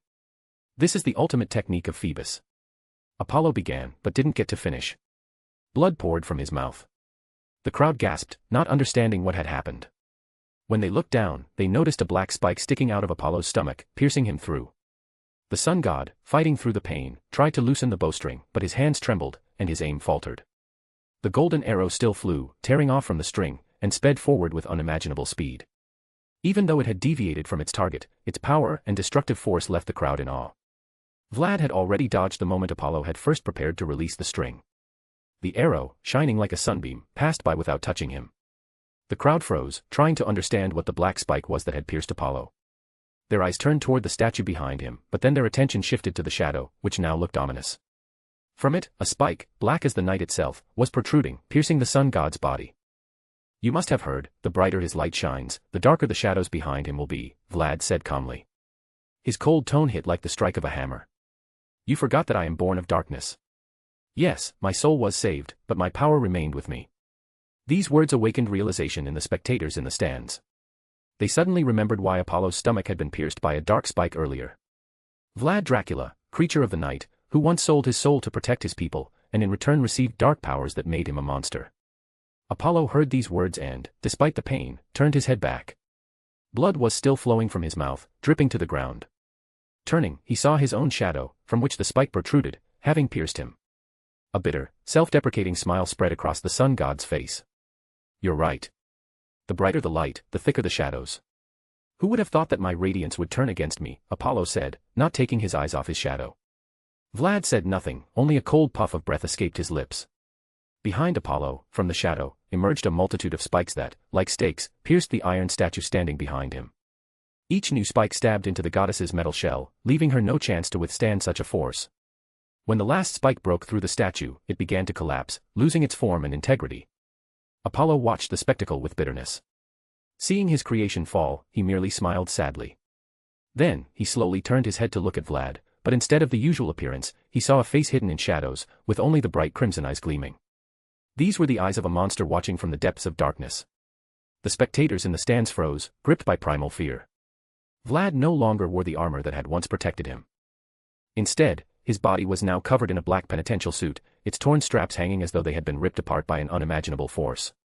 His long black hair fluttered as if alive, and his face was obscured by darkness, leaving only the frightening scarlet light of his eyes. Apollo remained silent, studying the terrifying figure. He slowly shook his head and finally spoke. "So, this is who you truly are. A true monster born in darkness. The very nightmare they use to scare children. I don't even know whether to admire you or hate you." In the stands, the spectators couldn't look away, feeling the rising tension. Alex, watching from the balcony, merely grunted, not understanding why his clone chose to take on Alucard's appearance at this moment. Brunhilde and Gaul were puzzled. Like everyone else, they had thought that Vlad had lost his power after Alex saved his soul. But now it was clear that this was not the case. Vlad still possessed the dark power. One doesn't negate the other, his voice echoed, deep and cold like the night sky itself. Apollo froze upon hearing the answer, but then suddenly laughed. His laughter reverberated across the arena, drowning out the pain coming from the wound in his stomach. With his laugh, he seemed to mock the entire world. "Well, well," he exclaimed, finally calming down. "Throughout the battle, you ignored or insulted my greatness, and now you respond with such a narcissistic phrase. How amusing." But Apollo's smile gradually faded. He could feel his strength waning. It was time to bring this battle to an end. Suddenly, Vlad spoke again, his voice soft, almost melodic. He walked toward Apollo, slow and confident, his words sounding like lines from a sinister poem. "Tell me your favorite nightmarish tale. Name it for me. I love bedtime stories. I am behind you. I am scarier than your nightmare." Each word Vlad spoke resonated through the space, sending shivers down the spectators' spines. Even Apollo, accustomed to grandeur and luxury, was struck by the strange beauty of it. Vlad stopped just a few steps from his opponent. They stared into each other's eyes, as if reading each other's thoughts. Alex grimaced on the balcony, displeased that his clone had decided to turn the fight into a poetic affair. But Brunhilde and Gaul could not tear their gaze away, mesmerized by Vlad's voice and words. "I didn't expect your voice to be like this," Apollo said, barely holding back a smile. "Like a cool breeze on a moonlit night. Hearing your verse, my soul ignited with renewed strength. And I will burn it along with yours, to rise from the ashes, becoming even more beautiful." Behind Apollo, the iron statue reappeared, but this time its form was ephemeral, like a mirage, ready to dissipate at any moment. In the statue's hands, a massive string began to form, from which Apollo was going to craft an arrow, with himself as its target. "A monster like me can only be killed by a human. Gods are powerless to do so. But I will give you the chance to fight until the end, God of the Sun," Vlad said, slowly pulling his hand back. His palm straightened, resembling a spear poised for the final strike. They froze, staring at each other, and in that instant, everything around them seemed to stop. The tension between them lasted only a moment, but to those around them, it stretched into eternity. Their movements began simultaneously. Vlad and Apollo lunged toward each other, like two unstoppable forces, ready to collide. The wind tore apart before them, and shock waves spread outward, like the rumble of thunder before a storm. In the instant of their clash, both of their hands struck with full force. They fought like two spears, each aiming to deal a fatal blow. But Vlad's hand proved stronger. It tore through Apollo's defense, split his arm into pieces, and then pierced the sun god's chest, destroying his heart. Blood poured from Apollo's mouth, and he coughed, crimson flowing onto the ground. A calm, almost serene smile appeared on his face. "Looks like this is my defeat," he whispered with a weakening voice. "But even if you're a monster, today, you were more beautiful than ever." Apollo's body began to crumble into ash. A light breeze swept his remains across the arena, as if it were the last farewell breath of a god. Mourning cries echoed from the godly stands. Alex, leaning on the railing, sighed heavily. This Apollo was nothing like the one he had known in Orario. In his heart, he even felt a faint sympathy for the god in his final moments. Glancing at the balcony where the gods of Olympus had gathered, Alex noticed their faces twisted with rage and grief. He simply shook his head and thought that it would be best to speak with Zeus later, before the ninth battle. For now, they needed time to recover. Meanwhile, Heimdall loudly proclaimed, "Ragnarok, ninth round has concluded. And the winner is Vlad Dracula. Another victory for humanity." A triumphant roar erupted from the stands. The people rejoiced, for only one victory remained before Ragnarok's conclusion. Brunhilde, unable to contain her emotions, rushed to Alex, embraced him, and kissed him on the lips, celebrating the victory. To be continued. Chapter 180, The Unlucky God of Deception. Alex heard the roar of the crowd, some mourned, while others celebrated after Heimdall announced Dracula's victory. A faint smile appeared on his face, he acknowledged that this Apollo was far more worthy than the one he had known in Orario. However, he didn't have time to dwell on his thoughts before strong arms suddenly enveloped him, and the soft lips of Brunhilde interrupted all further contemplation. The Valkyrie couldn't contain her joy over the victory and practically attacked Alex. She embraced him so tightly it seemed she wasn't planning to let go, kissing him with such passion that the world around them ceased to exist. Alex responded to the kiss, wrapping his arms around her waist. He clearly had no intention of rejecting such a gift from fate. For the first time, Brunhilde took the initiative. Usually, it was Alex who kissed her. In Brunhilde's mind, only two thoughts swirled, victory and the fact that only one battle remained until the end of Ragnarok. She understood that all of this was thanks to Alex. If not for him, fighters of Vlad's caliber would hardly have participated in the war. Thanks to Alex, she no longer lost her sisters and could, for a moment, feel relief. Not far from them, Gaul joyfully hugged Gir, celebrating the victory. She wanted to share the moment with her older sister and brother, but when she turned her head, she saw something that made her cheeks flush immediately. Alex and Brunhilde were still kissing, completely oblivious to what was happening around them. How improper. Gaul mumbled, turning away and covering her face with her hands. On one hand, she wanted to look away, but on the other, curiosity got the better of her. She was interested in observing the process. However, her sense of shame won out, and the young Valkyrie turned away with flushed cheeks, covering Gir's eyes. "You don't need to see this," she muttered, though she knew full well that Gir had already witnessed such scenes at their home countless times. Meanwhile, Alex realized it was time to stop the kiss before it became something more. Unfortunately, there was neither time nor place for it to continue. Especially since voices from the other Valkyries began to echo in his mind, as if they were watching the scene like it was their favorite TV show. Alex sighed heavily. He still couldn't fully understand how the spiritual connection between him and the Valkyries worked. Sometimes, they heard his thoughts, sometimes they saw the same things he did, and he had no time to figure it all out. The only thing he could do was turn the connection on and off, but not fully sever it. "I think we'll stop here for now," Alex said softly, resting his forehead against Brunhilde's. "Not that I'm opposed, but we're short on time." Brunhilde heard Alex's words and gave a slight nod, but her eyes still sparkled, and she couldn't tear her gaze away from his. The kiss had been so deep and consuming that she had completely forgotten where she was and what was ahead, the conclusion of Ragnarok. However, she knew there would be time for them later, and for now, there were more important matters at hand. First, they had to find out who would be the next fighter from the gods, and then wait for the opponent from humanity, whom Alex had invited. Brunhilde was sure that Alex would send one of his fighters for the final battle. These thoughts circled in her mind, but her arms didn't want to let go of Alex. The embrace gave her an incredible sense of calm and tranquility. Alex and Brunhilde continued to look at each other, as if there was nothing around them, no crowd, no triumphant shouts. Alex saw sadness in her gaze and an unwillingness to break the moment. He felt the same. Finally, he made up his mind. He quickly leaned in and kissed her again. "We'll have time to cuddle later," Alex said with a light smile.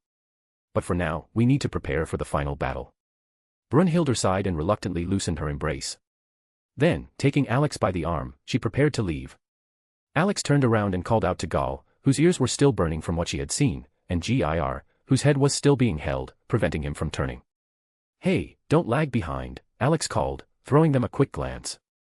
Together with Brunhilde and the others, Alex left the viewing balcony and headed to the rest area, his temporary base, which he had already set up and protected with magical suppressors so no one could eavesdrop on them. As they walked down the corridor, Alex thought about what form his clone should take in the next battle to defeat the god. He hoped everything would proceed along the original timeline and nothing unforeseen would happen. However, he was worried about Odin's behavior, who still remained in the shadows.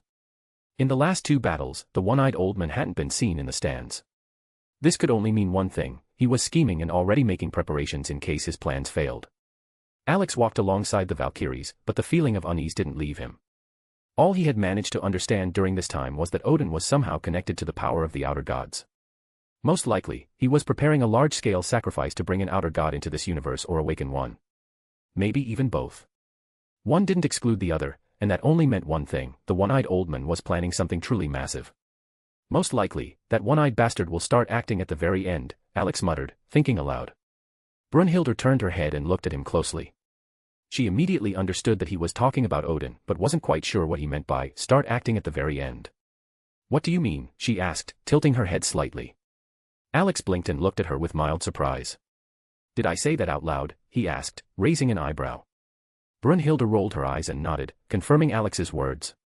His lips twitched slightly, an old habit of talking to himself had resurfaced.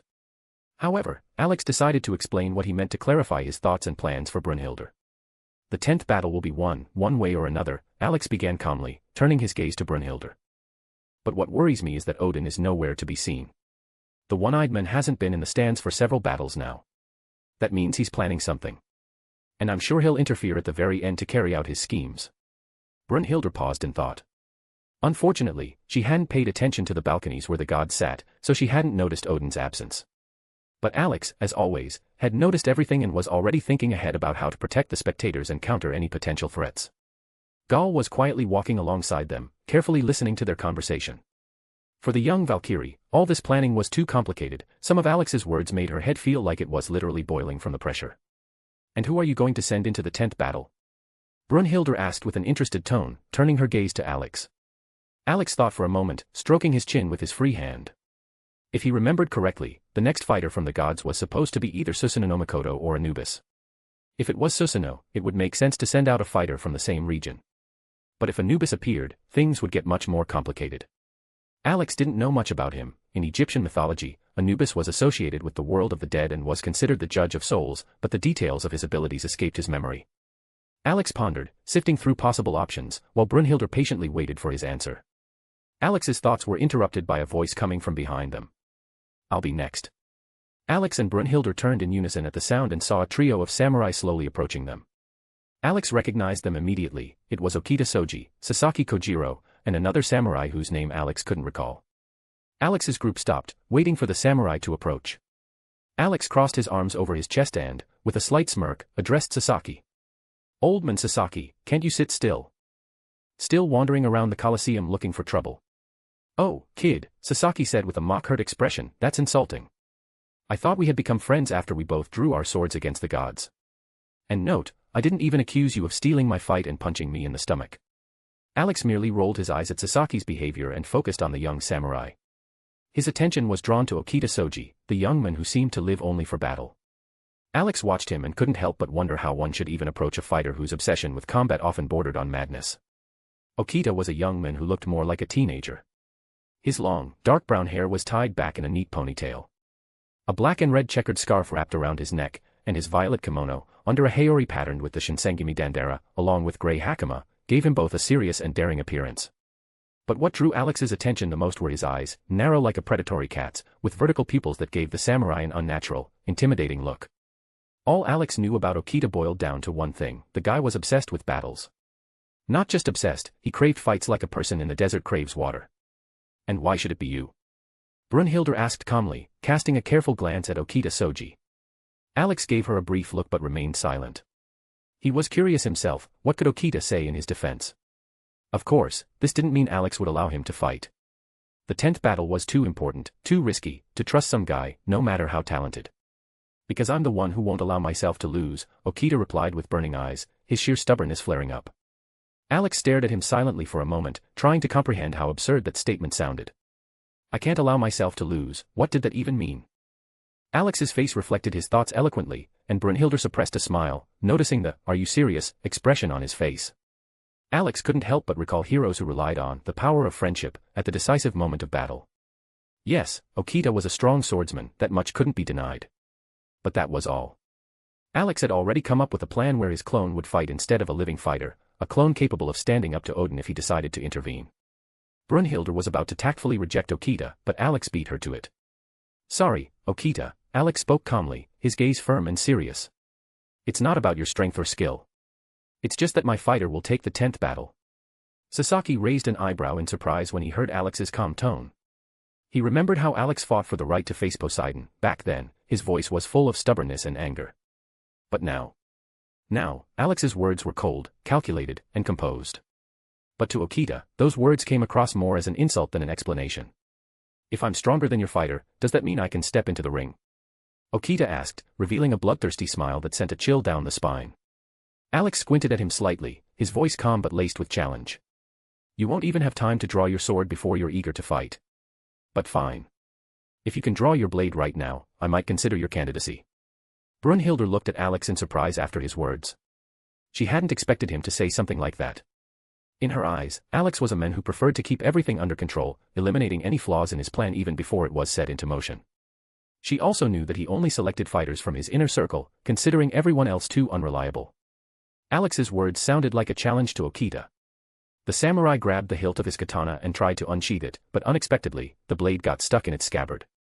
Before Okita could understand what had happened, Alex was suddenly in front of him, placing his hand on the hilt, preventing the sword from moving. Okita struggled with all his might to pull out the katana, but it was in vain. Alex wasn't even exerting himself, blocking every move. It all happened so quickly that Sasaki Kojiro and Isami Kondo couldn't even react. What the? Sasaki exhaled, stunned by what was happening. Realizing that strength alone wouldn't work, Okita jumped back to try again. But Alex didn't give him any time to maneuver. He was next to him once more, placing his hand on the hilt again. Okita tried to find any possible way to draw the blade, but Alex was always one step ahead, blocking every attempt like a ghost. Stop, Alex said calmly, not taking his eyes off the furious samurai. You still won't succeed unless I want you to. If you're so eager to fight, after Ragnarok, you'll have plenty of opportunities. I guarantee it. What do you mean by that? Isami Kondo interjected, his voice betraying surprise and confusion. He looked at Alex and Okita as if he couldn't believe his eyes. Okita looked as though he was on the verge of snapping, about to turn into a predatory beast. Alex just sighed tiredly and, with a slight smirk, extended his hand and gently flicked Okita on the forehead. The flick was almost casual, but the effect was astounding. Okita instantly slumped and lost consciousness. What? Sasaki exclaimed, his eyes wide in shock. Alex skillfully caught Okita before he could fall to the ground and handed him over to Isami. Isami stood there in a daze, holding the unconscious samurai, unable to comprehend how everything had happened so quickly. With a flick. Isami mumbled, still trying to process the situation. Sasaki silently stared at Alex, searching his face for even a hint of a joke. But Alex looked completely serious. Now, maybe you can explain what you meant by your words? Sasaki asked, folding his arms across his chest and eyeing Alex intently. What does "we'll have a chance to fight after Ragnarok" mean? Brunhilde had already figured out what Alex was referring to. It seemed like he had decided to implement his plan, creating a new system of battles to resolve conflicts. She was curious about how he intended to pull this off and how far he had progressed with his calculations. Alex turned his gaze to Sasaki and Isami, pausing for a moment to consider whether he should reveal more than necessary.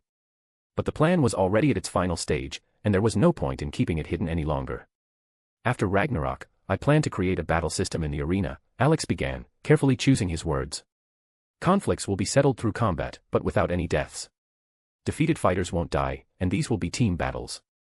Sasaki squinted skeptically, pointing his thumb at Isami, who was still bewildered.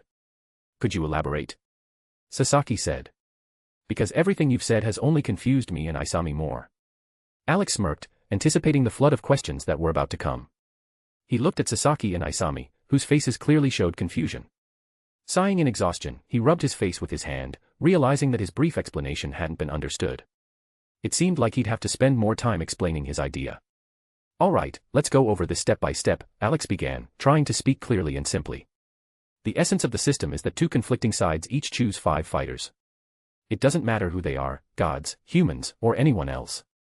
The key point is that battle enthusiasts like you will be able to fight as much as you want, without the fear of dying. Moreover, you'll be able to challenge anyone registered in the arena to prove your skill. Sasaki, stroking his chin, listened thoughtfully. Interest appeared on his face, and with clear enthusiasm, he asked.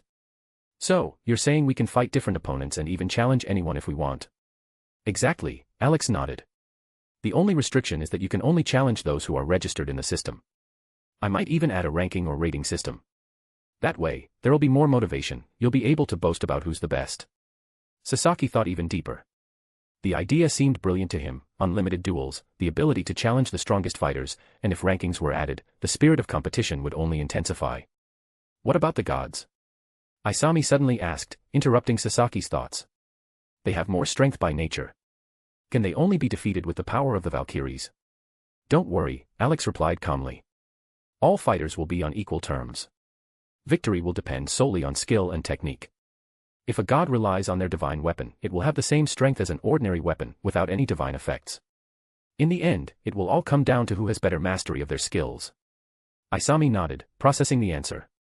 This approach meant that even Okita would have a chance to challenge a god and prove his skill. Sasaki, with a smirk, looked at Alex, clearly already imagining himself challenging the strongest opponents. Meanwhile, Brunhild stood a little to the side, deep in thought over Alex's words. Gradually, her eyes widened as she realized the hidden meaning behind his plan. He wants more than just to resolve conflicts through battle, she thought. This system could bring gods and mortals closer together. Fighters from both sides will fight side by side, entrusting each other with their lives and learning to cooperate. The ranking system will only strengthen this, it will become a symbol of honor and allow everyone to strive for perfection. So this is what you're planning? Brunhild murmured quietly, not taking her eyes off Alex. This idea really could bring gods and humans closer, when they fight on the same side. Alex glanced at her and gave a small smile, seeing that Brunhild had figured it out. Her reaction was exactly what he had expected. Exactly, Alex replied briefly, indicating that his plan was well thought out. Sasaki and Isami exchanged glances, clearly excited by the new possibility. Alex's idea was becoming clearer, and along with it, the sense that the world would never be the same again. If Alex had known that Brunhild had figured out his true intentions, he would have silently given her a thumbs up in approval. However, at that moment, he was fully focused on explaining the principles of the future arena to Sasaki and Isami. Naturally, Alex didn't reveal any unnecessary details, the system was still in the conceptual phase.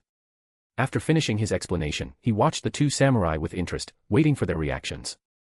It was important for him to know the opinions of those who would become a key part of this new battle system. Honestly, your plan doesn't look bad, Sasaki said with a pleased smile. I hope you make it happen soon. I'm tired of doing nothing for eternity. I'm also up for fighting different opponents, Isami added, nodding in agreement. When Okita wakes up, I'll explain everything to him. I think he'll support this system too. Hearing their responses, Alex nodded and decided not to linger. After saying goodbye, he turned to head back to his more pressing matters. As he passed by, Sasaki patted Alex on the shoulder, wishing him luck in making his idea a reality, and Isami, without saying a word, simply nodded and dragged the unconscious Okita along. Alex watched them leave and allowed himself a satisfied smile. Getting the support of those who would be fighting in his system was already a small victory. Returning to Brunhild, Alex noticed that she, without missing a beat, took his arm again. They continued their walk, chatting casually. But soon, their conversation was interrupted once more, someone blocked their path. Again. Alex thought irritably, as he spotted the figure ahead.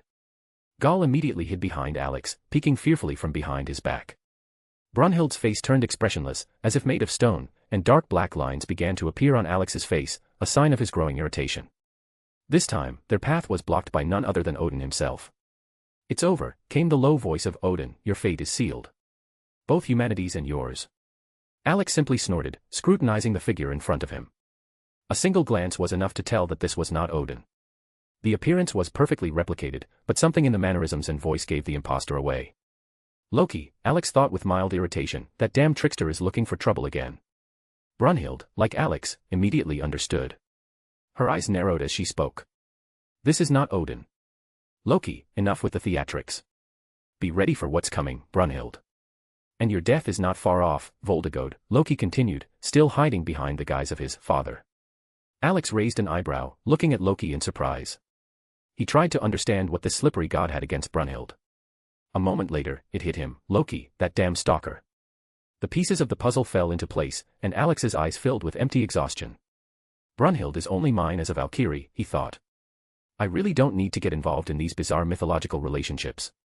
Of course, Alex remembered the legends where Brunhild adopted a child named Siegfried and raised him like a brother. But since Brunhild kissed Alex, it was likely that in this universe, Siegfried, like in the legends, was her brother. This could only mean one thing, there were no romantic relations between Brunhild and Siegfried in this world, they were just siblings. And yes, Siegfried eventually killed the dragon Fafnir. But that didn't matter right now. Don't you think, Lord Loki, that you're going a bit too far with your ridiculous jokes? Brunhild sighed heavily, her voice firm and cold.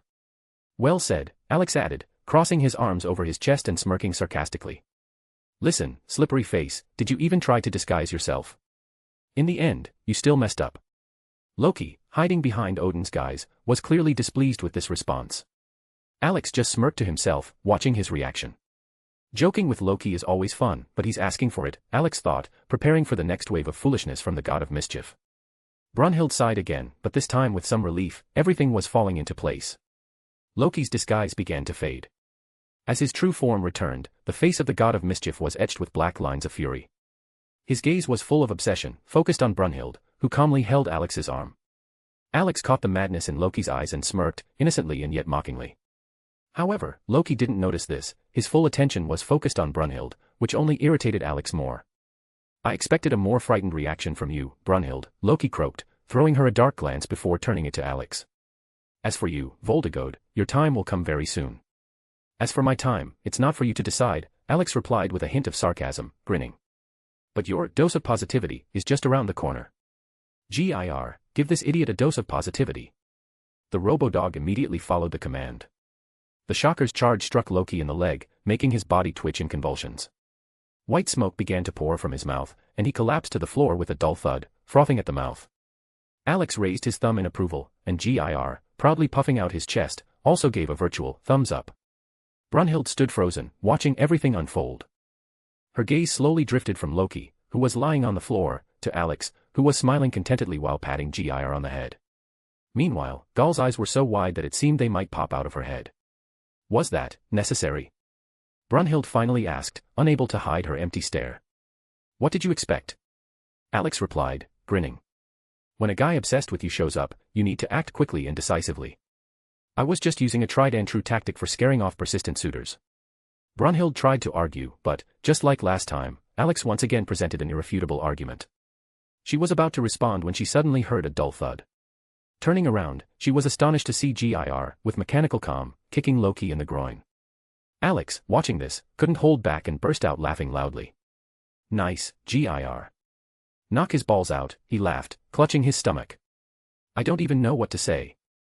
You taught him this? Brunhild asked, staring at the scene with an empty expression. No, not me, Alex paused, barely holding back laughter. Maybe Rebecca or someone else at home. I only taught him how to use the shocker, or, a club to the head. Brunhild recalled how Alex once talked about dealing with persistent suitors when he was a mercenary, first, the shocker, then the memory neutralizer, a hammer to the head. Now everything made sense. Most likely, it was Rebecca who taught GIR this high-precision technique. After one conversation with her, Brunhild understood that Rebecca was exactly the kind of person who wasn't shy about hitting the most vulnerable spots. All right, Alex sighed, waving at the fallen Loki. Let him rest, the dose of positivity will clear his mind. Brunhild simply shook her head wearily, silently agreeing. Gal continued to stare in amazement at GIR, who stood over Loki and seemed ready to repeat the strike. Brunhild sighed heavily and, unable to come up with any arguments, silently agreed.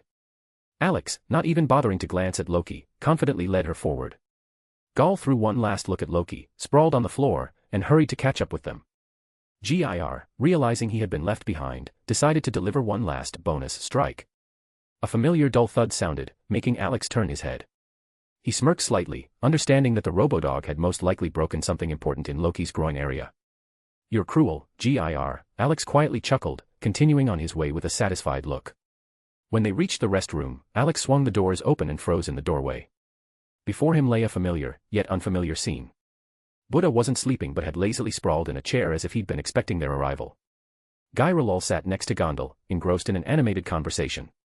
Rebecca, as always, was busy, carefully carving runes on bullets, fully absorbed in her work. Mimi, Stitch, and Zerofuku sat on the floor, eagerly pressing buttons on their game controllers, playing a video game, while the group of Valkyries was, as usual, watching another series. The sound of the doors opening caused everyone to turn their heads. Gyralol stared at Alex with a strange look, as if trying to read something on his face. Gondal, on the other hand, smiled like someone who had just made the best deal. Buddha lazily raised an eyebrow and cast a surprised look at the newcomers, while Rebecca, tearing herself away from her task, turned in her chair and gave Alex an annoyed glance. Why so late? Don't tell me you got lost again, she muttered, pointing at him with a runic pen. No, we were just delayed, Alex replied calmly, shrugging. Rebecca rolled her eyes and returned to her work, muttering something under her breath. Alex scanned the room, looking for a place to sit, clearly unsure where to settle. Gyralol, noticing his confusion, patted the couch next to her, inviting him to sit. Alex looked at her in surprise, not expecting such a gesture, and immediately glanced at Gondal, who responded with her signature kind smile. He quickly realized that she had most likely said something to Gyrolol, calming her down. Or maybe the Valkyrie had figured something out by studying his memories.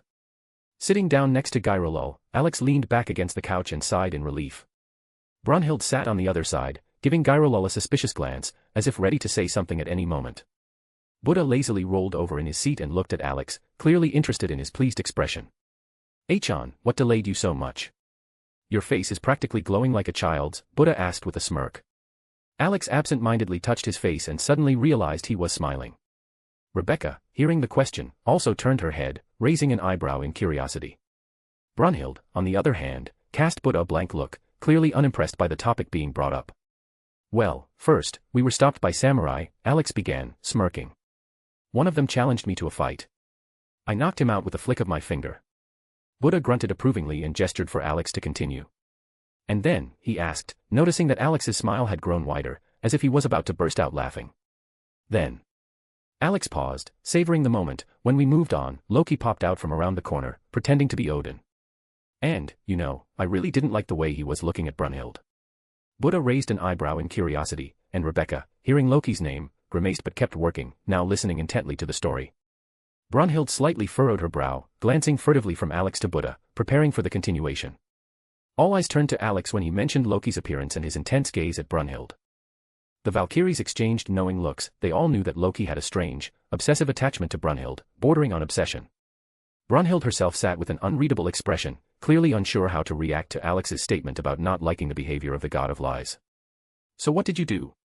Gyrolol asked with a curious smile, eagerly anticipating the next part. Alex theatrically shrugged, hiding his smirk. "I didn't do anything. But my loyal Gir gave Loki a whole dose of positivity. And then, maybe accidentally, maybe not, he zapped him a couple of times in the groin. And, maybe, knocked one of his balls loose. Maybe," he added innocently, trying to hold back his laughter. For a moment, silence hung in the room, after which all eyes slowly shifted to Brunhild. Her face remained impassive, as if she hadn't even been part of the events being described.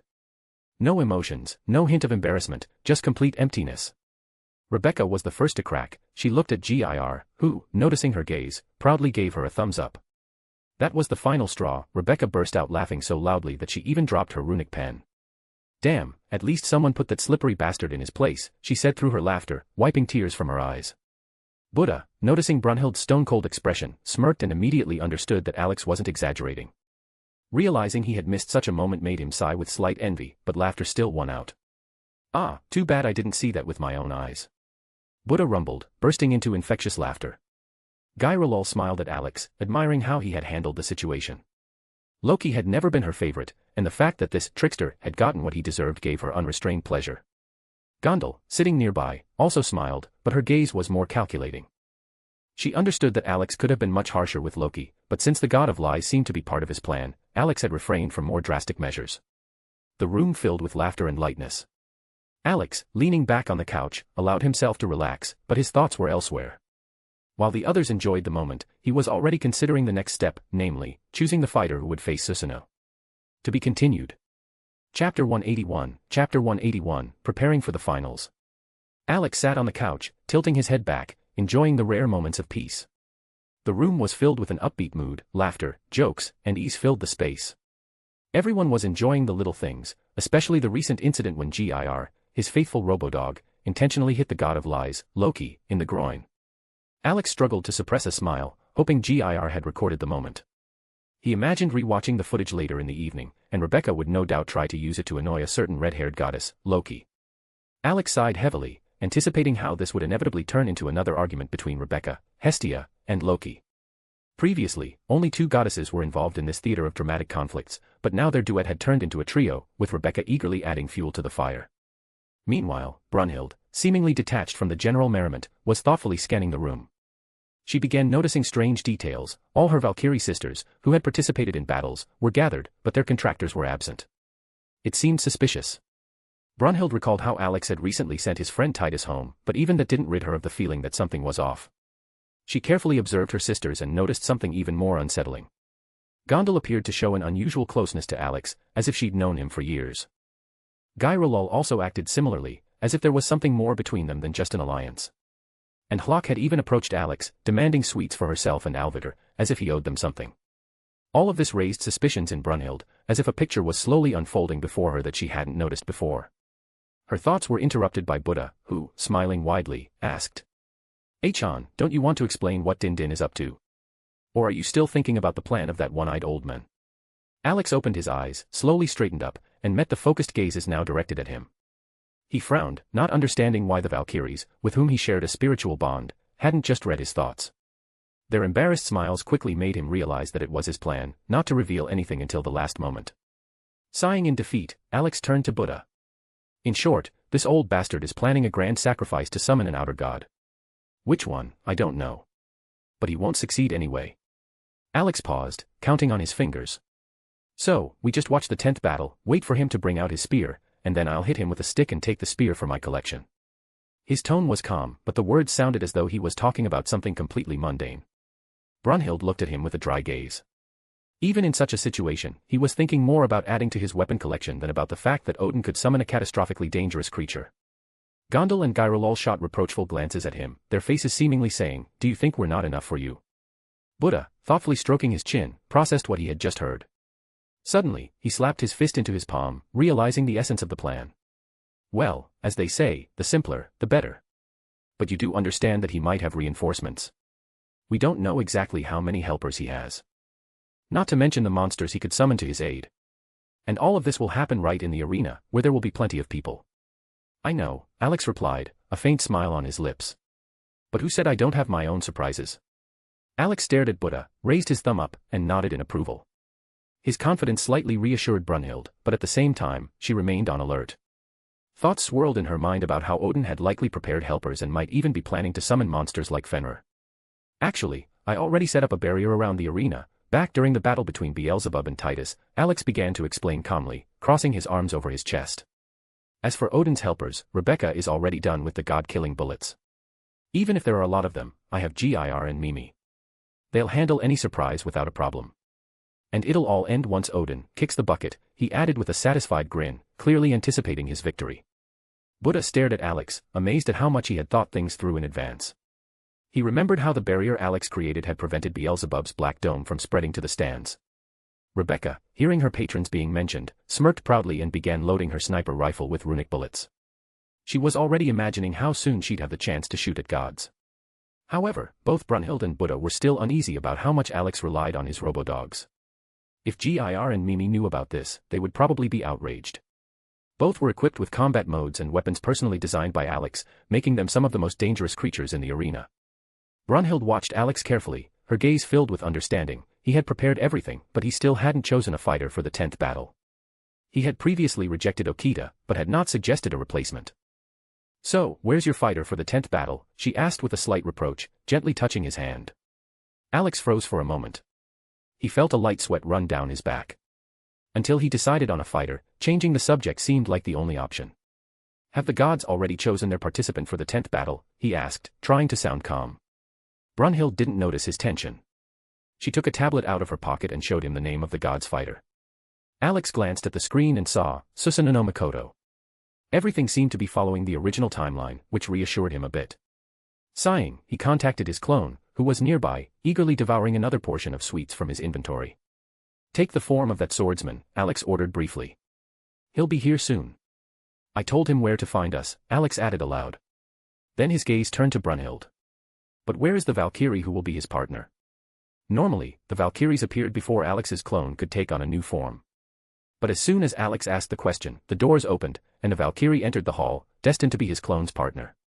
Her long light-colored hair was neatly braided into an intertwined braid, and her kind, calm eyes radiated warmth. A soft, sincere smile adorned her face. This was Skamand, the 6th of the 13 Valkyrie sisters. All Alex knew about her was that she was quiet, gentle, and admired swordsmen. "Sister, I came as you asked," Skamand said in a calm voice, offering a friendly smile. "Skamand, your partner will be here soon." "You can sit down for now," Brunhild replied with a light smile. Skamand nodded and sat down next to Gondal, maintaining her gentle smile. Alex watched her closely, as if studying her. Brunhild, noticing his interest, rolled her eyes. Her irritation turned into a slight outburst. She pinched Alex on the waist to distract him. "Ouch." Alex winced, looking at Brunhild in confusion. But his trials weren't over. Suddenly, Rebecca, who had approached from behind, slapped him on the back of the head. "Hey! What was that for?" Alex exclaimed indignantly, looking first at Brunhild, then at Rebecca. "Stop staring at Skamand," both girls answered in unison. Alex sighed heavily and rolled his eyes, realizing it was pointless to argue with them. Meanwhile, Skamand, hearing her name, curiously stuck her head out to see what was going on. Her gaze stopped on Brunhild, who was now glaring at Alex with annoyance. Skamand's curiosity grew even stronger. She decided to talk to Gondel to learn more about this strange person, who, it seemed, was so close to her sister. Alex, on the other hand, was trying to calm down the two jealous girls. Rebecca's jealousy didn't surprise him, he had long gotten used to her outbursts, but Brunhild's behavior left him puzzled. The only explanation that came to mind was her increasingly warm relationship with Gondel and Gyrolo. Meanwhile, Buddha, standing off to the side, was clearly enjoying the scene. His sly expression screamed how much he was savoring the moment. Alex, noticing his grin, thought to himself, "I'll need to hit him with my stick a couple of times. Just for precaution." At that moment, Alex's clone entered the room, having taken on a new form. His appearance immediately drew the attention of everyone present. A tall man entered the room with a fire-shaped mark on his forehead. His long black hair with red tips was tied into a ponytail. He wore a light brown yukata, a black hanafuda, and a red haori, completing his appearance. White socks and red-strapped zore finished off his outfit. This was Yoruichi Tsujikuni, or rather, his form assumed by Alex's clone. Everyone present, including Skamand, immediately noticed his fire mark, which was his most noticeable feature. Skamand watched the newcomer with interest. Realizing that her partner would be a swordsman, she couldn't hold back a slight smile. Yoruichi entered the room with an impassive expression, exuding calmness. Alex stood up from the couch and, walking over to stand beside him, said, "This is the person who will participate in the 10th battle." Alex approached Yoruichi and stood next to him. He knew that the original Yoruichi was a quiet man, almost taciturn. This trait was often perceived as coldness, but in reality, Yoruichi was born that way. His silence intensified after the tragic loss of his family due to a demon attack. "Allow me to introduce my acquaintance, who will take part in the 10th battle," Alex began, his voice confident. "This is Yoruichi Tsujikuni. As you can see, he is a swordsman. Despite his reserved expression, he simply doesn't like to talk much." As soon as Brunhild heard the name, Yoruichi, her eyes widened. She remembered how Alex had once told her about the legendary swordsman. Off to the side, Gondel, who had been playing a video game with a group of troublemakers, also sharply turned her head. Her eyes widened in surprise. Alex had already shared the story of the swordsman with the rarest gift known as the transparent world. Brunhild shifted her gaze from Yoruichi to Alex, still trying to process what she had heard. "Is this the same Yoruichi you told me about? The swordsman with the special gift?" she asked, wanting to confirm. "Yes, it's him," Alex nodded, his voice remaining calm. He developed his own fencing style, which could be considered one of the strongest in history. Buddha, who had been silent until then, now studied Yoruichi from head to toe with interest. Even though the swordsman appeared relaxed outwardly, it was clear he was maintaining combat readiness. Buddha nodded, recognizing him as a true master, even though he hadn't seen him in action. "Achan," Buddha said with a hint of concern in his voice, "you said the 10th battle is very important. Are you sure your friend will manage before you can come to his aid?" "Everything is under control," Alex replied, giving a thumbs up. "I'll be there on time if needed." Meanwhile, Skamand, hearing that Yoruichi had created his own fencing style, which could be considered the strongest, couldn't hold back an excited smile. Alex noticed this reaction and felt like the worst scoundrel for deceiving Skamand, who admired swordsmen so much. Gondel, who had been watching Alex's expression, simply sighed. She didn't understand why Alex was so worried. After all, he himself was an excellent swordsman, and Skamand would surely forgive him for the deception. Alex, catching her gaze, mentally spoke to her. "Gondel, help me explain everything to Skamand. I feel like the worst scoundrel, deceiving her. And all of you." Gondel smiled slightly and responded through their spiritual link. "What am I going to do with you?" "All right, I'll help. But in exchange, you're going on a date with me." Alex sighed heavily, realizing it was pointless to argue with Gondel. "Consider it a deal," he replied, mentally raising his hands in surrender. Alex readily agreed to Gondel's proposal and didn't even try to protest. He didn't mind going on a date with her, but first, he had to find a way to deal with Brunhild's anger, which would undoubtedly come crashing down on him when she found out about the deception. Alex hoped that, by seeing everything in his memories, Brunhild would understand his motives and not be angry. Meanwhile, Skamand walked over to Yoruichi and extended her hand. Yoruichi responded without hesitation, and their hands met. At that moment, a bright light enveloped Skamand, and her body began to become transparent, eventually transforming into a katana now held by the swordsman. It appeared to be a simple katana, a golden handle, black sheath, no embellishments. But Alex immediately felt the spiritual connection to Skamand, which made him apologize to her in advance. "Skamand, forgive my selfishness, but I couldn't do otherwise," Alex said apologetically through their spiritual connection. "It's fine," Skamand replied calmly. "I know you're doing this to protect all of us, especially my sisters." Alex sighed heavily and decided to leave further explanations to Gondal. He then looked at Yorichi and nodded to him. The swordsman returned the nod and headed toward the arena exit. Once Yorichi was gone, Alex scanned the gathered group and reached into his pocket for a cigarette. Lighting it, he exhaled the smoke through his nose and began speaking. "Well, the final we've been waiting for is finally here. Rebecca, are you ready?" Rebecca, her excitement evident in her smile, replied. "Ready to shoot at these idiots." Alex nodded and turned to Gir, Mimi, and Stitch. "Gir, Mimi, Stitch, get ready. We've got work to do, a shootout awaits," he said. The trio of troublemakers immediately stopped their activities and began preparing. Gir and Mimi quickly donned their armor, but Stitch couldn't find anything suitable. The cosmic dog looked at Alex with confused eyes, prompting Alex to hand him a standard drop suit. "It's temporary for now, buddy. I'll make you personalized armor later," Alex promised, patting Stitch on the head. Once the trio was ready, Alex turned his gaze back to Rebecca. She was already standing with her rifle on her shoulder and a satisfied expression on her face. Alex just hoped her choice of weapon would stay within reason and that she wouldn't grab something even more destructive. He then addressed the Valkyries. "Ladies, you can stay here or come with us. If you stay, I'll set up a barrier just in case." The Valkyries exchanged glances and decided to stay behind so as not to interfere with Alex during the battle. Seeing their choice, Alex didn't insist. Now, all attention shifted to Buddha and Zirofuku. "Achan, what should I do?" Buddha asked, pointing to himself with a slight smile. "We'll go to Zeus to discuss the new system I'm planning to implement," Alex replied, calmly explaining his plans. Buddha nodded and got up from the chair where he had been lazily reclining. Zirofuku, in turn, decided to go with the trio of troublemakers, as he had already become friends with them. "Brunhild, take everyone who's coming with you and head to the balcony where we usually stand. I'll quickly talk to Zeus and be back," Alex said to the eldest of the Valkyries. Brunhild nodded in response, but her gaze revealed hidden anxiety. She felt that something extraordinary would happen during the 10th battle. Brunhild knew what Odin was aiming for, but the true scale of his plan remained a mystery to her. What she did know scared her. Odin was plotting a massive sacrifice, and the victims could be not only humanity but also all the gods. The Valkyrie thought about what the Allfather was planning to sacrifice, Helheim, Midgard, and even Valhalla, to summon an ancient, dangerous entity capable of destroying the entire timeline just by its presence. The realization made her eyes widen in horror. "Then we'll go ahead," Brunhild said, trying to push away the dark thoughts. Alex nodded and watched as Brunhild led Rebecca, Gal, and the trio of troublemakers away. As Rebecca passed by, she stuck her tongue out at Alex, clearly teasing him. "Don't shoot anyone too early. I know you. As soon as it gets boring, you'll want to test how your bullets work," Alex said, catching Rebecca by the nose in response to her mischief. "I'll think about it," Rebecca smirked, brushing his hand away and grabbing him by the collar, gently pulling him toward her. Alex just smirked in response, knowing that Rebecca simply couldn't resist teasing him. Rebecca pulled Alex toward her and kissed him on the lips, a sly smile playing on her face. Alex only grinned and watched her go. When everyone had left, he turned to Buddha. "All right, we'll go too." "Hopefully, the old fool can think more clearly," Alex muttered, addressing Buddha. "I thought you hated Zeus and his whole family," Buddha remarked as he passed by him with a slight grin. "I do. But what's the point of revenge? Destroying Olympus would only upset the balance of power. We're already mired in a cycle of mutual vengeance, and I think it's time to put an end to it," Alex replied, shaking his head. Buddha patted Alex on the shoulder. "You're right, my friend. Revenge is not something you should keep in your heart for too long."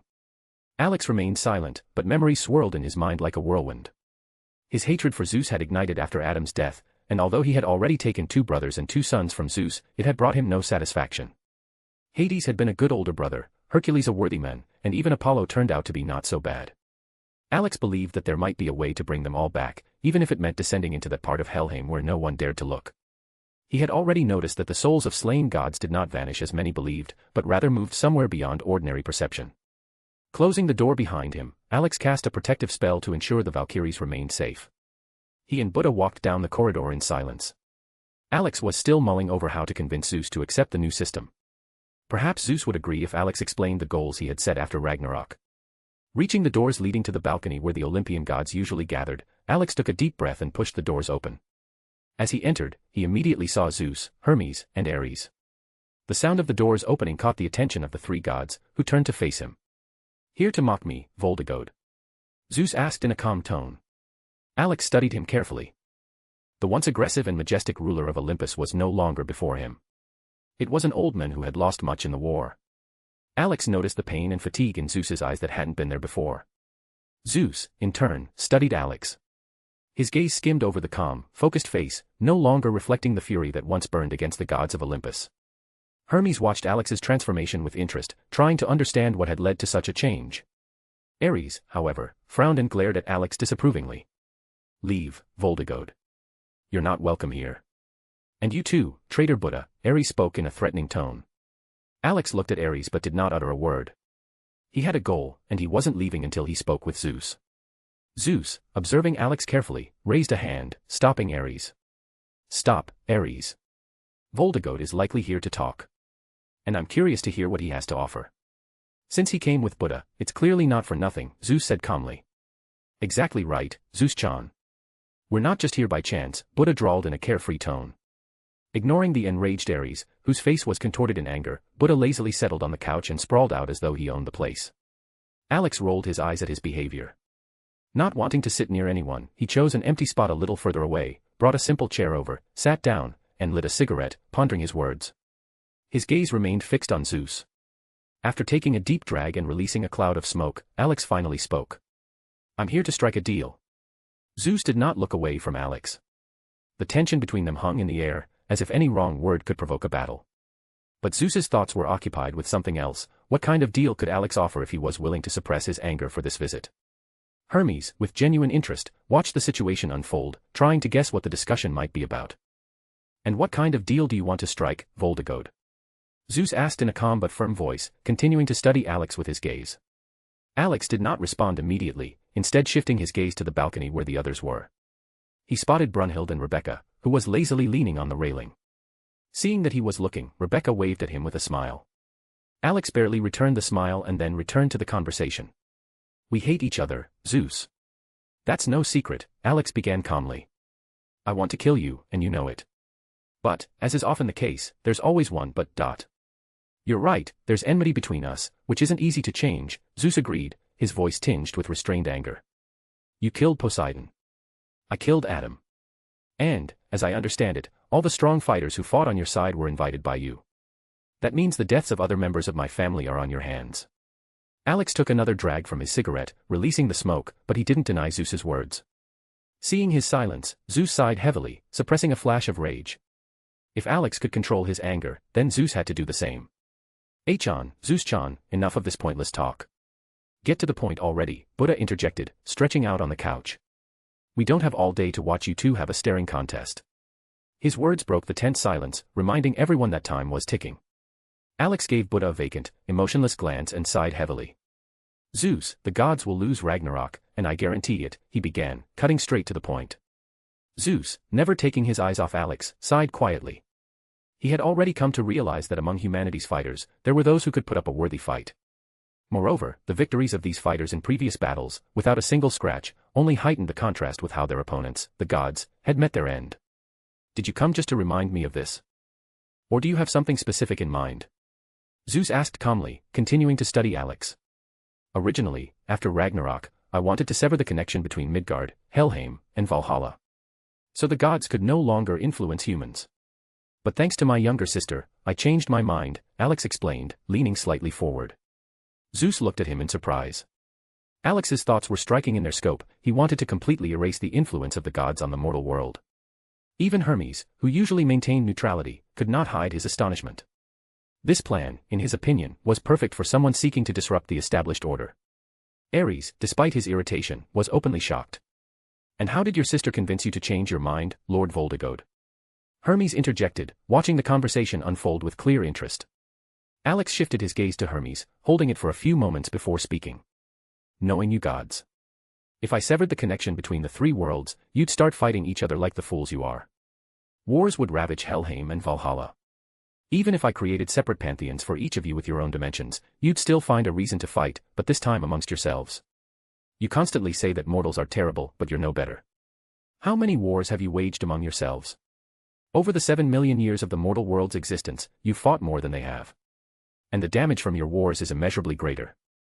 Alex's words came out like a cold, but undeniable sentence. Hermes opened his mouth to retort, but closed it, realizing he couldn't refute the obvious. The wars among the gods had indeed been destructive. Ares tensed, ready to argue, but a single glance from Zeus made him rethink. And what do you propose in return? Zeus finally asked, his tone calm, as if acknowledging Alex's point. I propose an arena system, Alex replied, leaning forward. Conflicts could be resolved through group battles. And yes, anticipating the obvious question from Ares, none of the fighters will die. His words were clear and confident, causing everyone present to think deeply. Even Zeus paused for a moment, contemplating how realistic this idea was and whether it could prevent senseless destruction. Upon hearing Alex's words, Ares immediately opened his mouth to ask a question, but stopped, realizing Alex had already answered his thoughts. Zeus couldn't lie if he said he wasn't intrigued. Even Hermes, narrowing his eyes, watched Alex closely, understanding that he hadn't finished speaking yet. Depending on what you say next, I'll consider your proposal, Zeus said, deciding to listen to Alex until the end. Alex nodded and began explaining his concept for the conflict resolution system in detail. While he spoke, Buddha interjected with comments to clarify the details and help explain the essence of the idea to the gods. Alex carefully explained that in his proposed system, everything would be resolved through skill, excluding the use of divine powers. In essence, it would be similar to the battles of Ragnarok, but with one key difference: no one would die. Additionally, the battles would take place in a team format, where each team would consist of both gods and mortals. Hermes quickly grasped that the main goal of this system was to bring humanity and the gods closer together. This thought didn't escape Zeus either. He understood that Alex was aiming for something greater than just resolving conflicts. And how do you plan to select the fighters for your system? Zeus asked, his tone calm, but with a genuine curiosity underlying it. Among both humans and gods, there will always be those who want to test themselves. Even you, Zeus, aren't against throwing a punch every now and then, Alex said with a slight smirk. Anyone who registers can become a participant in the team battles.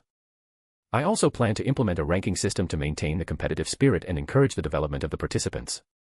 Zeus thought for a moment before nodding slowly. I'm not ready to give my consent yet. I need time to think it over. But I'll say this right now, your idea has intrigued me. This time, I'll try to think like a ruler, not like a god driven by emotions. If Hades and Poseidon were here, they would scold me again for letting my feelings guide my decisions, he said with unexpected sincerity. Great, Zeus-chan. Buddha exclaimed, standing up from the couch. I recommend you accept my friend's offer. It's still better than being cut off from all the worlds.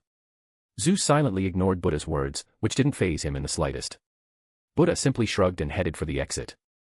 Noticing that there were no more questions, Alex decided to leave as well, giving Zeus time to think. As he approached Buddha, ready to leave the hall, he suddenly heard Zeus's voice. Did you know what would happen to Beelzebub? That's why you set up your strange barrier. Zeus asked, looking at Alex intently. I didn't know, I just suspected, Alex replied calmly.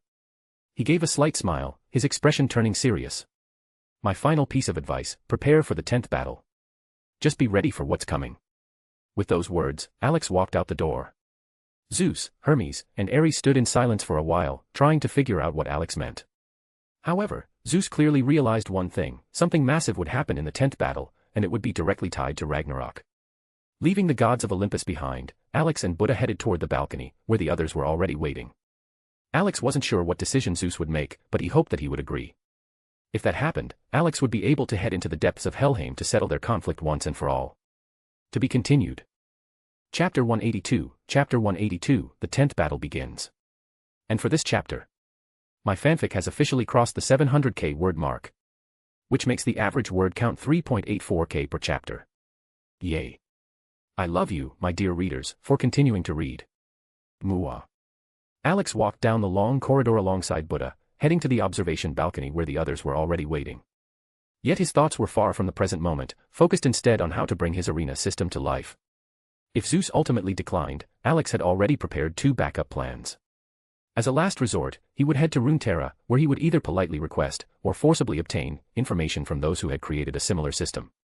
In the most extreme case, he was prepared to construct an artificial dungeon, akin to the one in Orario, where gods formed familiars and recruited adventurers. Both options seemed feasible and practical in this world. Alex already knew how to create a dungeon, but he still needed to figure out how to organize an arena like the one in Runeterra. Pulling out his notebook, he began jotting down ideas as he walked. Buddha, silent until now, noticed Alex engrossed in his notes. Without hesitation, he leaned over to glance at the notebook to understand what Alex was so focused on. His eyes scanned several points before stopping at a plan for creating an artificial dungeon populated with monsters. Buddha paused, stroking his chin thoughtfully as he read further.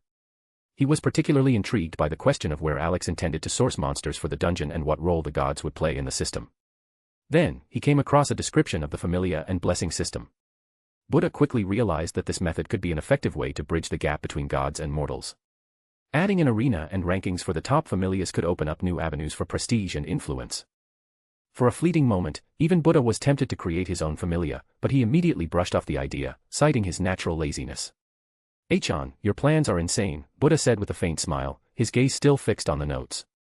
"But I can see their deeper purpose. You want to give gods and mortals a chance to understand each other." Alex looked up from his notes, meeting Buddha's eyes, and nodded. He had no intention of hiding his intentions. To him, it was clear, if even one god supported humanity, it could spark monumental change. "You're right. But not everyone will be pleased," Alex replied, tapping the pen against his chin thoughtfully. "For example, the followers of Poseidon, Hades, or even Shiva's family might vehemently oppose it. Their hatred for humans runs deep, and it won't simply vanish, even after the deaths of their gods." Buddha understood Alex's point. He didn't need to meet these followers to know that their animosity toward humanity was deeply ingrained. This was especially true for Poseidon's followers, whose hatred for Alex and his allies was palpable. This cycle of hatred seemed almost unbreakable. Alex despised Olympus for Adam's death, Zeus hated Alex for the loss of his family, and Shiva's followers undoubtedly craved revenge for their lord. "And how do you plan to convince them to accept your proposal?" Buddha asked, clasping his hands behind his head as he continued walking with his usual nonchalant demeanor. Alex paused momentarily, as if weighing his answer, before speaking. "I don't know yet. But I'm sure of one thing, if you don't try, nothing changes. Sometimes, all it takes is one chance to turn everything around." Alex continued tapping his pen against his chin, lost in thought. The only realistic option he considered was to resurrect the fallen gods.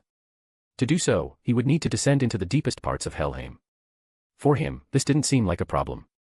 Moreover, the depths of Helheim might hold not only the souls of gods but also Adam and the two Valkyries who had perished in the early rounds. "Just descend into the depths of Helheim, retrieve their souls, and bring them back to life," Alex murmured, slipping his notebook into his pocket. Buddha nodded, contemplating Alex's words. This plan could help resolve the conflict between mortals and gods. But then it struck him, how was Alex planning to descend into the deepest parts of Helheim, a place where even gods dare not tread? Moreover, most gods simply didn't have the means to do so. Now Alex was claiming he could enter and retrieve the souls of the fallen.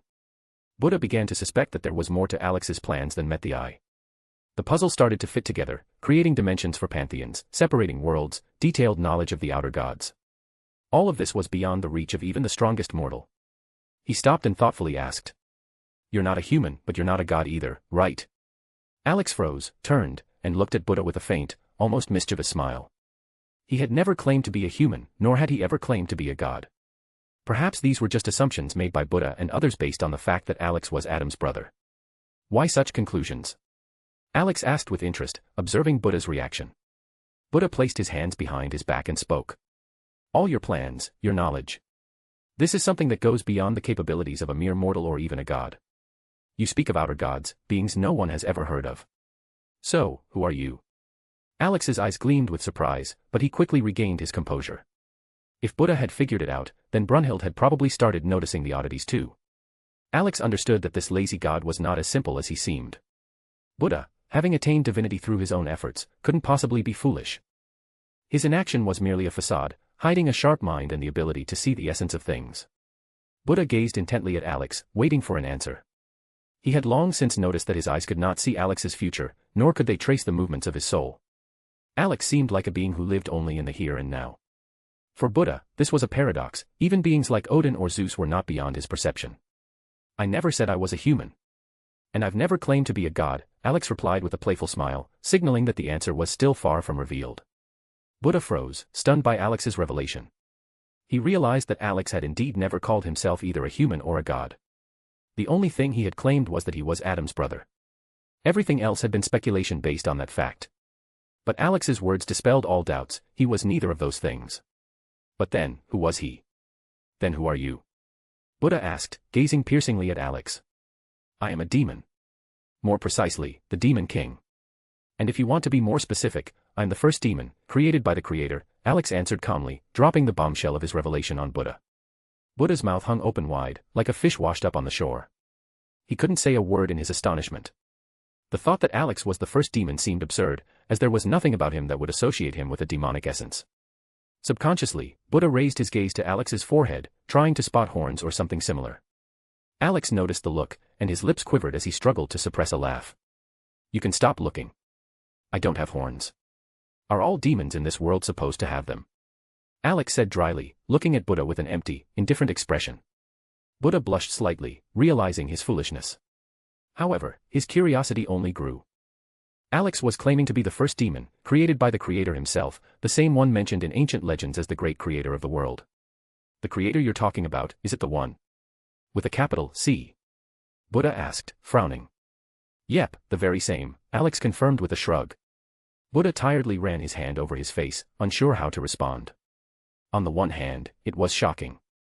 On the other, it was funny. Alex didn't behave at all like what Buddha expected the Demon King to act. Moreover, he reminded him of Brunhild, only in male form. And that strange obsession with weapons. Buddha couldn't help but wonder why Alex lacked any trace of traditional demonic essence. But then a sly smile appeared on his face. It was too obvious to hide.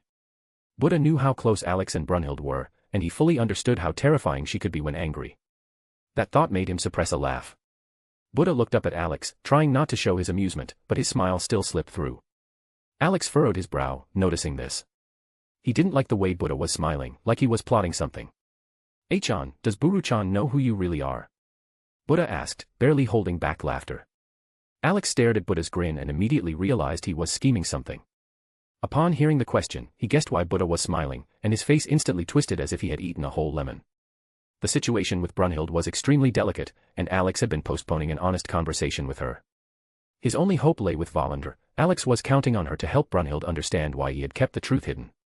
But Buddha's smirking smile spoke otherwise. Brunhild would surely be furious once everything came to light. I'm relying on Valander. Maybe she'll understand. Maybe, Alex said dryly, trying to hide his growing nervousness. Buddha had a hard time containing his laughter, but he walked up to Alex and patted him on the shoulder.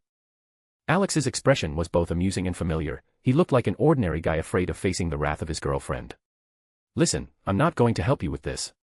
I'm scared of Buru-chan's anger too, so don't even think about dragging me into your quarrels, Buddha said, continuing to pat Alex on the shoulder.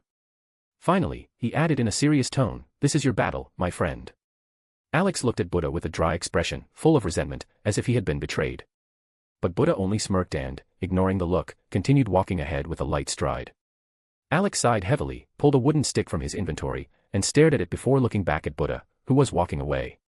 He seriously considered whether to hit him right now or wait for him to make more foolish mistakes so he could get revenge all at once. After a brief moment of thought, Alex put the stick back into his inventory. All right, I'll wait. Let him mess up a bit more first, he muttered under his breath. Catching up to Buddha, Alex began walking beside him, chatting about trivial matters. They smoothly made their way to the balcony, where they were already expected. On the railing sat Gir, Mimi, and Stitch. Nearby, Gal was chatting with Rebecca, who was lazily leaning on the railing, her sniper rifle resting against it. Brunhild was beside Rebecca, attentively watching the arena. What did we miss? Alex asked as he approached the railing and stood between Rebecca and Brunhild. Alex glanced at the arena, which now resembled an ancient Japanese city. If he remembered correctly, this was an exact replica of Kyoto during the Bakumatsu period. Looking closer, Alex noticed two figures on the main street, Yorihichi and Susanoo. He calculated that the time spent talking to Zeus and his conversation with Buddha had been just enough to return right at the beginning of the fight. Susanoo and Yorihichi just appeared, the duel will begin soon, Brunhild explained, glancing away from the arena and looking at Alex. Rebecca lazily leaned against Alex, watching the arena with a tired look in her eyes. Right now, she just wanted to rest before the action began. Waiting was the dullest part of her job, and this wait had dragged on for far too long. Alex, quickly scanning the surroundings, noticed that Odin was still absent. Even Loki was missing. Perhaps he was still recovering from his dose of positivity, or was with Odin, waiting for the right moment to initiate their joint plan. Taking out a cigarette, Alex lit it, deciding to take a moment to think about the current situation. His gaze flicked to the clone who had taken the form of Yorihichi Tsujikuni. He stood on the main street of Kyoto, facing Susanoo. Alex guessed that the fight wouldn't last long, and that Odin would probably intervene at the very last moment when the outcome was already decided. In the arena, Yorihichi stood motionless, staring at Susanoo with an empty gaze. Meanwhile, Susanoo studied his opponent with genuine interest. He had heard that Yorihichi was considered the founder of an entire branch of Kenjutsu, and his style was the progenitor of many others. As a sword enthusiast and master, Susanoo was eager to see this legendary style in action. Your name is Yorihichi Tsujikuni, right? I hear you were the progenitor of the Kenjutsu style, dating back to the Sengoku period, Susanoo began with clear interest. In reality, he wasn't just interested, he was literally overflowing with curiosity. Meeting a swordsman who had founded an entire school of martial arts was a true stroke of luck for him. Yorihichi, being Alex's clone, tried to stay in character, but he struggled. He wasn't sure how to behave properly in this role, as there was very little information about the real Yorihichi. Instead of answering immediately, he remained silent, thinking about how best to speak while staying in character. Susanoo watched him closely and realized that his opponent might prefer to act rather than talk. I don't consider myself the progenitor. My style was created solely for hunting Oni. All the other styles that appeared later are the result of the work and effort of those who created them, Yorihichi said in a calm, almost emotionless voice. Yorihichi's words earned Susanoo's respect. His eyes lit up. Before him was an opponent who wasn't trying to claim credit for others' achievements, but instead, acknowledged the efforts of those who developed the art of swordsmanship. Susanoo understood this approach, as he himself had spent a long time studying the styles of other masters to create his own. Still, I want to see what your style can do. Show me, Yorihichi, Susanoo said with a fiery look in his eyes.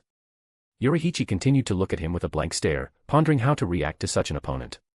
The clone wasn't particularly eager to fight with a swordsman obsessed with battle.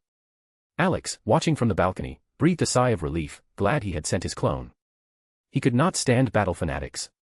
Defeat one of them, and they would chase you across the universe for revenge. Meanwhile, in the arena, Yorihichi assumed a combat stance, signaling that he was ready to begin. Susanoo grinned widely, burning with anticipation to see his opponent's style in action. Breath of flame, wandering flames, Yorihichi quietly murmured, initiating his attack. Yorihichi made a swift lunge towards Susanoo, leaving behind trails of flame as if he were a burst of fire. Susanoo's eyes widened in surprise, the speed of the attack was staggering. As soon as Yorihichi appeared before him, he vanished, instantly moving into Susanoo's blind spot. Appearing behind him, Yorihichi delivered a lightning-fast horizontal strike aimed at his neck. Susanoo's sharp instinct saved him at the last moment. He managed to dodge, but Yorihichi's blade left behind a fiery trail that shook with power. Landing right at Susanoo's feet, Yorihichi didn't give him any time to recover. Breath of flame, rising flame, he murmured quietly, delivering a vertical strike, aiming to break through Susanoo's defense.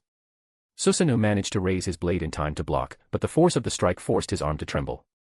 Yorihichi's blade traced a circle, creating a fiery halo around them. The spectators in the stands watched in awe. Every strike from Yorihichi, every technique, left a burning trace in its wake. Among the samurai watching the fight, the most excited was Okita Soji. He was ready to jump into the fight at any moment, had Isami not held him back. Impressive, Susanoo said thoughtfully, watching Yorihichi. I never thought I'd see such a unique sword style. Is this something you came up with yourself? Yorihichi slightly shook his head. This is not my original style. It's a legacy that was mastered by those who came after me, he replied calmly. Susanoo froze, realizing what he had just heard. This style wasn't something Yorihichi himself had created, but rather, it was a product of the hard work and efforts of subsequent generations. This gesture of respect for his legacy sparked even more interest in Susanoo. Not willing to back down, Susanoo launched his own attack. His blade swiftly moved toward Yorihichi, aiming directly for his heart. Yorihichi calmly assumed a stance for a counterattack. Breath of the sun, scorching sun, his voice rang out. As Susanoo's blade almost reached Yorihichi, he responded with a powerful circular strike, the flames from it scattering around like a raging hurricane. Their blades collided with crushing force, and the spectators held their breath, watching every movement. For a moment, the battle shifted to an equal exchange of blows. Both were looking for weaknesses in each other's defense. However, Susanoo managed to find an opening and delivered a thrust, aiming directly for Yorihichi's chest. When his blade pierced the target, the crowd held their breath. But Yorihichi's body dissolved like smoke. Breath of the sun, Parhelion rainbow, a voice sounded from above Susanoo. Instinctively, he looked up and saw that Yorihichi was already in the air, preparing for a new strike. Breath of the sun, flaming chariot. Yorihichi said, bringing his sword down from above. The blazing sword, like a fiery chariot, raced towards Susanoo, leaving behind a trail of fire that sliced through the air. Yorihichi performed a graceful somersault, striking from above. Susanoo managed to raise his defense just in time to block the attack, but the force of the blow still made him retreat several steps. Yorihichi, using the recoil, landed at a distance and immediately transitioned into a new attack. Breath of water, dragon of change, Yorihichi quietly said, tightening his grip on the katana. With every step he took, a water ribbon began to form behind him, quickly transforming into a powerful dragon twisting in the air. The closer Yorihichi got to Susanoo, the clearer the shape of the water creature became, surrounding him with a dangerous aura. Susanoo's eyes widened in surprise. This was already the third style Yorihichi had used, and each one was different from the last. Susanoo quickly raised his sword, wrapped in protective cloth, preparing to deflect the attack. When Yorihichi reached him, the water dragon descended upon Susanoo's defense. Each wave of the attack forced Susanoo to retreat, creating the sensation that he was facing an unstoppable water flow, each strike attempting to consume him. To the spectators in the stands, it appeared as though a giant water dragon was relentlessly pursuing Susanoo. How many styles does Yorihichi know? Brunhild asked, turning to Alex with curiosity. Her question immediately caught the attention of everyone, including Buddha, who was watching the scene with evident interest. Alex thoughtfully stroked his chin, as if recalling something important. Well, about 14, he replied, holding up 2 fingers as if it were the most obvious thing in the world. The first one is his original style, and the other 13 developed from it. Brother Alex, do you know these styles? Gal asked curiously, tilting her head. Kind of, Alex replied nonchalantly. The main thing in these styles is breathing correctly and knowing how to execute the movements. Brunhild shot Alex a blank but clearly annoyed look. She felt like he was talking complete nonsense. The thought of throwing him into a crowd of samurai and seeing what happened was extremely tempting. She knew those lunatics would gladly chase Alex to the ends of the earth to teach him a lesson for such statements. Sensing something off in her gaze, Alex resorted to his usual tactic, if I don't see it, it doesn't concern me. Achan, if you say something like that among swordsmen, they'll want to crucify you, Buddha said cheerfully, already imagining the scene. They won't catch me if I run, Alex retorted with a smirk. As I always say, fast feet fear nothing. With those words, he gave a thumbs up, emphasizing his confidence. Rebecca laughed at Alex's joke and playfully slapped him on the arm. Buddha wanted to object, but, imagining the scene of Alex running away from a group of samurai while laughing loudly, he also burst out laughing. Brunhild just rolled her eyes and, without thinking, repeated Rebecca's gesture, slapping Alex on the arm as well. Alex puffed up, clearly displeased that he had been punished twice for telling the truth instead of making a joke. See, even when I'm serious, you all still think it's a joke, Alex muttered, rubbing his arm, but quickly shifted his attention back to the fight. Yorihichi continued his pressure on Susanoo, using the power of the water dragon. Their exchange of blows was turning the streets into ruins. Susanoo barely had time to block or dodge the relentless attacks, as if he were fighting against an unstoppable flow of water. Finally, finishing another series of attacks, Yorihichi delivered a powerful strike that sent Susanoo flying a considerable distance. The god slid across the ground, leaving a deep mark behind him, before finally stopping, feeling the weight and consequences of the blow. That was amazing. No, it was just freaking awesome. Susanoo exclaimed with genuine admiration, brushing the dust off his clothes. His eyes sparkled with interest. I never thought fencing could be like this. Especially that water dragon that appeared with your attacks. What's the name of your style? And what was that technique called? This is the breath of water style. The technique is called Dragon of Change, Yorihichi answered calmly, returning his katana to a battle stance. I see. What a deep name, Susanoo said thoughtfully, stroking his chin. A dragon that brings change, like a raging river that changes its course. Yorihichi and Alex, watching from the stands, were both taken aback. Neither of them expected Susanoo to find such a philosophical meaning in the attack. Finishing his thoughts, Susanoo shifted into an attack. He disappeared from his spot and instantly reappeared in front of Yorihichi, raising his blade for a strike. Without wasting time, Yorihichi activated his technique. Breath of the Sun, scorching crimson reflection, he muttered, blocking Susanoo's attack while simultaneously launching a counterattack. Yorihichi's katana made 2 swift horizontal strikes. The first parried Susanoo's attack, and the second struck his clothing, leaving a clean cut. Susanoo barely managed to react, but before he could launch his counterattack, Yorihichi struck again. Breath of the Sun, waltz, Yorihichi said, making a lightning-fast lunge forward. He delivered a powerful vertical strike from above. Susanoo raised his blade to block the attack. Their swords clashed, and a battle of strength ensued. Yorihichi hovered in the air, applying pressure, but Susanoo stubbornly held his ground, refusing to give up. Yorihichi quickly changed tactics, increasing the pressure. Breath of the Sun, blue skies, he whispered, transitioning into a new attack. The force of the strike intensified, and even Susanoo could feel his defense begin to crack under the onslaught.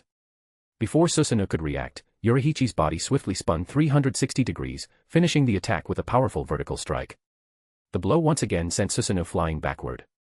However, this time, the scabbard of his sword couldn't withstand the force, cracks ran along its length, and it shattered completely. Susanoo took a few steps back, glanced at the broken scabbard, and then smiled as he looked at Yoriichi.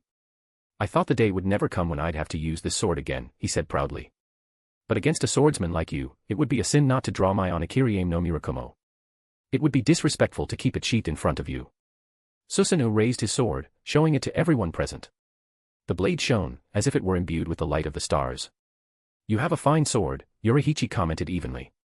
"But it was a mistake to show it. I have a friend who really values good weapons. Now he's sure to try and steal it." Susanoo froze, shifting his gaze from Yoriichi to his sword, then back to Yoriichi. "Haha, are you serious?" "Wait. What do you mean, steal?" he asked with genuine surprise. A tense silence hung in the air. All the swordsmen were admiring Susanoo's blade, but Yoriichi's words had made them freeze. Alex, standing on the balcony, felt a cold sweat run down his back. Brunhild stared at him with an intense, unblinking gaze, as though trying to burn a hole through his soul. "Did you really plan to steal Susanoo's sword?" she asked in a cold tone. "I wouldn't say plan. More like I would temporarily borrow it for an indefinite period," Alex answered, his face expressionless. Brunhild only sighed deeply and closed her eyes, placing her hand to her forehead, as if trying to get rid of a headache. "We have a serious battle coming up, and he's thinking about how to rob the gods," she muttered, not removing her hand from her face. Seeing Brunhild's state, Alex simply placed his hands on her shoulders to try and calm her down. He wasn't to blame for the fact that there was so much interesting weaponry in this world that he wanted to steal. Brunhild felt the massage but didn't push him away. Buddha, observing the situation, shot Alex a look that screamed, "Weakling." Rebecca, on the other hand, was laughing loudly, almost falling off the balcony railing she was sitting on.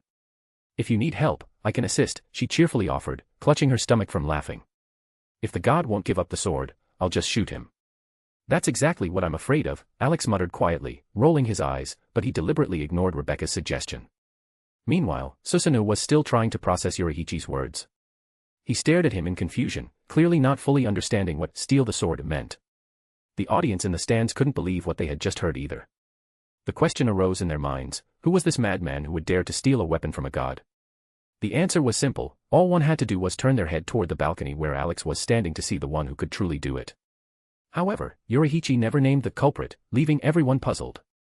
To be continued. Chapter 183, the main villain takes the stage. Alex stood on the balcony between Rebecca and Brunhild, a faint expression of boredom on his face. It wasn't that the battle wasn't interesting, but the thoughts of what awaited him afterward weighed heavily on his mind. There were countless plans to carry out, each requiring colossal effort, and Alex was well aware of how much he loathed such tedious tasks. Creating a new system, deciding where to place the dungeon, and on top of it all, convincing the gods to cooperate. And to make that happen, he'd have to resurrect dead gods. The very thought made Alex sigh deeply, realizing he'd have to stay in this world far longer than he had anticipated. His sigh caught Brunhild's attention. She turned to see the expression of a man who longed to abandon all responsibilities and simply lie down. It was a look she'd grown accustomed to seeing on Buddha, and now it seemed Alex had picked up this bad habit from him. "Why are you sighing?" Brunhild asked, gently brushing her hand against his arm. "There's so much work waiting for me after this battle. And I don't want to do it," Alex drawled lazily, leaning on the railing. Brunhild gave him a dry look, clearly trying to suppress her irritation. He was the one who had proposed these plans, and now he suddenly expressed a lack of interest in carrying them out. Were it not for the seriousness of the current situation, she might have seriously considered hitting him. Alex, however, pretended not to notice her gaze, focusing instead on the events unfolding in the arena. At that moment, Susanoo was going on about his sword, or rather, boasting about it. Yoriichi stood with a blank expression, indifferently listening to his opponent's monologue. Alex knew the battle could have ended long ago if not for their plan to lure Odin out. But Alex's boredom quickly dissipated when he decided to scan the stands. His gaze roamed over the spectators until it landed on the balcony of the Olympian gods. Zeus sat with a thoughtful expression, clearly contemplating Alex's proposal. Hermes stood nearby, quietly advising the ruler. Ares, however, made no effort to hide his disdain, shooting displeased glances at Alex. Suddenly, Alex felt something unusual directly above the center of the arena. Squinting, he spotted Odin concealed between layers of dimensions. This revelation surprised him, as such an ability was incredibly complex. However, Odin's connection to an outer god entity explained his prowess. Alex feigned ignorance, continuing to observe. Loki was quickly located, having taken the guise of a random god and positioned himself in the front rows among the audience. Nevertheless, what unsettled Alex the most was how many gods Odin had managed to sway to his side. Followers of Poseidon and Shiva were particularly suspect.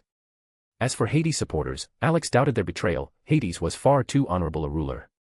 Casting another glance at the hidden Odin, Alex broke into a wide grin. This didn't go unnoticed. Those around him immediately assumed he was plotting to steal Susanu's sword. Little did they know that something entirely different was about to unfold. Well, folks, the moment we've been waiting for is almost here. The idiot who decided to stage a grand spectacle is already on the scene. Let's give him a proper welcome, Alex said, addressing his companions, his grin widening even further. Alex's words initially left everyone confused, but their meaning gradually became clear. Rebecca's smile stretched wide as she realized her chance to start shooting was approaching. Mimi, and Stitch immediately began checking their gear, preparing for a potential skirmish. Buddha tensed, his gaze scanning the stands, but he didn't spot anything. Brunhild did the same, trying to locate the mastermind, but her efforts were in vain. There was no sign of Odin. Gal and Zerofuku tensed up, sensing the seriousness of Alex's words. The young Valkyrie was especially frightened, fully understanding that the battle was about to begin. And where is that one-eyed idiot? Rebecca asked, checking the stands through her scope. Rebecca's question made everyone turn to Alex, awaiting his response. Maintaining his composure, Alex pulled out a cigarette and lit it. That one-eyed fool is hiding in the void between layers of dimensions, right above Yurahichi and Susanoo, Alex said, exhaling the smoke directly at the spot where Odin was concealed. Everyone immediately turned their gaze to the indicated space, but, naturally, saw nothing. Alex noticed their confusion and rolled his eyes, genuinely not understanding what they expected when he had clearly stated that Odin was hiding between dimensions. And how do you see that? Brunhild asked with interest. It's hard to explain. I just see it, Alex shrugged, unsure of how to explain his ability. Brunhild gave him a dry look, realizing that she wouldn't get a clear answer. Buddha, however, seemed to have understood, since he himself viewed the world differently from most people.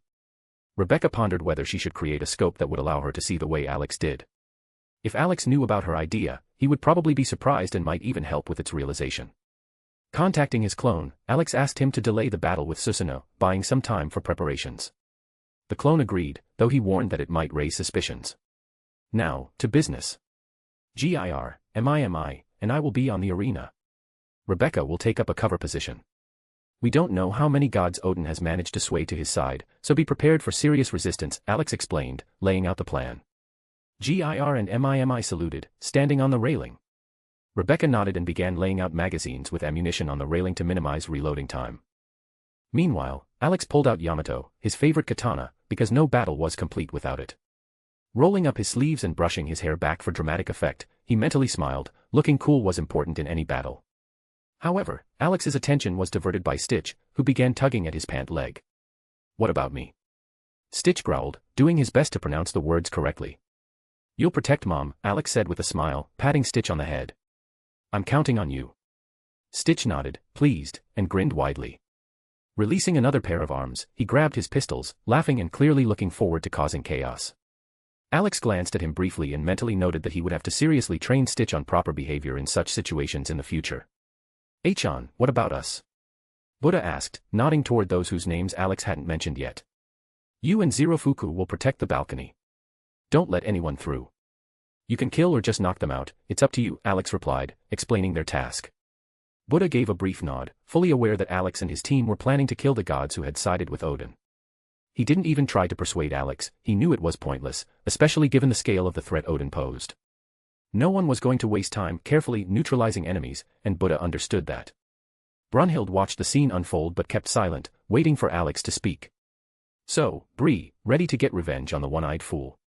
Alex asked, turning to her with a slight smile. Brunhild raised an eyebrow, eyeing him suspiciously. She couldn't understand how Alex knew about her conflict with Odin. Her mind began to race through possible explanations. Did he somehow know the reason she proposed Ragnarok? That thought made her a little nervous. And what conflict do I have with Odin? She asked calmly, hiding her unease. You think I don't know that you proposed Ragnarok to kill Odin and free your adoptive brother, Siegfried? Alex replied, looking her straight in the eye. Alex's words stunned everyone. Buddha looked at Brunhild in surprise, unable to believe that the Valkyrie could have conceived such a far-reaching plan. Gal stared at her sister in shock, unable to accept what she had just heard. Her gaze expressed disappointment, the realization that Brunhild was willing to sacrifice her sisters for revenge and to save Siegfried, a name long forbidden, seemed to knock the ground out from under her. That look affected Brunhild more than anything else. In the young Valkyrie's eyes, there was a mix of melancholy and reproach. If it hadn't been for Alex's intervention, the number of dead sisters would have been even higher. Brunhild turned away from Gall, unable to bear her disappointment, and looked into Alex's eyes. In his rainbow-colored eyes, there was only calm. "So, you knew all along. How do you know about Siegfried and my revenge on Odin?" she asked, keeping her emotions in check. "Of course I knew," Alex replied nonchalantly. "You proposed this competition for the survival of humanity to kill Odin and rescue Siegfried from Helheim. As for Siegfried, there's a legend in the human world. A Valkyrie named Brunhild found an infant on the battlefield. Among the dead bodies, he was the only one to survive. She felt pity for him and adopted the boy. At first, she raised him as a mother, then became his sister. Siegfried grew up and became a warrior. He stole a sword from Odin, slew the dragon Fafnir, and then disappeared." Alex told the story calmly, as if recounting an old fairy tale, but his voice carried only boredom, as if he had already heard a million similar stories. Brunhild didn't know what to say. Every word Alex spoke was the truth. It was indeed her who had proposed Ragnarok to save humanity, kill Odin, and free Siegfried. The legend of Siegfried was also true. She still remembered the day she found the child on the battlefield, remembered the days she cared for him as though he were her own son. While everyone else considered him her brother, to her, he would always be her son. Her heart ached at the thought that the child she had raised and loved was locked in Odin's dungeon, being tortured. Brunhild sighed, realizing that Alex would have found out the truth sooner or later. During their conversations with Buddha, he had already figured out her plan. "Then why didn't you say anything earlier?" she asked after a deep sigh. Alex looked at Brunhild. She appeared vulnerable now, and he could only watch her with sympathy. There had been no reason for him to reveal her plans earlier, his goal had aligned with hers from the beginning. But over time, he started to reconsider everything that was happening and abandoned the idea of committing genocide against the gods. Alex understood Brunhild and her pain. Her desire for revenge was natural, but he believed that sacrificing family for vengeance was wrong. "Actually, you could have just asked Alex, and he would have saved that. What's his name?" "Oh, right, Siegfried," Rebecca calmly interrupted, pointing at Alex. "We're mercenaries. Pay us, and we'll do any job. Killing a god or saving your brother, no big deal." Brunhild looked at Rebecca in surprise. Her words sounded so simple and ordinary, they almost seemed mocking. But she understood that back then, she hadn't had the chance to contact Alex or Rebecca. Only today did she learn that Adam had a brother, and an incredibly strong one at that.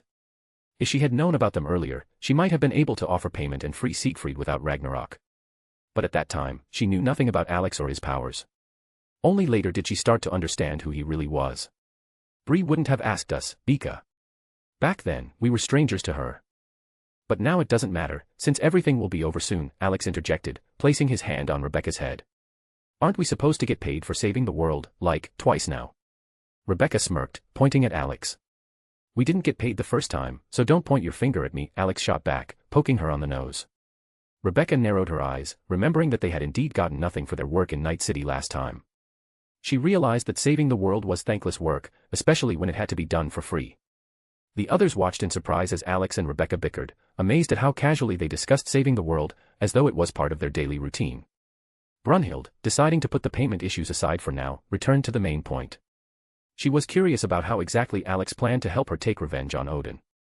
One idea popped into her mind, involving Valander. "So, we're going to use Valander." "You did suggest that," she said calmly. "That's right," Alex grinned widely. "Beating the one-eyed god with a stick is much more fun when it's the two of us." Brunhild smiled, barely suppressing a laugh at Alex's words. He was right, the idea of beating Odin with a stick really did sound absurd, but at the same time, it was delightful. However, Alex felt a slight nervousness, wondering how she would react when she saw his memories. Buddha, noticing that Alex was trying to hide his emotions, simply smirked.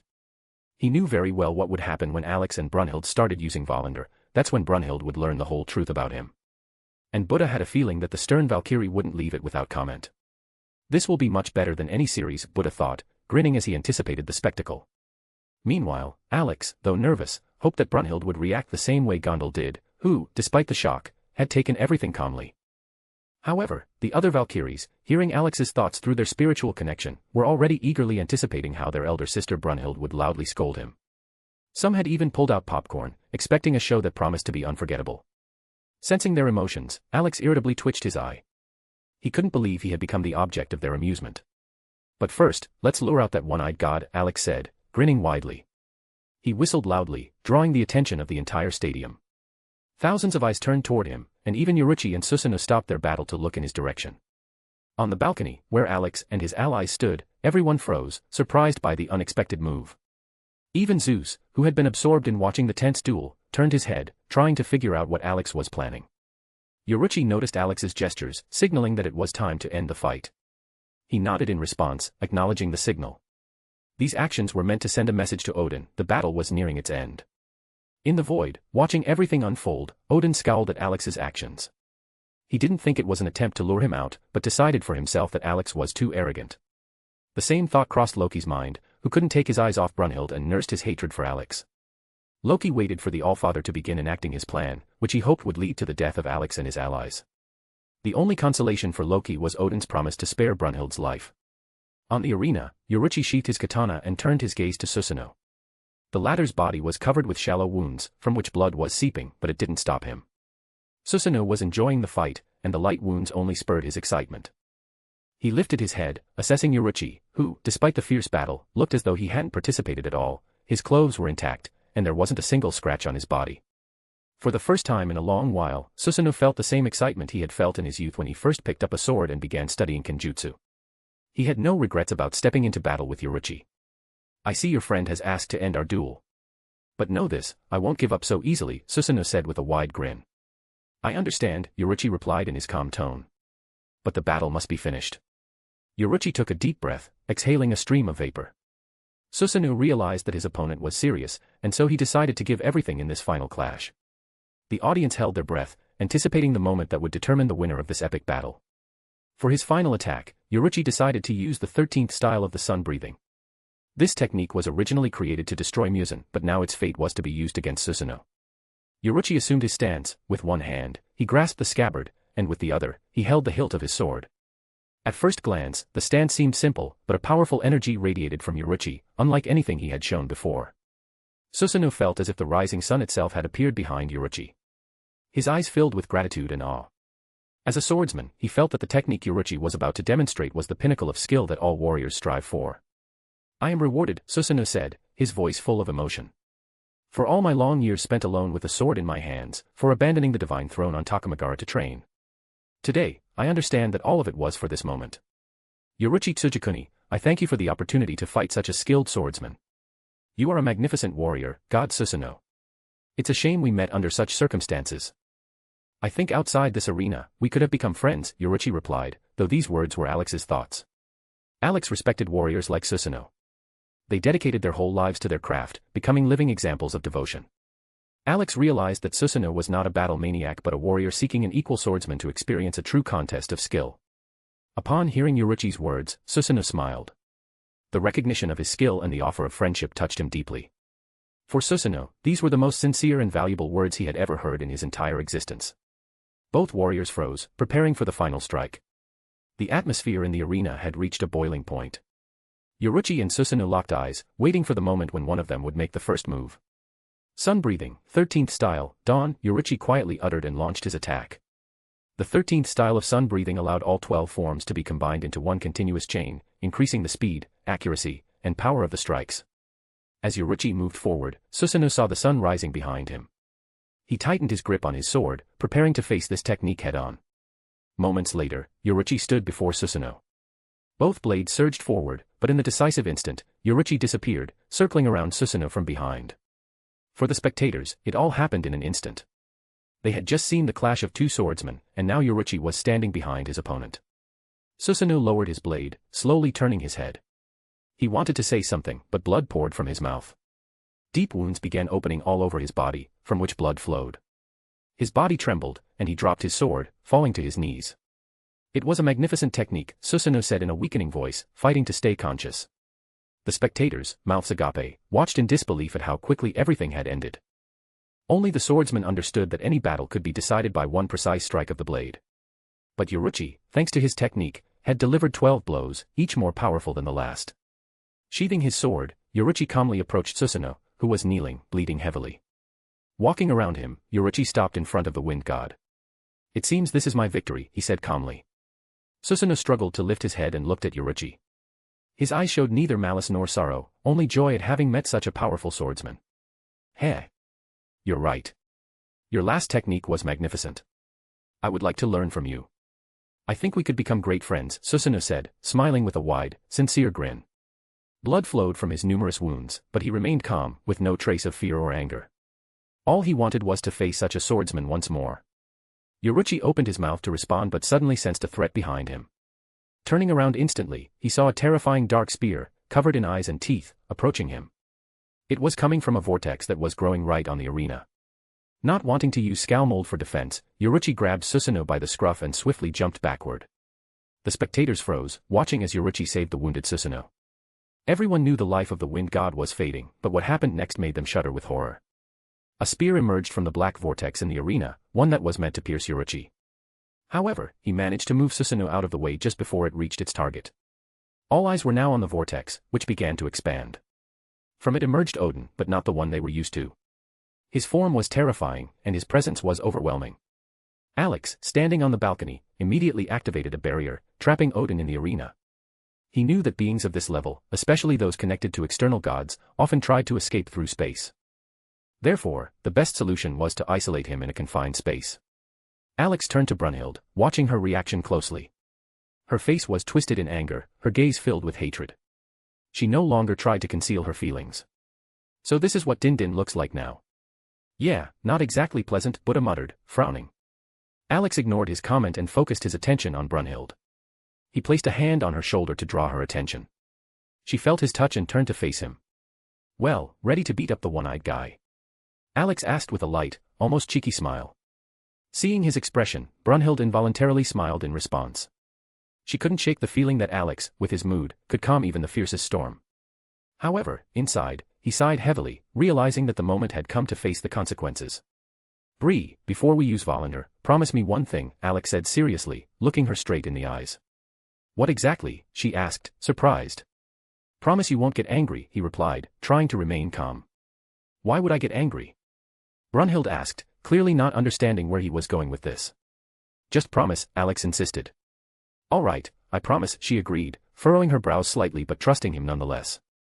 Alex sighed inwardly, knowing that Brunhild would likely get angry. Any woman would be upset to find out she'd been lied to. Even though they had known each other for only half a day, it already felt like there was a deep connection between them. Buddha watched their interaction with interest, amused by how Alex was asking Brunhild not to be angry. Rebecca tilted her head, puzzled by why Alex was so adamant about this. Hey, sweetheart, what's this Volander of yours? Rebecca asked, turning to Gal. It's an act of uniting the soul of a human and a Valkyrie, Gal began to explain. They form a spiritual connection that strengthens both of them. The more they understand and trust each other, the stronger they become. To put it simply, Brunhild's elder sister and Alex's brother will become closer, as if their souls are connected. There will be no secrets between them if they truly trust each other. Rebecca tried to process what she had heard, but her understanding boiled down to the idea that Brunhild would be able to enter Alex's mind, and Alex would be able to enter hers. This thought stirred a slight jealousy in Rebecca. She also wanted to be closer to Alex, even on such a spiritual level. Well, come here, Alex said, extending his hand to Brunhild. Brunhild swatted his hand away and approached on her own. Wrapping her arms around his neck, she gazed directly into his eyes. Her emerald eyes met Alex's rainbow-colored eyes. She leaned in slightly, getting closer to his lips. Now I'll know what's going on in your head, she said with a mischievous smile. I hope you won't be disappointed, Alex replied, smiling. Hey, you're not filming a soap opera here. Move it, one-eyed guy is about to make a move. You're lucky he's still rambling, Rebecca interjected, impatiently urging them on. Brunhild gave her a tired glance, rolling her eyes, and then kissed Alex. Her body glowed with bright light, which soon dissipated, leaving Alex holding a silver sword with an emerald stone in the hilt. In Alex's spiritual space, Brunhild took in her surroundings. She noticed the connections that linked her sisters to Alex, and it surprised her. Her attention was drawn to Alex's soul, a powerful one, full of destruction. Nearby floated a black sword radiating an incredible destructive power. Then her gaze stopped on a dark black castle standing in the distance. A moment later, Alex's thoughts and memories flooded her mind. Brunhild discovered what Alex had been trying to hide. All the fighters who had battled in the arena, including Yoruichi, were his clones. Initially, it had been done out of distrust toward the other fighters, but later Alex began to feel terrible about the deception, especially in front of her, for lying to her. Bree, are you okay? Alex asked cautiously through their spiritual connection. Brunhild interrupted the stream of Alex's memories, distracted by his voice. Even her Valkyrie sisters chose not to intervene at that moment, instead watching the situation with cheerful interest. Some of them even began placing bets on whether Brunhild would explode right away or after a little time. They all knew her short temper and were certain that, if her anger hadn't surfaced instantly, it would definitely show up later. "We'll talk later," Brunhild said with a sweet, almost kind smile. "You promised not to get angry," Alex reminded her gently. "I said we'll talk later," she replied with the same smile. "Now, do me a favor, Demon King Alexander Voldigod. Kill Odin, so we can sit down and discuss everything properly." Alex felt her anger before even hearing her words. Through the spiritual connection, the emotion was transmitted so clearly that it was impossible to miss. He simply sighed deeply and decided to focus back on the current task. "All right, one-eyed fool, this is your fault. Who told you to anger Brunhild?" Alex thought, intending to take out all his accumulated frustration on the Nordic god. Before acting, he glanced at Rebecca, who was watching him with a mocking smile. Alex rolled his eyes and shifted his gaze to Buddha. He wasn't even trying to hide his amusement, thoroughly enjoying the situation. "I should hit you with a stick," Alex muttered mentally, but decided to push that thought aside for later. His gaze slid to the arena, where Odin had finally begun to act. Alex stomped his foot on the ground sharply, and in response, Sandalphon appeared from the air before Yoruchi and Susanoo. A massive stone throne fell from the sky with a crash, embedding itself in the ground and blocking the strike of Odin's spear. To be continued. Chapter 184, A Miserable Death for a Loser. A spear, covered in eyes and teeth as if it were alive and malicious, shot out from the black vortex. Yoruchi managed to react just in time. Grabbing Susanoo by the collar, he leaped backward, leaving the spear to strike the ground where they had just stood. The earth trembled from the impact, and cracks spread from the point of collision. Jumping to a safe distance, Yoruchi gently set Susanoo down. Wasting no time, he healed the wind god by channeling some of his energy. Susanoo felt his wounds close and looked at his savior in surprise. "You can heal," he started to ask but stopped himself. It was clear that now wasn't the time for questions. Meanwhile, the black vortex, from which the spear had emerged, began to grow. Its size increased at an alarming rate, soon becoming large enough for a person to pass through. The vortex exuded something cold, alien, and terrifying, as if on the other side there was neither life nor death, only the abyss. The first things to emerge from the vortex were a leg and a silhouette, quickly taking shape. Everyone present froze, seeing who had stepped out of the darkness. It was Odin, but his appearance was drastically different from what they had known. His face was hidden in darkness, from which two bright yellow eyes shone. Strangely, Odin now had both eyes, even though he had once sacrificed one for wisdom. This new form of the All-Father didn't just inspire unease, it invoked a primal fear capable of penetrating the very soul. Chaos erupted in the stands. Even Zeus, shaken by what he saw, quickly rose from his seat and approached the railing to get a better view of the transformed Odin. In his mind, the words Alex had spoken before leaving echoed. "So this is what you meant, Voldigod. But what is Odin planning?" Zeus murmured, intently watching what was happening. Hermes and Ares, standing nearby, couldn't take their eyes off Odin's new form either. The air was thick with a sense of threat and unease. It's too similar to what happened to Beelzebub when he was consumed by Satan," Hermes said quietly to Zeus. He couldn't help but compare the aura now radiating from Odin to what had come from Beelzebub. Hermes hesitated, wondering if they should intervene. His gaze shifted to Zeus, looking for guidance.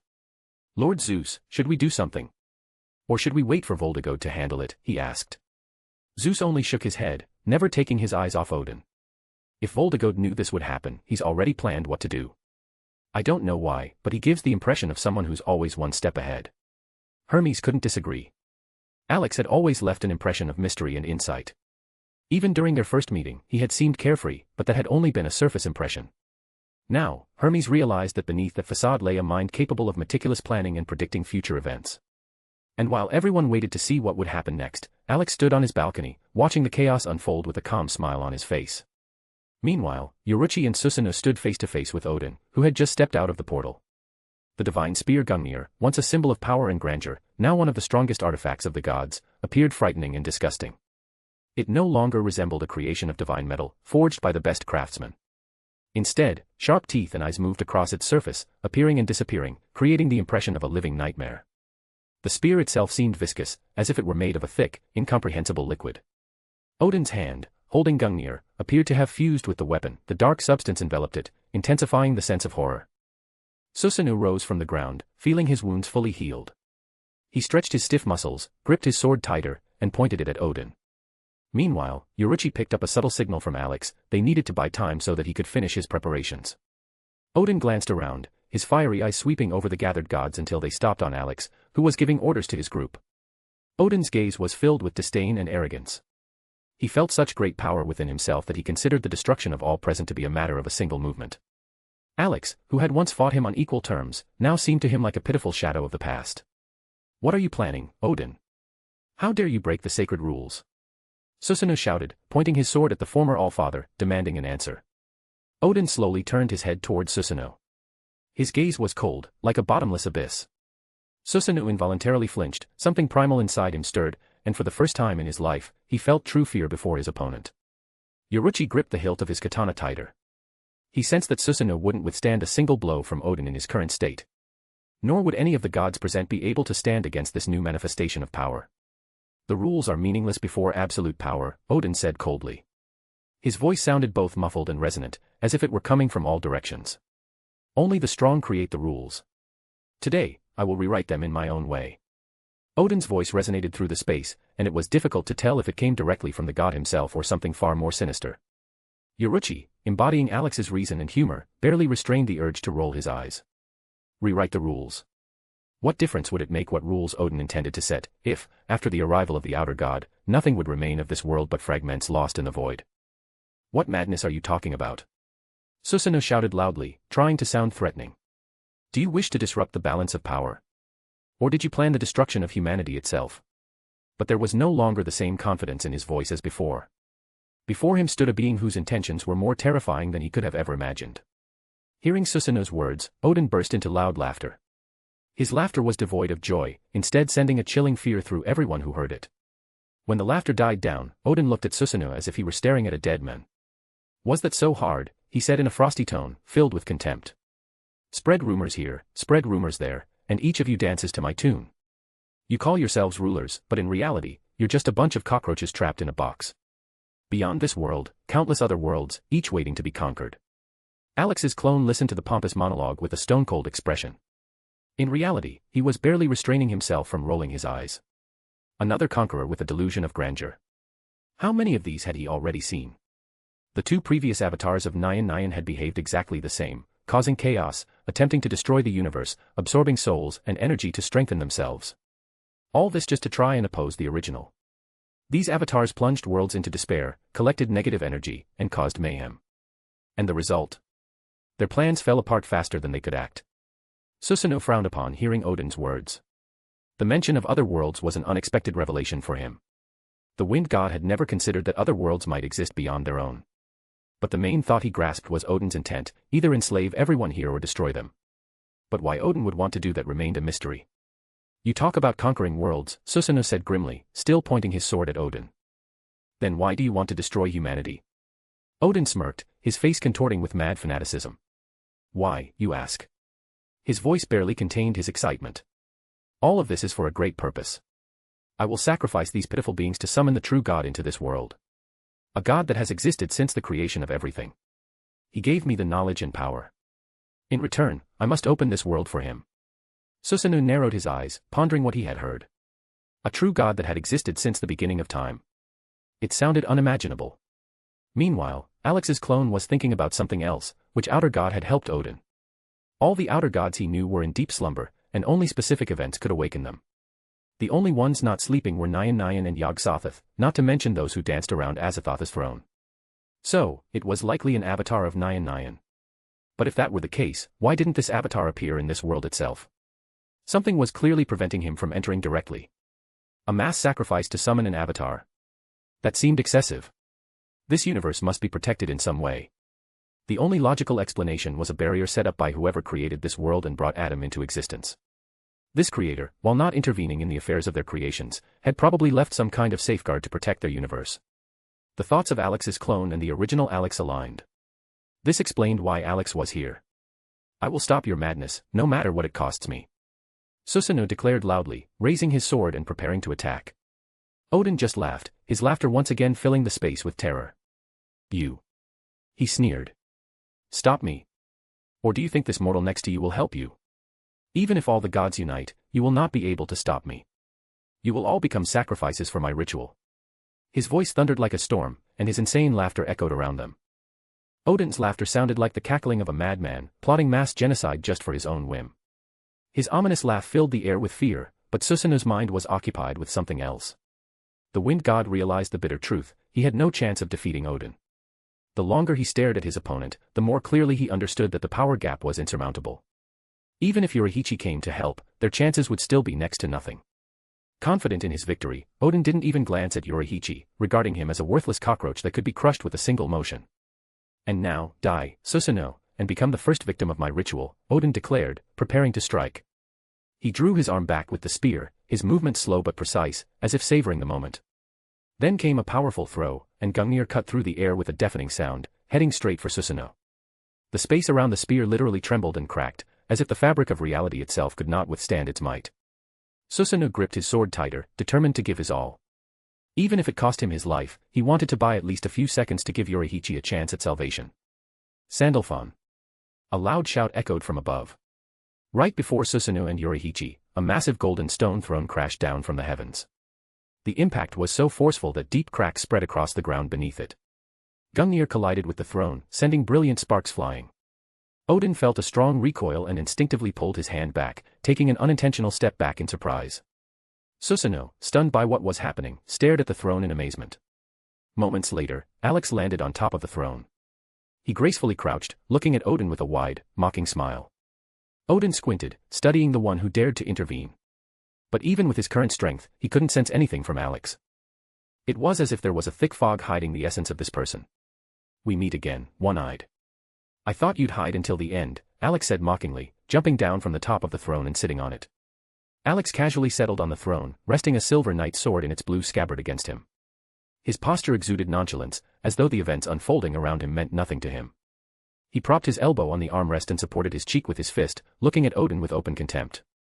Alex's gaze struck Odin like a slap to the face. The Allfather felt humiliation and hatred boil up inside him. It seemed that Alex didn't even notice Odin's furious stare, remaining calm and detached. Instead, he lazily said, "Yoriichi, take Susanoo. You'll be in my way. Help Rebecca if she gets into trouble." Yoriichi nodded slightly, but before he could do anything, Susanoo spoke, unwilling to leave the arena. "I can help you. Together, it will be easier to face Odin." The words of the wind god were confident, but Alex only smiled, looking at him as if he were a child who didn't understand the seriousness of the situation. Yoriichi didn't respond to Alex's words. Silently grabbing Susanoo by the scruff, he was on the stands beyond the barrier in an instant. The wind god didn't even have time to realize what had happened before finding himself in a completely different place. He tried to break free to return to the arena, but Yoriichi's iron grip kept him from moving. Susanoo shot an indignant glance at Yoriichi, but he just shook his head, making it clear that the wind god would only be a hindrance. Realizing the futility of his attempts, Susanoo sighed and headed toward his fellow gods to offer them help if necessary. Meanwhile, Alex and Odin continued their silent duel of glances. Odin's anger was so all-consuming that it began to literally materialize in the form of dark miasmas flowing from his body. Terrifying eyes and teeth started to appear on the surface of Gungnir, his spear, as if it were coming to life. "What's wrong, one-eyed? Where are your pompous speeches about your ritual and your grand plan to sacrifice everyone to awaken the ancient god? Lost your tongue? Or is all you can do just silently seethe?" Alex asked with an air of boredom, gazing at Odin indifferently. His words cut like a knife. Alex was deliberately provoking the Allfather, fueling his rage. However, he could feel spatial fluctuations behind him. Someone had left their hiding place. Alex immediately understood who it was: Loki. He couldn't bear the tension and had decided to strike from ambush. Chains, gleaming with a steel-like shine, coiled around Alex's neck and began to tighten. Casually glancing left, then right, Alex noticed scythes embedded in the ground, from which these chains were extending. The other end was held by Loki, standing behind the throne, grinning maliciously. "What's wrong, mortal? Why did you fall silent? Running out of air?" Loki taunted, pulling the chains with force. Hearing his words, Alex smirked, his face twisting into a contemptuous smile. Meanwhile, Rebecca, standing on the balcony, set up her sniper rifle on the railing and aimed directly at Loki's head. She could have shot at any moment, but she was waiting for a signal from Alex, planning to give this god a more dramatic death. Buddha, watching the scene unfold, curiously spoke to her. "Why aren't you shooting? Isn't Loki strangling your husband right now?" Rebecca, grinning widely, responded. Alex set up a show for Loki. This god deserves a more dramatic exit. Buddha frowned in confusion, not understanding why such a show was necessary, but decided not to interfere and simply observe. Meanwhile, Loki, consumed by his hatred, was pulling the chains with all his might, trying to strangle or decapitate Alex. His mind was filled with crazy fantasies. After Alex's death, he would take Brunhild, and she would become his. This obsession led Loki to a series of fatal mistakes. It was he who helped Siegfried steal the sword Gram and pointed him to the lair of Fafnir, the dragon belonging to Odin. Loki knew that Odin had plans for Fafnir, but he didn't care. All that mattered to him was eliminating Siegfried and getting Brunhild. However, Loki had not considered that Brunhild would be so enraged with Odin that she would begin preparing the ground for Ragnarok. Her goal was to destroy the Allfather in a battle where no one could dispute her righteousness. Loki didn't realize that he had already fallen into a carefully laid trap. Loki had agreed to Odin's plans without question as soon as the Allfather promised that Brunhild would be spared. However, deep inside, he seethed with hatred toward the one to whom the Valkyrie had given her heart. Loki's hatred for Alex was so all-consuming that it surpassed even Zeus' rage over Poseidon's death. Every time he saw Brunhild and Alex together, his thoughts were filled with a thirst for vengeance, a passion to tear Alex apart and subject him to torment. But Loki's stream of crazy fantasies was interrupted by a calm voice. "Loki, have you ever seen a magic trick?" Alex asked without turning around. Loki sneered in irritation, not hiding his anger in his voice. "I don't give a damn about your tricks. When you die, Brunhild will be mine." His voice trembled with fury. Alex chuckled slightly. Ding ding. Wrong answer. Punishment sector on the wheel. Before Loki could even comprehend what happened, a sharp pain pierced his shoulder. The bullet embedded itself in his body, blood flowing down his clothes, weakening his grip on the chains. At that moment, Alex stood up from the throne as if the whole situation didn't even concern him. His gaze shifted toward Odin, who had been silently watching the entire time. Alex squinted, contemplating. There were two possibilities: either Odin was using this moment for analysis and preparation, or his newly acquired power had made him so arrogant that he simply didn't see any threat in what was happening. Without losing his guard, Alex walked over to Loki, who was writhing in pain, clutching his bleeding wound. Lifting his head, Alex met Rebecca's gaze. She stood on the balcony, smiling contentedly, and gave him a thumbs up. "Well, Loki. How do you like the bullet my wife invented?" "They're specifically designed to kill gods," Alex said, crouching down in front of Loki. "If it weren't for you, Brunhild would have been mine. It's your fault. You took her from me. You took her away from me." Loki screamed, his eyes burning with hatred and madness. Alex calmly looked at him. Loki continued to writhe, but the pain from the wound was so intense that only his rage toward Alex slightly dulled it. But Alex's words made him freeze. Alex's eyes suddenly became completely empty, black as two bottomless abysses, ready to swallow everything around them. A soft smile played on his lips, but there was something in those eyes that made Loki feel a primal fear. "You're wrong, Loki," Alex said in a cold voice. "Even if I hadn't come into her life, Brunhild would never have chosen someone like you. But now she's mine. Only mine. And she will always remain my Valkyrie." Loki froze, unable to tear his gaze away from those eyes. He knew that if he blinked or turned away, his life would end. Meanwhile, in Alex's spiritual space, Brunhild felt his obsession.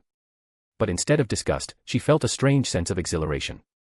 While Loki's obsession filled her with nothing but revulsion, Alex's obsession made her feel truly special. Alex stood up, drawing the sword that had been forged from Brunhild herself. "You know, I could kill you with this sword," he said, showing the blade that shimmered with magical light. "But I don't want any part of you touching my Valkyrie. So your death will be truly pathetic." Loki glared at the silver sword with the emerald stone on its hilt and the blue scabbard, his eyes filled with hatred and fury. Obsession twisted his face, and he opened his mouth to shout another insult.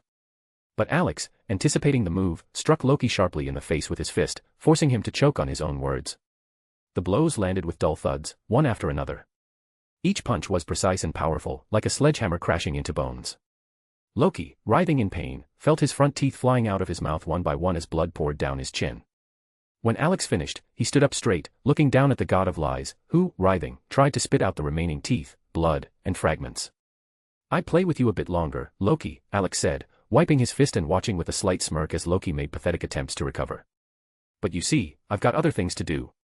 I need to give your daddy a couple of lessons, and I'm running out of time. So." Boom. Alex formed his fingers into a gun shape and, as if on cue, made the gesture of a shot. In that instant, Loki's head exploded, scattering into pieces like an overripe watermelon.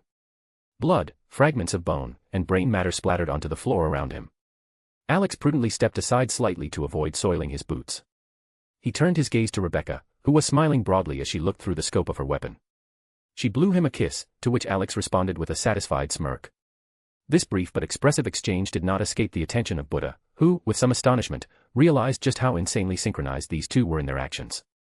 The spectators in the stands didn't know how to react to what had just happened. No one could understand why Odin, who looked so menacing and terrifying, had attacked Susanoo, and even less so, why Alex had intervened, blocking Odin's attack with his throne. The subsequent turn of events only added to the confusion. Loki, whose attempt to strangle Alex with chains had turned into a bullet in his shoulder, had been humiliated, beaten until his teeth were gone, and finally killed.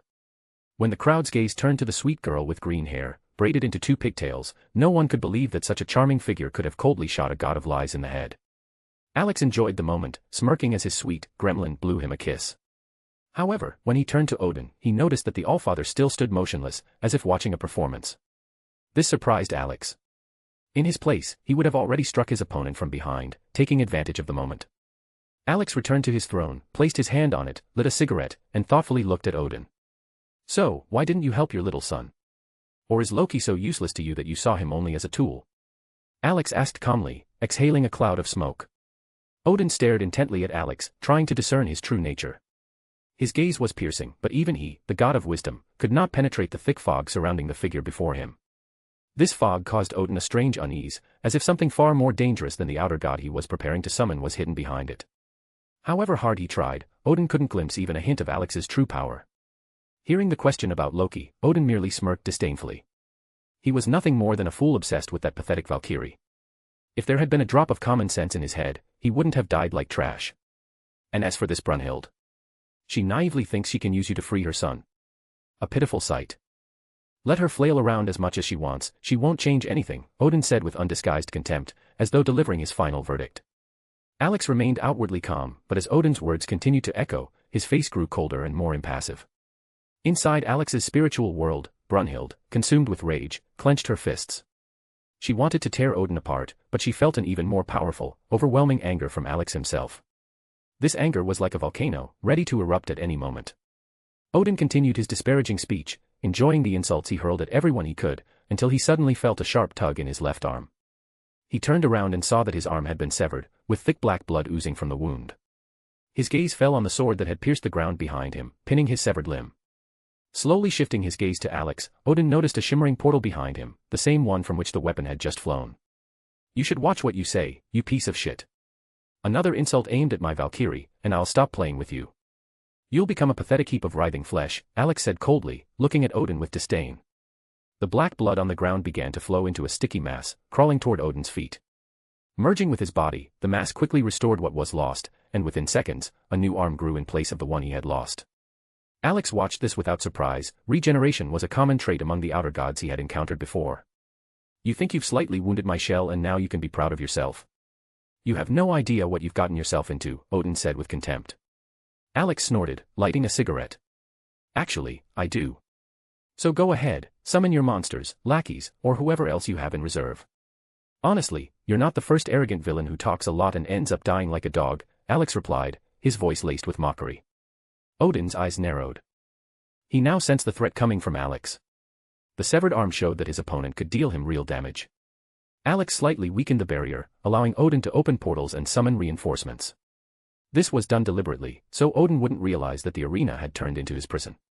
Without wasting any time, Odin opened multiple portals behind him. Terrifying creatures began to emerge, hounds with eyes scattered all over their bodies and grotesquely deformed mouths that gaped like bottomless pits. Seriously? Hounds? You could summon something more impressive.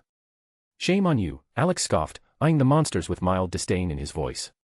Odin didn't respond, merely lazily waving his hand toward Alex. The hounds, as if receiving a silent command, turned their predatory gazes toward him. Their bodies tensed, and their jaws began to emit an ominous growl. Alex calmly observed them, wondering if he had ever seen such a race or if Odin had simply found some stray dogs and turned them into hideous monsters.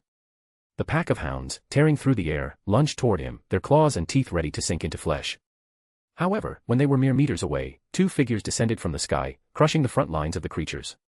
Gir and Mimi, clad in battle armor, landed on the battlefield. Gir looked menacing in ultramarine armor, holding a massive power hammer in one hand and a bolter in the other. His mechanical eyes sparkled with determination. Mimi, dressed in sister of battle armor, wielded a power mace and shield, her stance radiating confidence and steadfastness. The hounds paused for a moment, as if realizing an insurmountable obstacle had appeared before them. But Gir and Mimi weren't about to give the enemy a chance. Gir, wielding his hammer, turned the monsters into a bloody pulp with each swing, the sound of his attacks resembling thunder. Mimi, with grace and power, shattered their skulls with her mace, her strikes fast and precise. In just a few seconds, the battlefield fell silent. All the hounds had been destroyed, their remains scattered across the ground. Through their combined efforts, Gir and Mimi had turned the fearsome pack into a bloody mess. Alex watched the scene with pride. His eyes sparkled, and a satisfied smile played on his face. Unable to resist, he quoted the words of the Emperor of Mankind. "They are my bulwark against the terror. They are the defenders of humanity. They are my space marines. And they shall know no fear." Alex spoke with pride, his eyes shining with fanaticism. "For the Emperor." Gir and Mimi shouted loudly, raising their weapons to the sky. Their voices rang out like war horns, echoing across the arena. Their armor, splattered with the blood of the slain monsters, gleamed in the light of the portals. They stood before Alex like two unyielding bastions, ready to fight to the last. Odin barely concealed his surprise. Two strange beings had completely obliterated the hounds he had created, using a power once considered unstoppable. These monsters had exceptional regeneration, making them nearly impossible to kill. Yet now their remains had turned into a bloody pulp smeared across the floor. Raising his gaze, Odin met Alex's eyes, which were filled with mockery. That look spoke louder than any words. "Is that all you're capable of?" To be continued. Chapter 185, two full-scale attacks against one enemy. Merry Christmas to you, my little cuties. There's still a whole week until the new year. And I'm glad you were with me all this time. Mwah. The spectators in the stands watched the bloody spectacle unfolding in the arena with horror. Gir, clad in his massive armor, was already familiar to most of them, but Mimi's appearance was an absolute surprise. However, it was the brutality with which they dealt with Odin's summoned hounds that left the audience holding their breath in terror.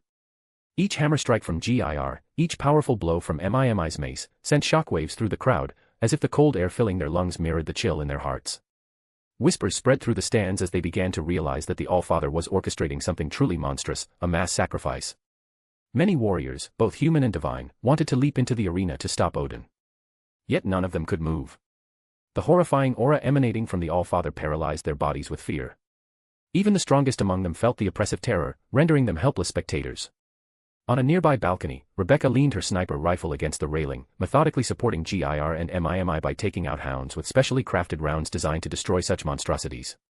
The young Valkyrie Gondel stood nearby, frozen with indecision. Though she understood where this was all heading, her fear of Odin made her tremble.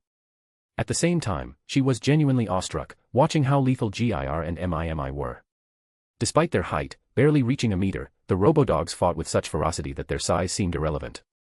Beside Buddha stood Zirofuku, clutching his robes like a child seeking protection from a parent. Buddha, openly astonished, observed the carnage with rapt attention. He had heard from Alex before that Gir and Mimi were an incredibly dangerous force. But hearing about it was one thing, seeing it was entirely different. What impressed him the most was how effectively Rebecca helped eliminate the monstrous hounds. The bloodbath ended as abruptly as it began. Gir and Mimi, their bodies splattered with the blood of their enemies, now stood before Alex like two loyal guardians. "I never would have guessed that these two robo-dogs with such goofy faces could be so deadly," Buddha murmured thoughtfully, his gaze fixed on the arena. "What did you expect?" Rebecca retorted, sliding a fresh magazine into her sniper rifle. "Everything Alex creates turns into a weapon of destruction. You haven't even seen a fraction of his inventions. And don't get me started on his arsenal, he keeps most of it hidden in his inventory." Buddha paused for a moment, realizing she was right. He truly knew little about Alex's creations. Rebecca's words made him imagine how dangerous the things Alex kept in his arsenal could be. The thought alone was enough to make him not want to witness them in action. Noticing Buddha's silence, Rebecca returned her focus to her scope. Her gaze swept across the arena until it settled on Odin's head.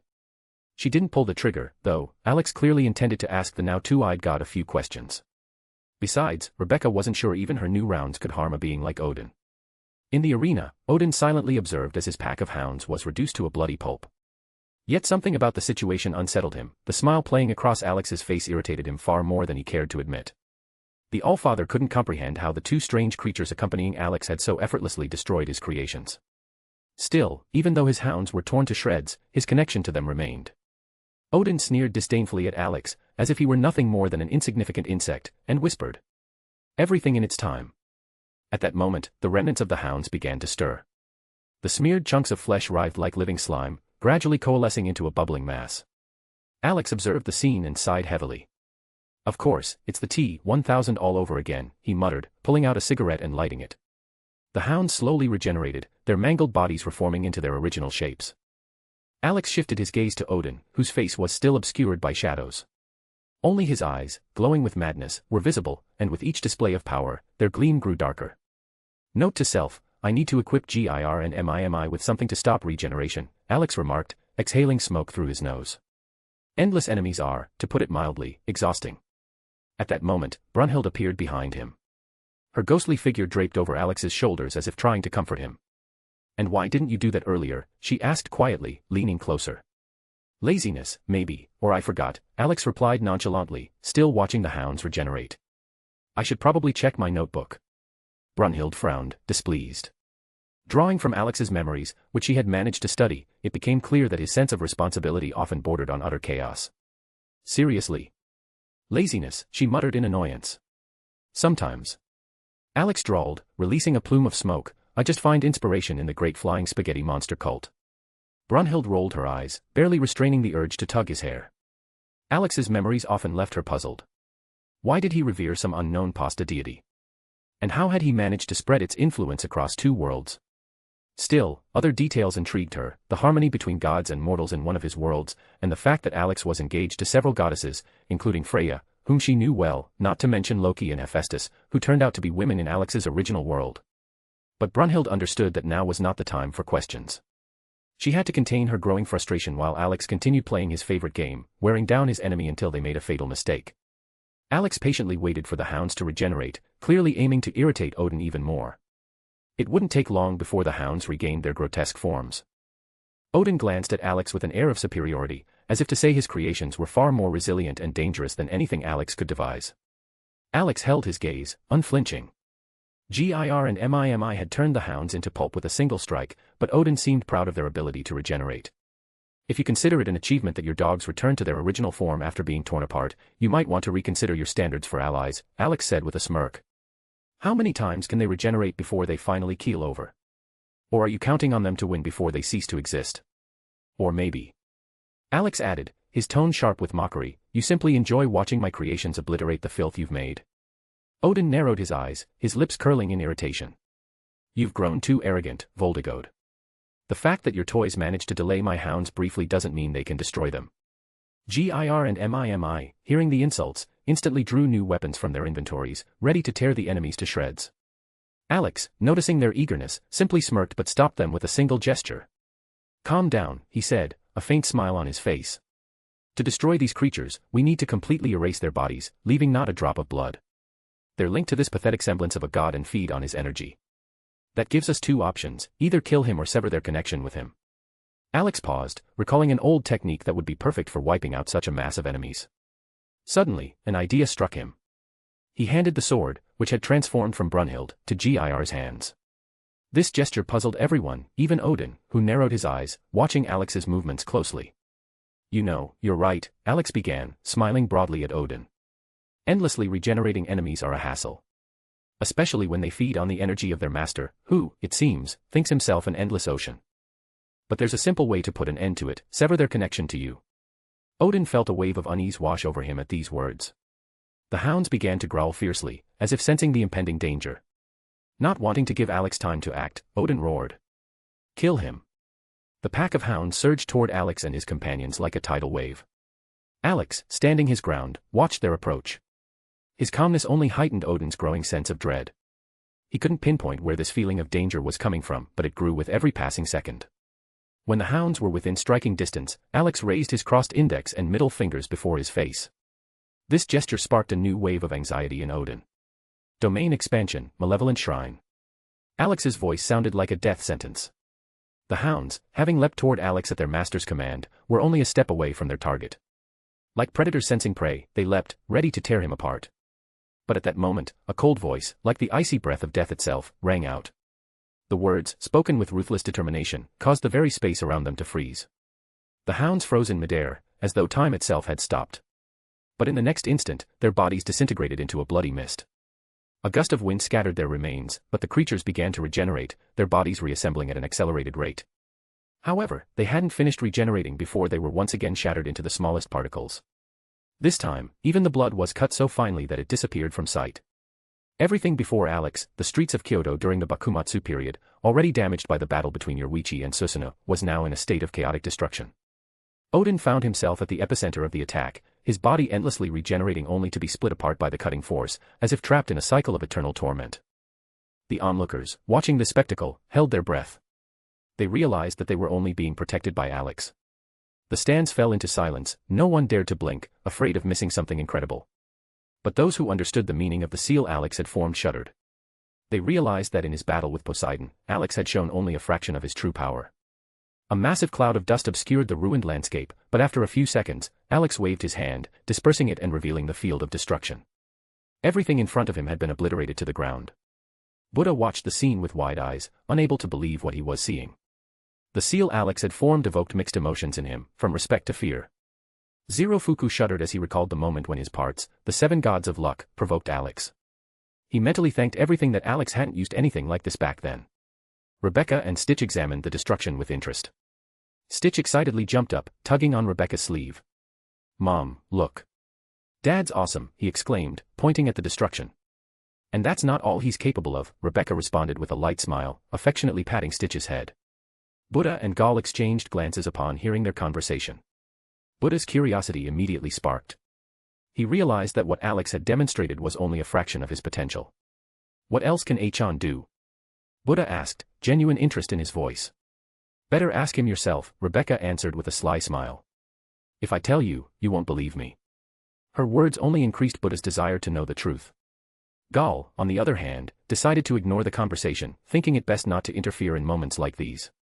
Buddha didn't know why, but a sense of unease settled in his heart at Rebecca's words. He felt that the scale of destruction Alex could cause surpassed even the wildest imagination. But when Buddha learned the full extent, he would feel not only surprise but genuine horror. As the dust settled and the streets of Kyoto came into view, everyone froze in awe. Where once a thriving city stood, only ruins remained. Cuts left by Alex's attack crossed everything around like chaotic traces of massive blades. Even the buildings that had somehow withstood the attack looked as if they had been crushed and torn apart by a powerful hurricane. Alex surveyed the destruction caused by his technique, and a thought flashed through his mind: he had limited its power too much. It could have been even stronger, he thought. But since this was his first time using the technique, he decided that in the future, he would experiment more. A question even crossed his mind. What would happen if I used this technique on a galactic scale? These thoughts stirred up a storm of outrage in Brunhild, who, being in a spiritual form, could hear everything going on in Alex's mind. Without wasting any time, she began knocking on his head, as if trying to beat these dangerous ideas out of him. "Don't even think about it," she fumed, continuing to methodically tap his head. "I won't let you destroy an entire galaxy for some experiment." Alex could feel the strikes, even though Brunhild was in an immaterial form. For him, it was yet another reminder that his life was surrounded by strict women. Hephaestus, Gloria, Rio, now Brunhild had joined their control club. However, Alex had no intention of abandoning his idea. "I'll only do it if I have to fight an enemy somewhere in an empty galaxy," he replied, trying to find a compromise. Brunhild wanted to argue, but she knew it was pointless. Considering Alex had already once used an empty galaxy to deal with the mechanical men, her resistance was doomed to fail. She shifted her attention to the place where Odin had just been standing.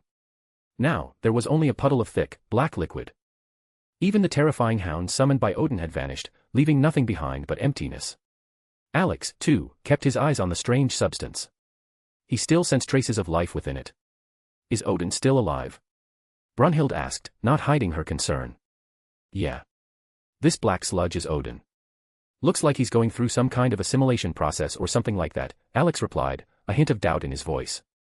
Brunhild watched with growing anxiety as the sludge pulsed slowly, as if preparing to regain its form. Alex exhaled, sensing that the battle wasn't over yet. Even Alex wasn't sure how to properly describe the process Odin was going through. Before Alex activated domain expansion, Odin had already ceased to be truly alive, but he couldn't exactly be called dead either. The very concept of life had become increasingly blurred with the beings Alex encountered. He pulled out another cigarette, lit it, and calmly watched the black sludge squirm like a living creature, gradually expanding and forming what looked like a cocoon. The cocoon grew until it reached human size. Seeing it, Alex remembered the process Erebus had gone through after assimilating with the dragon. A few seconds later, cracks appeared on the cocoon's surface, and it began to crumble. When the shell fully disintegrated, the renewed form of Odin stood before everyone. He had once looked like an old man with a beard and an eye patch. Now, he was young, radiating a powerful, threatening aura. But what caught Alex's attention the most was the hand that Odin usually held Gungnir in. It had fused with the spear, becoming as if one with it. Alex frowned slightly, assessing the new enemy. His first impression was ironic. Odin looked like he had escaped from the Resident Evil universe and accidentally ended up in the wrong world. Odin's new form literally radiated overwhelming power. Miasma flowed from his body, a black mist spreading in all directions, filling the space with tension. Looking at his hand, Odin clenched it, and with that movement, a powerful shockwave rippled across the arena. Impressive, Alex raised an eyebrow, clearly a bit surprised. However, unlike Erebus, who had needed time to master his new body, Odin seemed to have immediately adapted to his newfound strength. Alex, leisurely exhaling a stream of smoke, decided to test just how arrogant Odin had become. If he was now blinded by pride, it would only make his task easier. "Hey, One Eye," Alex began with a deliberately dismissive tone. "I see you've gotten younger. But you were an ugly bastard before, and you're still an ugly bastard. Even your hand, it seems, wanted so badly to hold the spear that it fused with it. Too bad, I was planning to steal it." Odin's eyes, now shimmering with a mad, chaotic light, turned to Alex. His gaze radiated a mix of fury and confusion. Despite the transformation, Odin still couldn't discern Alex's true nature. This fact shook him. "Who are you, Voldegod?" Odin asked, irritation clear in his voice. "Why can't I still comprehend your nature? How do you hide it from me? If you win, maybe you'll find out," Alex smirked and shrugged. "Though you don't stand a chance alone. So go ahead, call your minions, maybe they'll help." Alex's words made Odin tense. He felt the growing sense of danger. However, uncertainty quickly turned into resolve. If Alex survived today, his plans would be ruined. Meanwhile, noticing that Odin had fallen into thought, Alex approached Gir to retrieve Brunhild in the form of a sword. "Do you think he'll fall for your words?" Brunhild asked, appearing behind Alex. "They always fall for it," Alex replied, holding the silver blade. "First, they summon their lackeys, and then they jump into battle themselves. That's what all the villains do. So I hinted for him to release his monstrosities right away. Why waste time chasing them all over the world just to finish them off?" Brunhild rolled her eyes, irritated by Alex's laziness. His words about not wanting to search for all the creatures Odin had created only added to her frustration. She sighed heavily, realizing arguing was pointless. Meanwhile, Odin, watching Alex, decided that the technique Alex had used earlier must require a long recovery time. Considering this his opportunity, he chose to overwhelm him with numbers. New portals began to open behind Odin, from which vile creatures emerged. Alex watched indifferently, assessing each new monster. Among them, he immediately noticed the hideous humanoid fish, former followers of Poseidon, now more like cultists of Dagon. Another group, skeletons with black bones and dark cloaks, clearly belonged to Hades. The creatures resembling chimeras had once served Shiva. "I see you've managed to deceive quite a few creatures," Alex said, crossing his arms over his chest. "Poseidon, Hades, Shiva. I wonder, did you tell them that they would lose not only their minds but also their souls, turning into pathetic monsters?" Odin only sneered disdainfully. "They didn't need much deception," he said coldly. "A few words were enough to make these fools follow me, like moths to a flame.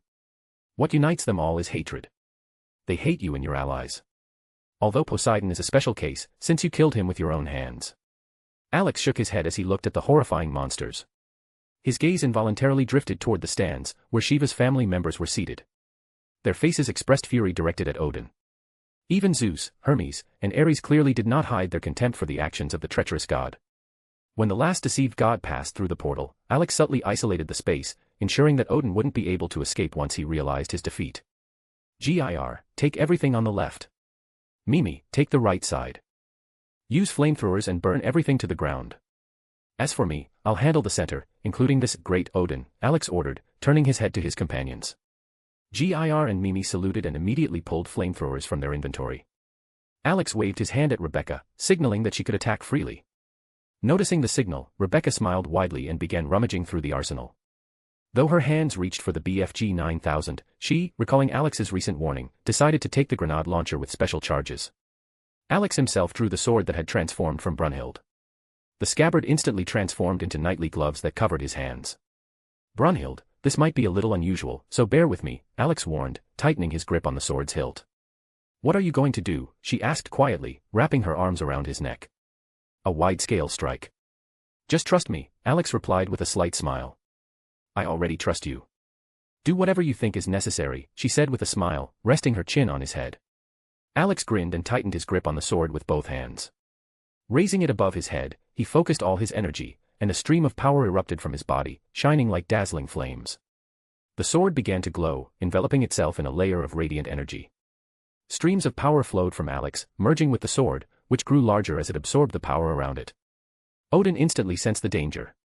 Realizing that Alex was preparing something destructive, he ordered his army of monsters to attack. But Alex was already holding an enormous energy sword, radiating such power that even the spectators in the stands froze in shock. A wild, wide grin appeared on Alex's face as he saw the horde of monsters approaching him. Too late. Excalibur! He shouted, bringing the sword down to the ground. When the sword hit the ground, the energy discharged with unimaginable force. Odin managed to raise a barrier in an attempt to defend himself, but still felt the growing threat. Alex's strike caused a brilliant flash, comparable to a nuclear explosion, blinding everyone present. The spectators squinted, trying to protect their eyes. Even King Arthur, sitting among the crowd, was bewildered. He didn't understand why Alex had shouted Excalibur, but he clearly saw that it was an incredibly powerful attack. As the bright light faded, an intimidating sight appeared before them. The entire area in front of Alex had been turned into a desert, and in its place, there was a deep chasm stretching from his position to the edge of the arena. The barrier surrounding the arena had saved the spectators and the structure from destruction, otherwise, the strike would have obliterated the entire Colosseum. This blow signaled the beginning of an all-out battle. Gyr shot left, releasing a stream of flames that burned monsters in its path. Mimi moved in the opposite direction, effortlessly wiping out enemies. Rebecca, not falling behind, accurately launched incendiary grenades from her grenade launcher, destroying monsters in the epicenter of their mass. Brunhild watched the events unfold with genuine amazement. She couldn't believe that Alex had demonstrated such destructive power. And while she understood that Alex was far stronger than he appeared, this kind of strength still astonished her. Meanwhile, Alex, calmly standing amidst the chaos, kept a close eye on where Odin was. The divine idiot was trying to heal his mutilated body. His barrier had barely withstood the force of the blow, but it didn't save him from the damage. Half of Odin's body was burned, black blood dripping from deep wounds. However, despite his condition, he was still not defeated. Odin heard footsteps and looked up. Alex was approaching him, calmly holding a cigarette in his mouth and smirking. This scene made Odin's fury boil even more. He understood, Alex hadn't even broken a sweat after two powerful attacks that had turned his body into ruins. Well, it is what it is. That's right, one-eyed, Alex said with a cheerful grin, stopping a few steps away. You think my strikes end here? Oh, no. I've got something special prepared for you. But first, I want to know who you were planning to summon. Odin merely sneered, trying to suppress the pain. Alex, taking his time, prepared for the next step of his plan. To be continued. Chapter 186, the end of another villain. After another powerful attack from Alex, the entire arena shook as if struck by an atomic bomb. The dust raised by his blow dispersed with a single wave of his hand, revealing the site of the destroyed arena. The gods present, watching the battle, horrifiedly realized that Alex had been holding back while fighting Poseidon. This truth, like an icy stream, ran down their spines, making them break into a cold sweat. The arena was now a wasteland, scarred by a massive chasm that stretched from Alex's feet to the very edge. All the monsters created by Odin, caught at the epicenter of the strike, simply evaporated. Those further out were mutilated by the destructive wave. While Alex remained still, the robo-dog Gyr, armed with a flamethrower, rushed left, scorching everything in its path. Its partner, Mimi, surged in the opposite direction, annihilating enemies with streams of flame. Meanwhile, Rebecca, standing on the balcony rail, held a grenade launcher and precisely launched rounds filled with enhanced napalm. Each shot caused a fiery rain that immediately engulfed the monsters. The spectators watched in horror. The scene reminded them of the brutal times of the Inquisition when the church wiped out entire villages for heresy. No one could believe that such a sweet-looking girl, like Rebecca, could be so dangerous. Her insane laughter accompanying each shot, and the screams of monsters, created a chilling contrast. Everyone unanimously decided to stay far away from this sweet-looking but deadly individual. Even Gaul, stunned, stared at Rebecca, unable to believe her eyes. Usually, the young Valkyrie saw her lazily lounging on the couch, doing nothing. Buddha, watching the scene, tried to understand how Alex had even met Rebecca. The only conclusion he came to was that they were too similar. The rounds in Rebecca's grenade launcher ran out. Skillfully reloading the weapon, Rebecca handed it to Stitch and began rummaging through her inventory. "Why did you stop shooting?" Buddha asked, trying not to look at the bloody carnage. With a grenade launcher, it's uncomfortable to help. So I'll get something better, she replied with a wide grin.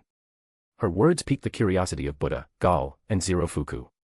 Moments later, Rebecca satisfied their curiosity by pulling out a massive 6-barreled machine gun from her inventory, one that was bigger than she was.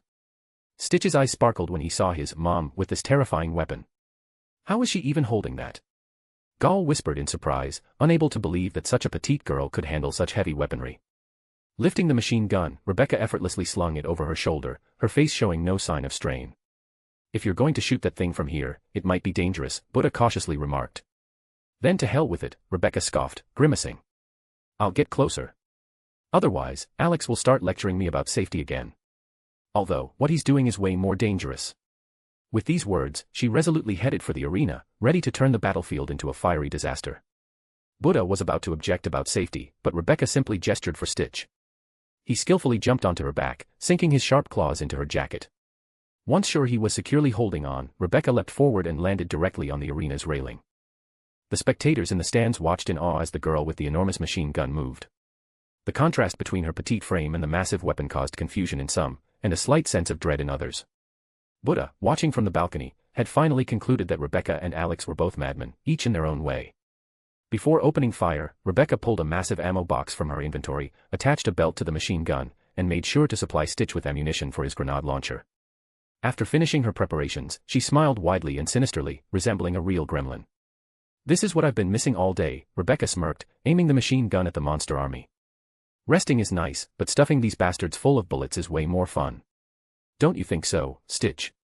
Boom boom. Blow them all up. Stitch joyfully shouted, raising his grenade launcher. Nearby people shuddered as they overheard their exchange. Meanwhile, something incredible was happening in the arena.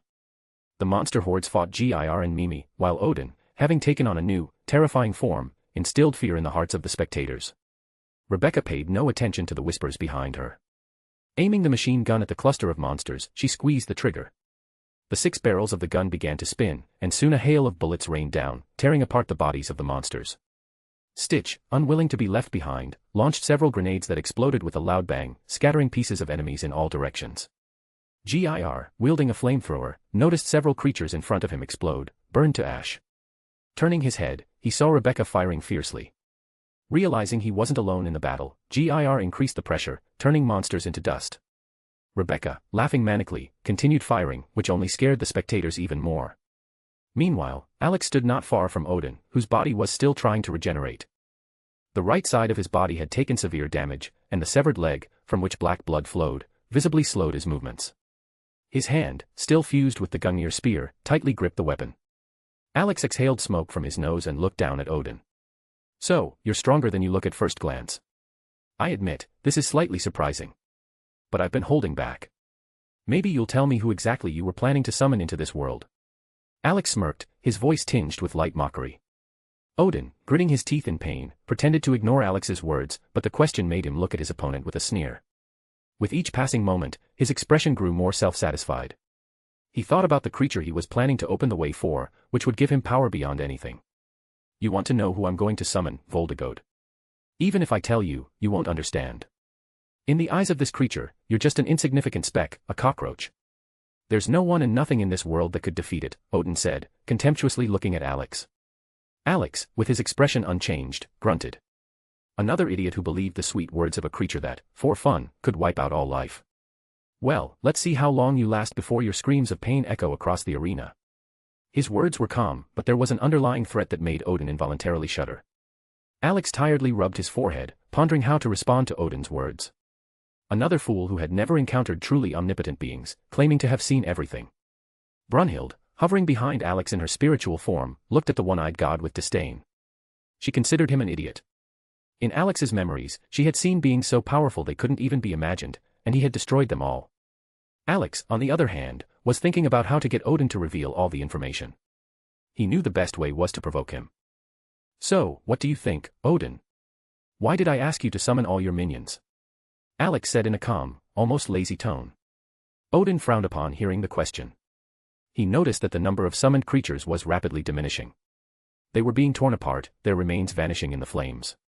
The longer the slaughter went on, the fewer monsters remained. Alex didn't even need to turn around, he could feel that everything was going according to plan. Brunhild turned and saw how Rebecca, Mimi, and Stitch were methodically wiping out the summoned monsters.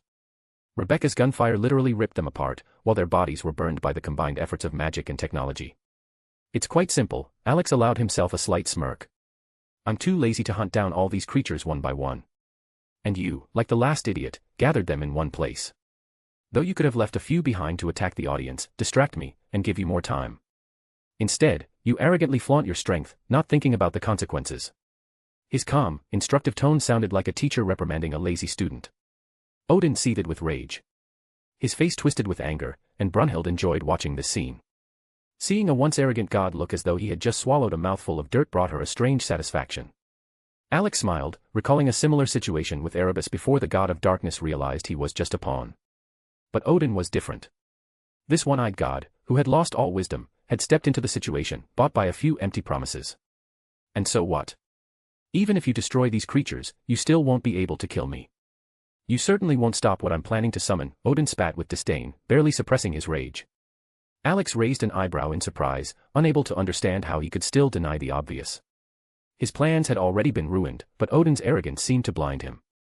Alex decided to drive the final nail into his coffin, completely stripping the enemy of hope. You should tone down your arrogant speeches, he said, his voice dripping with lazy sarcasm. Or have you not noticed that you're trapped here? The entire arena is isolated in a separate space. Do you think your pathetic spatial tricks will help you escape? Oh, no, little one. I'm too lazy to let someone like you slip away. Alex rolled his eyes as though the entire situation bored him. His tone finally pushed Odin out of balance, turning the god's anger into despair. Odin didn't believe Alex's words and decided to open a portal to escape, gather his strength, and continue his plan. He tried over and over, but the portal wouldn't open. With each failed attempt, Odin's face darkened until he finally realized with horror that Alex's words were true. Slowly, he lifted his gaze, full of confusion and fear, toward his opponent.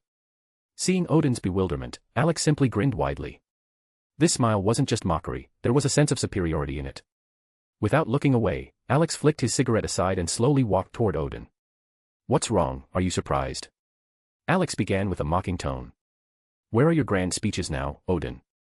Where are your magnificent plans for sacrifice and summoning the cosmic being? Where did your fighting spirit go? Tell me, O great and wise Odin.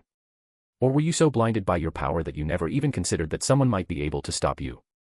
Odin's face twisted with rage. All of this anger was directed at one person, Alex.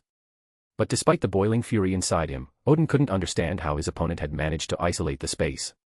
He only suspected one thing: if Alex died, the barrier would disappear. But he couldn't have imagined that for Alex, isolating an entire galaxy was no more than a complicated trick, and creating this barrier was merely child's play. Odin stood, fully recovered, and aimed Gungnir directly at Alex. Whatever you say, your death will be the key to fulfilling my plan.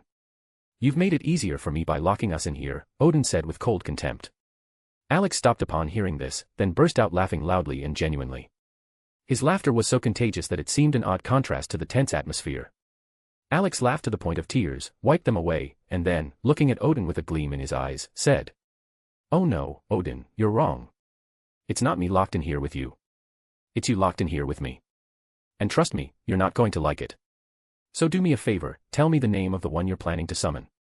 Maybe then I'll make your death quick." Odin remained silent, completely ignoring Alex's words. His patience had run out, and he decided to act. He vanished from his position, instantly appearing in front of Alex, and hurled Gungnir at his chest, intending to pierce him through. But Alex easily dodged, taking only a barely noticeable step to the side. Odin's spear flew past, smashing everything in its path and kicking up a cloud of dust. For future reference, in the next battle against a villain, you might want to reinforce the battlefield, so you don't destroy everything around you, Alex muttered to himself, dodging another strike. Brunhild, in her spiritual form, heard his muttering and sighed softly. She knew Alex would certainly forget about it if no one reminded him. While Alex skillfully dodged Odin's furious attacks, he noticed that Odin had accidentally hit a few of his own allies and had nearly wounded Gir and Mimi. Alex glanced quickly at the two robo-dogs and, not wanting to take any risks, teleported them carefully to the stands. Gir and Mimi barely had time to blink in surprise.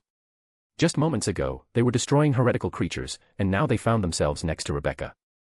She, noticing the appearance of her children, stopped shooting for a moment and looked over the battlefield. Her gaze immediately stopped on Alex, who was effortlessly deflecting Odin's attacks without losing his cocky smile. Alex reached his hand out toward Odin's face. When his fingers came dangerously close, he snapped them. In that instant, Odin's head exploded like an overripe watermelon, and the Allfather collapsed to the ground like a felled tree. The Colosseum froze. An absolute silence fell. No one could believe their eyes. With just a snap of his fingers, Alex had destroyed the head of Odin himself. This moment became yet another confirmation of how powerful Alex was, and this realization repeatedly stunned everyone who was watching. Alex calmly stared at the fallen Odin, took a cigarette from his pocket, lit it, and took a deep drag. Brunhild, being within Alex's spiritual world, smiled. She had already stopped being surprised by his actions, having seen in his memories how he destroyed an entire galaxy for the sake of victory. Yet, still, watching him deal with Odin brought her quiet joy. "Hey, I know you're still alive. Stop pretending, get up, and fight," Alex said lazily, kicking the fallen god in the leg. "Are you sure you didn't accidentally kill him?" Brunhild asked skeptically. "No, they always do that. Pretend to be dead and then try to attack," Alex waved her off, pointing at Odin's body. As if to confirm his words, Odin's body jerked, and he struck with his spear, aiming directly at Alex. Alex easily dodged, stepping back a pace. Odin's head began to regenerate, and his body rose from the ground like a dark mimic of Dracula. "See? I told you." Alex grinned. "Maybe stop talking. Try not to get hit by his strike," Brunhild reminded him sternly. Alex was about to respond, but a spear shot past his face, aimed straight for his head. He dodged at the last moment, making the weapon miss. With each failed strike, Odin grew angrier. However, Alex remained calm. He skillfully dodged every attack, never letting go of his cigarette, occasionally taking a drag. This nonchalance only further enraged Odin. Gungnir, merging with the god's hand, began to change. It grew more grotesque, transforming into something monstrous. Now it was no longer a weapon, but a hungry entity with sharp teeth. When the transformation was complete, Odin struck again. This time, the spear's mouth opened, attempting to swallow Alex. Alex teleported to the side, avoiding the snapping trap. "How much longer are you going to jump around like a monkey?" Odin yelled, glaring at Alex with hatred. Alex just smirked. "Seriously? It's like you're repeating the same thing," he taunted. "Just a reminder, I already took your head off with a snap of my fingers. Looks like you need a memory refresher." With those words, Alex vanished, as if dissolving into the air. Odin didn't have time to react as Alex appeared right in front of him. Before disappearing again, Alex summoned Beowulf's gauntlets. Appearing before Odin, he struck horizontally with lightning speed. The crushing force of the blow destroyed the upper half of the Allfather's body, leaving only his legs, which collapsed to the ground. Black blood began to spill from the remaining remnants, forming a horrible puddle on the floor. The surface of the liquid was covered with mouths and eyes, emitting sinister sounds. Within moments, it transformed into a grotesque creature with sharp teeth, which opened its mouth, preparing to attack Alex. Alex jumped back, narrowly avoiding the disgusting creature's strike. "Do all who embrace the power of the outer gods end up like this?" Brunhild asked with obvious interest. Her question stemmed from a lack of knowledge. Even in Alex's memories, which she could access, there were gaps carefully hidden by him. Brunhild had long wanted to understand why he blocked those moments, but she decided to leave the question for later. Right now, she was more concerned with whether all those who wield such power turn into monsters like Odin. "Maybe," Alex answered, watching the black, slimy monster return to its puddle. "I'm not sure. Most don't survive long enough to become a monster." Brunhild nodded, lost in thought. After all, such power seemed so destructive that its wielder either perished or transformed into something unimaginable.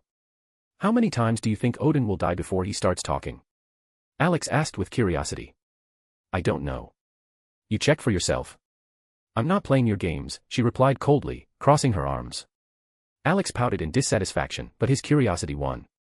He was eager to find out how many deaths Odin could endure before begging for mercy and revealing the name of the creature he intended to summon. Alex added a bit of his own power to make each of the Allfather's deaths agonizing, taking his time. He watched as the upper part of Odin's body reformed from the black liquid. When the process was complete, the Allfather returned to his original form, as if no destruction had occurred. However, Alex had grown tired of hearing his arrogant speeches about invincibility and omnipotence. Vanishing from sight before Odin could notice, Alex appeared behind him. The Allfather, not fully recovered, felt a cold sense of impending danger from behind. The echoes of the previous two attacks still caused pain, which seeped not only into his body but also into Odin's very essence. Acting on instinct, he turned his head and saw Alex, a tiny red sphere spinning on his fingers. It radiated genuine threat. But before Odin could do anything, Alex acted faster. Curse technique reversal, red, he said calmly, directing the sphere straight at the Allfather. The red sphere made contact with Odin's body, and he immediately felt the space around him begin to warp. Everything seemed to be repelling outward, forming a powerful wave that distorted reality. Alex watched the unfolding scene, internally uncertain of the result, as it was his first time using this technique. To be cautious, he applied only a small portion of his power. Originally, the technique was designed to push all matter within range, but its effect exceeded Alex's expectations. When the sphere touched Odin's body, it tore him apart. Black blood erupted in all directions, and the remnants of his body scattered as though blasted by a tank shell. The spectacle resembled a ballistic dummy being torn apart on a firing range. Alex cancelled the technique and carefully inspected the aftermath. He observed with interest what had happened to Odin after encountering his curse technique reversal, red. Well, that was unexpected, he remarked, slightly surprised by the power of the new technique. In her spiritual form, Brunhild appeared beside him and began angrily tapping Alex on the head. Are you serious? You decided to test new techniques while fighting Odin, she fumed, punctuating her words with taps. Well, why not? Gotta spice up Odin's death, Alex replied calmly, ignoring her actions. Brunhild, realizing the futility of her attempts to get through to him, sighed and stepped back. Meanwhile, Alex watched with interest as the scattered parts of Odin's body began to move. They seemed to come alive, crawling toward one spot, his head. When all the fragments reached the target, they merged into a black, sticky mass, soon taking on the form of his original body. Hey, Odin, you've died 3 times already. How about calling it quits? Just tell me who you want to summon, and I'll be done with you, Alex said coolly.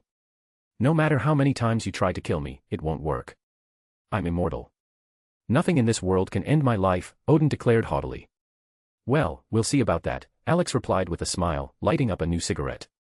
Ignoring Alex's remark, Odin suddenly disappeared, reappearing right before him a moment later.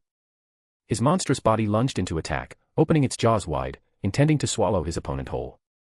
But just as the monster's jaws were about to close, Odin noticed a bright blue sphere spinning at the tip of Alex's finger. Recognizing the technique, he tried to retreat, but it was too late. Curse technique lapse, blue, Alex said with a broad smile, pushing the glowing sphere forward with his finger. When the blue sphere touched Odin, his entire body began to compress under the pressure. Moments later, he transformed into a small, meaty ball. Alex smirked, pleased with successfully recreating cursed technique lapse, blue. Turns out blue is easier than red, Alex said, watching the result of his work. All you need to do is create a hole in space that starts pulling everything around it. Then it's not far from turning into a meatball. He paused for a second, trying to remember if Gojo had ever turned his opponents into something like this. No answer came, but the thought of meeting Gojo and asking a few questions flashed in his mind. Meanwhile, the spectators in the stands watched as Odin died once again, for the 4th time. And each time, his death became more humiliating. Only need to check purple, and then we can move on, Alex said, casually kicking the meatball away from him. You're using Odin as a mannequin to test abilities you've never tried before? Brunhild asked, hovering in her spiritual form behind Alex. How did you know? Alex replied, surprised. I'm literally in your head. It's not that hard, Brunhild responded, rolling her eyes. None of the spectators heard this conversation. But if anyone had, they would have been utterly shocked. No one could have imagined that Alex was simply testing techniques, not trying to completely annihilate Odin. The meatball that Odin had turned into began to writhe, and within a second, it took on its original form again. Alex raised an eyebrow, noticing that this time, the regeneration was faster. Without waiting for Odin to fully recover, Alex instantly teleported to him. He pressed his index and middle fingers together, holding them with his thumb, and a violet sphere began to form on his hand. Hollow technique, purple, he said, launching the sphere directly at Odin. When the violet energy hit its target, Odin's body evaporated, leaving only his feet behind, almost as if mocking him. Alex watched the remains of his enemy and patiently waited for him to recover so he could test the next technique. That's the 5th death, Alex quietly said, staring at the emptiness. Each of Alex's attacks not only damaged Odin's physical body but also his very essence. This time, the regeneration took longer than usual. Alex focused, gazing at his opponent's destroyed essence. It was covered in cracks and seemed on the verge of complete destruction. Well, are you ready to answer my question? Alex asked, smiling. Because I still have plenty of techniques I want to try out. It's not every day you meet an enemy with such impressive regeneration. Odin suffered from unbearable pain that he had never experienced before. His plans for power, his ambitions, everything now seemed so insignificant in the face of Alex. He felt his essence breaking down, but he didn't want to give up, despite his despair. Just a note for you, Odin, Alex continued, his voice softer but his gaze still cold. I could extract everything I need from you at any moment. But Brunhild is really angry with you, so you have to endure all of this. So come on, tell me everything, and I'll end your suffering by destroying you forever. A kind, almost innocent smile played on Alex's face, but even that couldn't hide his true intentions. Odin lifted his gaze to Alex and noticed Brunhild floating behind him in her spiritual form. His eyes narrowed as he realized that all of his plans had fallen apart because of this pair. Barely suppressing the pain in his soul, he smirked in contempt. Even if I tell you his name, what will that give you? He said coldly. You're just a cockroach. Sure, you're stronger than me, but you can't compare to the one who gave me this power. Alex rolled his eyes and sighed in annoyance. For the love of God, just say the damn name. Stop acting like the main villain, I don't have time for your games. I've got plenty of things to finish. Finishing the sentence, Alex lazily tossed a candy at Odin's head. The candy hit Odin in the forehead, and he reflexively caught it with his hand. For several seconds, he silently stared at the small sweet object in his palm, trying to comprehend what had just happened. Even Brunhild froze in confusion, watching Alex, who, instead of using a destructive attack, had decided to treat his enemy to a candy. Rebecca's laughter, watching from the arena railing, broke the tense silence. She burst into loud laughter, clearly unable to hold it in. Odin ignored the laughter behind him, lifted his gaze to Alex, and clenched his teeth. He made a decision. If he was destined to die, then at least he would leave a mark, passing on the information about his patron and hoping that, in the end, Alex would die at the hands of this entity. I don't know his real name, Odin said, hiding his emotions. But everyone calls him the Black Man. Hearing this, Alex only sighed deeply. Well, shit, he muttered under his breath. He knew exactly who the Black Man was, or as he's more commonly called, Nerexo, one of the strongest avatars of Nyan Nyan. Alex wearily rubbed his temples, realizing that the situation was only getting worse.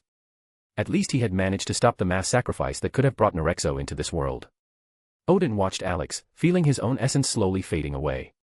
Well, finish what you started, Voltigode, he said, resigned. Alex, setting aside thoughts of Nerexo, walked toward Odin, finally deciding to end this chaos. Getting closer, he stomped his foot, and black chains with gray flames erupted from the ground. They coiled around Odin, forcing him to kneel. Odin felt the chains tearing at his essence. The pain was unbearable, and he could no longer utter a word. Brunhild, this is your chance for revenge. You've wanted this for a long time, Alex said to his ally. Alex's silver sword and gauntlets glowed, transforming into Brunhild. She appeared before Odin, looking at him with anger and hatred. Alex handed her Yamato. Here, with this, you can finish the revenge. Brunhild took the katana, her hands trembling with emotion. She looked at Odin, who lifted his tired eyes to her as if he wanted to say something. But Brunhild gave him no chance. With a furious swing, she severed the enemy's head. The head touched the ground and immediately turned to ash, just like the rest of Odin's body.